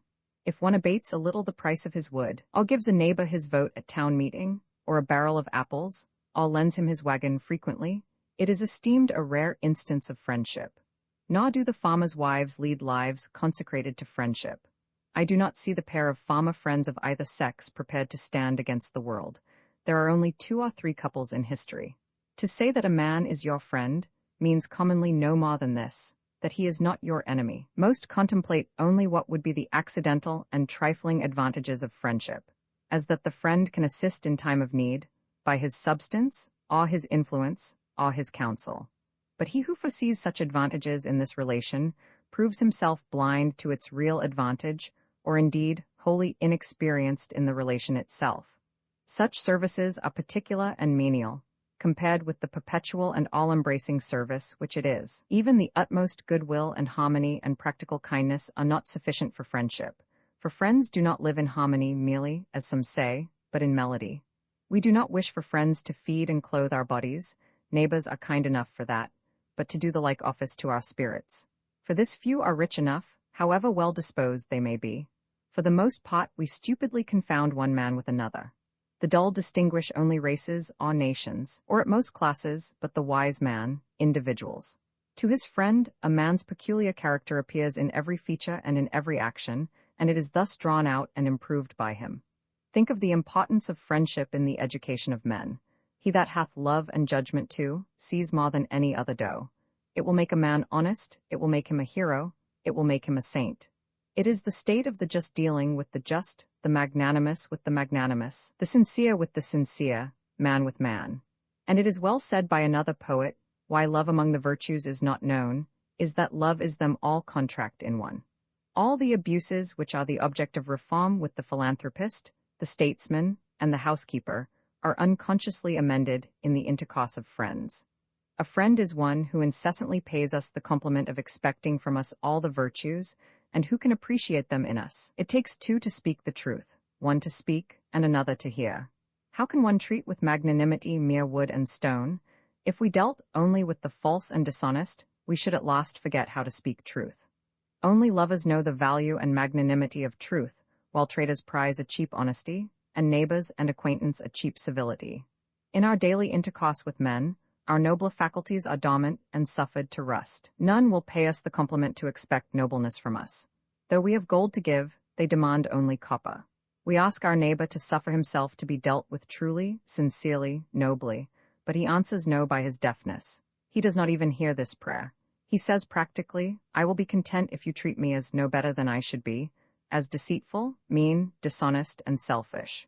For the most part, we are contented so to deal and to be dealt with, and we do not think that for the mass of men, there is any truer and nobler relation possible. A man may have good neighbors, so-called, and acquaintances, and even companions, wife, parents, brothers, sisters, children, who meet himself and one another on this ground only. The state does not demand justice of its members, but thinks that it succeeds very well with the least degree of it, hardly more than rogues practice. And so do the neighborhood and the family. What is commonly called friendship even is only a little more honor among rogues. But sometimes we are said to love another, that is, to stand in a true relation to him, so that we give the best to, and receive the best from him. Between whom there is hearty truth, there is love, and in proportion to our truthfulness and confidence in one another, our lives are divine and miraculous, and answer to our ideal. There are passages of affection in our intercourse with mortal men and women, such as no prophecy had taught us to expect, which transcend our earthly life, and anticipate heaven for us.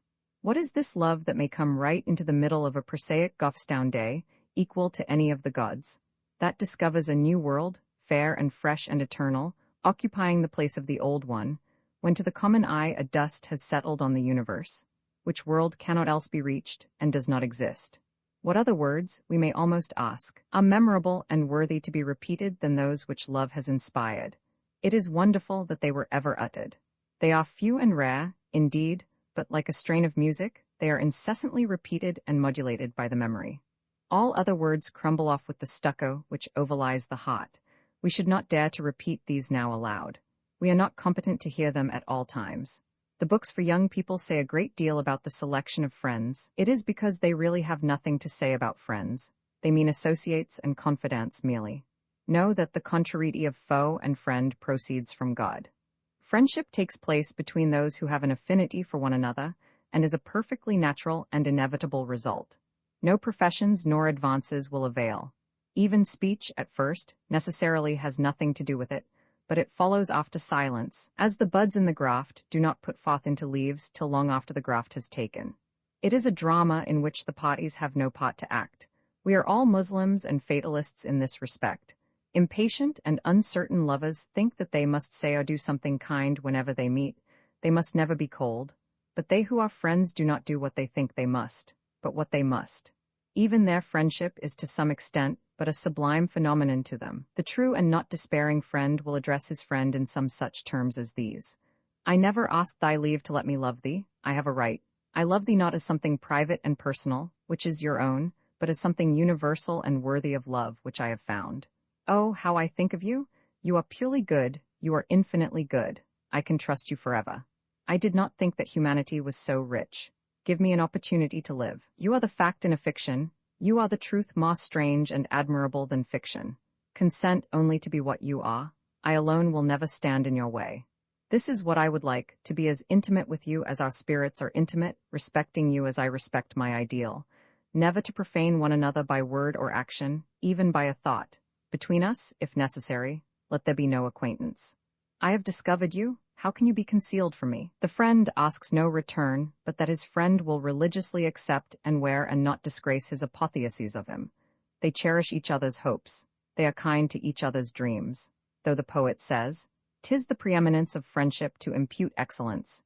Yet we can never praise our friend, nor esteem him praiseworthy, nor let him think that he can please us by any behavior, or ever treat us well enough. That kindness, which has so good a reputation elsewhere, can least of all consist with this relation, and no such affront can be offered to a friend as a conscious goodwill, a friendliness which is not a necessity of the friend's nature.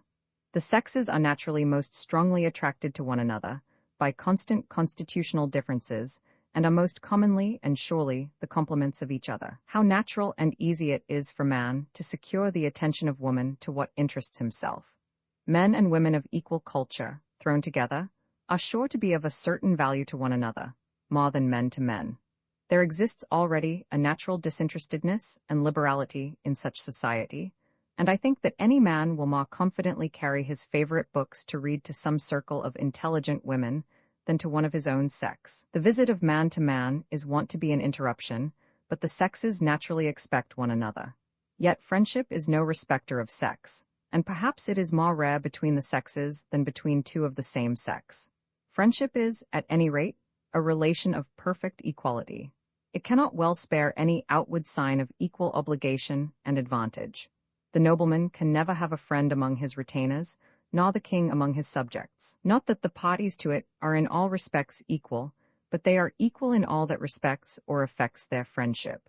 The one's love is exactly balanced and represented by the other's. Persons are only the vessels which contain the nectar, and the hydrostatic paradox is the symbol of love's law. It finds its level and rises to its fountainhead in all breasts, and its slenderest column balances the ocean. And love as well the shepherd can as can the mighty nobleman. The one sex is not, in this respect, more tender than the other. A hero's love is as delicate as a maiden's. Confucius said, "Never contract friendship with a man who is not better than thyself." It is the merit and preservation of friendship that it takes place on a level higher than the actual characters of the parties would seem to warrant. The rays of light come to us in such a curve that every man whom we meet appears to be taller than he actually is. Such foundation has civility. My friend is that one whom I can associate with my choicest thought. I always assign to him a nobler employment in my absence than I ever find him engaged in, and I imagine that the hours which he devotes to me were snatched from a higher society. The sost insult which I ever received from a friend was, when he behaved with the license which only long and cheap acquaintance allows to one's faults in my presence, without shame, and still addressed me in friendly accents. Beware, lest thy friend learn at last to tolerate one frailty of thine, and so an obstacle be raised to the progress of thy love. There are times when we have had enough even of our friends, when we begin inevitably to profane one another, and must withdraw religiously into solitude and silence, the better to prepare ourselves for a loftier intimacy. Silence is the ambrosial night in the intercourse of friends, in which their sincerity is recruited and takes deeper root. Friendship is never established as an understood relation. Do you demand that I be less your friend that you may know it? Yet what right have I to think that another cherishes so rare a sentiment from me? It is a miracle which requires constant proofs. It is an exercise of the purest imagination and the rarest faith. It says by a silent but eloquent behavior, I will be so related to thee as thou canst imagine. Even so thou mayest believe. I will spend truth, all my wealth on thee. And the friend responds silently through his nature and life, and treats his friend with the same divine courtesy. He knows us literally through thick and thin. He never asks for a sign of love, but can distinguish it by the features which it naturally wears. We never need to stand upon ceremony with him with regard to his visits. Wait not till I invite thee, but observe that I am glad to see thee when thou comest. It would be paying too dear for thy visit to ask for it. Where my friend lives there are all riches and every attraction, and no slight obstacle can keep me from him. Let me never have to tell thee what I have not to tell. Let our intercourse be wholly above ourselves, and draw us up to it. The language of friendship is not words, but meanings. It is an intelligence above language. One imagines endless conversations with his friend, in which the tongue shall be loosed, and thoughts be spoken without hesitancy or end, but the experience is commonly far otherwise. Acquaintances may come and go, and have a word ready for every occasion. But what puny word shall he utter whose very breath is thought and meaning? Suppose you go to bid farewell to your friend who is setting out on a journey. What other outward sign do you know than to shake his hand? Have you any palaver ready for him then? Any box of salve to commit to his pocket? Any particular message to send by him? Any statement which you had forgotten to make? As if you could forget anything. No, it is much that you take his hand and say farewell, that you could easily omit, so far custom has prevailed. It is even painful if he is to go that he should linger so long. If he must go, let him go quickly. Have you any lost words? Alas, it is only the word of words which you have so long sought and found not. You have not a first word yet. There are few even whom I should venture to call earnestly by their most proper names. A name pronounced is the recognition of the individual to whom it belongs. He who can pronounce my name aright, he can call me, and is entitled to my love and service. Yet reserve is the freedom and abandonment of lovers. It is the reserve of what is hostile or indifferent in their natures, to give place to what is kindred and harmonious. The violence of love is as much to be dreaded as that of hate. When it is durable, it is serene and equable. Even its famous pains begin only with the ebb of love, for few are indeed lovers, though all would fain be. It is one proof of a man's fitness for friendship that he is able to do without that which is cheap and passionate. A true friendship is as wise as it is tender. The parties to it yield implicitly to the guidance of their love, and know no other law nor kindness. It is not extravagant and insane, but what it says is something established henceforth, and will bear to be stereotyped. It is a truer truth, it is better and fairer news, and no time will ever shame it or prove it false. This is a plant which thrives best in a temperate zone, where summer and winter alternate with one another. The friend is a necessarius, and meets his friend on homely ground, not on carpets and cushions, but on the ground and on rocks they will sit, obeying the natural and primitive laws. They will meet without any outcry, and part without loud sorrow. Their relation implies such qualities as the warrior prizes, for it takes a valor to open the hearts of men as well as the gates of castles. It is not an idle sympathy and mutual consolation, merely, but a heroic sympathy of aspiration and endeavor. When manhood shall be matched so that fear can take no place, then weary works make warriors each other to embrace. The friendship which Powhatan testified for Henry the fur trader, as described in the latter's adventures, so almost bare and leafless, yet not blossomless nor fruitless, is remembered with satisfaction and security. The stern, imperturbable warrior, after fasting, solitude, and mortification of body, comes to the white man's lodge, and affirms that he is the white brother whom he saw in his dream, and adopts him henceforth. He buries the hatchet as it regards his friend, and they hunt and feast and make maple sugar together. Metals unite from fluxility, birds and beasts from motives of convenience, fools from fear and stupidity, and just men at sight.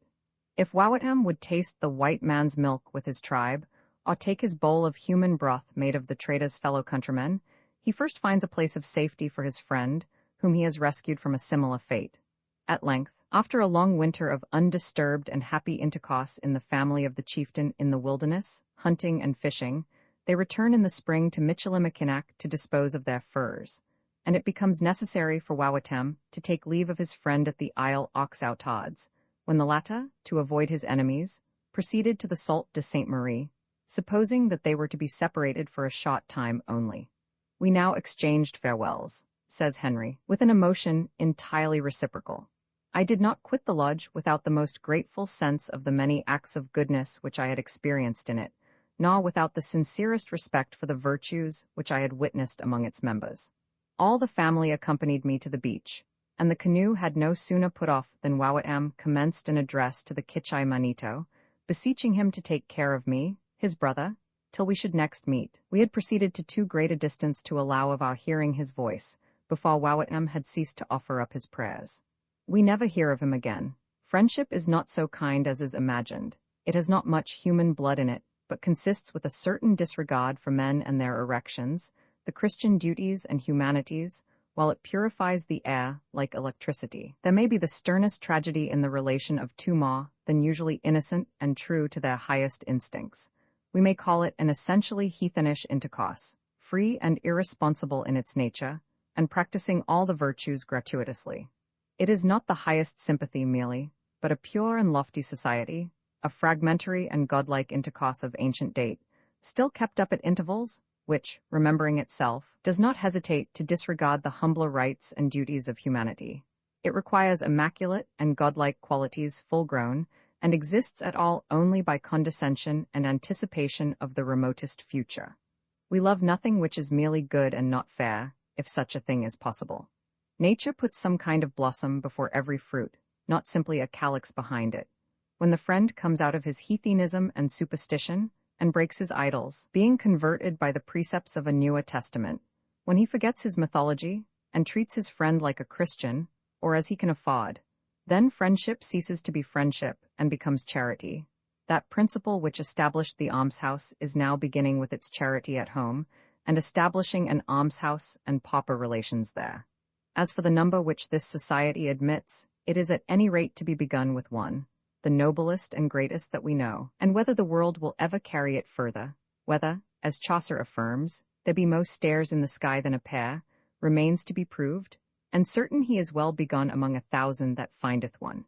We shall not surrender ourselves haughtily to any while we are conscious that another is more deserving of our love. Yet friendship does not stand for numbers, the friend does not count his friends on his fingers, they are not numerable. The more there are included by this bond, if they are indeed included, the rarer and diviner the quality of the love that binds them. I am ready to believe that as private and intimate a relation may exist by which three are embraced, as between two. Indeed, we cannot have too many friends. The virtue which we appreciate we to some extent appropriate, so that thus we are made at last more fit for every relation of life.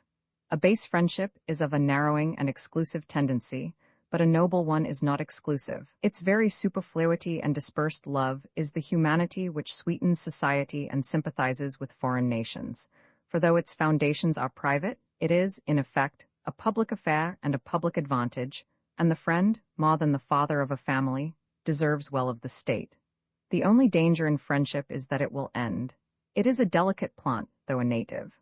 The least unworthiness, even if it be unknown to oneself, vitiates it. Let the friend know that those faults which he observes in his friend his own faults attract. There is no rule more invariable than that we are paid for our suspicions by finding what we suspected. By our narrowness and prejudices we say, I will have so much and such of you, my friend, no more. Perhaps there are none charitable, none disinterested, none wise, noble, and heroic enough for a true and lasting friendship. I sometimes hear my friends complain finely that I do not appreciate their fineness. I shall not tell them whether I do or not, as if they expected a vote of thanks for every fine thing which they uttered or did. Who knows but it was finely appreciated? It may be that your silence was the finest thing of the two. There are some things which a man never speaks of, which a much finer kept silent about. To the highest communications we only lend a silent ear. Our finest relations are not simply kept silent about, but buried under a positive depth of silence never to be revealed. It may be that we are not even yet acquainted. In human intercourse, the tragedy begins, not when there is misunderstanding about words, but when silence is not understood. Then there can never be an explanation. What avails it that another loves you, if he does not understand you?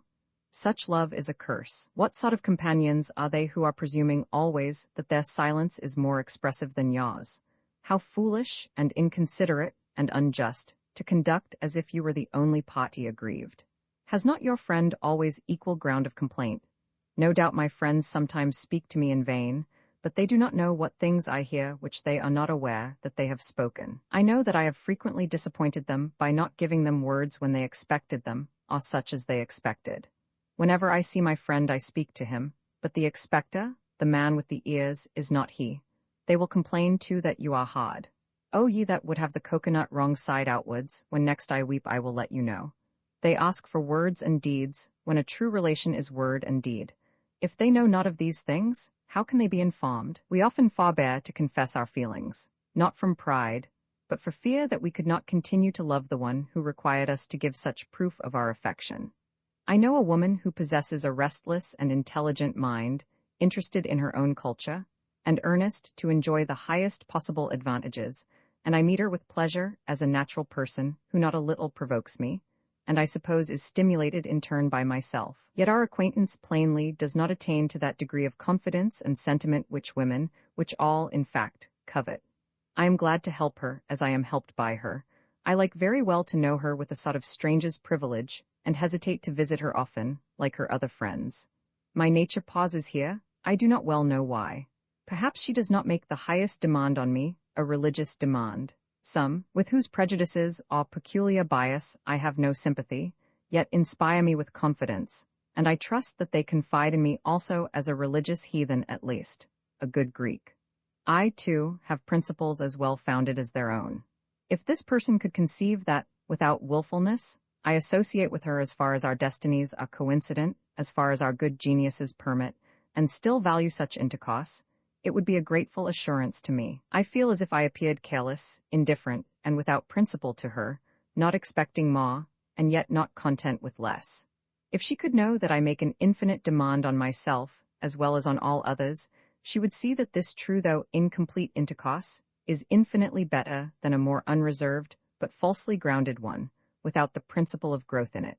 For a companion, I require one who will make an equal demand on me with my own genius. Such a one will always be rightly tolerant.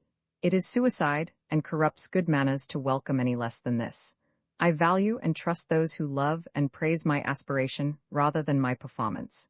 If you would not stop to look at me, but look whither I am looking, and farther, then my education could not dispense with your company.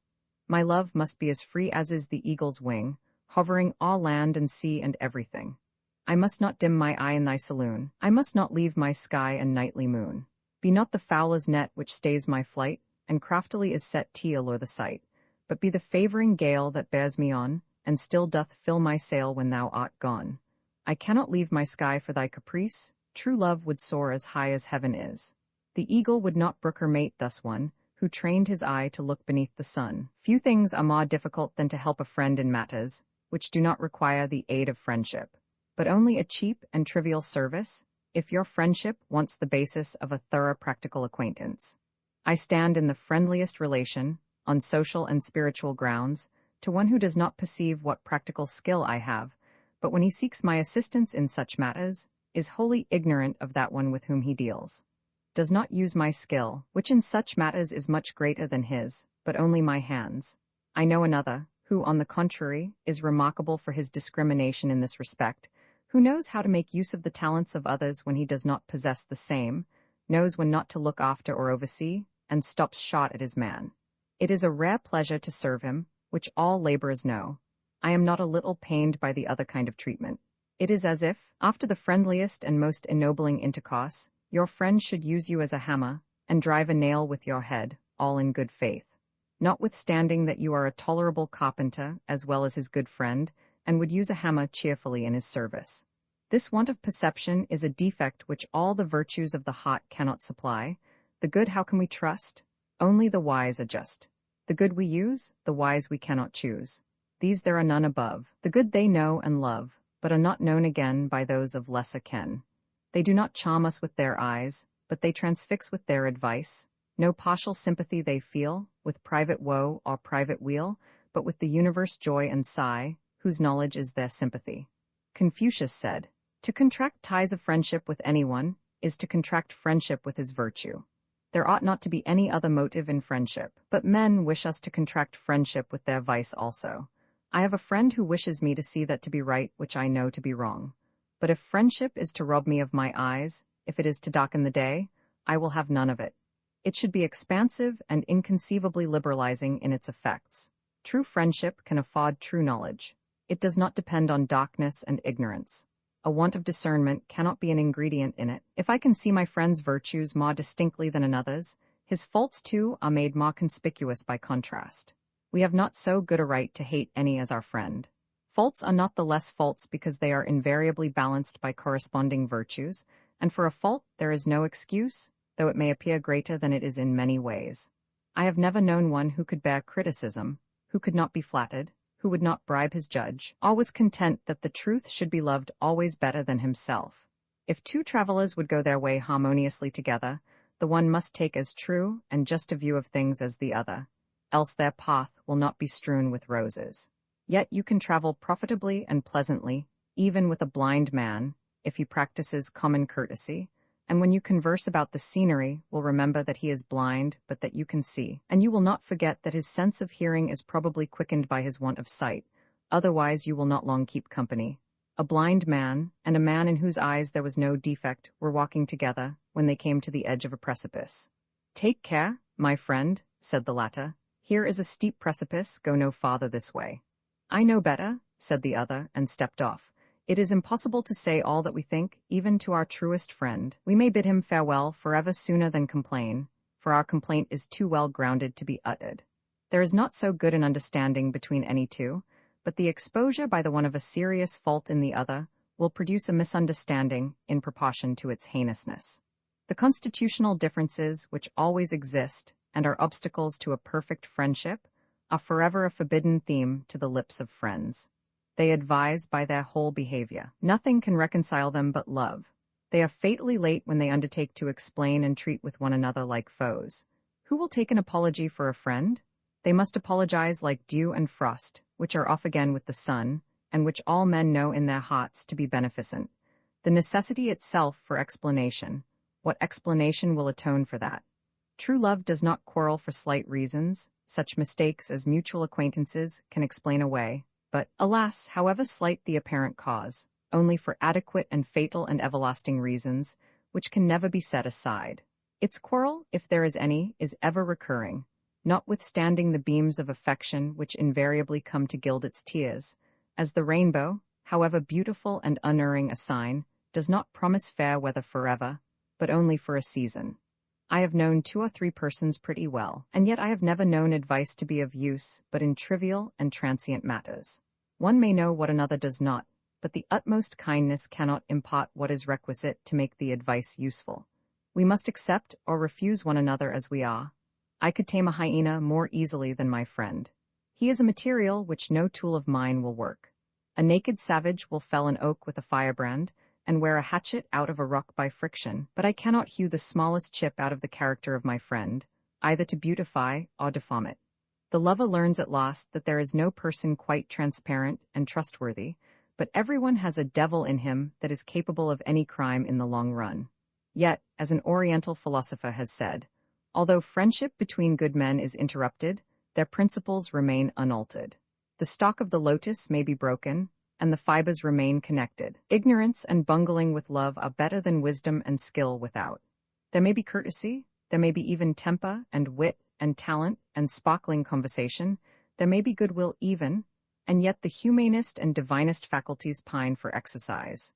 Our life without love is like coke and ashes. Men may be pure as alabaster and Parian marble, elegant as a Tuscan villa, sublime as Niagara, and yet if there is no milk mingled with the wine at their entertainments, better is the hospitality of Goths and Vandals. My friend is not of some other race or family of men, but flesh of my flesh, bone of my bone. He is my real brother. I see his nature groping yonder so like mine. We do not live far apart. Have not the fates associated us in many ways? It says, in the Vishnu Purana, 7 paces together is sufficient for the friendship of the virtuous, but thou and I have dwelt together. Is it of no significance that we have so long partaken of the same loaf, drank at the same fountain, breathed the same air summer and winter, felt the same heat and cold, that the same fruits have been pleased to refresh us both, and we have never had a thought of different fibre the one from the other?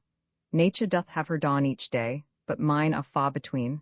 Content, I cry, forsooth to say, mine brightest are I ween. For when my sun doth deign to rise, though it be her noontide, her fairest field in shadow lies, nor can my light abide. Sometimes I bask me in her day, conversing with my mate, but if we interchange one ray, forthwith her heats abate. Through his discourse I climb and see, as from some eastern hill, a brighter morrow rise to me than lieth in her skill. As 'twere 2 summer days in one, 2 Sundays come together, our rays united make one sun, with fairest summer weather. As surely as the sunset in my latest November shall translate me to the ethereal world, and remind me of the ruddy morning of youth.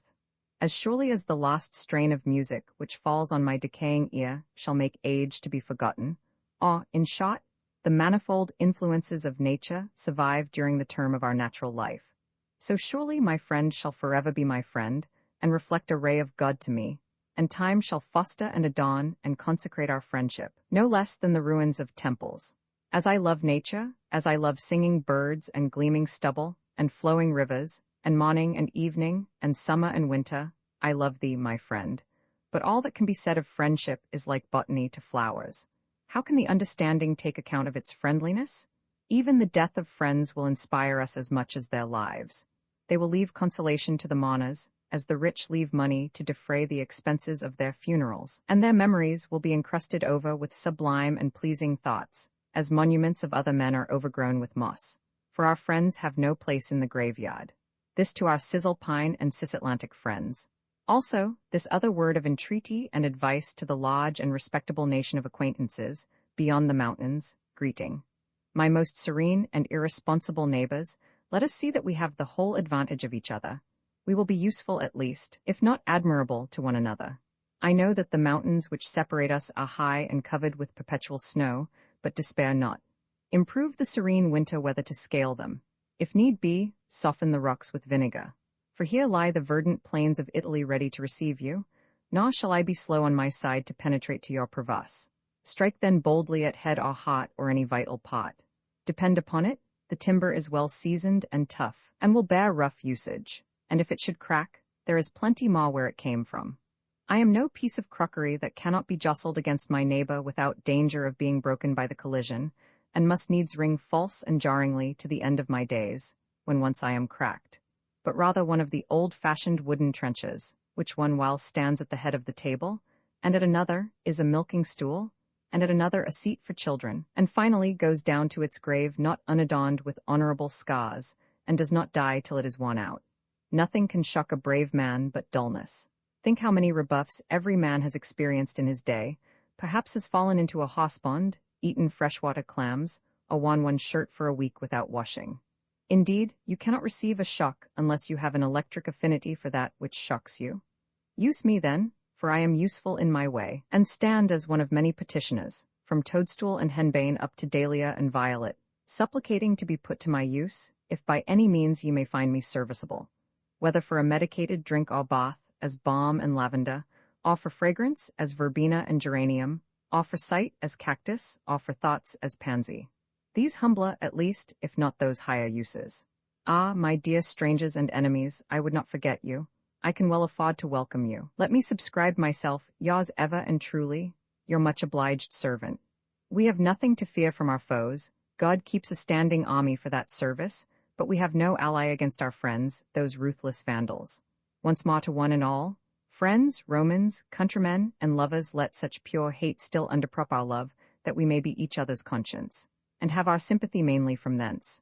Will one another treat like gods, and all the faith we have in virtue and in truth bestow on either, and suspicion leave to gods below. Two solitary stars, unmeasured systems far between us roll, but by our conscious light we are determined to one pole. What need confound the sphere, love can afford to wait, for it no hours too late that witnesseth one duty's end, or to another doth beginning lend. It will subserve no use, more than the tints of flowers, only the independent guest frequents its bowers, inherits its bequest. No speech though kind has it, but kindest silence doles unto its mates, by night consoles, by day congratulates. What saith the tongue to tongue? What heareth ear of ear? By the decrees of fate from year to year does it communicate. Pathless the gulf of feeling yawns, no trivial bridge of words or arch of boldest span can leap the moat that girds the sincere man. No show of bolts and bars can keep the foeman out, or escape his secret mine who entered with the doubt that drew the line. No water at the gate can let the friendly in, but like the sun, o'er all he will the castle win, and shine along the wall. There's nothing in the world I know that can escape from love, for every depth it goes below, and every height above. It waits as waits the sky, until the clouds go by, yet shines serenely on with an eternal day, alike when they are gone, and when they stay. Implacable is love. Foes may be bought or teased from their hostile intent, but he goes unappeased who is on kindness bent. Having rowed 5 or 6 miles above Amoskeag before sunset, and reached a pleasant part of the river, one of us landed to look for a farmhouse, where we might replenish our stores, while the other remained cruising about the stream, and exploring the opposite shores to find a suitable harbor for the night. In the meanwhile, the canal boats began to come round a point in our rear, poling their way along close to the shore, the breeze having quite died away. This time there was no offer of assistance, but one of the boatmen only called out to say, as the truest revenge for having been the losers in the race, that he had seen a wood duck, which we had scared up, sitting on a tall white pine, half a mile downstream. And he repeated the assertion several times, and seemed really chagrined at the apparent suspicion with which this information was received. But there sat the summer duck still, undisturbed by us. By and by the other voyageur returned from his inland expedition, bringing one of the natives with him, a little flaxen-headed boy with some tradition, or small edition, of Robinson Crusoe in his head, who had been charmed by the account of our adventures, and asked his father's leave to join us. He examined, at first from the top of the bank, our boat and furniture, with sparkling eyes, and wished himself already his own man. He was a lively and interesting boy, and we should have been glad to ship him, but Nathan was still his father's boy, and had not come to years of discretion. We had got a loaf of homemade bread, and musk and watermelons for dessert. For this farmer, a clever and well-disposed man, cultivated a large patch of melons for the Hooksett and Concord markets. He hospitably entertained us the next day, exhibiting his hop fields and kiln and melon patch, wanting us to step over the tight rope which surrounded the latter at a foot from the ground, while he pointed to a little bower at one corner, where it connected with the lock of a gun ranging with the line, and where, as he informed us, He sometimes sat in pleasant nights to defend his premises against thieves. We stepped high over the line, and sympathized with our host's on the whole quite human, if not humane, interest in the success of his experiment. That night especially thieves were to be expected, from rumors in the atmosphere, and the priming was not wet. He was a Methodist man, who had his dwelling between the river and Uncananock Mountain, who there belonged, and stayed at home there, and by the encouragement of distant political organizations, and by his own tenacity, held a property in his melons, and continued to plant. We suggested melon seeds of new varieties and fruit of foreign flavor to be added to his stock. We had come away up here among the hills to learn the impartial and unbribable beneficence of nature. Strawberries and melons grow as well in one man's garden as another's, and the sun lodges as kindly under his hillside, when we had imagined that she inclined rather to some few earnest and faithful souls whom we know. We found a convenient harbor for our boat on the opposite or east shore, still in Hooksett, at the mouth of a small brook which emptied into the Merrimack, where it would be out of the way of any passing boat in the night, for they commonly hug the shore if bound upstream, either to avoid the current, or touch the bottom with their poles, and where it would be accessible without stepping on the clayey shore. We set one of our largest melons to cool in the still water among the alders at the mouth of this creek, but when our tent was pitched and ready, and we went to get it, it had floated out into the stream, and was nowhere to be seen.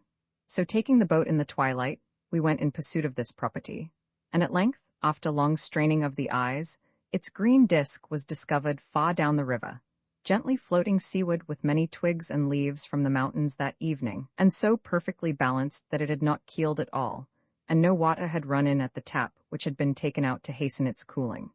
As we sat on the bank eating our supper, the clear light of the western sky fell on the eastern trees, and was reflected in the water, and we enjoyed so serene an evening as left nothing to describe. For the most part we think that there are few degrees of sublimity, and that the highest is but little higher than that which we now behold. But we are always deceived. Sublimer visions appear, and the former pale and fade away. We are grateful when we are reminded by interior evidence of the permanence of universal laws, for our faith is but faintly remembered indeed, is not a remembered assurance, but a use and enjoyment of knowledge. It is when we do not have to believe, but come into actual contact with truth, and are related to her in the most direct and intimate way. Waves of serena life pass over us from time to time, like flakes of sunlight over the fields in cloudy weather. In some happier moment, when moss sap flows in the withered stalk of our life, Syria and India stretch away from our present as they do in history. All the events which make the annals of the nations are but the shadows of our private experiences. Suddenly and silently, the eras which we call history awake and glimmer in us, and there is room for Alexander and Hannibal to march and conquer. In short, the history which we read is only a fainter memory of events which have happened in our own experience. Tradition is a more interrupted and feebler memory. This world is but canvas to our imaginations. I see men with infinite pains endeavoring to realize to their bodies what I, with at least equal pains, would realize to my imagination, its capacities, for certainly there is a life of the mind above the wants of the body, and independent of it. Often the body is warmed, but the imagination is topid, the body is fat, but the imagination is lean and shrunk. But what avails all other wealth if this is wanting? Imagination is the air of mind, in which it lives and breathes. All things are as I am. Where is the house of change? The past is only so heroic as we see it. It is the canvas on which our idea of heroism is painted. And so, in one sense, the dim prospectus of our future field. Our circumstances answer to our expectations and the demand of our natures. I have noticed that if a man thinks that he needs $1,000 and cannot be convinced that he does not, he will commonly be found to have them. If he lives and thinks $1,000 will be forthcoming, though it be to buy shoestrings with, 1,000 mills will be just as slow to come to one who finds it equally hard to convince himself that he needs them. Men are by birth equal in this, that given themselves and their condition, they are even. I am astonished at the singular pertinacity and endurance of our lives. The miracle is that what is, when it is so difficult, if not impossible, for anything else to be, that we walk on in our particular paths so far, before we fall on death and fate, merely because we must walk in some path, that every man can get a living, and so few can do anything more. So much only can I accomplish ere health and strength are gone, and yet this suffices.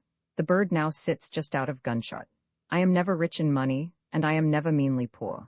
If debts are incurred, why? Debts are in the course of events cancelled, as it were by the same law by which they were incurred. I heard that an engagement was entered into between a certain youth and a maiden, and then I heard that it was broken off, but I did not know the reason in either case. We are hedged about, we think, by accident and circumstance. Now we creep as in a dream, and now again we run, as if there were a fate in it, and all things thwarted or assisted. I cannot change my clothes, but when I do, and yet I do change them, and soil the new ones. It is wonderful that this gets done, when some admirable deeds which I could mention do not get done. Our particular lives seem of such fortune and confident strength and durability, as piers of solid rock thrown forward into the tide of circumstance. When every other path would fail, with singular and unerring confidence we advance on our particular course. What risks we run? Famine and fire and pestilence, and the thousand forms of a cruel fate, and yet every man lives till he dies. How did he manage that? Is there no immediate danger? We wonder superfluously when we hear of a somnambulist walking a plank securely. We have walked a plank all our lives up to this particular string piece where we are. My life will wait for nobody, but is being matured still without delay, while I go about the streets and chaffer with this man and that to secure it a living. It is as indifferent and easy meanwhile as a poor man's dog, and making acquaintance with its kind. It will cut its own channel like a mountain stream, and by the longest ridge is not kept from the sea at last. I have found all things thus far, persons and inanimate matter, elements and seasons, strangely adapted to my resources. No matter what imprudent haste in my career, I am permitted to be rash. Gulfs are bridged in a twinkling, as if some unseen baggage train carried pontoons for my convenience, and while from the heights I scan the tempting but unexplored Pacific Ocean of futurity, the ship is being carried over the mountains piecemeal, on the backs of mules and llamas, whose keel shall plough its waves, and bear me to the Indies. Day would not dawn if it were not for the inward morning packed in my mind lie all the clothes which outward nature wears, and in its fashions hourly change it all things else repairs. In vain I look for change abroad, and can no difference find, till some new ray of peace uncalled illumes my inmost mind. What is it gilds the trees and clouds, and paints the heavens so gay, but yonder fast-abiding light with its unchanging ray? Lo, when the sun streams through the wood, upon a winter's morn, where his silent beams intrude, the murky night is gone. How could the patient pine have known the morning breeze would come? Ah, humble flowers, anticipate the insect's noonday hum, till the new light with morning cheer from far streamed through the aisles, and nimbly told the forest trees for many stretching miles. I've heard within my inmost soul such cheerful morning news, in the horizon of my mind have seen such orient hues, as in the twilight of the dawn, when the first birds awake, are heard within some silent wood, where they the small twigs break, or in the eastern skies are seen, before the sun appears, the harbingers of summer heats which from afar he bears. Whole weeks and months of my summer life slide away in thin volumes like mist and smoke, till at length, some warm morning, perchance, I see a sheet of mist blown down the brook to the swamp, and I float as high above the fields with it. I can recall to mind the stillest summer hours, in which the grasshopper sings over the mulleins, and there is a valor in that time the bare memory of which is armor that can laugh at any blow of fortune. For our lifetime the strains of a harp are heard to swell and die alternately, and death is but the pause when the blast is recollecting itself. We lay awake a long while, listening to the murmurs of the brook, in the angle formed by whose bank with the river our tent was pitched, and there was a sort of human interest in its story, which ceases not in freshet or in drought the livelong summer, and the profounder lapse of the river was quite drowned by its din. But the rill, whose silver sands and pebbles sing eternal ditties with the spring, is silenced by the first frosts of winter, while mightier streams, on whose bottom the sun never shines, clogged with sunken rocks and the ruins of forests, from whose surface comes up no murmur, are strangers to the icy fetters which bind fast 1,000 contributory rills. I dreamed this night of an event which had occurred long before. It was a difference with a friend, which had not ceased to give me pain, though I had no cause to blame myself. But in my dream, ideal justice was at length done me for his suspicions, and I received that compensation which I had never obtained in my waking hours. I was unspeakably soothed and rejoiced, even after I awoke, because in dreams we never deceive ourselves, nor are deceived, and this seemed to have the authority of a final judgment. We bless and curse ourselves. Some dreams are divine, as well as some waking thoughts. Donne sings of one who dreamt devoutlier than most used to pray. Dreams are the touchstones of our characters. We are scarcely less afflicted when we remember some unworthiness in our conduct in a dream than if it had been actual, and the intensity of our grief, which is our atonement, measures the degree by which this is separated from an actual unworthiness. For in dreams we but act a part which must have been learned and rehearsed in our waking hours, and no doubt could discover some waking consent thereto. If this meanness had not its foundation in us, why are we grieved at it? In dreams we see ourselves naked and acting out our real characters, even more clearly than we see others awake. But an unwavering and commanding virtue would compel even its most fantastic and faintest dreams to respect its ever-wakeful authority. As we are accustomed to say carelessly, we should never have dreamed of such a thing. Our truest life is when we are in dreams awake. And ma to lull him in his slumber soft, a trickling stream from high rock tumbling down, and ever-drizzling rain upon the loft, mixed with a murmuring wind, much like the sound of swarming bees, did cast him in a swoon. No other noise, nor people's troublous cries, as still a want to annoy the walled town, might there be heard, but careless quiet lies wrapped in eternal silence far from any mise. Thursday he trode the unplanted forest flaw, whereon the all-seeing sun for ages hath not shone, where feeds the moose and walks the surly bear, and up the tall mast runs the woodpecker. Where darkness found him he lay glad at night, there the red morning touched him with its light. Go where he will, the wise man is at home, his hearth the earth, his hall the azure dome, where his clear spirit leads him, there's his road, by God's own light illumined and foreshowed. When we awoke this morning, we heard the faint, deliberate, and ominous sound of raindrops on our cotton roof. The rain had pattered all night, and now the whole country wept, the drops falling in the river, and on the alders, and in the pastures, and instead of any bow in the heavens, there was the trill of the hare-bird all the morning. The cheery faith of this little bird atoned for the silence of the whole woodland choir beside. When we first stepped abroad, a flock of sheep, led by their rams, came rushing down a ravine in our rear, with heedless haste and unreserved frisking, as if unobserved by man, from some higher pasture where they had spent the night, to taste the herbage by the riverside. But when their leaders caught sight of our white tent through the mist, struck with sudden astonishment, with their forefeet braced, they sustained the rushing torrent in their rear, and the whole flock stood stock still, endeavoring to solve the mystery in their sheepish brains. At length, concluding that it boded no mischief to them, they spread themselves out quietly over the field. We learned afterward that we had pitched our tent on the very spot which a few summers before had been occupied by a party of Penobscots. We could see rising before us through the mist a dark conical eminence called Hooksett Pinnacle, a landmark to boatmen, and also Uncanunnock Mountain, broad off on the west side of the river. This was the limit of our voyage, for a few hours more in the rain would have taken us to the last of the locks, and our boat was too heavy to be dragged around the long and numerous rapids which would occur. On foot, however, we continued up along the bank, feeling our way with a stick through the showery and foggy day, and climbing over the slippery logs in our path with as much pleasure and buoyancy as in brightest sunshine, scenting the fragrance of the pines and the wet clay under our feet, and cheered by the tones of invisible waterfalls, with visions of toadstools and wandering frogs, and festoons of moss hanging from the spruce trees, and thrushes flitting silent under the leaves, our road still holding together through that wettest of weather, like faith, while we confidently followed its lead. We managed to keep our thoughts dry, however, and only our clothes were wet. It was altogether a cloudy and drizzling day, with occasional brightenings in the mist, when the trill of the tree sparrow seemed to be ushering in sunny hours. Nothing that naturally happens to man can hurt him, earthquakes and thunderstorms not excepted, said a man of genius, who at this time lived a few miles farther on our road. When compelled by a shower to take shelter under a tree, we may improve that opportunity for a more minute inspection of some of nature's works. I have stood under a tree in the woods half a day at a time, during a heavy rain in the summer, and yet employed myself happily and profitably there, prying with microscopic eye into the crevices of the bark, or the leaves, or the fungi at my feet.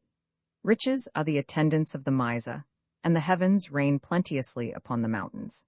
I can fancy that it would be a luxury to stand up to one's chin in some retired swamp a whole summer day, scenting the wild honeysuckle and bilberry blows, and lulled by the minstrelsy of gnats and mosquitoes. A day passed in the society of those Greek sages, such as described in the Banquet of Xenophon, would not be comparable with the dry wit of decayed cranberry vines and the fresh Attic salt of the mossbeds. Say 12 hours of genial and familiar converse with the leopard frog, the sun to rise behind alder and dogwood, and climb buoyantly to his meridian of 2 hands' breadth, and finally sink to rest behind some bold western hummock, to hear the evening chant of the mosquito from 1,000 green chapels, and the bittern begin to boom from some concealed fought like a sunset gun. Surely one may as profitably be soaked in the juices of a swamp for one day as pick his way dry-shod over sand.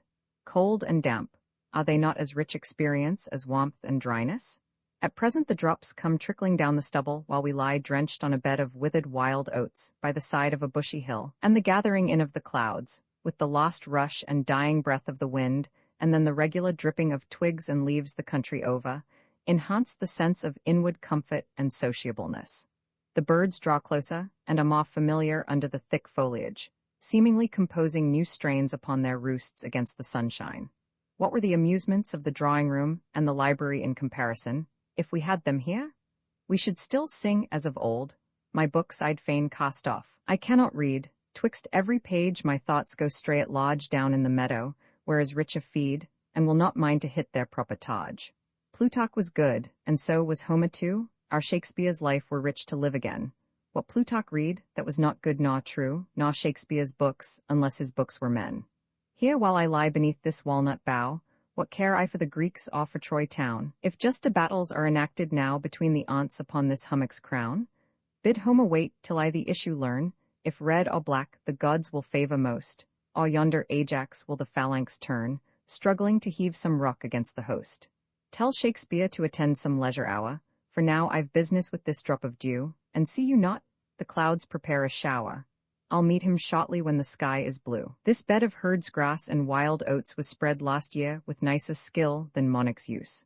A clover tuft is pillow for my head, and violets quite overtop my shoes. And now the cordial clouds have shut all in, and gently swells the wind to say alls, while the scattered drops are falling fast and thin, some in the pool, some in the flower bell. I am well drenched upon my bed of oats, but see that globe come rolling down its stem now, like a lonely planet there it floats, and now it sinks into my garment's hem. Drip, drip the trees for all the country round, and richness rare distills from every bough, the wind alone it is makes every sound, shaking down crystals on the leaves below. For shame the sun will never show himself, who could not with his beams ere melt me so, my dripping locks, they would become an elf, who in a beaded coat does gaily go. The pinnacle is a small wooded hill, which rises very abruptly to the height of about 200 feet near the shore at Hooksett Falls. As Uncanonic Mountain is perhaps the best point from which to view the valley of the Merrimack, so this hill affords the best view of the river itself. I have sat upon its summit, a precipitous rock only a few rods long, in fairer weather, when the sun was setting and filling the river valley with a flood of light. You can see up and down the Merrimack several miles each way. The broad and straight river, full of light and life, with its sparkling and foaming falls, the islet which divides the stream, the village of Hooksett on the shore almost directly under your feet, so near that you can converse with its inhabitants or throw a stone into its yards, the woodland lake at its western base, and the mountains in the north and northeast, make a scene of rare beauty and completeness, which the traveler should take pains to behold. We were hospitably entertained in Concord, New Hampshire, which we persisted in calling New Concord, as we had been wont, to distinguish it from our native town, from which we had been told that it was named and in part originally settled. This would have been the proper place to conclude our voyage, uniting Concord with Concord by these meandering rivers, but our boat was moored some miles below its pot. The richness of the intervals at Pennacook, now Concord, New Hampshire, had been observed by explorers, and according to the historian of Haverhill, in the year 1726, considerable progress was made in the settlement, and a road was cut through the wilderness from Haverhill to Pennacook. In the fall of 1727, the first family, that of Captain Ebenezer Eastman, moved into the place. His team was driven by Jacob Shute, who was by birth a Frenchman, and he is said to have been the first person who drove a team through the wilderness. Soon after, says tradition, one Aya, a lad of 18, drove a team consisting of 10 yoke of oxen to Pennacook, swam the river, and plowed a portion of the interval. He is supposed to have been the first person who plowed land in that place. After he had completed his work, He started on his return at sunrise, drowned a yoke of oxen while recrossing the river, and arrived at Haverhill about midnight. The crank of the first sawmill was manufactured in Haverhill and carried to Pennacook on a horse. But we found that the frontiers were not this way any longer. This generation has come into the world fatally late for some enterprises. Go where we will on the surface of things, men have been there before us. We cannot now have the pleasure of erecting the lost house that was long ago set up in the suburbs of Astoria City, and our boundaries have literally been run to the South Sea, according to the old patents. But the lives of men, though more extended laterally in their range, are still as shallow as ever.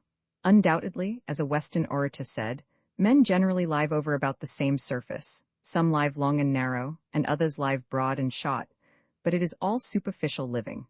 A worm is as good a traveler as a grasshopper or a cricket, and a much wiser settler. With all their activity, these do not hop away from drought nor forward to summer. We do not avoid evil by fleeing before it, but by rising above or diving below its plane, as the worm escapes drought and frost by boring a few inches deeper. The frontiers are not east or west, north or south, but wherever a man fronts a fact, though that fact be his neighbor, there is an unsettled wilderness between him and Canada, between him and the setting sun, or, farther still, between him and it. Let him build himself a log house with the bark on where he is, fronting it, and wage there an old French war for 7 or 70 years, with Indians and Rangers, or whatever else may come between him and the reality, and save his scalp if he can. We now no longer sailed or floated on the river, but trod the unyielding land like pilgrims. Sadie tells who may travel, among others, a common mechanic who can earn a subsistence by the industry of his hand, and shall not have to stake his reputation for every morsel of bread. As philosophers have said, he may travel who can subsist on the wild fruits and game of the most cultivated country. A man may travel fast enough and earn his living on the road. I have at times been applied to do work when on a journey, to do tinkering and repair clocks when I had a knapsack on my back. A man once applied to me to go into a factory, stating conditions and wages, observing that I succeeded in shutting the window of a railroad car in which we were traveling, when the other passengers had failed. Hast thou not heard of a Sufi, who was hammering some nails into the sole of his sandal? An officer of cavalry took him by the sleeve, saying, "Come along and shoe my horse." Farmers have asked me to assist them in haying when I was passing their fields. A man once applied to me to mend his umbrella, taking me for an umbrella mender because, being on a journey, I carried an umbrella in my hand while the sun shone. Another wished to buy a tin cup of me, observing that I had one strapped to my belt and a saucepan on my back. The cheapest way to travel, and the way to travel the farthest in the shortest distance, is to go afoot, carrying a dipper, a spoon, and a fish line, some Indian meal, some salt, and some sugar. When you come to a brook or pond, you can catch fish and cook them, or you can boil a hasty pudding, or you can buy a loaf of bread at a farmer's house for 4pence, moisten it in the next brook that crosses the road, and dip into it your sugar. This alone will last you a whole day. Or, if you are accustomed to hot-ear living, you can buy a quart of milk for 2 cents, crumb your bread or cold pudding into it, and eat it with your own spoon out of your own dish. Any one of these things I mean, not all together. I have traveled thus some hundreds of miles without taking any meal in a house, sleeping on the ground when convenient, and found it cheaper, and in many respects more profitable, than staying at home. So that some have inquired why it would not be best to travel always. But I never thought of traveling simply as a means of getting a livelihood. A simple woman down in Tingsboro, at whose house I once stopped to get a draught of water, when I said, recognizing the bucket, that I had stopped there 9 years before for the same purpose, asked if I was not a traveler, supposing that I had been traveling ever since and had now come round again, that traveling was one of the professions, more or less productive, which her husband did not follow. But continued traveling is far from productive. It begins with wearing away the soles of the shoes and making the feet sore, and ere long it will wear a man clean up, after making his heart sore into the bargain. I have observed that the afterlife of those who have traveled much is very pathetic. True and sincere traveling is no pastime, but it is as serious as the grave, or any part of the human journey, and it requires a long probation to be broken into it. I do not speak of those that travel sitting, the sedentary travelers whose legs hang dangling the while, mere idle symbols of the fact, any more than when we speak of sitting hens we mean those that sit standing, but I mean those to whom traveling is life for the legs, and death too, at last. The traveler must be born again on the road, and earn a passport from the elements, the principal powers that be for him. He shall experience at last that old threat of his mother fulfilled, that he shall be skinned alive. His saws shall gradually deepen themselves that they may heal inwardly, while he gives no rest to the sole of his foot, and at night weariness must be his pillow, that so he may acquire experience against his rainy days.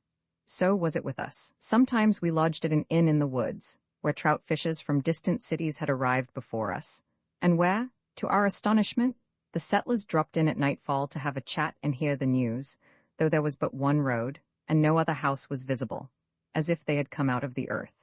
There we sometimes read old newspapers, who never before read new ones, and in the rustle of their leaves heard the dashing of the surf along the Atlantic shore, instead of the sough of the wind among the pines. But then walking had given us an appetite even for the least palatable and nutritious food. Some hard and dry book in a dead language, which you have found it impossible to read at home, but for which you have still a lingering regard, is the best to carry with you on a journey. At a country inn, in the barren society of ostlers and travellers, I could undertake the writers of the Silver or the Brazen Age with confidence. Almost the last regular service which I performed in the cause of literature was to read the works of Aulus Persius Flaccus. If you have imagined what a divine work is spread out for the poet, and approach this author too, in the hope of finding the field at length fairly entered on, you will hardly dissent from the words of the prologue, Ips semipaganus ad sacra vatum common, affero nostrum. I half pagan bring my verses to the shrine of the poets. Here is none of the interior dignity of Virgil, nor the elegance and vivacity of Horace, nor will any Sibyl be needed to remind you that from those older Greek poets there is a sad descent to Persius. You can scarcely distinguish one harmonious sound amid this unmusical bickering with the follies of men. One sees that music has its place in thought, but hardly as yet in language. When the muse arrives, we wait for her to remold language, and impart to it her own rhythm. Hitherto the verse groans and labors with its load, and goes not forward blithely, singing by the way. The best ode may be parodied, indeed is itself a parody, and has a poor and trivial sound, like a man stepping on the rounds of a ladder. Homer and Shakespeare and Milton and Marvell and Wordsworth are but the rustling of leaves and crackling of twigs in the forest, and there is not yet the sound of any bird. The muse has never lifted up her voice to sing. Most of all, satire will not be sung. A Juvenal or Persius do not marry music to their verse, but a measured fault-finders at best, stand but just outside the faults they condemn, and so are concerned rather about the monster which they have escaped than the fair prospect before them. Let them live on an age, and they will have travelled out of his shadow and reach, and found other objects to ponder. As long as there is satire, the poet is, as it were, particeps criminis. One sees not, but he had best let bad take care of itself, and have to do only with what is beyond suspicion. If you light on the least vestige of truth, and it is the weight of the whole body still which stamps the faintest trace, an eternity will not suffice to extol it, while no evil is so huge, but you grudge to bestow on it a moment of hate. Truth never turns to rebuke falsehood. Her own straightforwardness is the severest correction. Horace would not have written satire so well if he had not been inspired by it, as by a passion, and fondly cherished his vein. In his odes, the love always exceeds the hate, so that the severest satire still sings itself, and the poet is satisfied, though the folly be not corrected. A sort of necessary order in the development of genius is, first, complaint, second, plaint, third, love. Complaint, which is the condition of Persius, lies not in the province of poetry. Ere long the enjoyment of a superior good would have changed his disgust into regret. We can never have much sympathy with the complainer, for after searching nature through, we conclude that he must be both plaintiff and defendant too, and so had best come to a settlement without a hearing. He who receives an injury is to some extent an accomplice of the wrongdoer. Perhaps it would be truer to say that the highest strain of the muse is essentially plaintive. The saints are still tears of joy. Who has ever heard the innocent sing? But the divinest poem, or the life of a great man, is the severest satire, as impersonal as nature herself, and like the sighs of her winds in the woods, which convey ever a slight reproof to the hearer. The greater the genius, the keener the edge of the satire. Hence we have to do only with the rare and fragmentary traits which least belong to Persius, or shall we say, are the properest utterances of his muse, since that which he says best at any time is what he can best say at all times. The spectators and ramblers have not failed to cull some quotable sentences from this garden too, So pleasant is it to meet even the most familiar truth in a new dress, when, if our neighbor had said it, we should have passed it by as hackneyed. Out of these 6 satires, you may perhaps select some 20 lines, which fit so well as many thoughts that they will recur to the scholar almost as readily as a natural image, though when translated into familiar language, they lose that insular emphasis which fitted them for quotation. Such lines as the following, translation cannot render commonplace. Contrasting the man of true religion with those who, with jealous privacy, would fain carry on a secret commerce with the gods, he says, Hod cuivis promptum est, murmic humai lesc susuros tolla de templis, et apito viva voto. It is not easy for everyone to take murmurs and low whispers out of the temples, and live with open vow. To the virtuous man, the universe is the only sanctum sanctorum, and the penetralia of the temple are the broad noon of his existence. Why should he betake himself to a subterranean crypt, as if it were the only holy ground in all the world which he had left unprofaned? The obedient soul would only the more discover and familiarize things, and escape more and more into light and air, as having henceforth done with secrecy, so that the universe shall not seem open enough for it. At length, it is neglectful even of that silence which is consistent with true modesty, but by its independence of all confidence in its disclosures, makes that which it imparts so private to the hearer that it becomes the care of the whole world that modesty be not infringed. To the man who cherishes a secret in his breast, there is a still greater secret unexplored. Our most indifferent acts may be matter for secrecy, but whatever we do with the utmost truthfulness and integrity, by virtue of its pureness, must be transparent as light. In the 3rd satire, he asks, Est aliquid quotendis, et in quod diriges arcum, and passum sequuris cavos, testave, lutove, securus quo pesferet, ac ex tempo vivis? Is there anything to which thou tendest and against which thou directest thy bow? Or dost thou pursue crows at random, with pottery or clay, careless whither thy feet bear thee, and live ex tempo? The bad sense is always a secondary one. Language does not appear to have justice done it, but is obviously cramped and narrowed in its significance when any meanness is described. The truest construction is not put upon it. What may readily be fashioned into a rule of wisdom is here thrown in the teeth of the sluggard, and constitutes the front of his offense. Universally, the innocent man will come forth from the sharpest inquisition and lecturing, the combined din of reproof and commendation, with a faint sound of eulogy in his ears. Our vices always lie in the direction of our virtues, and in their best estate are but plausible imitations of the latter. Falsehood never attains to the dignity of entire falseness, but is only an inferior sort of truth. If it were more thoroughly false, it would incur danger of becoming true. Securus quo pesferet, ac ex tempo vivit, is then the motto of a wise man. For first, as the subtle discernment of the language would have taught us, with all his negligence he is still secure, but the sluggard, notwithstanding his heedlessness, is insecure. The life of a wise man is most of all extemporaneous, for he lives out of an eternity which includes all time. The cunning mind travels further back than Zoroaster each instant, and comes quite down to the present with its revelation. The utmost thrift and industry of thinking give no man any stock in life. His credit with the inner world is no better, his capital no larger. He must try his fortune again today as yesterday. All questions rely on the present for their solution. Time measures nothing but itself. The word that is written may be postponed, but not that on the lip. If this is what the occasion says, let the occasion say it. All the world is forward to prompt him who gets up to live without his creed in his pocket. In the 5th satire, which is the best, I find, stat contra ratio, et secretam garret in orum, ni licet facer id, quod quis vitiabit agendo. Reason opposes, and whispers in the secret ear, that it is not lawful to do that which one will spoil by doing. Only they who do not see how anything might be better done are forward to try their hand on it. Even the master workman must be encouraged by the reflection that his awkwardness will be incompetent to do that thing harm to which his skill may fail to do justice. Here is no apology for neglecting to do many things from a sense of our incapacity, for what deed does not fall maimed and imperfect from our hands, but only a warning to bungle less. The satires of Persius are the furthest possible from inspired, evidently a chosen, not imposed subject. Perhaps I have given him credit for more earnestness than is apparent, but it is certain that that which alone we can call Persius, which is forever independent and consistent, was in earnest, and so sanctions the sober consideration of all. The artist and his work are not to be separated.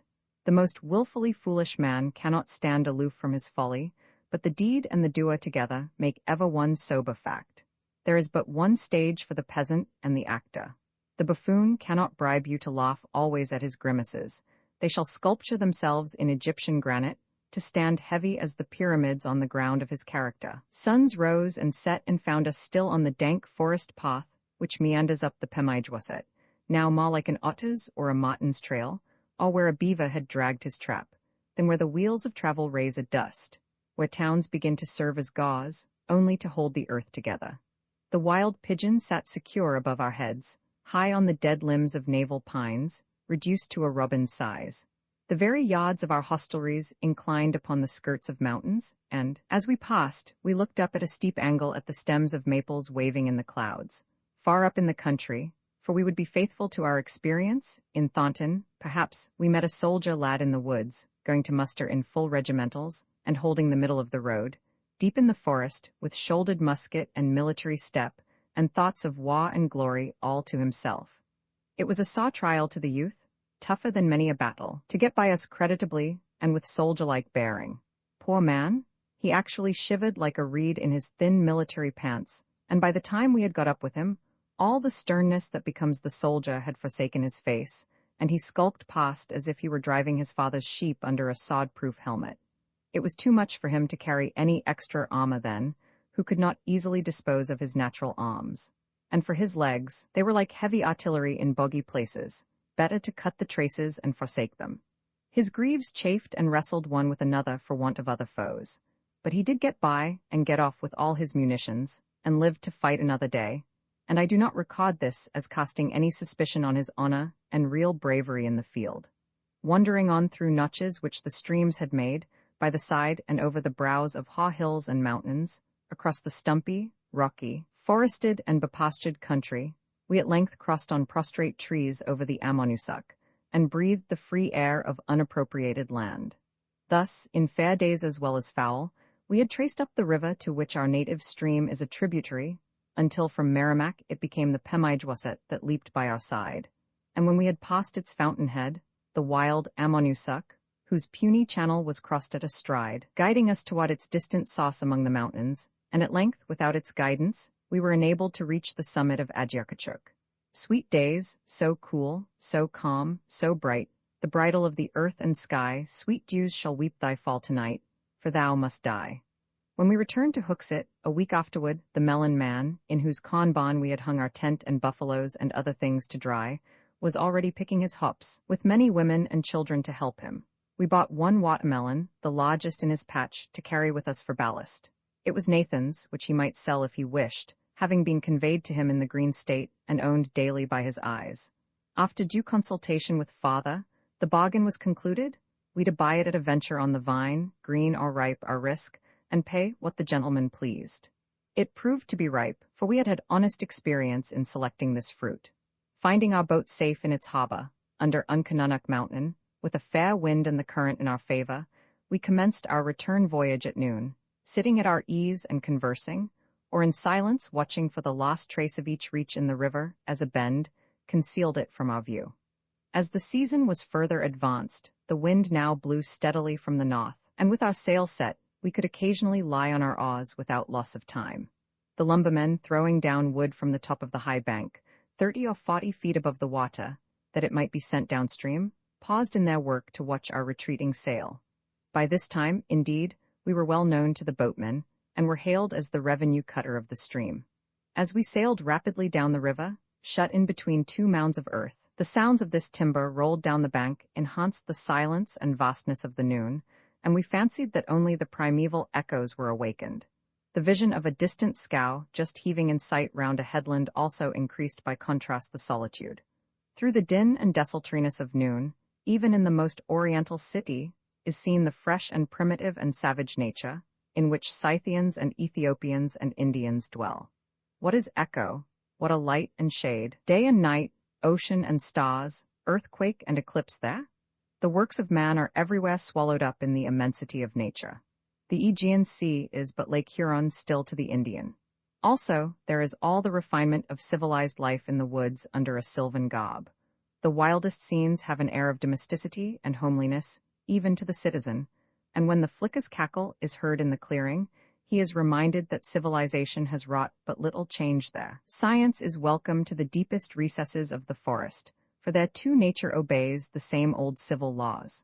The little red bug on the stump of a pine, for it the wind shifts and the sun breaks through the clouds. In the wildest nature, there is not only the material of the most cultivated life, and a sort of anticipation of the last result, but a greater refinement already than is ever attained by man. There is papyrus by the riverside, and rushes for light, and the goose only flies overhead.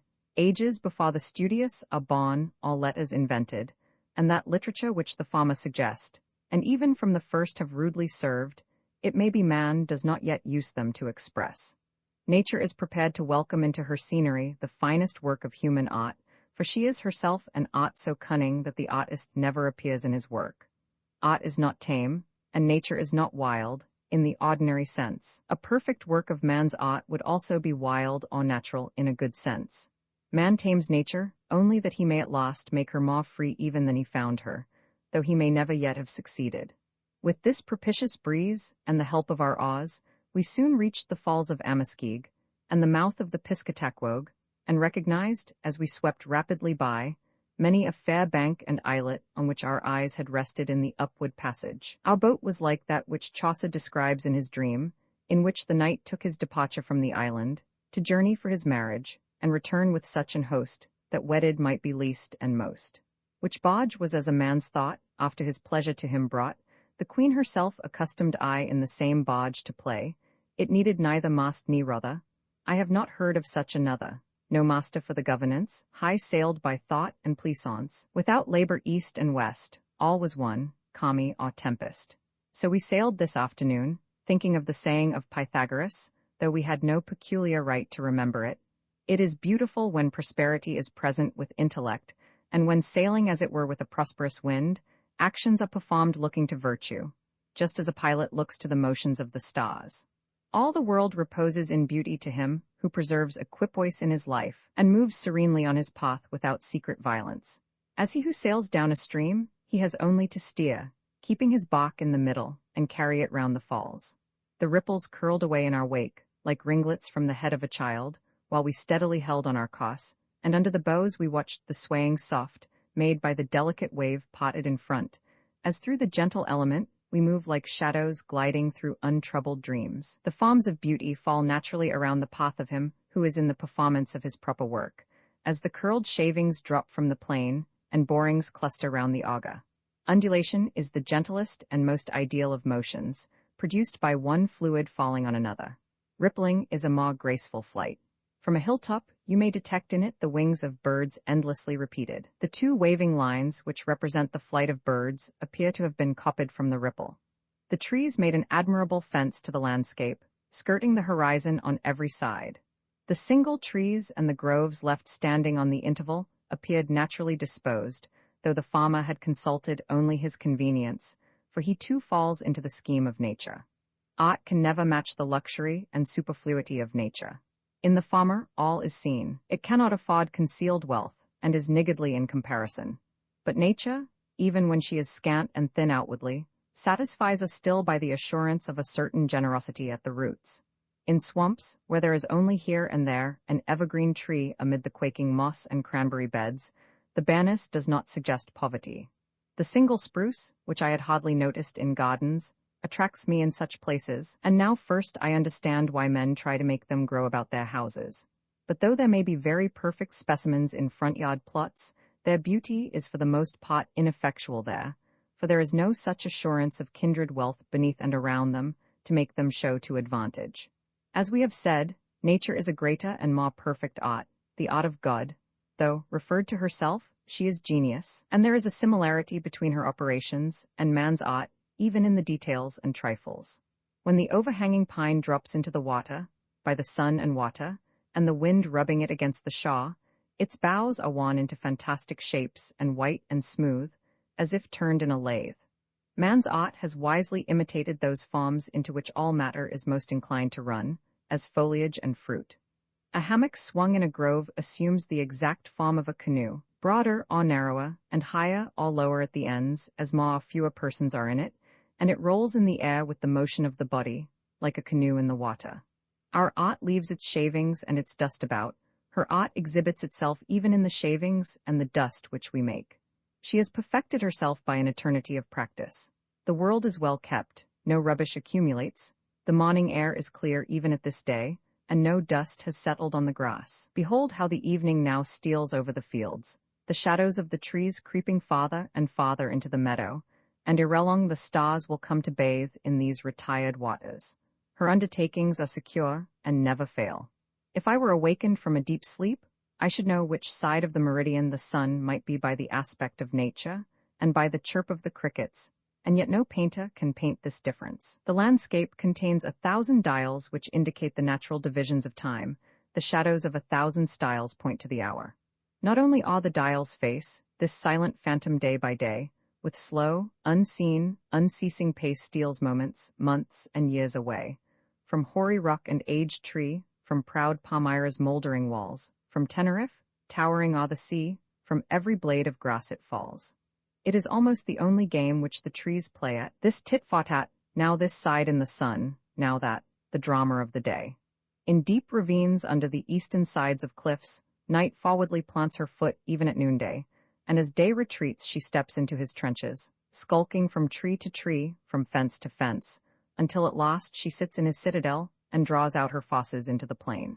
It may be that the forenoon is brighter than the afternoon, not only because of the greater transparency of its atmosphere, but because we naturally look most into the west, as forward into the day, and so in the forenoon see the sunny side of things, but in the afternoon the shadow of every tree.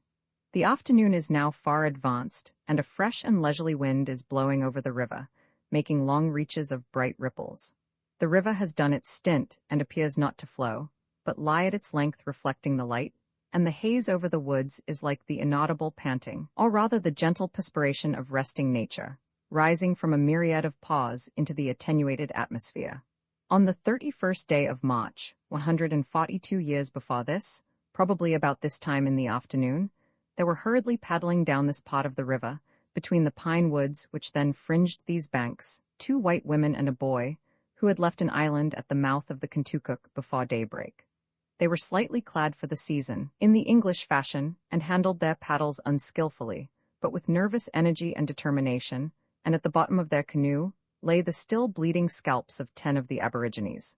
They were Hannah Dustin and her nurse, Mary Neff, both of Haverhill, 18 miles from the mouth of this river, and an English boy named Samuel Leonardson, escaping from captivity among the Indians. On the 15th of March previous, Hannah Dustin had been compelled to rise from childbed, and half-dressed, with one foot bare, accompanied by her nurse, commence an uncertain march in still inclement weather, through the snow and the wilderness. She had seen her 7 elder children flee with their father, but knew not of their fate. She had seen her infant's brains dashed out against an apple tree, and had left her own and her neighbors' dwellings in ashes. When she reached the wigwam of her captor, situated on an island in the Merrimack, more than 20 miles above where we now are, she had been told that she and her nurse were soon to be taken to a distant Indian settlement, and they're made to run the gauntlet naked. The family of this Indian consisted of 2 men, 3 women, and 7 children, beside an English boy, whom she found a prisoner among them. Having determined to attempt her escape, she instructed the boy to inquire of one of the men how he should dispatch an enemy in the quickest manner, and take his scalp. "Strike him there," said he, placing his finger on his temple, and he also showed him how to take off the scalp.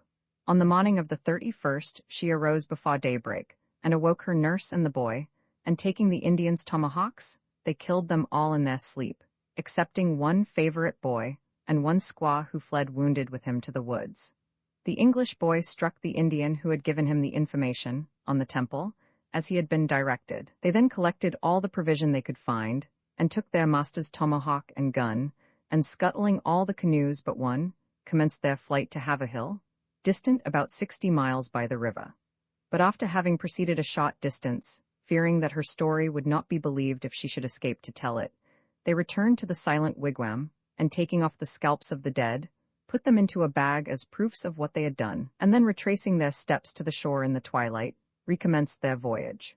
Early this morning this deed was performed, and now, perchance, these tired women and this boy, their clothes stained with blood, and their minds racked with alternate resolution and fear, are making a hasty meal of parched corn and moose meat, while their canoe glides under these pine roots whose stumps are still standing on the bank. They are thinking of the dead, whom they have left behind on that solitary isle far up the stream, and of the relentless living warriors who are in pursuit.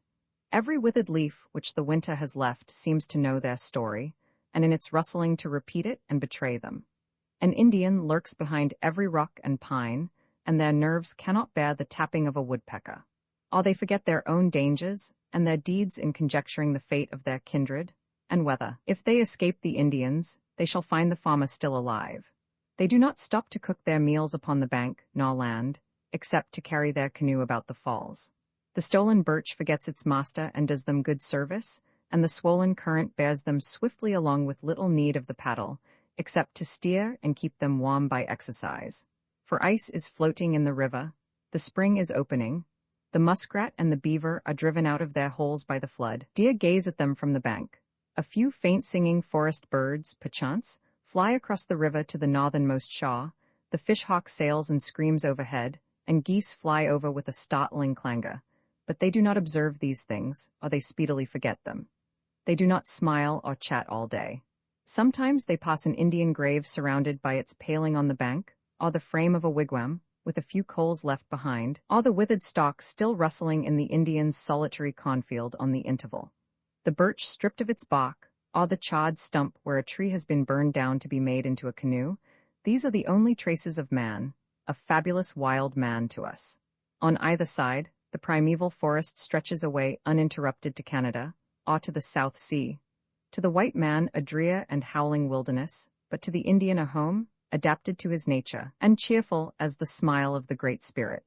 While we loiter here this autumn evening, looking for a spot retired enough, where we shall quietly rest tonight, they thus, in that chilly March evening, 142 years before us, with wind and current favoring, have already glided out of sight, not to camp as we shall at night, but while two sleep one will manage the canoe, and the swift stream bear them onward to the settlements, it may be, even to old John Lovewell's house on Salmon Brook tonight.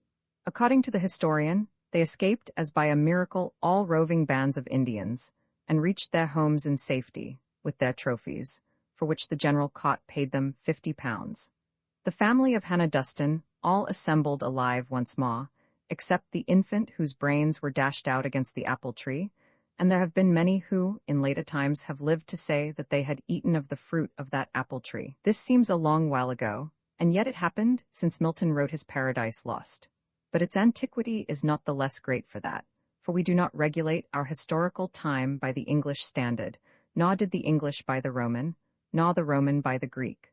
We must look a long way back, says Raleigh, to find the Romans giving laws to nations, and their consuls bringing kings and princes bound in chains to Rome in triumph, to see men go to Greece for wisdom, or Ophia for gold, when now nothing remains but a poor paper remembrance of their former condition.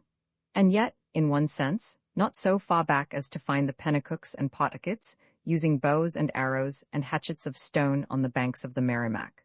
From this September afternoon, and from between these now cultivated shores, those times seemed more remote than the dark ages. On beholding an old picture of Concord as it appeared but 75 years ago, with a fair open prospect and a light on trees and river, as if it were broad noon, I find that I had not thought the sun shone in those days, or that men lived in broad daylight then.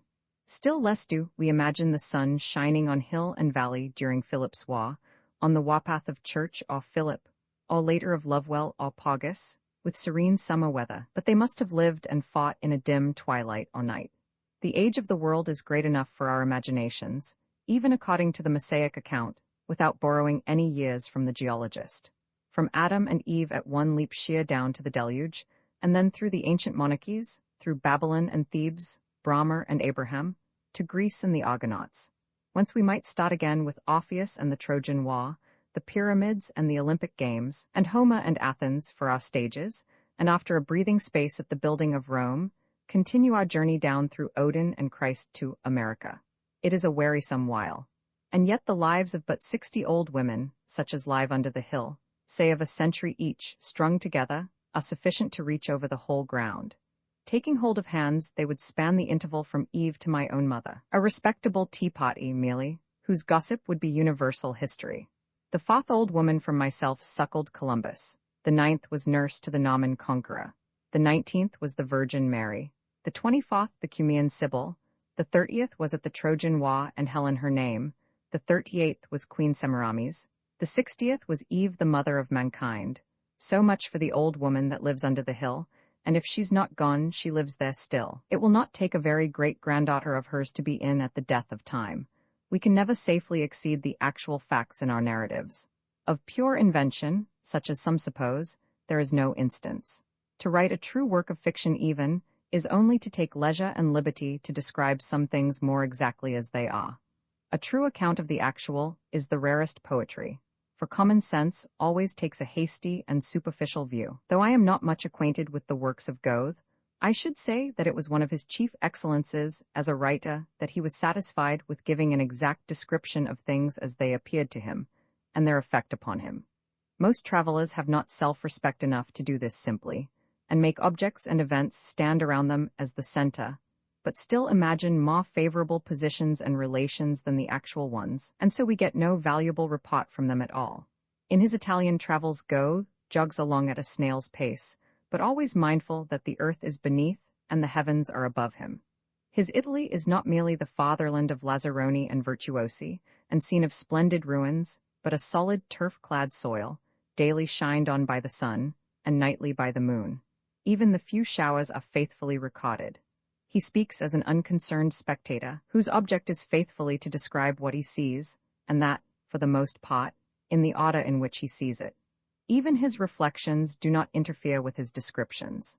In one place he speaks of himself as giving so glowing and truthful a description of an old tower to the peasants who had gathered around him, that they who had been born and brought up in the neighborhood must needs look over their shoulders, that, to use his own words, they might behold with their eyes what I had praised to their ears, and I added nothing, not even the ivy which for centuries had decorated the walls.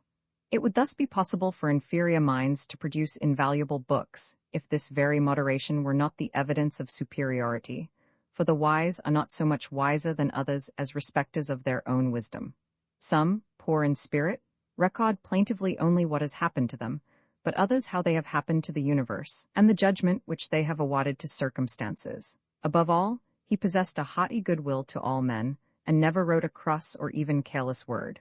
On one occasion the post-boy sniveling, "Signor perdonate, quaestor igrav la mia patria," he confesses that, to me poor northerner came something tear-like into the eyes. Goethe's whole education and life were those of the artist. He lacks the unconsciousness of the poet. In his autobiography, he describes accurately the life of the author of Wilhelm Meister. For as there is in that book, mingled with a rare and serene wisdom, a certain pettiness or exaggeration of trifles, wisdom applied to produce a constrained and partial and merely well-bred man, a magnifying of the theatre till life itself is turned into a stage, for which it is our duty to study our parts well, and conduct with propriety and precision.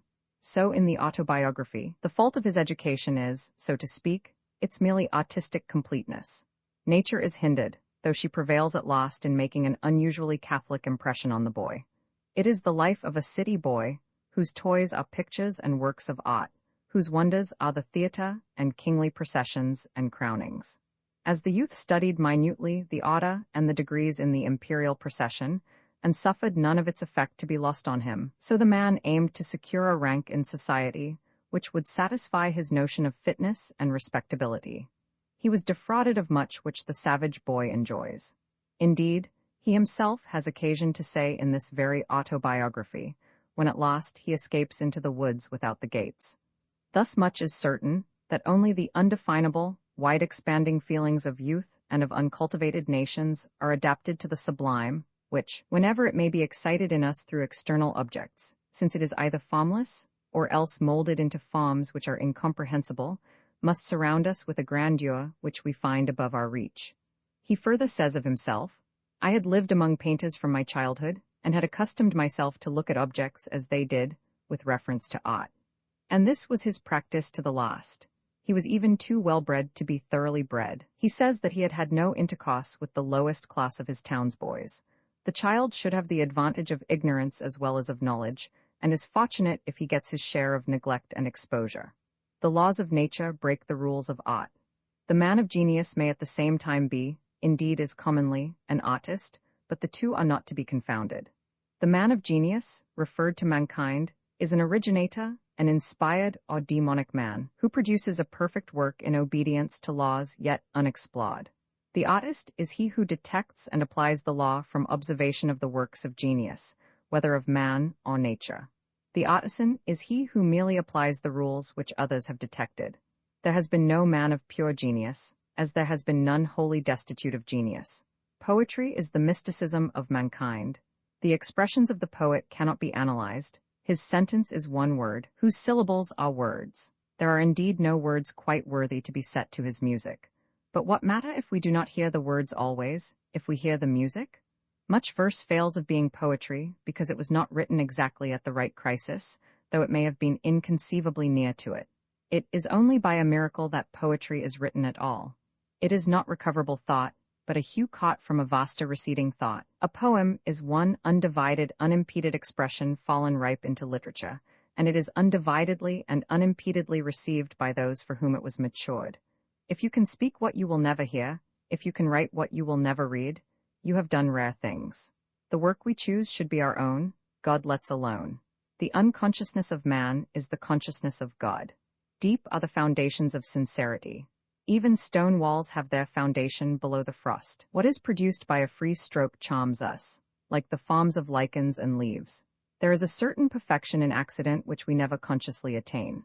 Draw a blunt quill filled with ink over a sheet of paper, and fold the paper before the ink is dry, transversely to this line, and a delicately shaded and regular figure will be produced, in some respects more pleasing than an elaborate drawing. The talent of composition is very dangerous. The striking out the heart of life at a blow, as the Indian takes off a scalp. I feel as if my life had grown more outward when I can express it. On his journey from Brenna to Verona, Goethe writes, "The Tees flows now more gently, and makes in many places broad sands. On the land, near to the water, upon the hillsides, everything is so closely planted one to another, that you think they must choke one another. Vineyards, maize, mulberry trees, apples, pears, quinces, and nuts. The dwarf elder throws itself vigorously over the walls. Ivy grows with strong stems up the rocks, and spreads itself wide over them. The lizard glides through the intervals, and everything that wanders to and fro reminds one of the loveliest pictures of art. The women's tufts of hair bound up, the men's bare breasts and light jackets, the excellent oxen which they drive home from market, the little asses with their loads. Everything forms a living, animated Heinrich ruse. And now that it is evening, in the mild air a few clouds rest upon the mountains, in the heavens more stand still than move, and immediately after sunset the chirping of crickets begins to grow more loud. Then one feels for once at home in the world, and not as concealed or in exile. I am contented as though I had been born and brought up here, and were now returning from a Greenland or whaling voyage. Even the dust of my fatherland, which is often whirled about the wagon, and which for so long a time I had not seen, is greeted. The cluck and bell jingling of the crickets is altogether lovely, penetrating, and agreeable. It sounds bravely when roguish boys whistle in emulation of a field of such songstresses. One fancies that they really enhance one another. Also, the evening is perfectly mild as the day. If one who dwelt in the south, and came hither from the south, should hear of my rapture hereupon, he would deem me very childish. Alas! What I here express I have long known while I suffered under an unpropitious heaven, and now may I joyful feel this joy as an exception, which we should enjoy everforth as an eternal necessity of our nature. Thus we sailed by thought and pleasance, as Chaucer says, and all things seemed with us to flow. The shore itself, and the distant cliffs, were dissolved by the undiluted air. The hottest material seemed to obey the same law with the most fluid, and so indeed in the long run it does. Trees were but rivers of sap and woody fiber, flowing from the atmosphere, and emptying into the earth by their trunks as their roots flowed upward to the surface. And in the heavens there were rivers of stars and Milky Ways, already beginning to gleam and ripple over our heads. There were rivers of rock on the surface of the earth, and rivers of ore in its bowels, and our thoughts flowed and circulated, and this portion of time was but the current hour. Let us wonder where we will, the universe is built round about us, and we are central still. If we look into the heavens, they are concave, and if we were to look into a gulf as bottomless, it would be concave also. The sky is curved downward to the earth in the horizon, because we stand on the plain. I draw down its skirts, the stars so low they seem loath to depart, but by a circuitous path to be remembering me, and returning on their steps. We had already passed by broad daylight the scene of our encampment at Coos Falls, and at length we pitched our camp on the west bank, in the northern part of Merrimack, nearly opposite to the large island on which we had spent the noon in our way up the river. There we went to bed that summer evening, on a sloping shelf in the bank, a couple of rods from our boat, which was drawn up on the sand, and just behind a thin fringe of oaks which bordered the river, without having disturbed any inhabitants but the spiders in the grass, which came out by the light of our lamp and crawled over our buffaloes. When we looked out from under the tent, the trees were seen dimly through the mist, and a cool dew hung upon the grass, which seemed to rejoice in the night, and with the damp air we inhaled a solid fragrance. Having eaten our supper of hot cocoa and bread and watermelon, we soon grew weary of conversing and writing in our journals, and putting out the lantern which hung from the tent pole, fell asleep. Unfortunately, many things have been omitted which should have been recorded in our journal. For though we made it a rule to set down all our experiences therein, yet such a resolution is very hard to keep, for the important experience rarely allows us to remember such obligations, and so indifferent things get recorded, while that is frequently neglected. It is not easy to write in a journal what interests us at any time, because to write it is not what interests us. Whenever we awoke in the night, still eking out our dreams with half-awakened thoughts, it was not till after an interval, when the wind breathed harder than usual, flapping the curtains of the tent, and causing its cords to vibrate, that we remembered that we lay on the bank of the Merrimack, and not in our chamber at home. With our heads so low in the grass, we heard the river whirling and sucking, and lapsing downward, kissing the shore as it went, sometimes rippling louder than usual, and again its mighty current making only a slight limpid, trickling sound, as if our water pail had sprung a leak, and the water were flowing into the grass by our side. The wind, rustling the oaks and hazels, impressed us like a wakeful and inconsiderate person up at midnight, moving about and putting things to rights, occasionally stirring up whole draws full of leaves at a puff. There seemed to be a great haste and preparation throughout nature. As for a distinguished visitor, all her aisles had to be swept in the night by 1,000 handmaidens, and 1,000 pots to be boiled for the next day's feasting. Such a whispering bustle, as if 10,000 fairies made their fingers fly, silently sewing at the new carpet with which the earth was to be clothed, and the new drapery which was to adorn the trees. And then the wind would lull and die away, and we like it fell asleep again. Friday the boatman straight held on his course with staid steadfastness. Ni ever shrunk, ni ever sought to bait his tried arms for toilsome weariness, but with his oars did sweep the watery wilderness. Summer's robe grows dusky, and like an oft-dyed garment shows. As we lay awake long before daybreak, listening to the rippling of the river and the rustling of the leaves, in suspense whether the wind blew up or down the stream, was favorable or unfavorable to our voyage, we already suspected that there was a change in the weather, from a freshness as of autumn in these sounds. The wind in the woods sounded like an incessant waterfall dashing and roaring amid rocks, and we even felt encouraged by the unusual activity of the elements. He who hears the rippling of rivers in these degenerate days will not utterly despair. That night was the turning point in the season. We had gone to bed in summer, and we awoke in autumn, for summer passes into autumn in some unimaginable point of time, like the turning of a leaf. We found our boat in the dawn just as we had left it, and as if waiting for us, there on the shore in autumn, all cool and dripping with dew, and our tracks still fresh in the wet sand around it, the fairies all gone or concealed. Before 5 o'clock we pushed it into the fog, and, leaping in, at one shove were out of sight of the shores, and began to sweep downward with the rushing river, keeping a sharp lookout for rocks. We could see only the yellow gurgling water, and a solid bank of fog on every side, forming a small yard around us. We soon passed the mouth of the Sauhegan and the village of Merrimack, and as the mist gradually rolled away, and we were relieved from the trouble of watching for rocks, we saw by the flitting clouds, by the first russet tinge on the hills, by the rushing river, the cottages on shore, and the shore itself, so coolly fresh and shining with dew. And later in the day, by the hue of the grapevine, the goldfinch on the willow, the flickers flying in flocks, and when we passed near enough to the shaw, as we fancied, by the faces of men, that the fall had commenced. The cottages looked moss snug and comfortable, and their inhabitants were seen only for a moment, and then went quietly in and shut the door, retreating inward to the haunts of summer. And now the cold autumnal dews are seen to cobweb every green, and by the low-shorn rowans doth appear the fast declining year. We heard the sigh of the first autumnal wind, and even the water had acquired a greyer hue. The sumac, grape, and maple were already changed, and the milkweed had turned to a deep, rich yellow. In all woods the leaves were fast ripening for their fall, for their full veins and lively gloss mock the ripe leaf, and not the surd one of the poets, and we knew that the maples, stripped of their leaves among the earliest, would soon stand like a wreath of smoke along the edge of the meadow. Already the cattle were heard to low wildly in the pastures and along the highways, restlessly running to and fro, as if in apprehension of the withering of the grass and of the approach of winter. Our thoughts, too, began to rustle.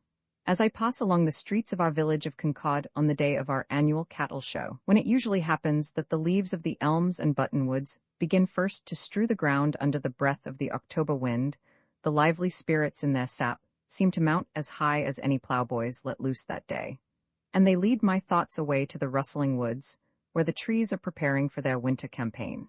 This autumnal festival, when men are gathered in crowds in the streets as regularly and by as natural a law as the leaves cluster and rustle by the wayside, is naturally associated in my mind with the fall of the year.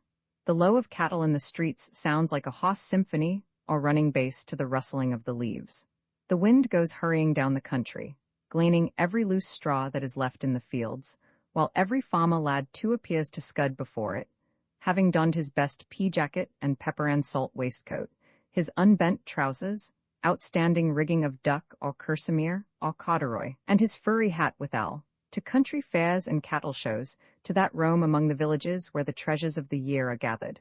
All the land over they go leaping the fences with their tough, idle palms, which have never learned to hang by their sides, amid the low of calves and the bleating of sheep, Amos, Abner, Elnathan, Elbridge, from steep pine-bearing mountains to the plain. I love these sons of earth, every mother's son of them, with their great haughty hearts rushing tumultuously in herds from spectacle to spectacle, as if fearful lest there should not be time between sun and sun to see them all, and the sun does not wait more than in haying time. Wise nature's darlings, they live in the world perplexing not themselves how it is hurled, running hither and thither with appetite for the coarse pastimes of the day, now with boisterous speed at the heels of the inspired Negro, from whose larynx the melodies of all Congo and Guinea coast have broke loose into our streets, now to see the procession of 100 yoke of oxen, all as august and grave as Osiris, all the droves of neat cattle and milch, cows as unspotted as Isis or Io. Such as had no love for nature at all, came lovers home from this great festival. They may bring their fattest cattle and richest fruits to the fair, but they are all eclipsed by the show of men.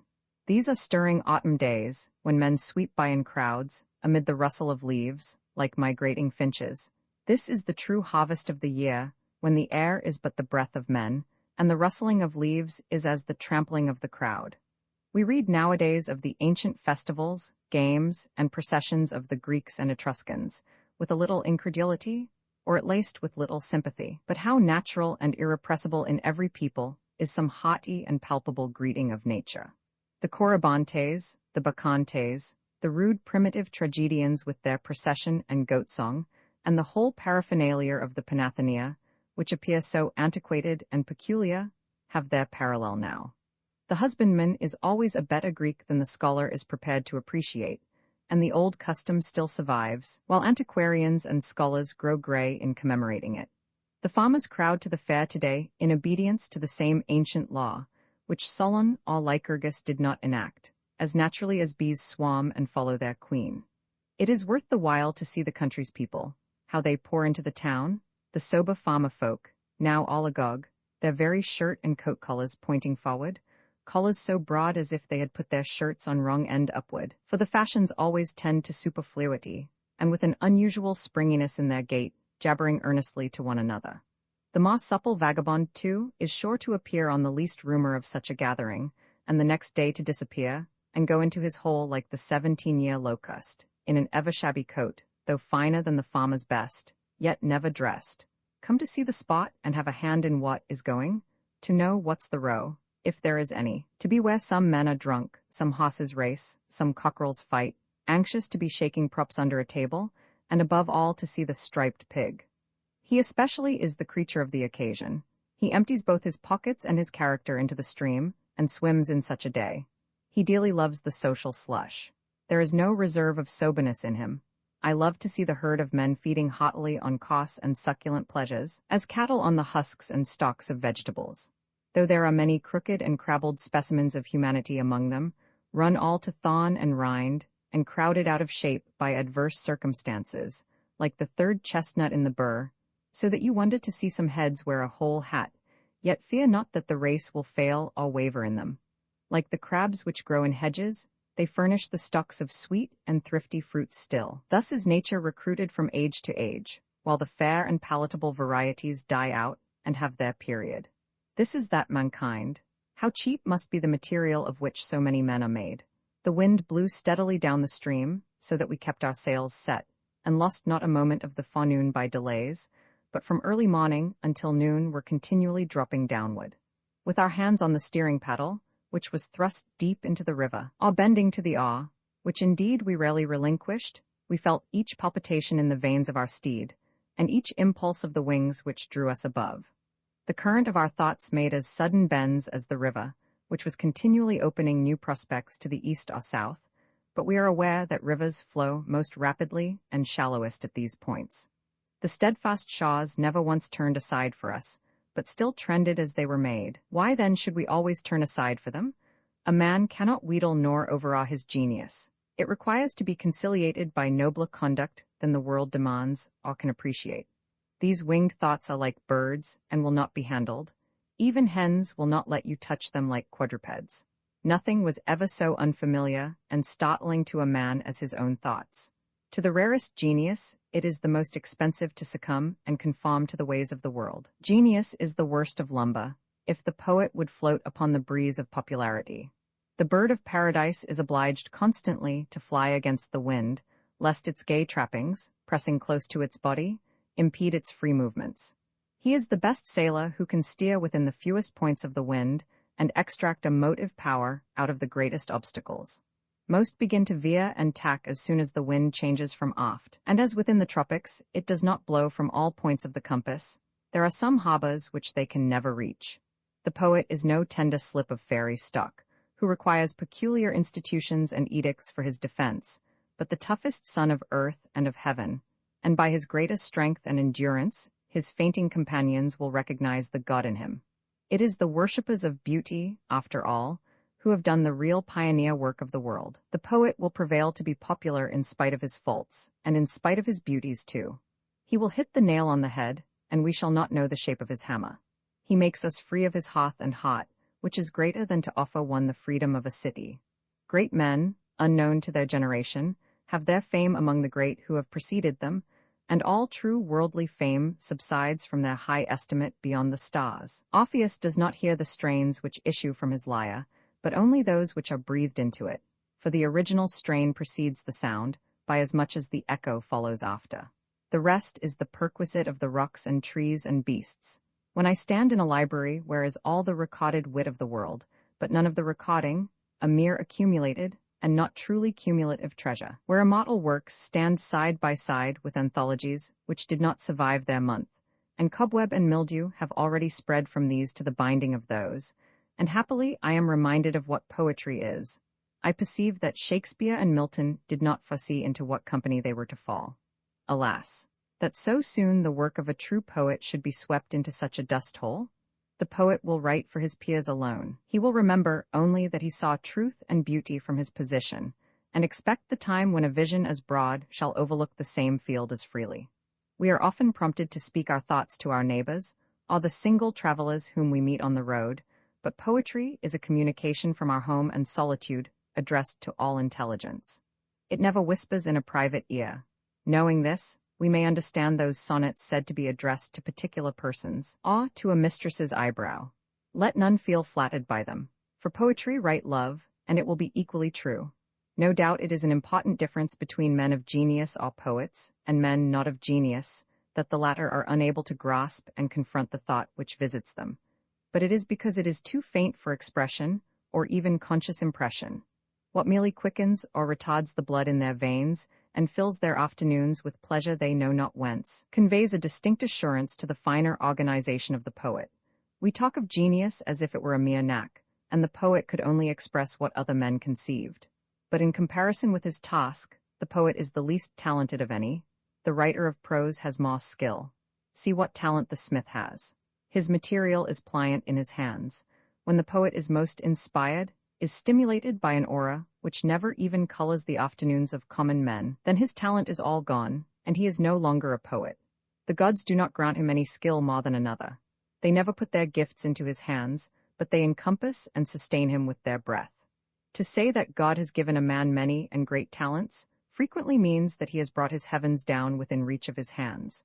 When the poetic frenzy seizes us, we run and scratch with our pen, intent only on worms, calling our mates around us, like the cock, and delighting in the dust we make, but do not detect where the jewel lies, which perhaps we have in the meantime cast to a distance, or quite covered up again. The poet's body even is not fed like other men's, but he sometimes tastes the genuine nectar and ambrosia of the gods, and lives a divine life. By the healthful and invigorating thrills of inspiration, his life is preserved to a serene old age. Some poems are for holidays only. They are polished and sweet, but it is the sweetness of sugar, and not such as toil gives to sour bread. The breath with which the poet utters his verse must be that by which he lives. Great prose of equal elevation commands our respect more than great verse, since it implies a more permanent and level height, a life more pervaded with the grandeur of the thought. The poet often only makes an eruption, like a Parthian, and is off again, shooting while he retreats, but the prose writer has conquered like a Roman, and settled colonies. The true poem is not that which the public read. There is always a poem not printed on paper, coincident with the production of this, stereotyped in the poet's life. It is what he has become through his work. Not how is the idea expressed in stone, or on canvas or paper, is the question, but how far it has obtained form and expression in the life of the artist. His true work will not stand in any prince's gallery. My life has been the poem I would have writ, but I could not both live and utter it. The poets delay in vain I see the morning rise, in vain observe the western blaze, who idly look to other skies, expecting life by other ways. Amidst such boundless wealth without, I only still am poor within. The birds have sung their summer out, but still my spring does not begin.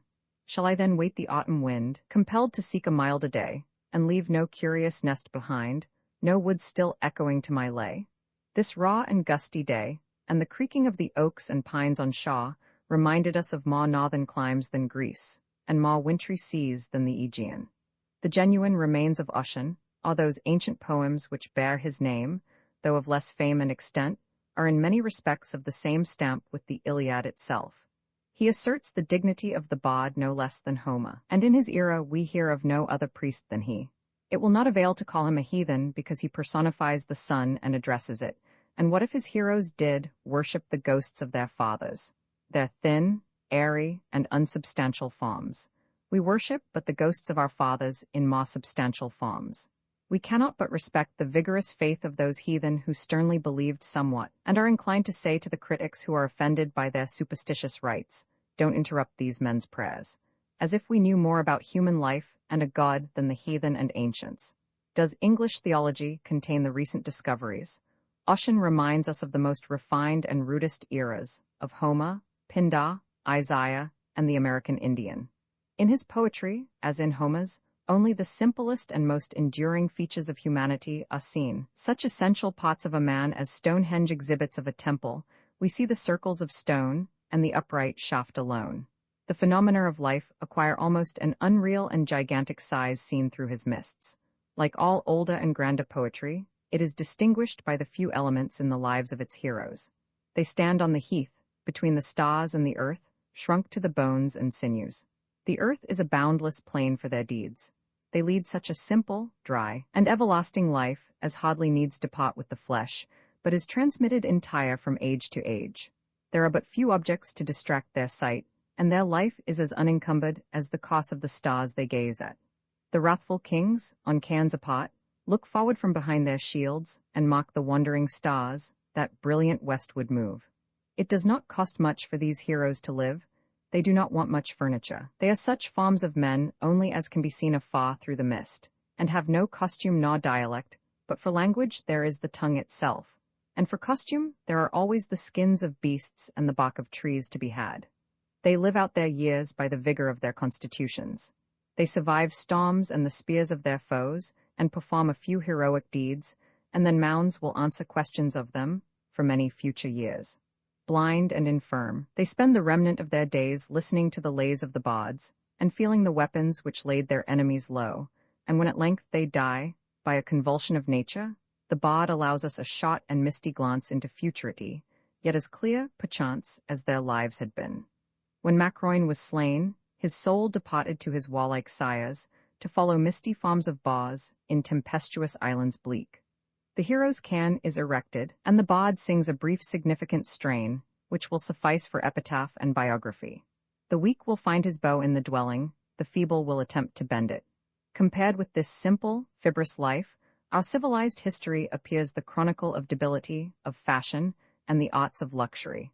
But the civilized man misses no real refinement in the poetry of the rudest era. It reminds him that civilization does but dress men. It makes shoes, but it does not toughen the soles of the feet. It makes cloth of finer texture, but it does not touch the skin. Inside the civilized man stand the savage still in the place of honor. We are those blue-eyed, yellow-haired Saxons, those slender, dark-haired Normans. The profession of the bard attracted more respect in those days from the importance attached to fame. It was his province to record the deeds of heroes. When Ossian hears the traditions of inferior bards, he exclaims, "I straightway seize the unfutile tales and send them down in faithful verse." His philosophy of life is expressed in the opening of the third Duan of Culloden. Whence have sprung the things that are, and whither roll the passing years? Where does time conceal its two heads in dense impenetrable gloom, its surface marked with heroes' deeds alone? I view the generations gone. The past appears but dim, as objects by the moon's faint beams, reflected from a distant lake. I see, indeed, the thunderbolts of war, but there the unmighty joyless dwell, all those who send not down their deeds to far, succeeding times. The ignoble warriors die and are forgotten. Strangers come to build a tower and throw their ashes overhand. Some rusted sods appear in dust. One, bending forward, says, "The arms belonged to heroes gone. We never heard their praise in song." The grandeur of the similes is another feature which characterizes great poetry. Ossian seems to speak a gigantic and universal language. The images and pictures occupy even much space in the landscape, as if they could be seen only from the sides of mountains and plains with a wide horizon or across arms of the sea. The machinery is so massive that it cannot be less than natural.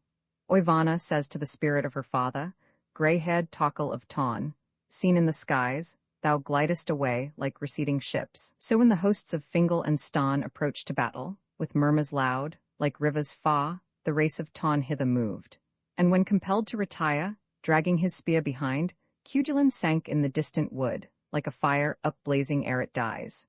Nor did Fingal want a proper audience when he spoke. 1,000 orators inclined to hear the lay of Fingal. The threats too would have deterred a man. Vengeance and terror were real. Trenmaw threatens the young warrior whom he meets on a foreign strand. "Thy mother shall find thee pale on the shaw." While lessening on the waves, she spies the sails of him who slew her son. If Ossian's heroes weep, it is from excessive strength, and not from weakness, a sacrifice all libation of fertile natures, like the perspiration of stone in summer's heat. We hardly know that tears have been shed, and it seems as if weeping were proper only for babes and heroes. Their joy and their sorrow are made of one stuff, like rain and snow, the rainbow and the mist. When Filin was worsted in fight, and ashamed in the presence of Fingal, he strode away forthwith, and bent in grief above a stream, his cheeks bedewed with tears. From time to time the thistle's grey he lopped with his inverted lance. Crodda, blind and old, receives Ossian, son of Fingal, who comes to aid him in war. "My eyes have failed," says he. "Crodar is blind. Is thy strength like that of thy father's? Stretch, Ossian, thine arm to the hoary head." I gave my arm to the king. The aged hero seized my hand, he heaved a heavy sigh, tears flowed incessant down his cheek. "Strong art thou, son of the mighty, though not so dreadful as Marvin's prince. Let my feast be spread in the hall, let every sweet-voiced minstrel sing. Great is he who is within my walls, sons of wave-echoing Chroma. Even Ossian himself, the hero bard, pays tribute to the superior strength of his father Fingal. How beauteous, mighty man, was thy mind, why succeeded Ossian without its strength? While we sailed fleetly before the wind, with the river gurgling under our stern, the thoughts of autumn coursed as steadily through our minds, and we observed less what was passing on the shore than the dateless associations and impressions which the season awakened, anticipating in some measure the progress of the year. I hearing get, who had but ears, and sight, who had but eyes before, I moments live, who lived but years, and truth discern, who knew but learning's law. Sitting with our faces now upstream, we studied the landscape by degrees, as one unrolls a map, rock, tree, house, hill, and meadow, assuming new and varying positions as wind and water shifted the scene, and there was variety enough for our entertainment in the metamorphoses of the simplest objects. Viewed from this side, the scenery appeared new to us. The most familiar sheet of water, viewed from a new hilltop, yields a novel and unexpected pleasure. When we have traveled a few miles, we do not recognize the profiles even of the hills which overlook our native village, and perhaps no man is quite familiar with the horizon as seen from the hill nearest to his house, and can recall its outline distinctly when in the valley. We do not commonly know, beyond a short distance, which way the hills range which take in our houses and farms in their sweep. As if our birth had at first sundered things, and we had been thrust up through into nature like a wedge, and not till the wound heals and the scar disappears, do we begin to discover where we are, and that nature is one and continuous everywhere. It is an important epoch when a man who has always lived on the east side of a mountain, and seen it in the west, travels round and sees it in the east. Yet the universe is a sphere whose center is wherever there is intelligence. The sun is not so central as a man. Upon an isolated hilltop, in an open country, we seem to ourselves to be standing on the boss of an immense shield, the immediate landscape being apparently depressed below the more remote, and rising gradually to the horizon, which is the rim of the shield, villas, steeples, forests, mountains, one above another, till they are swallowed up in the heavens. The most distant mountains in the horizon appear to rise directly from the shore of that lake in the woods by which we chance to be standing, while from the mountain top, not only this, but 1,000 nearer and larger lakes, are equally unobserved. Seen through this clear atmosphere, the works of the farmer, his plowing and reaping, had a beauty to our eyes which he never saw. How fortunate were we who did not own an acre of these shaws, who had not renounced our title to the whole. One who knew how to appropriate the true value of this world would be the poorest man in it. The poor rich man, all he has is what he has bought. What I see is mine. I am a lodge owner in the Merrimack intervals.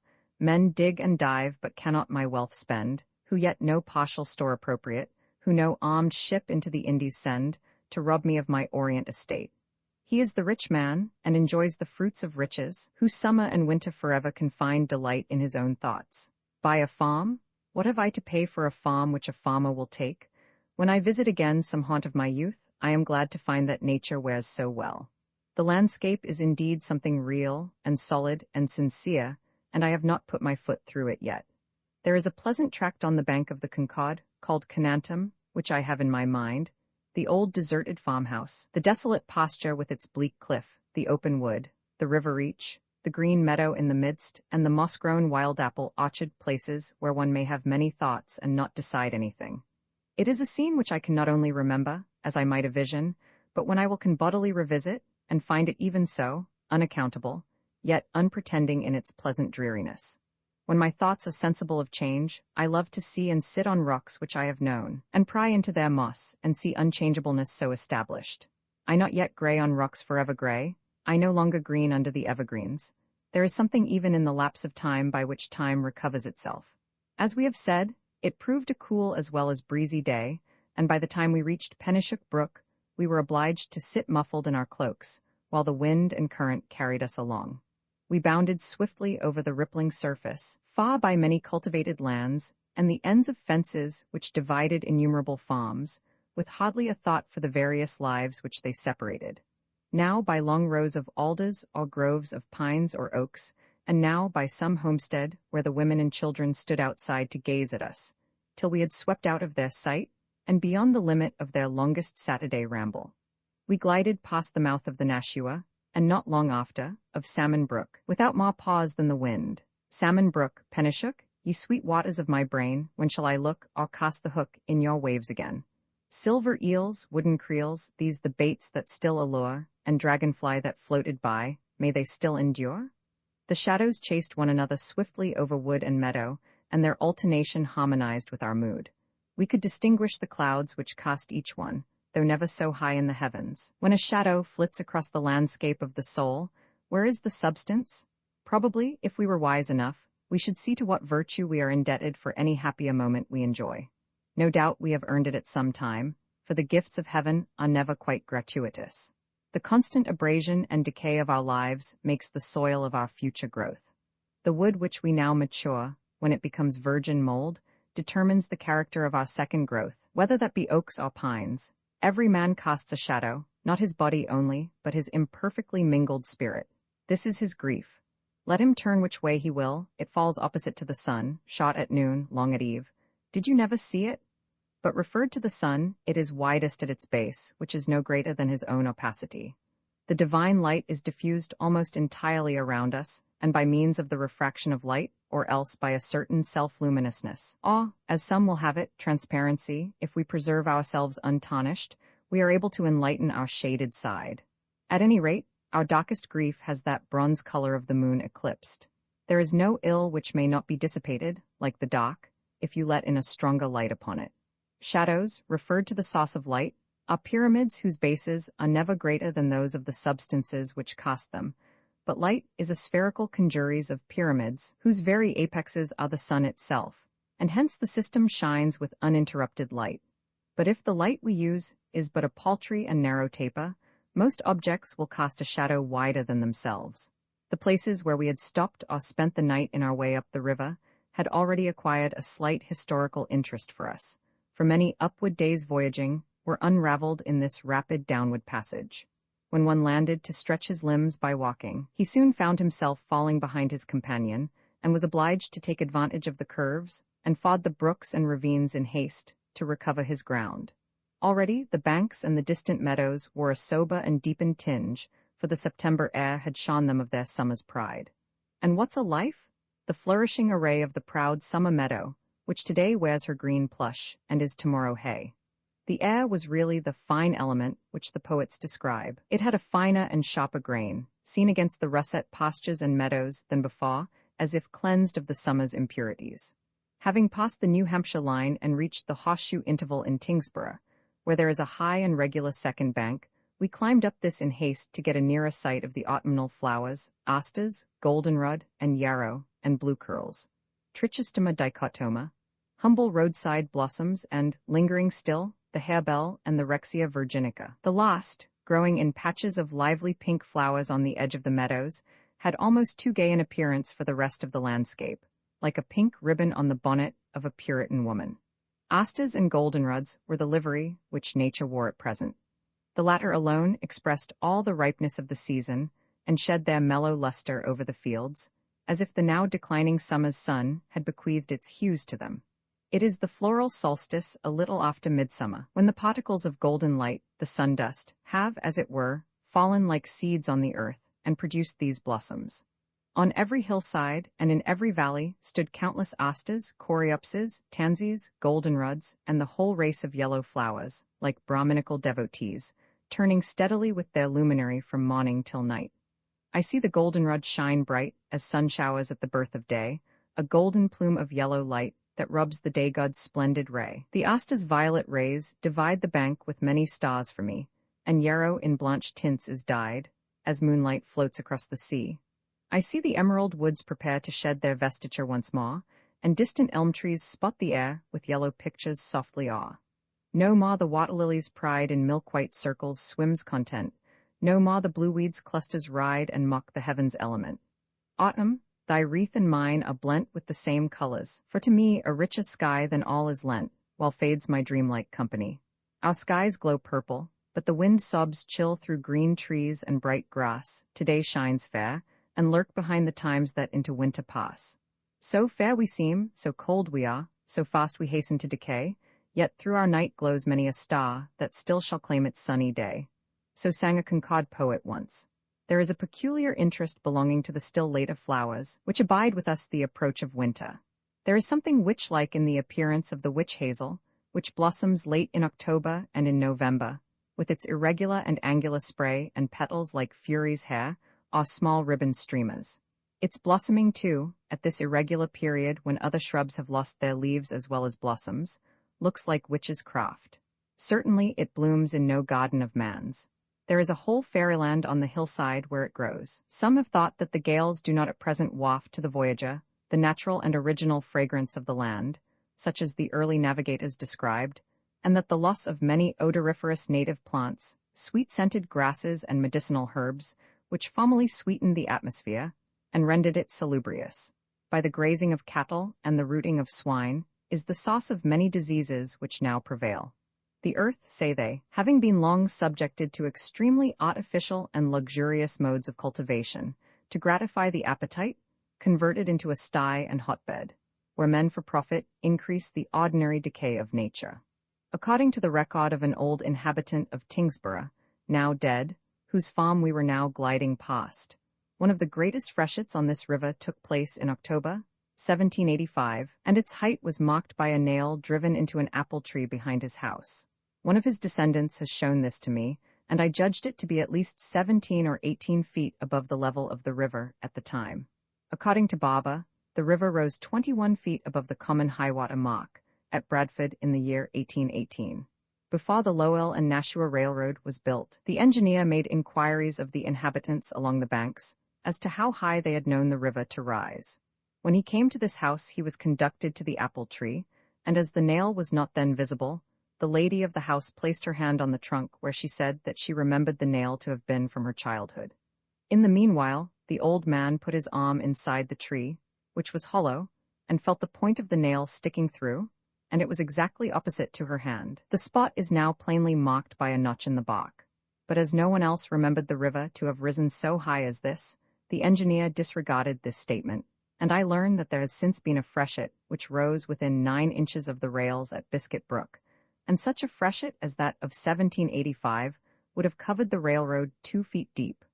The revolutions of nature tell as fine tales, and make as interesting revelations, on this river's banks, as on the Euphrates or the Nile. This apple tree, which stands within a few rods of the river, is called Elisha's apple tree, from a friendly Indian, who was anciently in the service of Jonathan Tyng, and with one other man, was killed here by his own race in one of the Indian wars, the particulars of which affair were told us on the spot. He was buried close by, no one knew exactly where, but in the flood of 1785, so great a weight of water standing over the grave caused the earth to settle where it had once been disturbed, and when the flood went down, a sunken spot, exactly of the form and size of the grave, revealed its locality. But this was now lost again, and no future flood can detect it. Yet, no doubt, nature will know how to point it out in due time, if it be necessary, by methods yet more searching and unexpected. Thus there is not only the crisis when the spirit ceases to inspire and expand the body, marked by a fresh mound in the churchyard, but there is also a crisis when the body ceases to take up room as such in nature, marked by a fainted depression in the earth. We sat a while to rest us here upon the brink of the western bank, surrounded by the glossy leaves of the red variety of the mountain laurel, just above the head of Wickasock Island, where we could observe some scows which were loading with clay from the opposite shore, and also overlooked the grounds of the farmer, of whom I have spoken, who once hospitably entertained us for a night. He had on his pleasant farm, besides an abundance of the beach plum, or Prunus littoralis, which grew wild, the Canada plum under cultivation, fine potter apples, some peaches, and large patches of musk and watermelons, which he cultivated for the Lowell market. Elisha's apple tree, too, bore a native fruit which was prized by the family.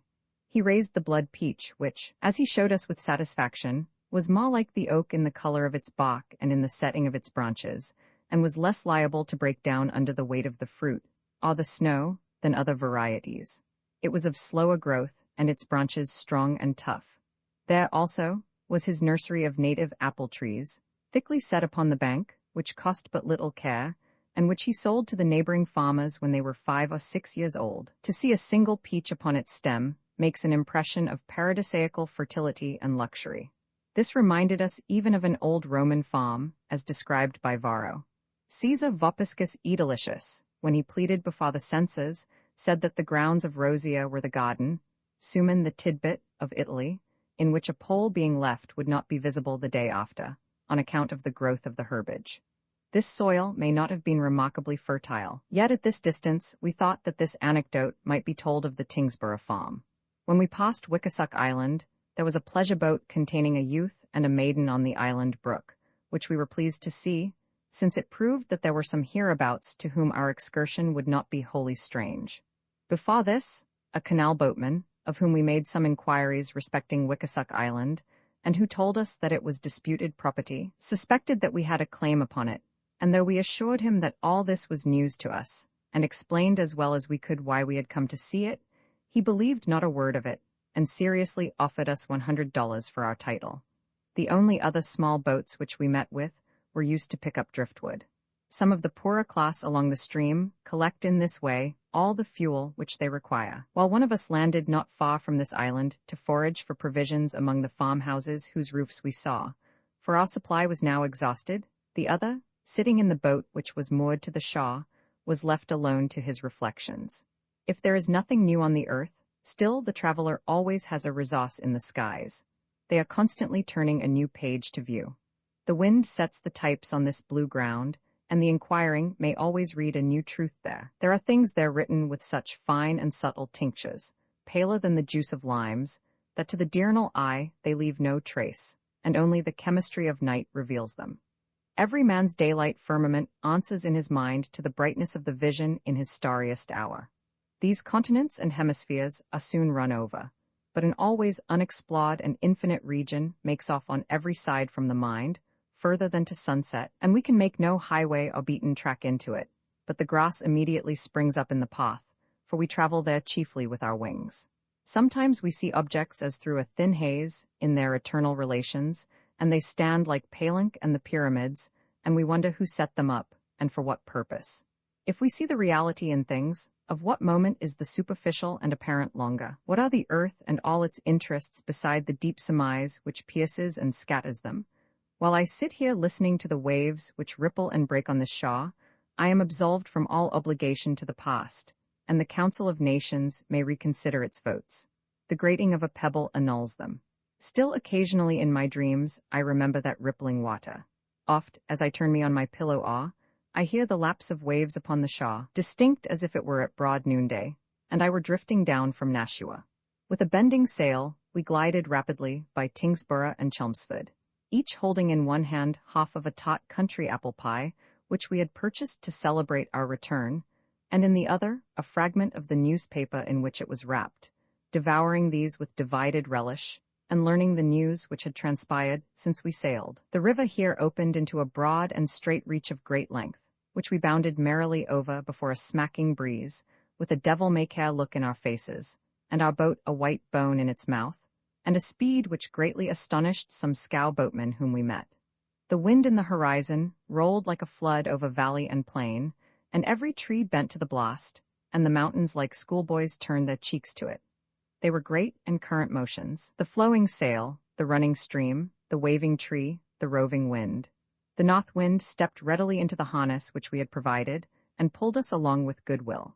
Sometimes we sailed as gently and steadily as the clouds overhead, watching the receding shores and the motions of our sail, the play of its pulse so like our own lives, so thin and yet so full of life, so noiseless when it labored hottest, so noisy and impatient when least effective, now bending to some generous impulse of the breeze, and then fluttering and flapping with a kind of human suspense.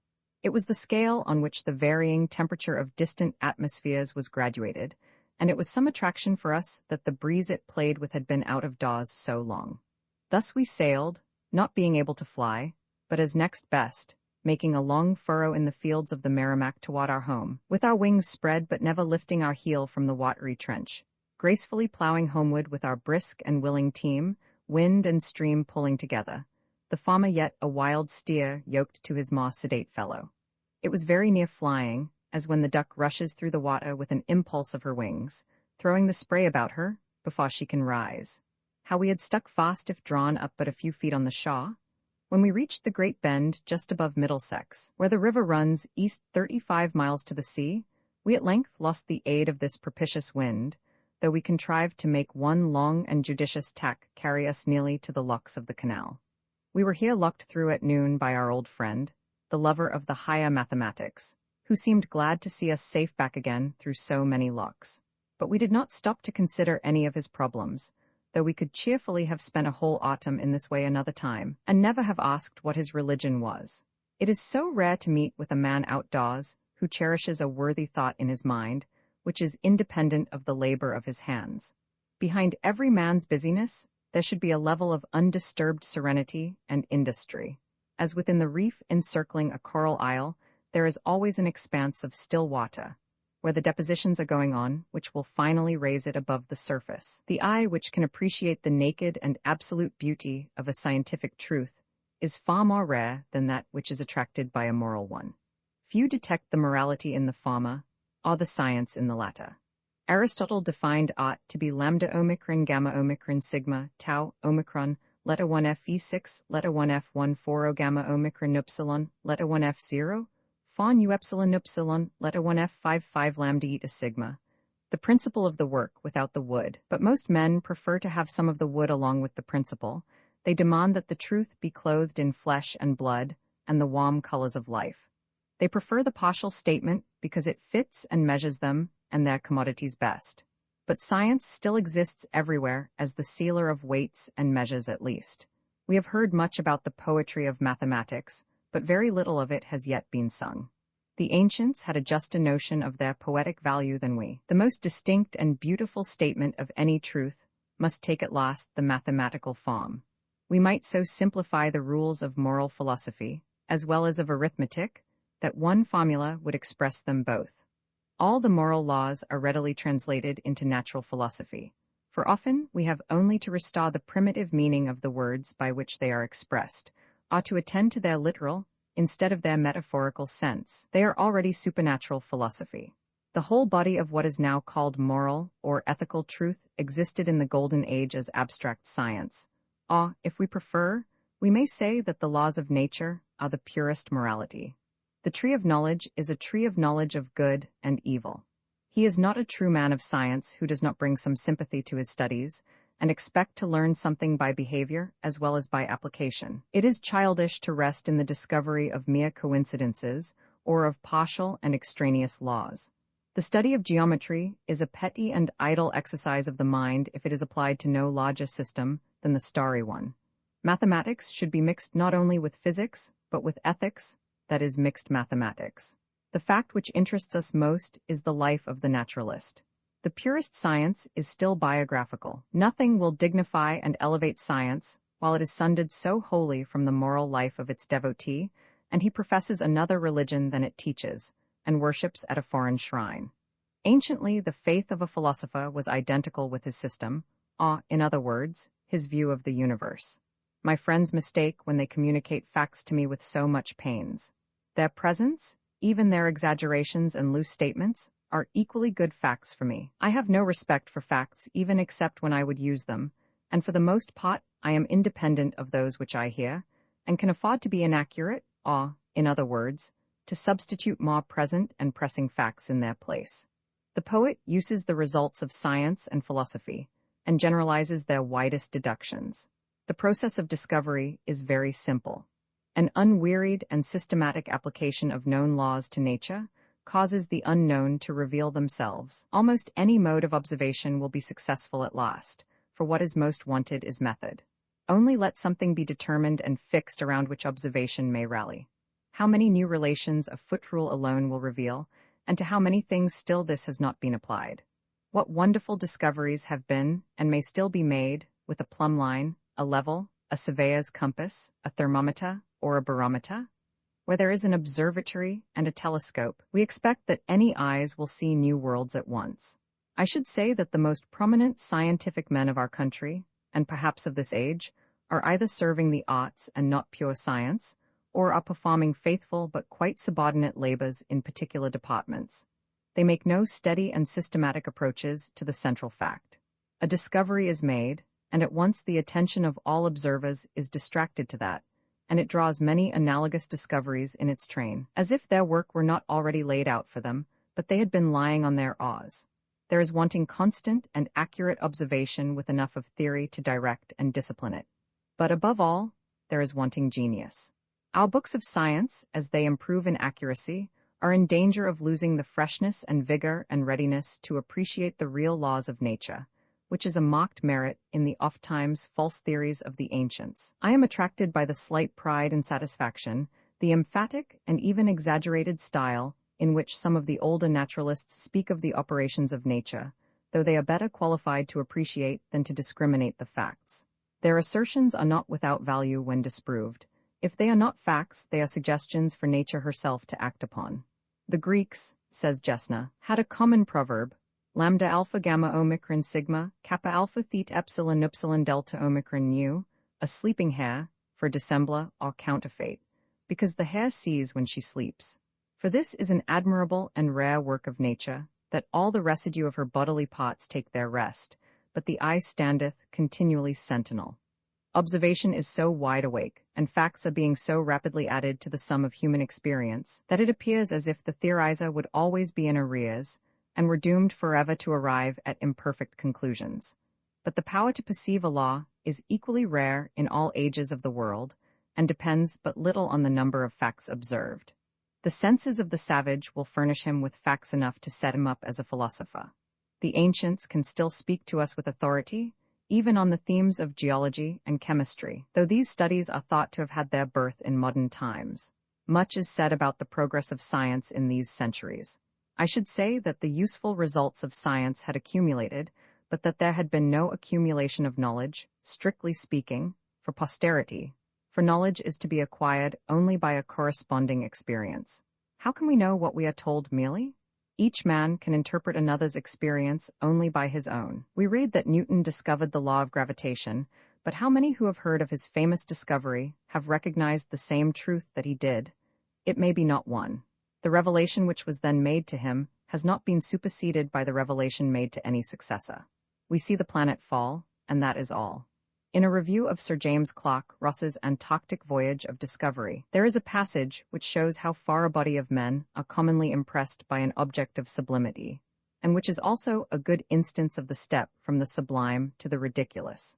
After describing the discovery of the Antarctic continent, at first seen 100 miles distant over fields of ice, stupendous ranges of mountains from 7 and 8 to 12 and 14,000 feet high, covered with eternal snow and ice, in solitary and inaccessible grandeur, at one time the weather being beautifully clear, and the sun shining on the icy landscape, a continent whose islands only are accessible, and these exhibited not the smallest trace of vegetation, only in a few places the rocks protruding through their icy covering, to convince the beholder that land formed the nucleus, and that it was not an iceberg.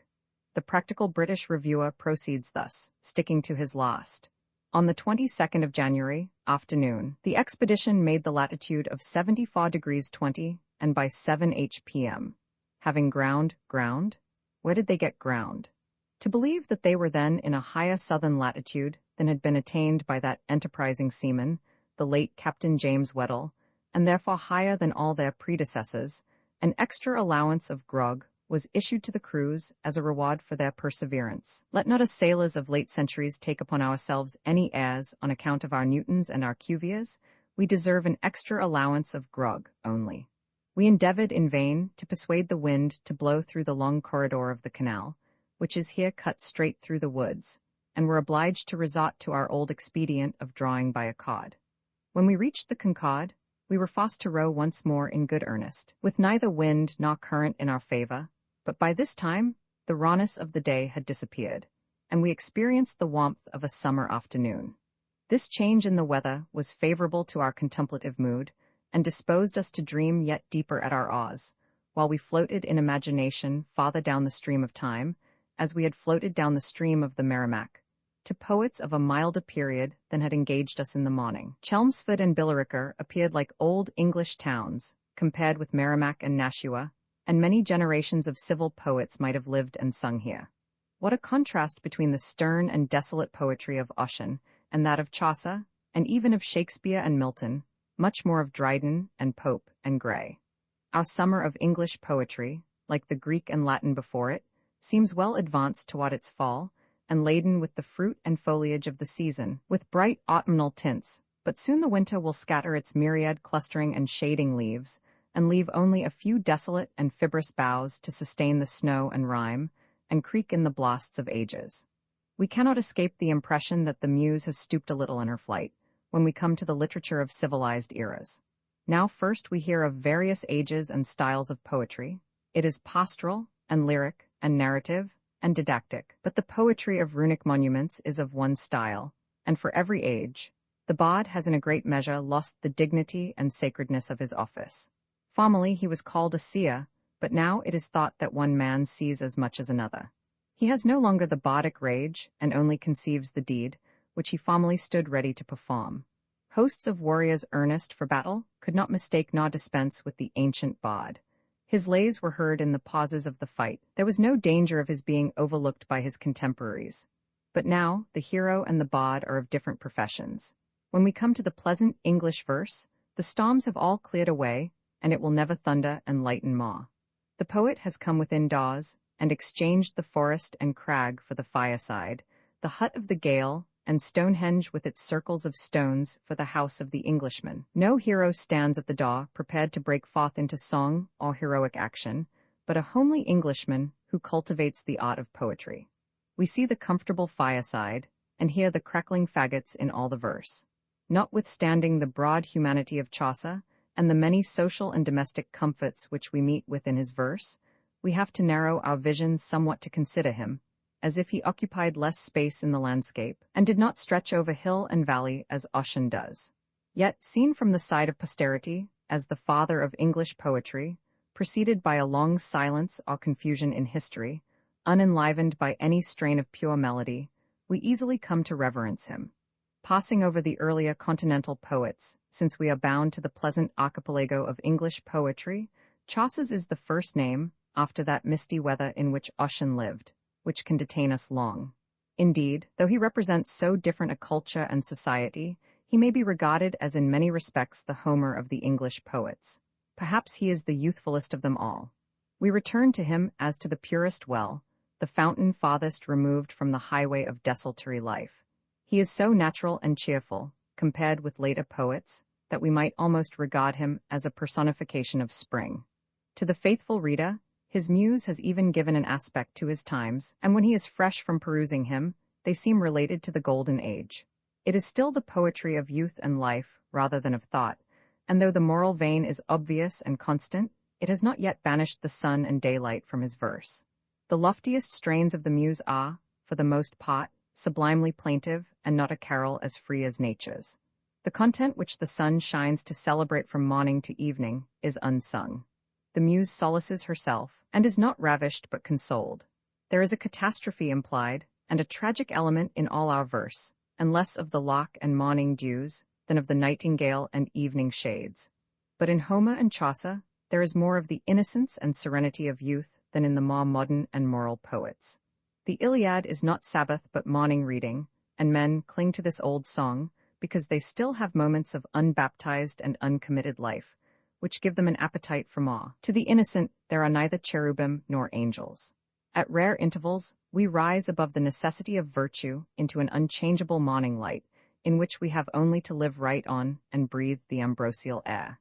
The Iliad represents no creed nor opinion, and we read it with a rare sense of freedom and irresponsibility, as if we trod on native ground and were autochthones of the soil.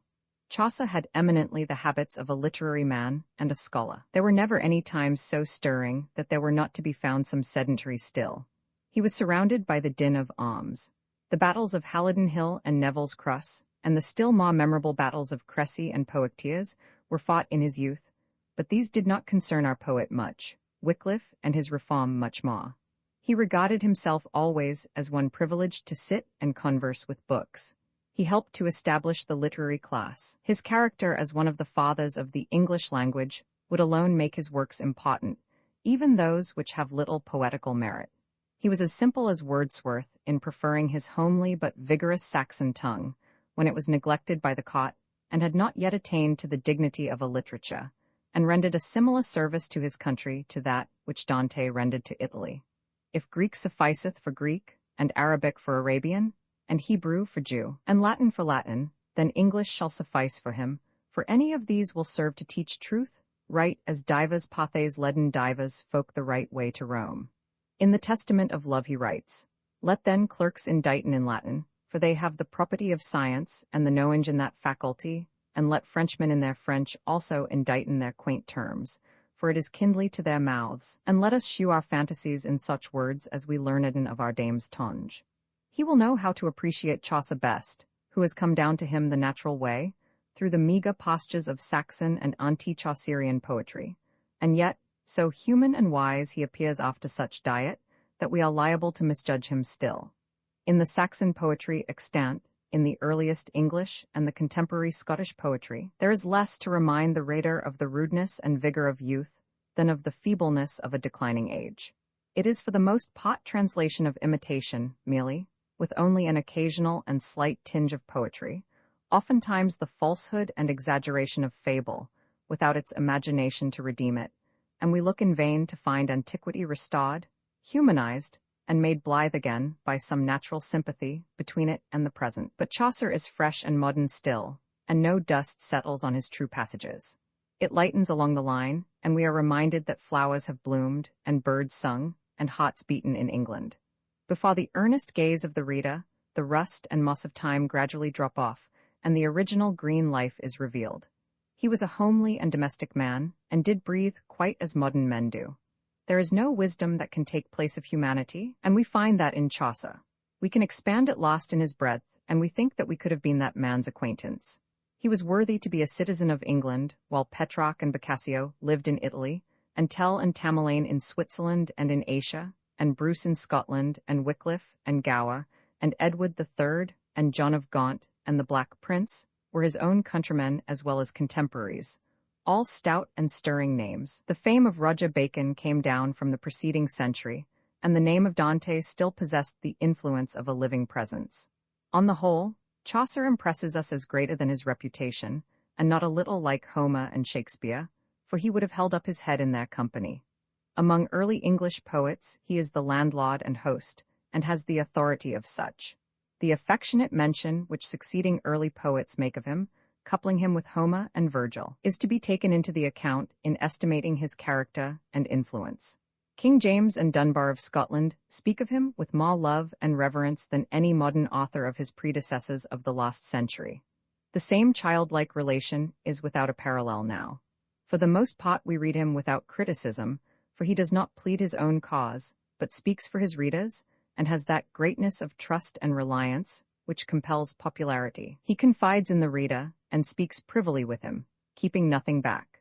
And in return the reader has great confidence in him, that he tells no lies, and reads his story with indulgence, as if it were the circumlocution of a child, but often discovers afterwards that he has spoken with more directness and economy of words than a sage.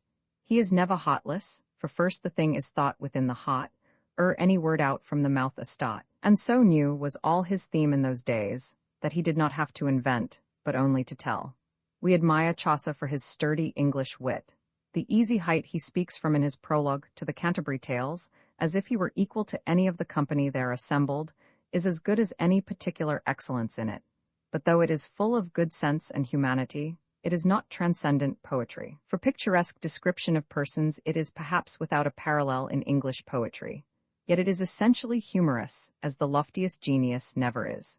Humor, however broad and genial, takes a narrower view than enthusiasm. To his own finer vein he added all the common wit and wisdom of his time, and everywhere in his works his remarkable knowledge of the world, and nice perception of character, his rare common sense and proverbial wisdom, are apparent. His genius does not saw like Milton's, but is genial and familiar. It shows great tenderness and delicacy, but not the heroic sentiment. It is only a greater portion of humanity with all its weakness. He is not heroic as Raleigh, nor pious as Herbert, nor philosophical as Shakespeare, but he is the child of the English muse, that child which is the father of the man. The charm of his poetry consists often only in an exceeding naturalness, perfect sincerity, with the behavior of a child rather than of a man. Gentleness and delicacy of character are everywhere apparent in his verse. The simplest and humblest words come readily to his lips. No one can read the prioress's tale, understanding the spirit in which it was written, and in which the child sings O Alma Redemptoris Meta, or the account of the departure of Constance with her child upon the sea, in the Man of Law's tale, without feeling the native innocence and refinement of the author. Nor can we be mistaken respecting the essential purity of his character, disregarding the apology of the manners of the age. A simple pathos and feminine gentleness, which Wordsworth only occasionally approaches, but does not equal, are peculiar to him. We are tempted to say that his genius was feminine, not masculine. It was such a feminineness, however, as is rarest to find in woman, though not the appreciation of it. Perhaps it is not to be found at all in woman, but is only the feminine in man. Such pure and genuine and childlike love of nature is hardly to be found in any poet.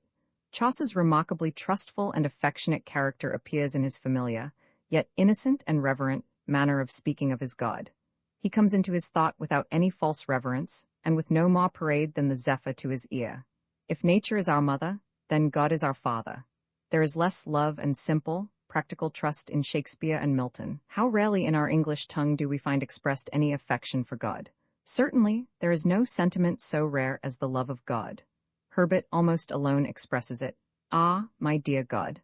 Our poet uses similar words with propriety, and whenever he sees a beautiful person or other object, prides himself on the mastery of his God. He even recommends Dido to be his bride, if that God that heaven and earth made would have a love for beauty and goodness, and womanhead, troth, and seemliness. But in justification of our praise, we must refer to his works themselves, to the prologue to the Canterbury Tales, the account of Gentilis, the Flower and the Leaf, the stories of Griselda, Virginia, Ariadne, and Blanche the Duchess, and much more of less distinguished merit. There are many poets of more taste and better manners who knew how to leave out their dullness.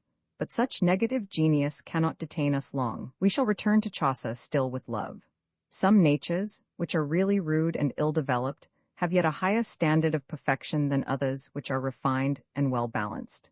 Even the clown has taste, whose dictates, though he disregards them, are higher and purer than those which the artist obeys. If we have to wander through many dull and prosaic passages in Chaucer, we have at least the satisfaction of knowing that it is not an artificial dullness, but too easily matched by many passages in life.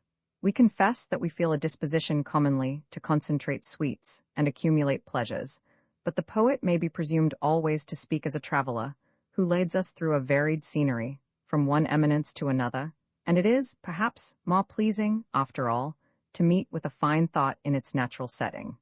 Surely fate has enshrined it in these circumstances for some end. Nature strews her nuts and flowers broadcast, and never collects them into heaps. This was the soil it grew in, and this the hour it bloomed in.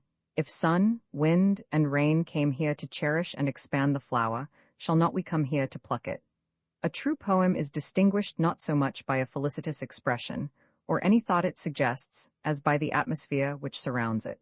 Most have beauty of outline merely, and are striking as the form and bearing of a stranger. But true verses come toward us indistinctly, as the very breath of all friendliness, and envelop us in their spirit and fragrance.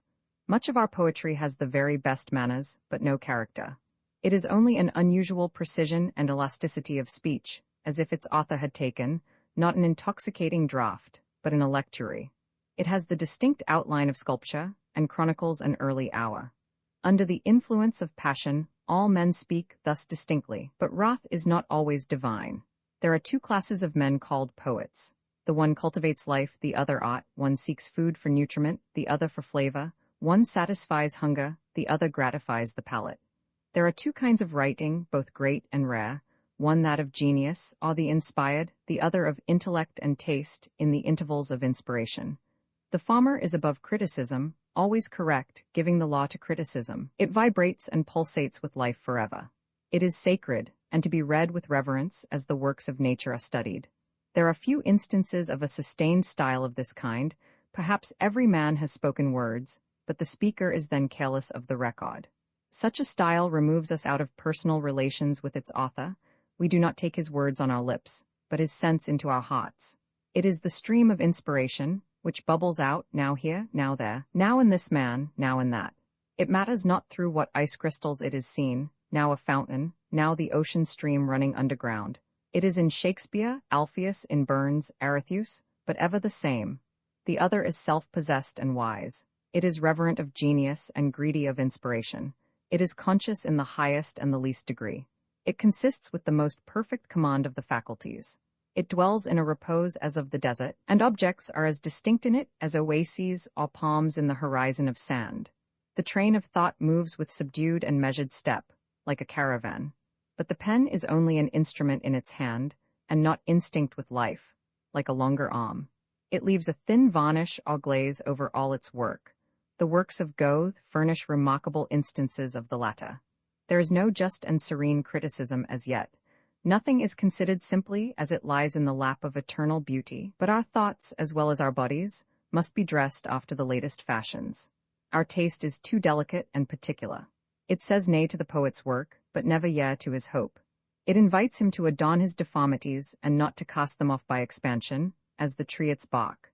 We are a people who live in a bright light, in houses of pearl and porcelain, and drink only light wines, whose teeth are easily set on edge by the least natural sour. If we had been consulted, the backbone of the earth would have been made not of granite, but of Bristol spar.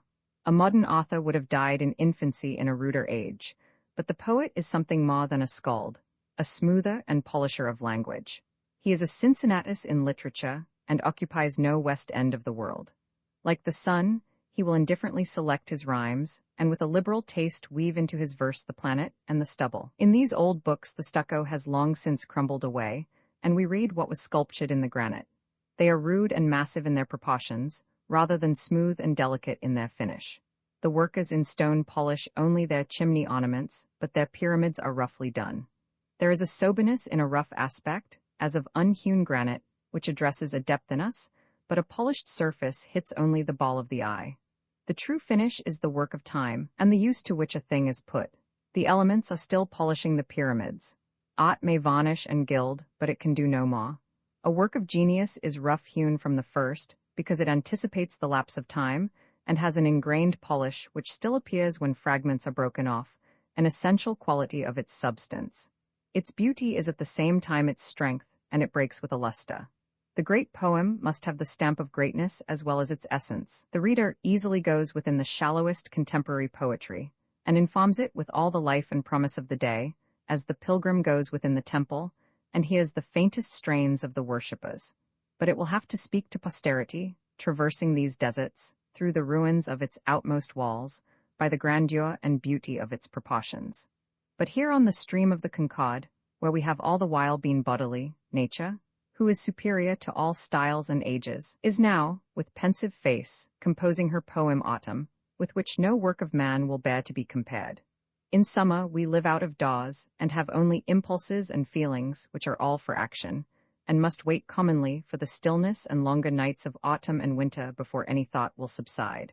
We are sensible that behind the rustling leaves, and the stacks of grain, and the bare clusters of the grape, there is the field of a wholly new life, which no man has lived, that even this earth was made for more mysterious and nobler inhabitants than men and women. In the hues of October sunsets, we see the portals to other mansions than those which we occupy, not far off geographically.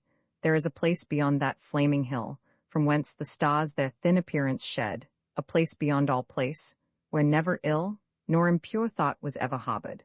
Sometimes a mortal feels in himself nature, not his father but his mother stirs within him, and he becomes immortal with her immortality. From time to time she claims kindredship with us, and some globule from her veins steals up into our own. I am the autumnal sun, with autumn gales my race is run. When will the hazel put forth its flowers, or the grape ripen under my bowers? When will the harvest, or the hunter's moon, turn my midnight into mid-noon? I am all sere and yellow, and to my caw mellow. The mast is dropping within my woods, the winter is lurking within my moods, and the rustling of the withered leaf is the constant music of my grief. To an unskilful rhymer, the muse thus spoke in prose. The moon no longer reflects the day, but rises to her absolute rule, and the husbandman and hunter acknowledge her for their mistress. Asters and goldenrods reign along the way, and the life everlasting withers not. The fields are reaped and shorn of their pride, but an inward verdure still crowns them. The thistle scatters its down on the pool, and yellow leaves clothe the vine, and naught disturbs the serious life of men. But behind the sheaves and under the sod, there lurks a ripe fruit, which the reapers have not gathered, the true harvest of the year, which it bears forever, annually watering and maturing it, and man never severs the stalk which bears this palatable fruit. Men nowhere, east or west, live yet a natural life, round which the vine clings, and which the elm willingly shadows. Man would desecrate it by his touch, and so the beauty of the world remains veiled to him. He needs not only to be spiritualized, but naturalized, on the soil of earth. Who shall conceive what kind of roof the heavens might extend over him, what seasons minister to him, and what employment dignify his life? Only the convalescent raise the veil of nature. An immortality in his life would confer immortality on his abode. The winds should be his breath, the seasons his moods, and he should impart of his serenity to nature herself. But such as we know him, he is ephemeral like the scenery which surrounds him, and does not aspire to an enduring existence. When we come down into the distant village, visible from the mountain top, the nobler inhabitants with whom we peopled it have departed, and left only vermin in its desolate streets. It is the imagination of poets which puts those brave speeches into the mouths of their heroes. They may feign that Cato's lost words were the earth, the air, and seas I know, and all the joys and horrors of their peace and wars, and now will view the gods' state and the stars, but such are not the thoughts nor the destiny of common men. What is this heaven which they expect, if it is no better than they expect? Are they prepared for a better than they can now imagine? Where is the heaven of him who dies on a stage, in a theatre? Here or nowhere is our heaven. Although we see celestial bodies move above the earth we till and love. We can conceive of nothing more fair than something which we have experienced. The remembrance of youth is a sigh. We linger in manhood to tell the dreams of our childhood, and they are half forgotten ere we have learned the language. We have need to be earth-born as well as heaven-born, gamma, eta, gamma, epsilon, nu, epsilon, letter 1f, d6, sigma, as was said of the Titans of old, or in a better sense than they. There have been heroes for whom this world seemed expressly prepared, as if creation had at last succeeded, whose daily life was the stuff of which our dreams are made, and whose presence enhanced the beauty and ampleness of nature herself. Where they walked, Logia hic campos ether et lumine vestit purpureo, solum suum, sua sidera norant. Here a more copious air invests the fields and clothes with purple light, and they know their own sun and their own stars. We love to hear some men speak, though we hear not what they say. The very air they breathe is rich and perfumed, and the sound of their voices falls on the ear like the rustling of leaves or the crackling of the fire. They stand many deep. They have the heavens for their abettors, as those who have never stood from under them, and they look at the stars with an answering ray. Their eyes are like glowworms, and their motions graceful and flowing, as if a place were already found for them, like rivers flowing through valleys. The distinctions of morality, of right and wrong, sense and nonsense, are petty, and have lost their significance beside these pure primeval natures. When I consider the clouds stretched in stupendous masses across the sky, frowning with darkness, or glowing with downy light, or gilded with the rays of the setting sun, like the battlements of a city in the heavens, their grandeur appears thrown away on the meanness of my employment. The drapery is altogether too rich for such poor acting. I am hardly worthy to be a suburban dweller outside those walls, unless above himself he can erect himself. How poor a thing is man! With our music we would fain challenge transiently another and finer sort of intercourse than our daily toil permits. The strains come back to us amended in the echo, as when a friend reads our verse. Why have they so painted the fruits, and freighted them with such fragrance as to satisfy a more than animal appetite? I asked the schoolman, his advice was free, but scored me out too intricate a way. These things imply, perchance, that we live on the verge of another and purer realm, from which these odors and sounds are wafted over to us. The borders of our plot are set with flowers, whose seeds were blown from more Elysian fields adjacent. They are the potherbs of the gods. Some fairer fruits and sweeter fragrances wafted over to us betray another realm's vicinity. There, too, does echo dwell, and there is the abutment of the rainbow's arch. A finer race and finer fed feast and revel o'er our head, and we tipmen are only able to catch the fragments from their table. Theirs is the fragrance of the fruits, while we consume the pulp and roots. What are the moments that we stand astonished on the Olympian land? We need pray for no higher heaven than the pure senses can furnish. A purely sensuous life. Our present senses are but the rudiments of what they are destined to become. We are comparatively deaf and dumb and blind, and without smell or taste or feeling. Every generation makes the discovery that its divine vigor has been dissipated, and each sense and faculty misapplied and debauched. The ears were made not for such trivial uses as men are wont to suppose, but to hear celestial sounds. The eyes were not made for such groveling uses as they are now put to and won out by, but to behold beauty now invisible. May we not see God? Are we to be put off and amused in this life, as it were with a mere allegory? Is not nature, rightly read, that of which she is commonly taken to be the symbol merely? When the common man looks into the sky, which he has not so much profaned, he thinks it less gross than the earth, and with reverence speaks of the heavens, but the seer will in the same sense speak of the earths, and his Father who is in them. Did not he that made that which is within, make that which is without also? What is it then, to educate but to develop these divine germs called the senses, for individuals and states to deal magnanimously with the rising generation, leading it not into temptation, not teach the eye to squint, nor attune the ear to profanity? But where is the instructed teacher? Where are the normal schools? A Hindu sage said, as a dancer, having exhibited herself to the spectator, desists from the dance, so does nature desist, having manifested herself to soul. Nothing, in my opinion, is more gentle than nature. Once aware of having been seen, she does not again expose herself to the gaze of soul. It is easier to discover another such a new world as Columbus did, than to go within one fold of this which we appear to know so well. The land is lost sight of, the compass varies, and mankind mutiny, and still history accumulates like rubbish before the portals of nature. But there is only necessary a moment's sanity and sound senses to teach us that there is a nature behind the ordinary, in which we have only some vague preemption right and western reserve as yet. We live on the outskirts of that region. Carved wood, and floating boughs, and sunset skies are all that we know of it. We are not to be imposed on by the longest spell of weather. Let us not, my friends, be wheedled and cheated into good behavior to earn the salt of our eternal porridge, whoever they are that attempt it. Let us wait a little, and not purchase any clearing here, trusting that richer bottoms will soon be put up. It is but thin soil where we stand. I have felt my roots in a richer air this. I have seen a bunch of violets in a glass vase, tied loosely with a straw, which reminded me of myself. I am a parcel of vain strivings tied by a chance bond together, dangling this way and that. Their links were made so loose and wide, methinks, for milder weather. A bunch of violets without their roots and sorrel intermixed, encircled by a wisp of straw once coiled about their shoots, the law by which I'm fixed. A nosegay which time clutched from out those fair Elysian fields, with weeds and broken stems in haste, doth make the rabble rout that waste the day he yields. And here I bloom for a short hour unseen, drinking my juices up, with no root in the land to keep my branches green, but stand in a bare cup. Some tender buds were left upon my stem in mimicry of life, but the children will not know, till time has withered them, the woe with which they are rife. But now I see I was not plucked for naught, and after in life's vase of glass set while I might survive, but by a kind hand brought alive to a strange place. That stock thus thinned will soon redeem its hours, and by another year, such as God knows, with freer air, more fruits and fairer flowers will bear, while I droop here. This world has many rings, like Saturn, and we live now on the outmost of them all.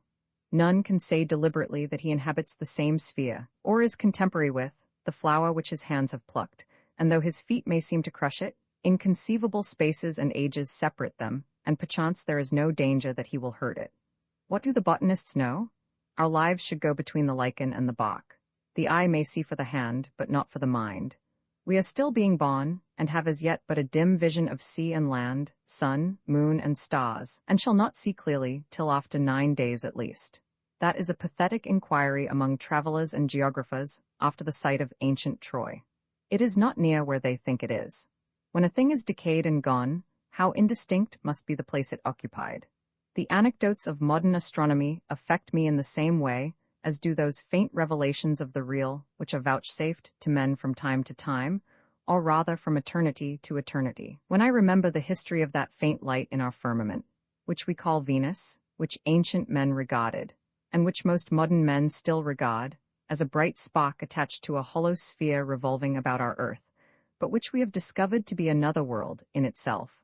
How Copernicus, reasoning long and patiently about the matter, predicted confidently concerning it, before yet the telescope had been invented, that if ever men came to see it more clearly than they did then, they would discover that it had phases like our moon, and that within a century after his death, the telescope was invented, and that prediction verified, by Galileo.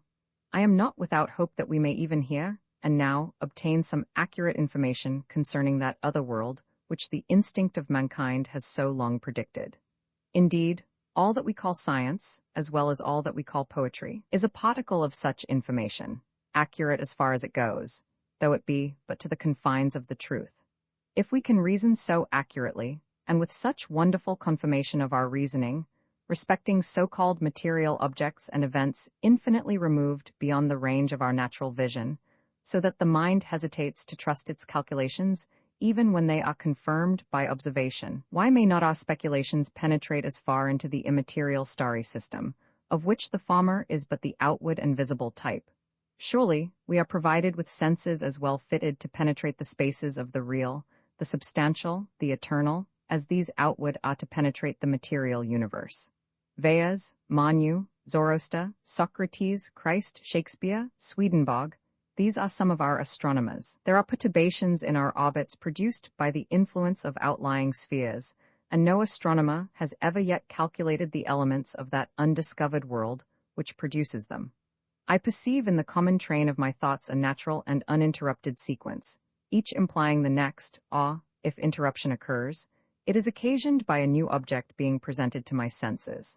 But a steep and sudden, and by these means unaccountable transition, is that from a comparatively narrow and partial, what is called common sense view of things, to an infinitely expanded and liberating one, from seeing things as men describe them, to seeing them as men cannot describe them.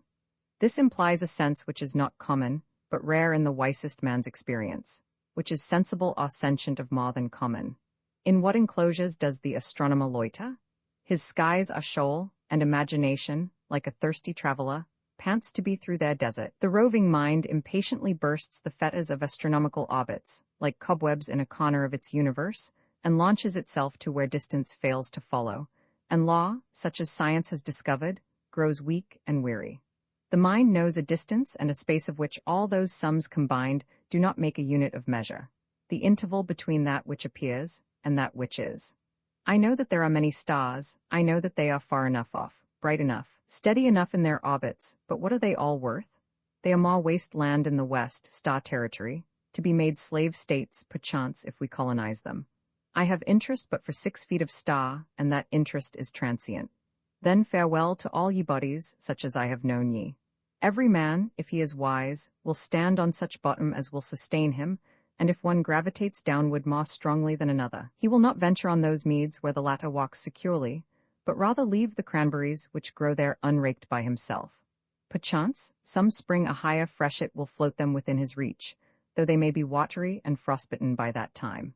Such shriveled berries I have seen in many a poor man's garret, aye, in many a church bin and state coffer, and with a little water and heat they swell again to their original size and fairness, and added sugar enough, stead mankind for sauce to this world's dish. What is called common sense is excellent in its department, and as invaluable as the virtue of conformity in the army and navy, for there must be subordination. But uncommon sense, that sense which is common only to the wisest, is as much more excellent as it is more rare. Some aspire to excellence in the subordinate department, and may God speed them. What Fuller says of masters of colleges is universally applicable, that a little alloy of dullness in a master of a college makes him fitter to manage secular affairs. He that wants faith, and apprehends a grief because he wants it, hath a true belief, and he that grieves because his grief's so small, has a true grief, and the best faith of all. I'll be encouraged by this other poet's strain. By them went Fido Marshal of the field. Weak was his mother when she gave him day, and he at first a sick and weakly child, as ere with tears welcomed the sunny ray. Yet when more years afford more growth and might, a champion stout he was, and puissant knight as ever came in field, or shone in armor bright. Mountains he flings in seas with mighty hand, stops and turns back the sun's impetuous course. Nature breaks nature's laws at his command, no force of hell or heaven withstands his force. Events to come yet many ages hence, he present makes by wondrous prescience, proving the senses blind by being blind to sense.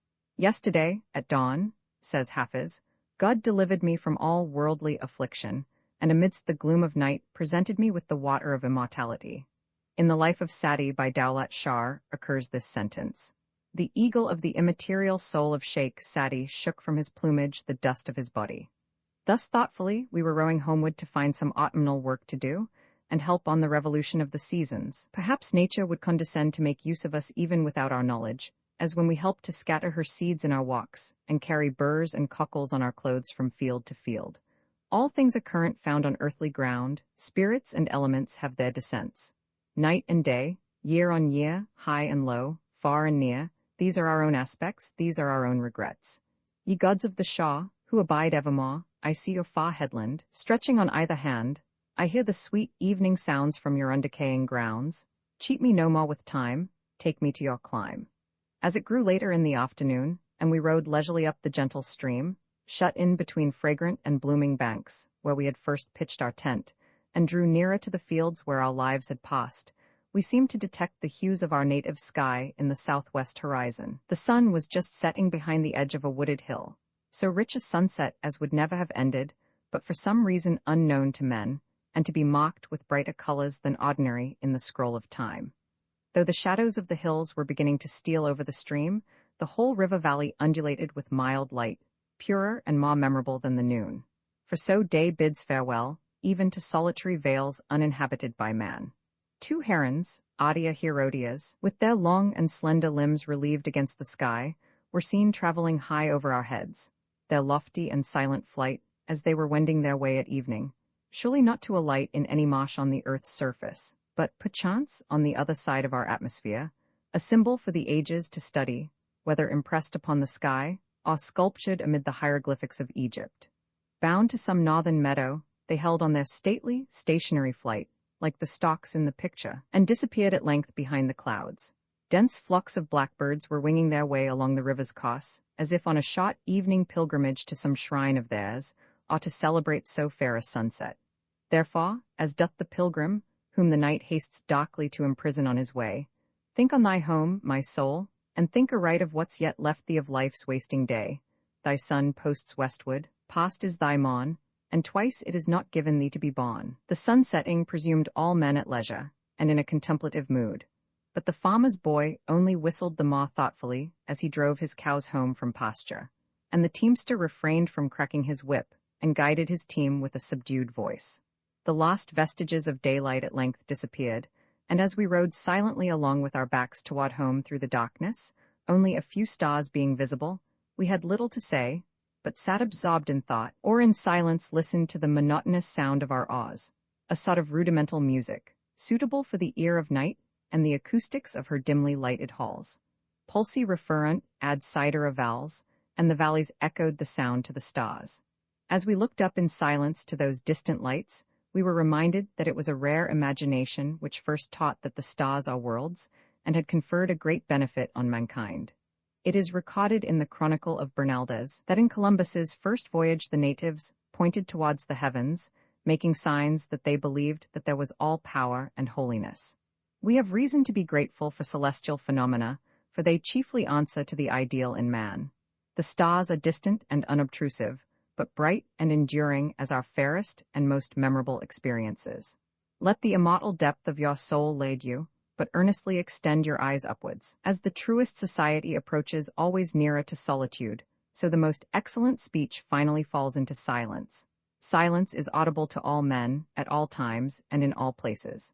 She is when we hear inwardly, sound when we hear outwardly. Creation has not displaced her, but is her visible framework and foil. All sounds are her servants and purveyors, proclaiming not only that their mistress is, but is a rare mistress, and earnestly to be sought after. They are so far akin to silence, that they are but bubbles on her surface, which straightway burst, an evidence of the strength and prolificness of the undercurrent, a faint utterance of silence, and then only agreeable to our auditory nerves when they contrast themselves with, and relieve the former.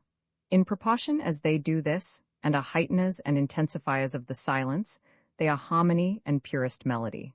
Silence is the universal refuge, the sequel to all dull discourses and all foolish acts, a balm to our every chagrin, as welcome after satiety as after disappointment, that background which the painter may not daub, be he master or bungler, and which, however awkward a figure we may have made in the foreground, remains ever our inviolable asylum, where no indignity can assail, no personality disturb us.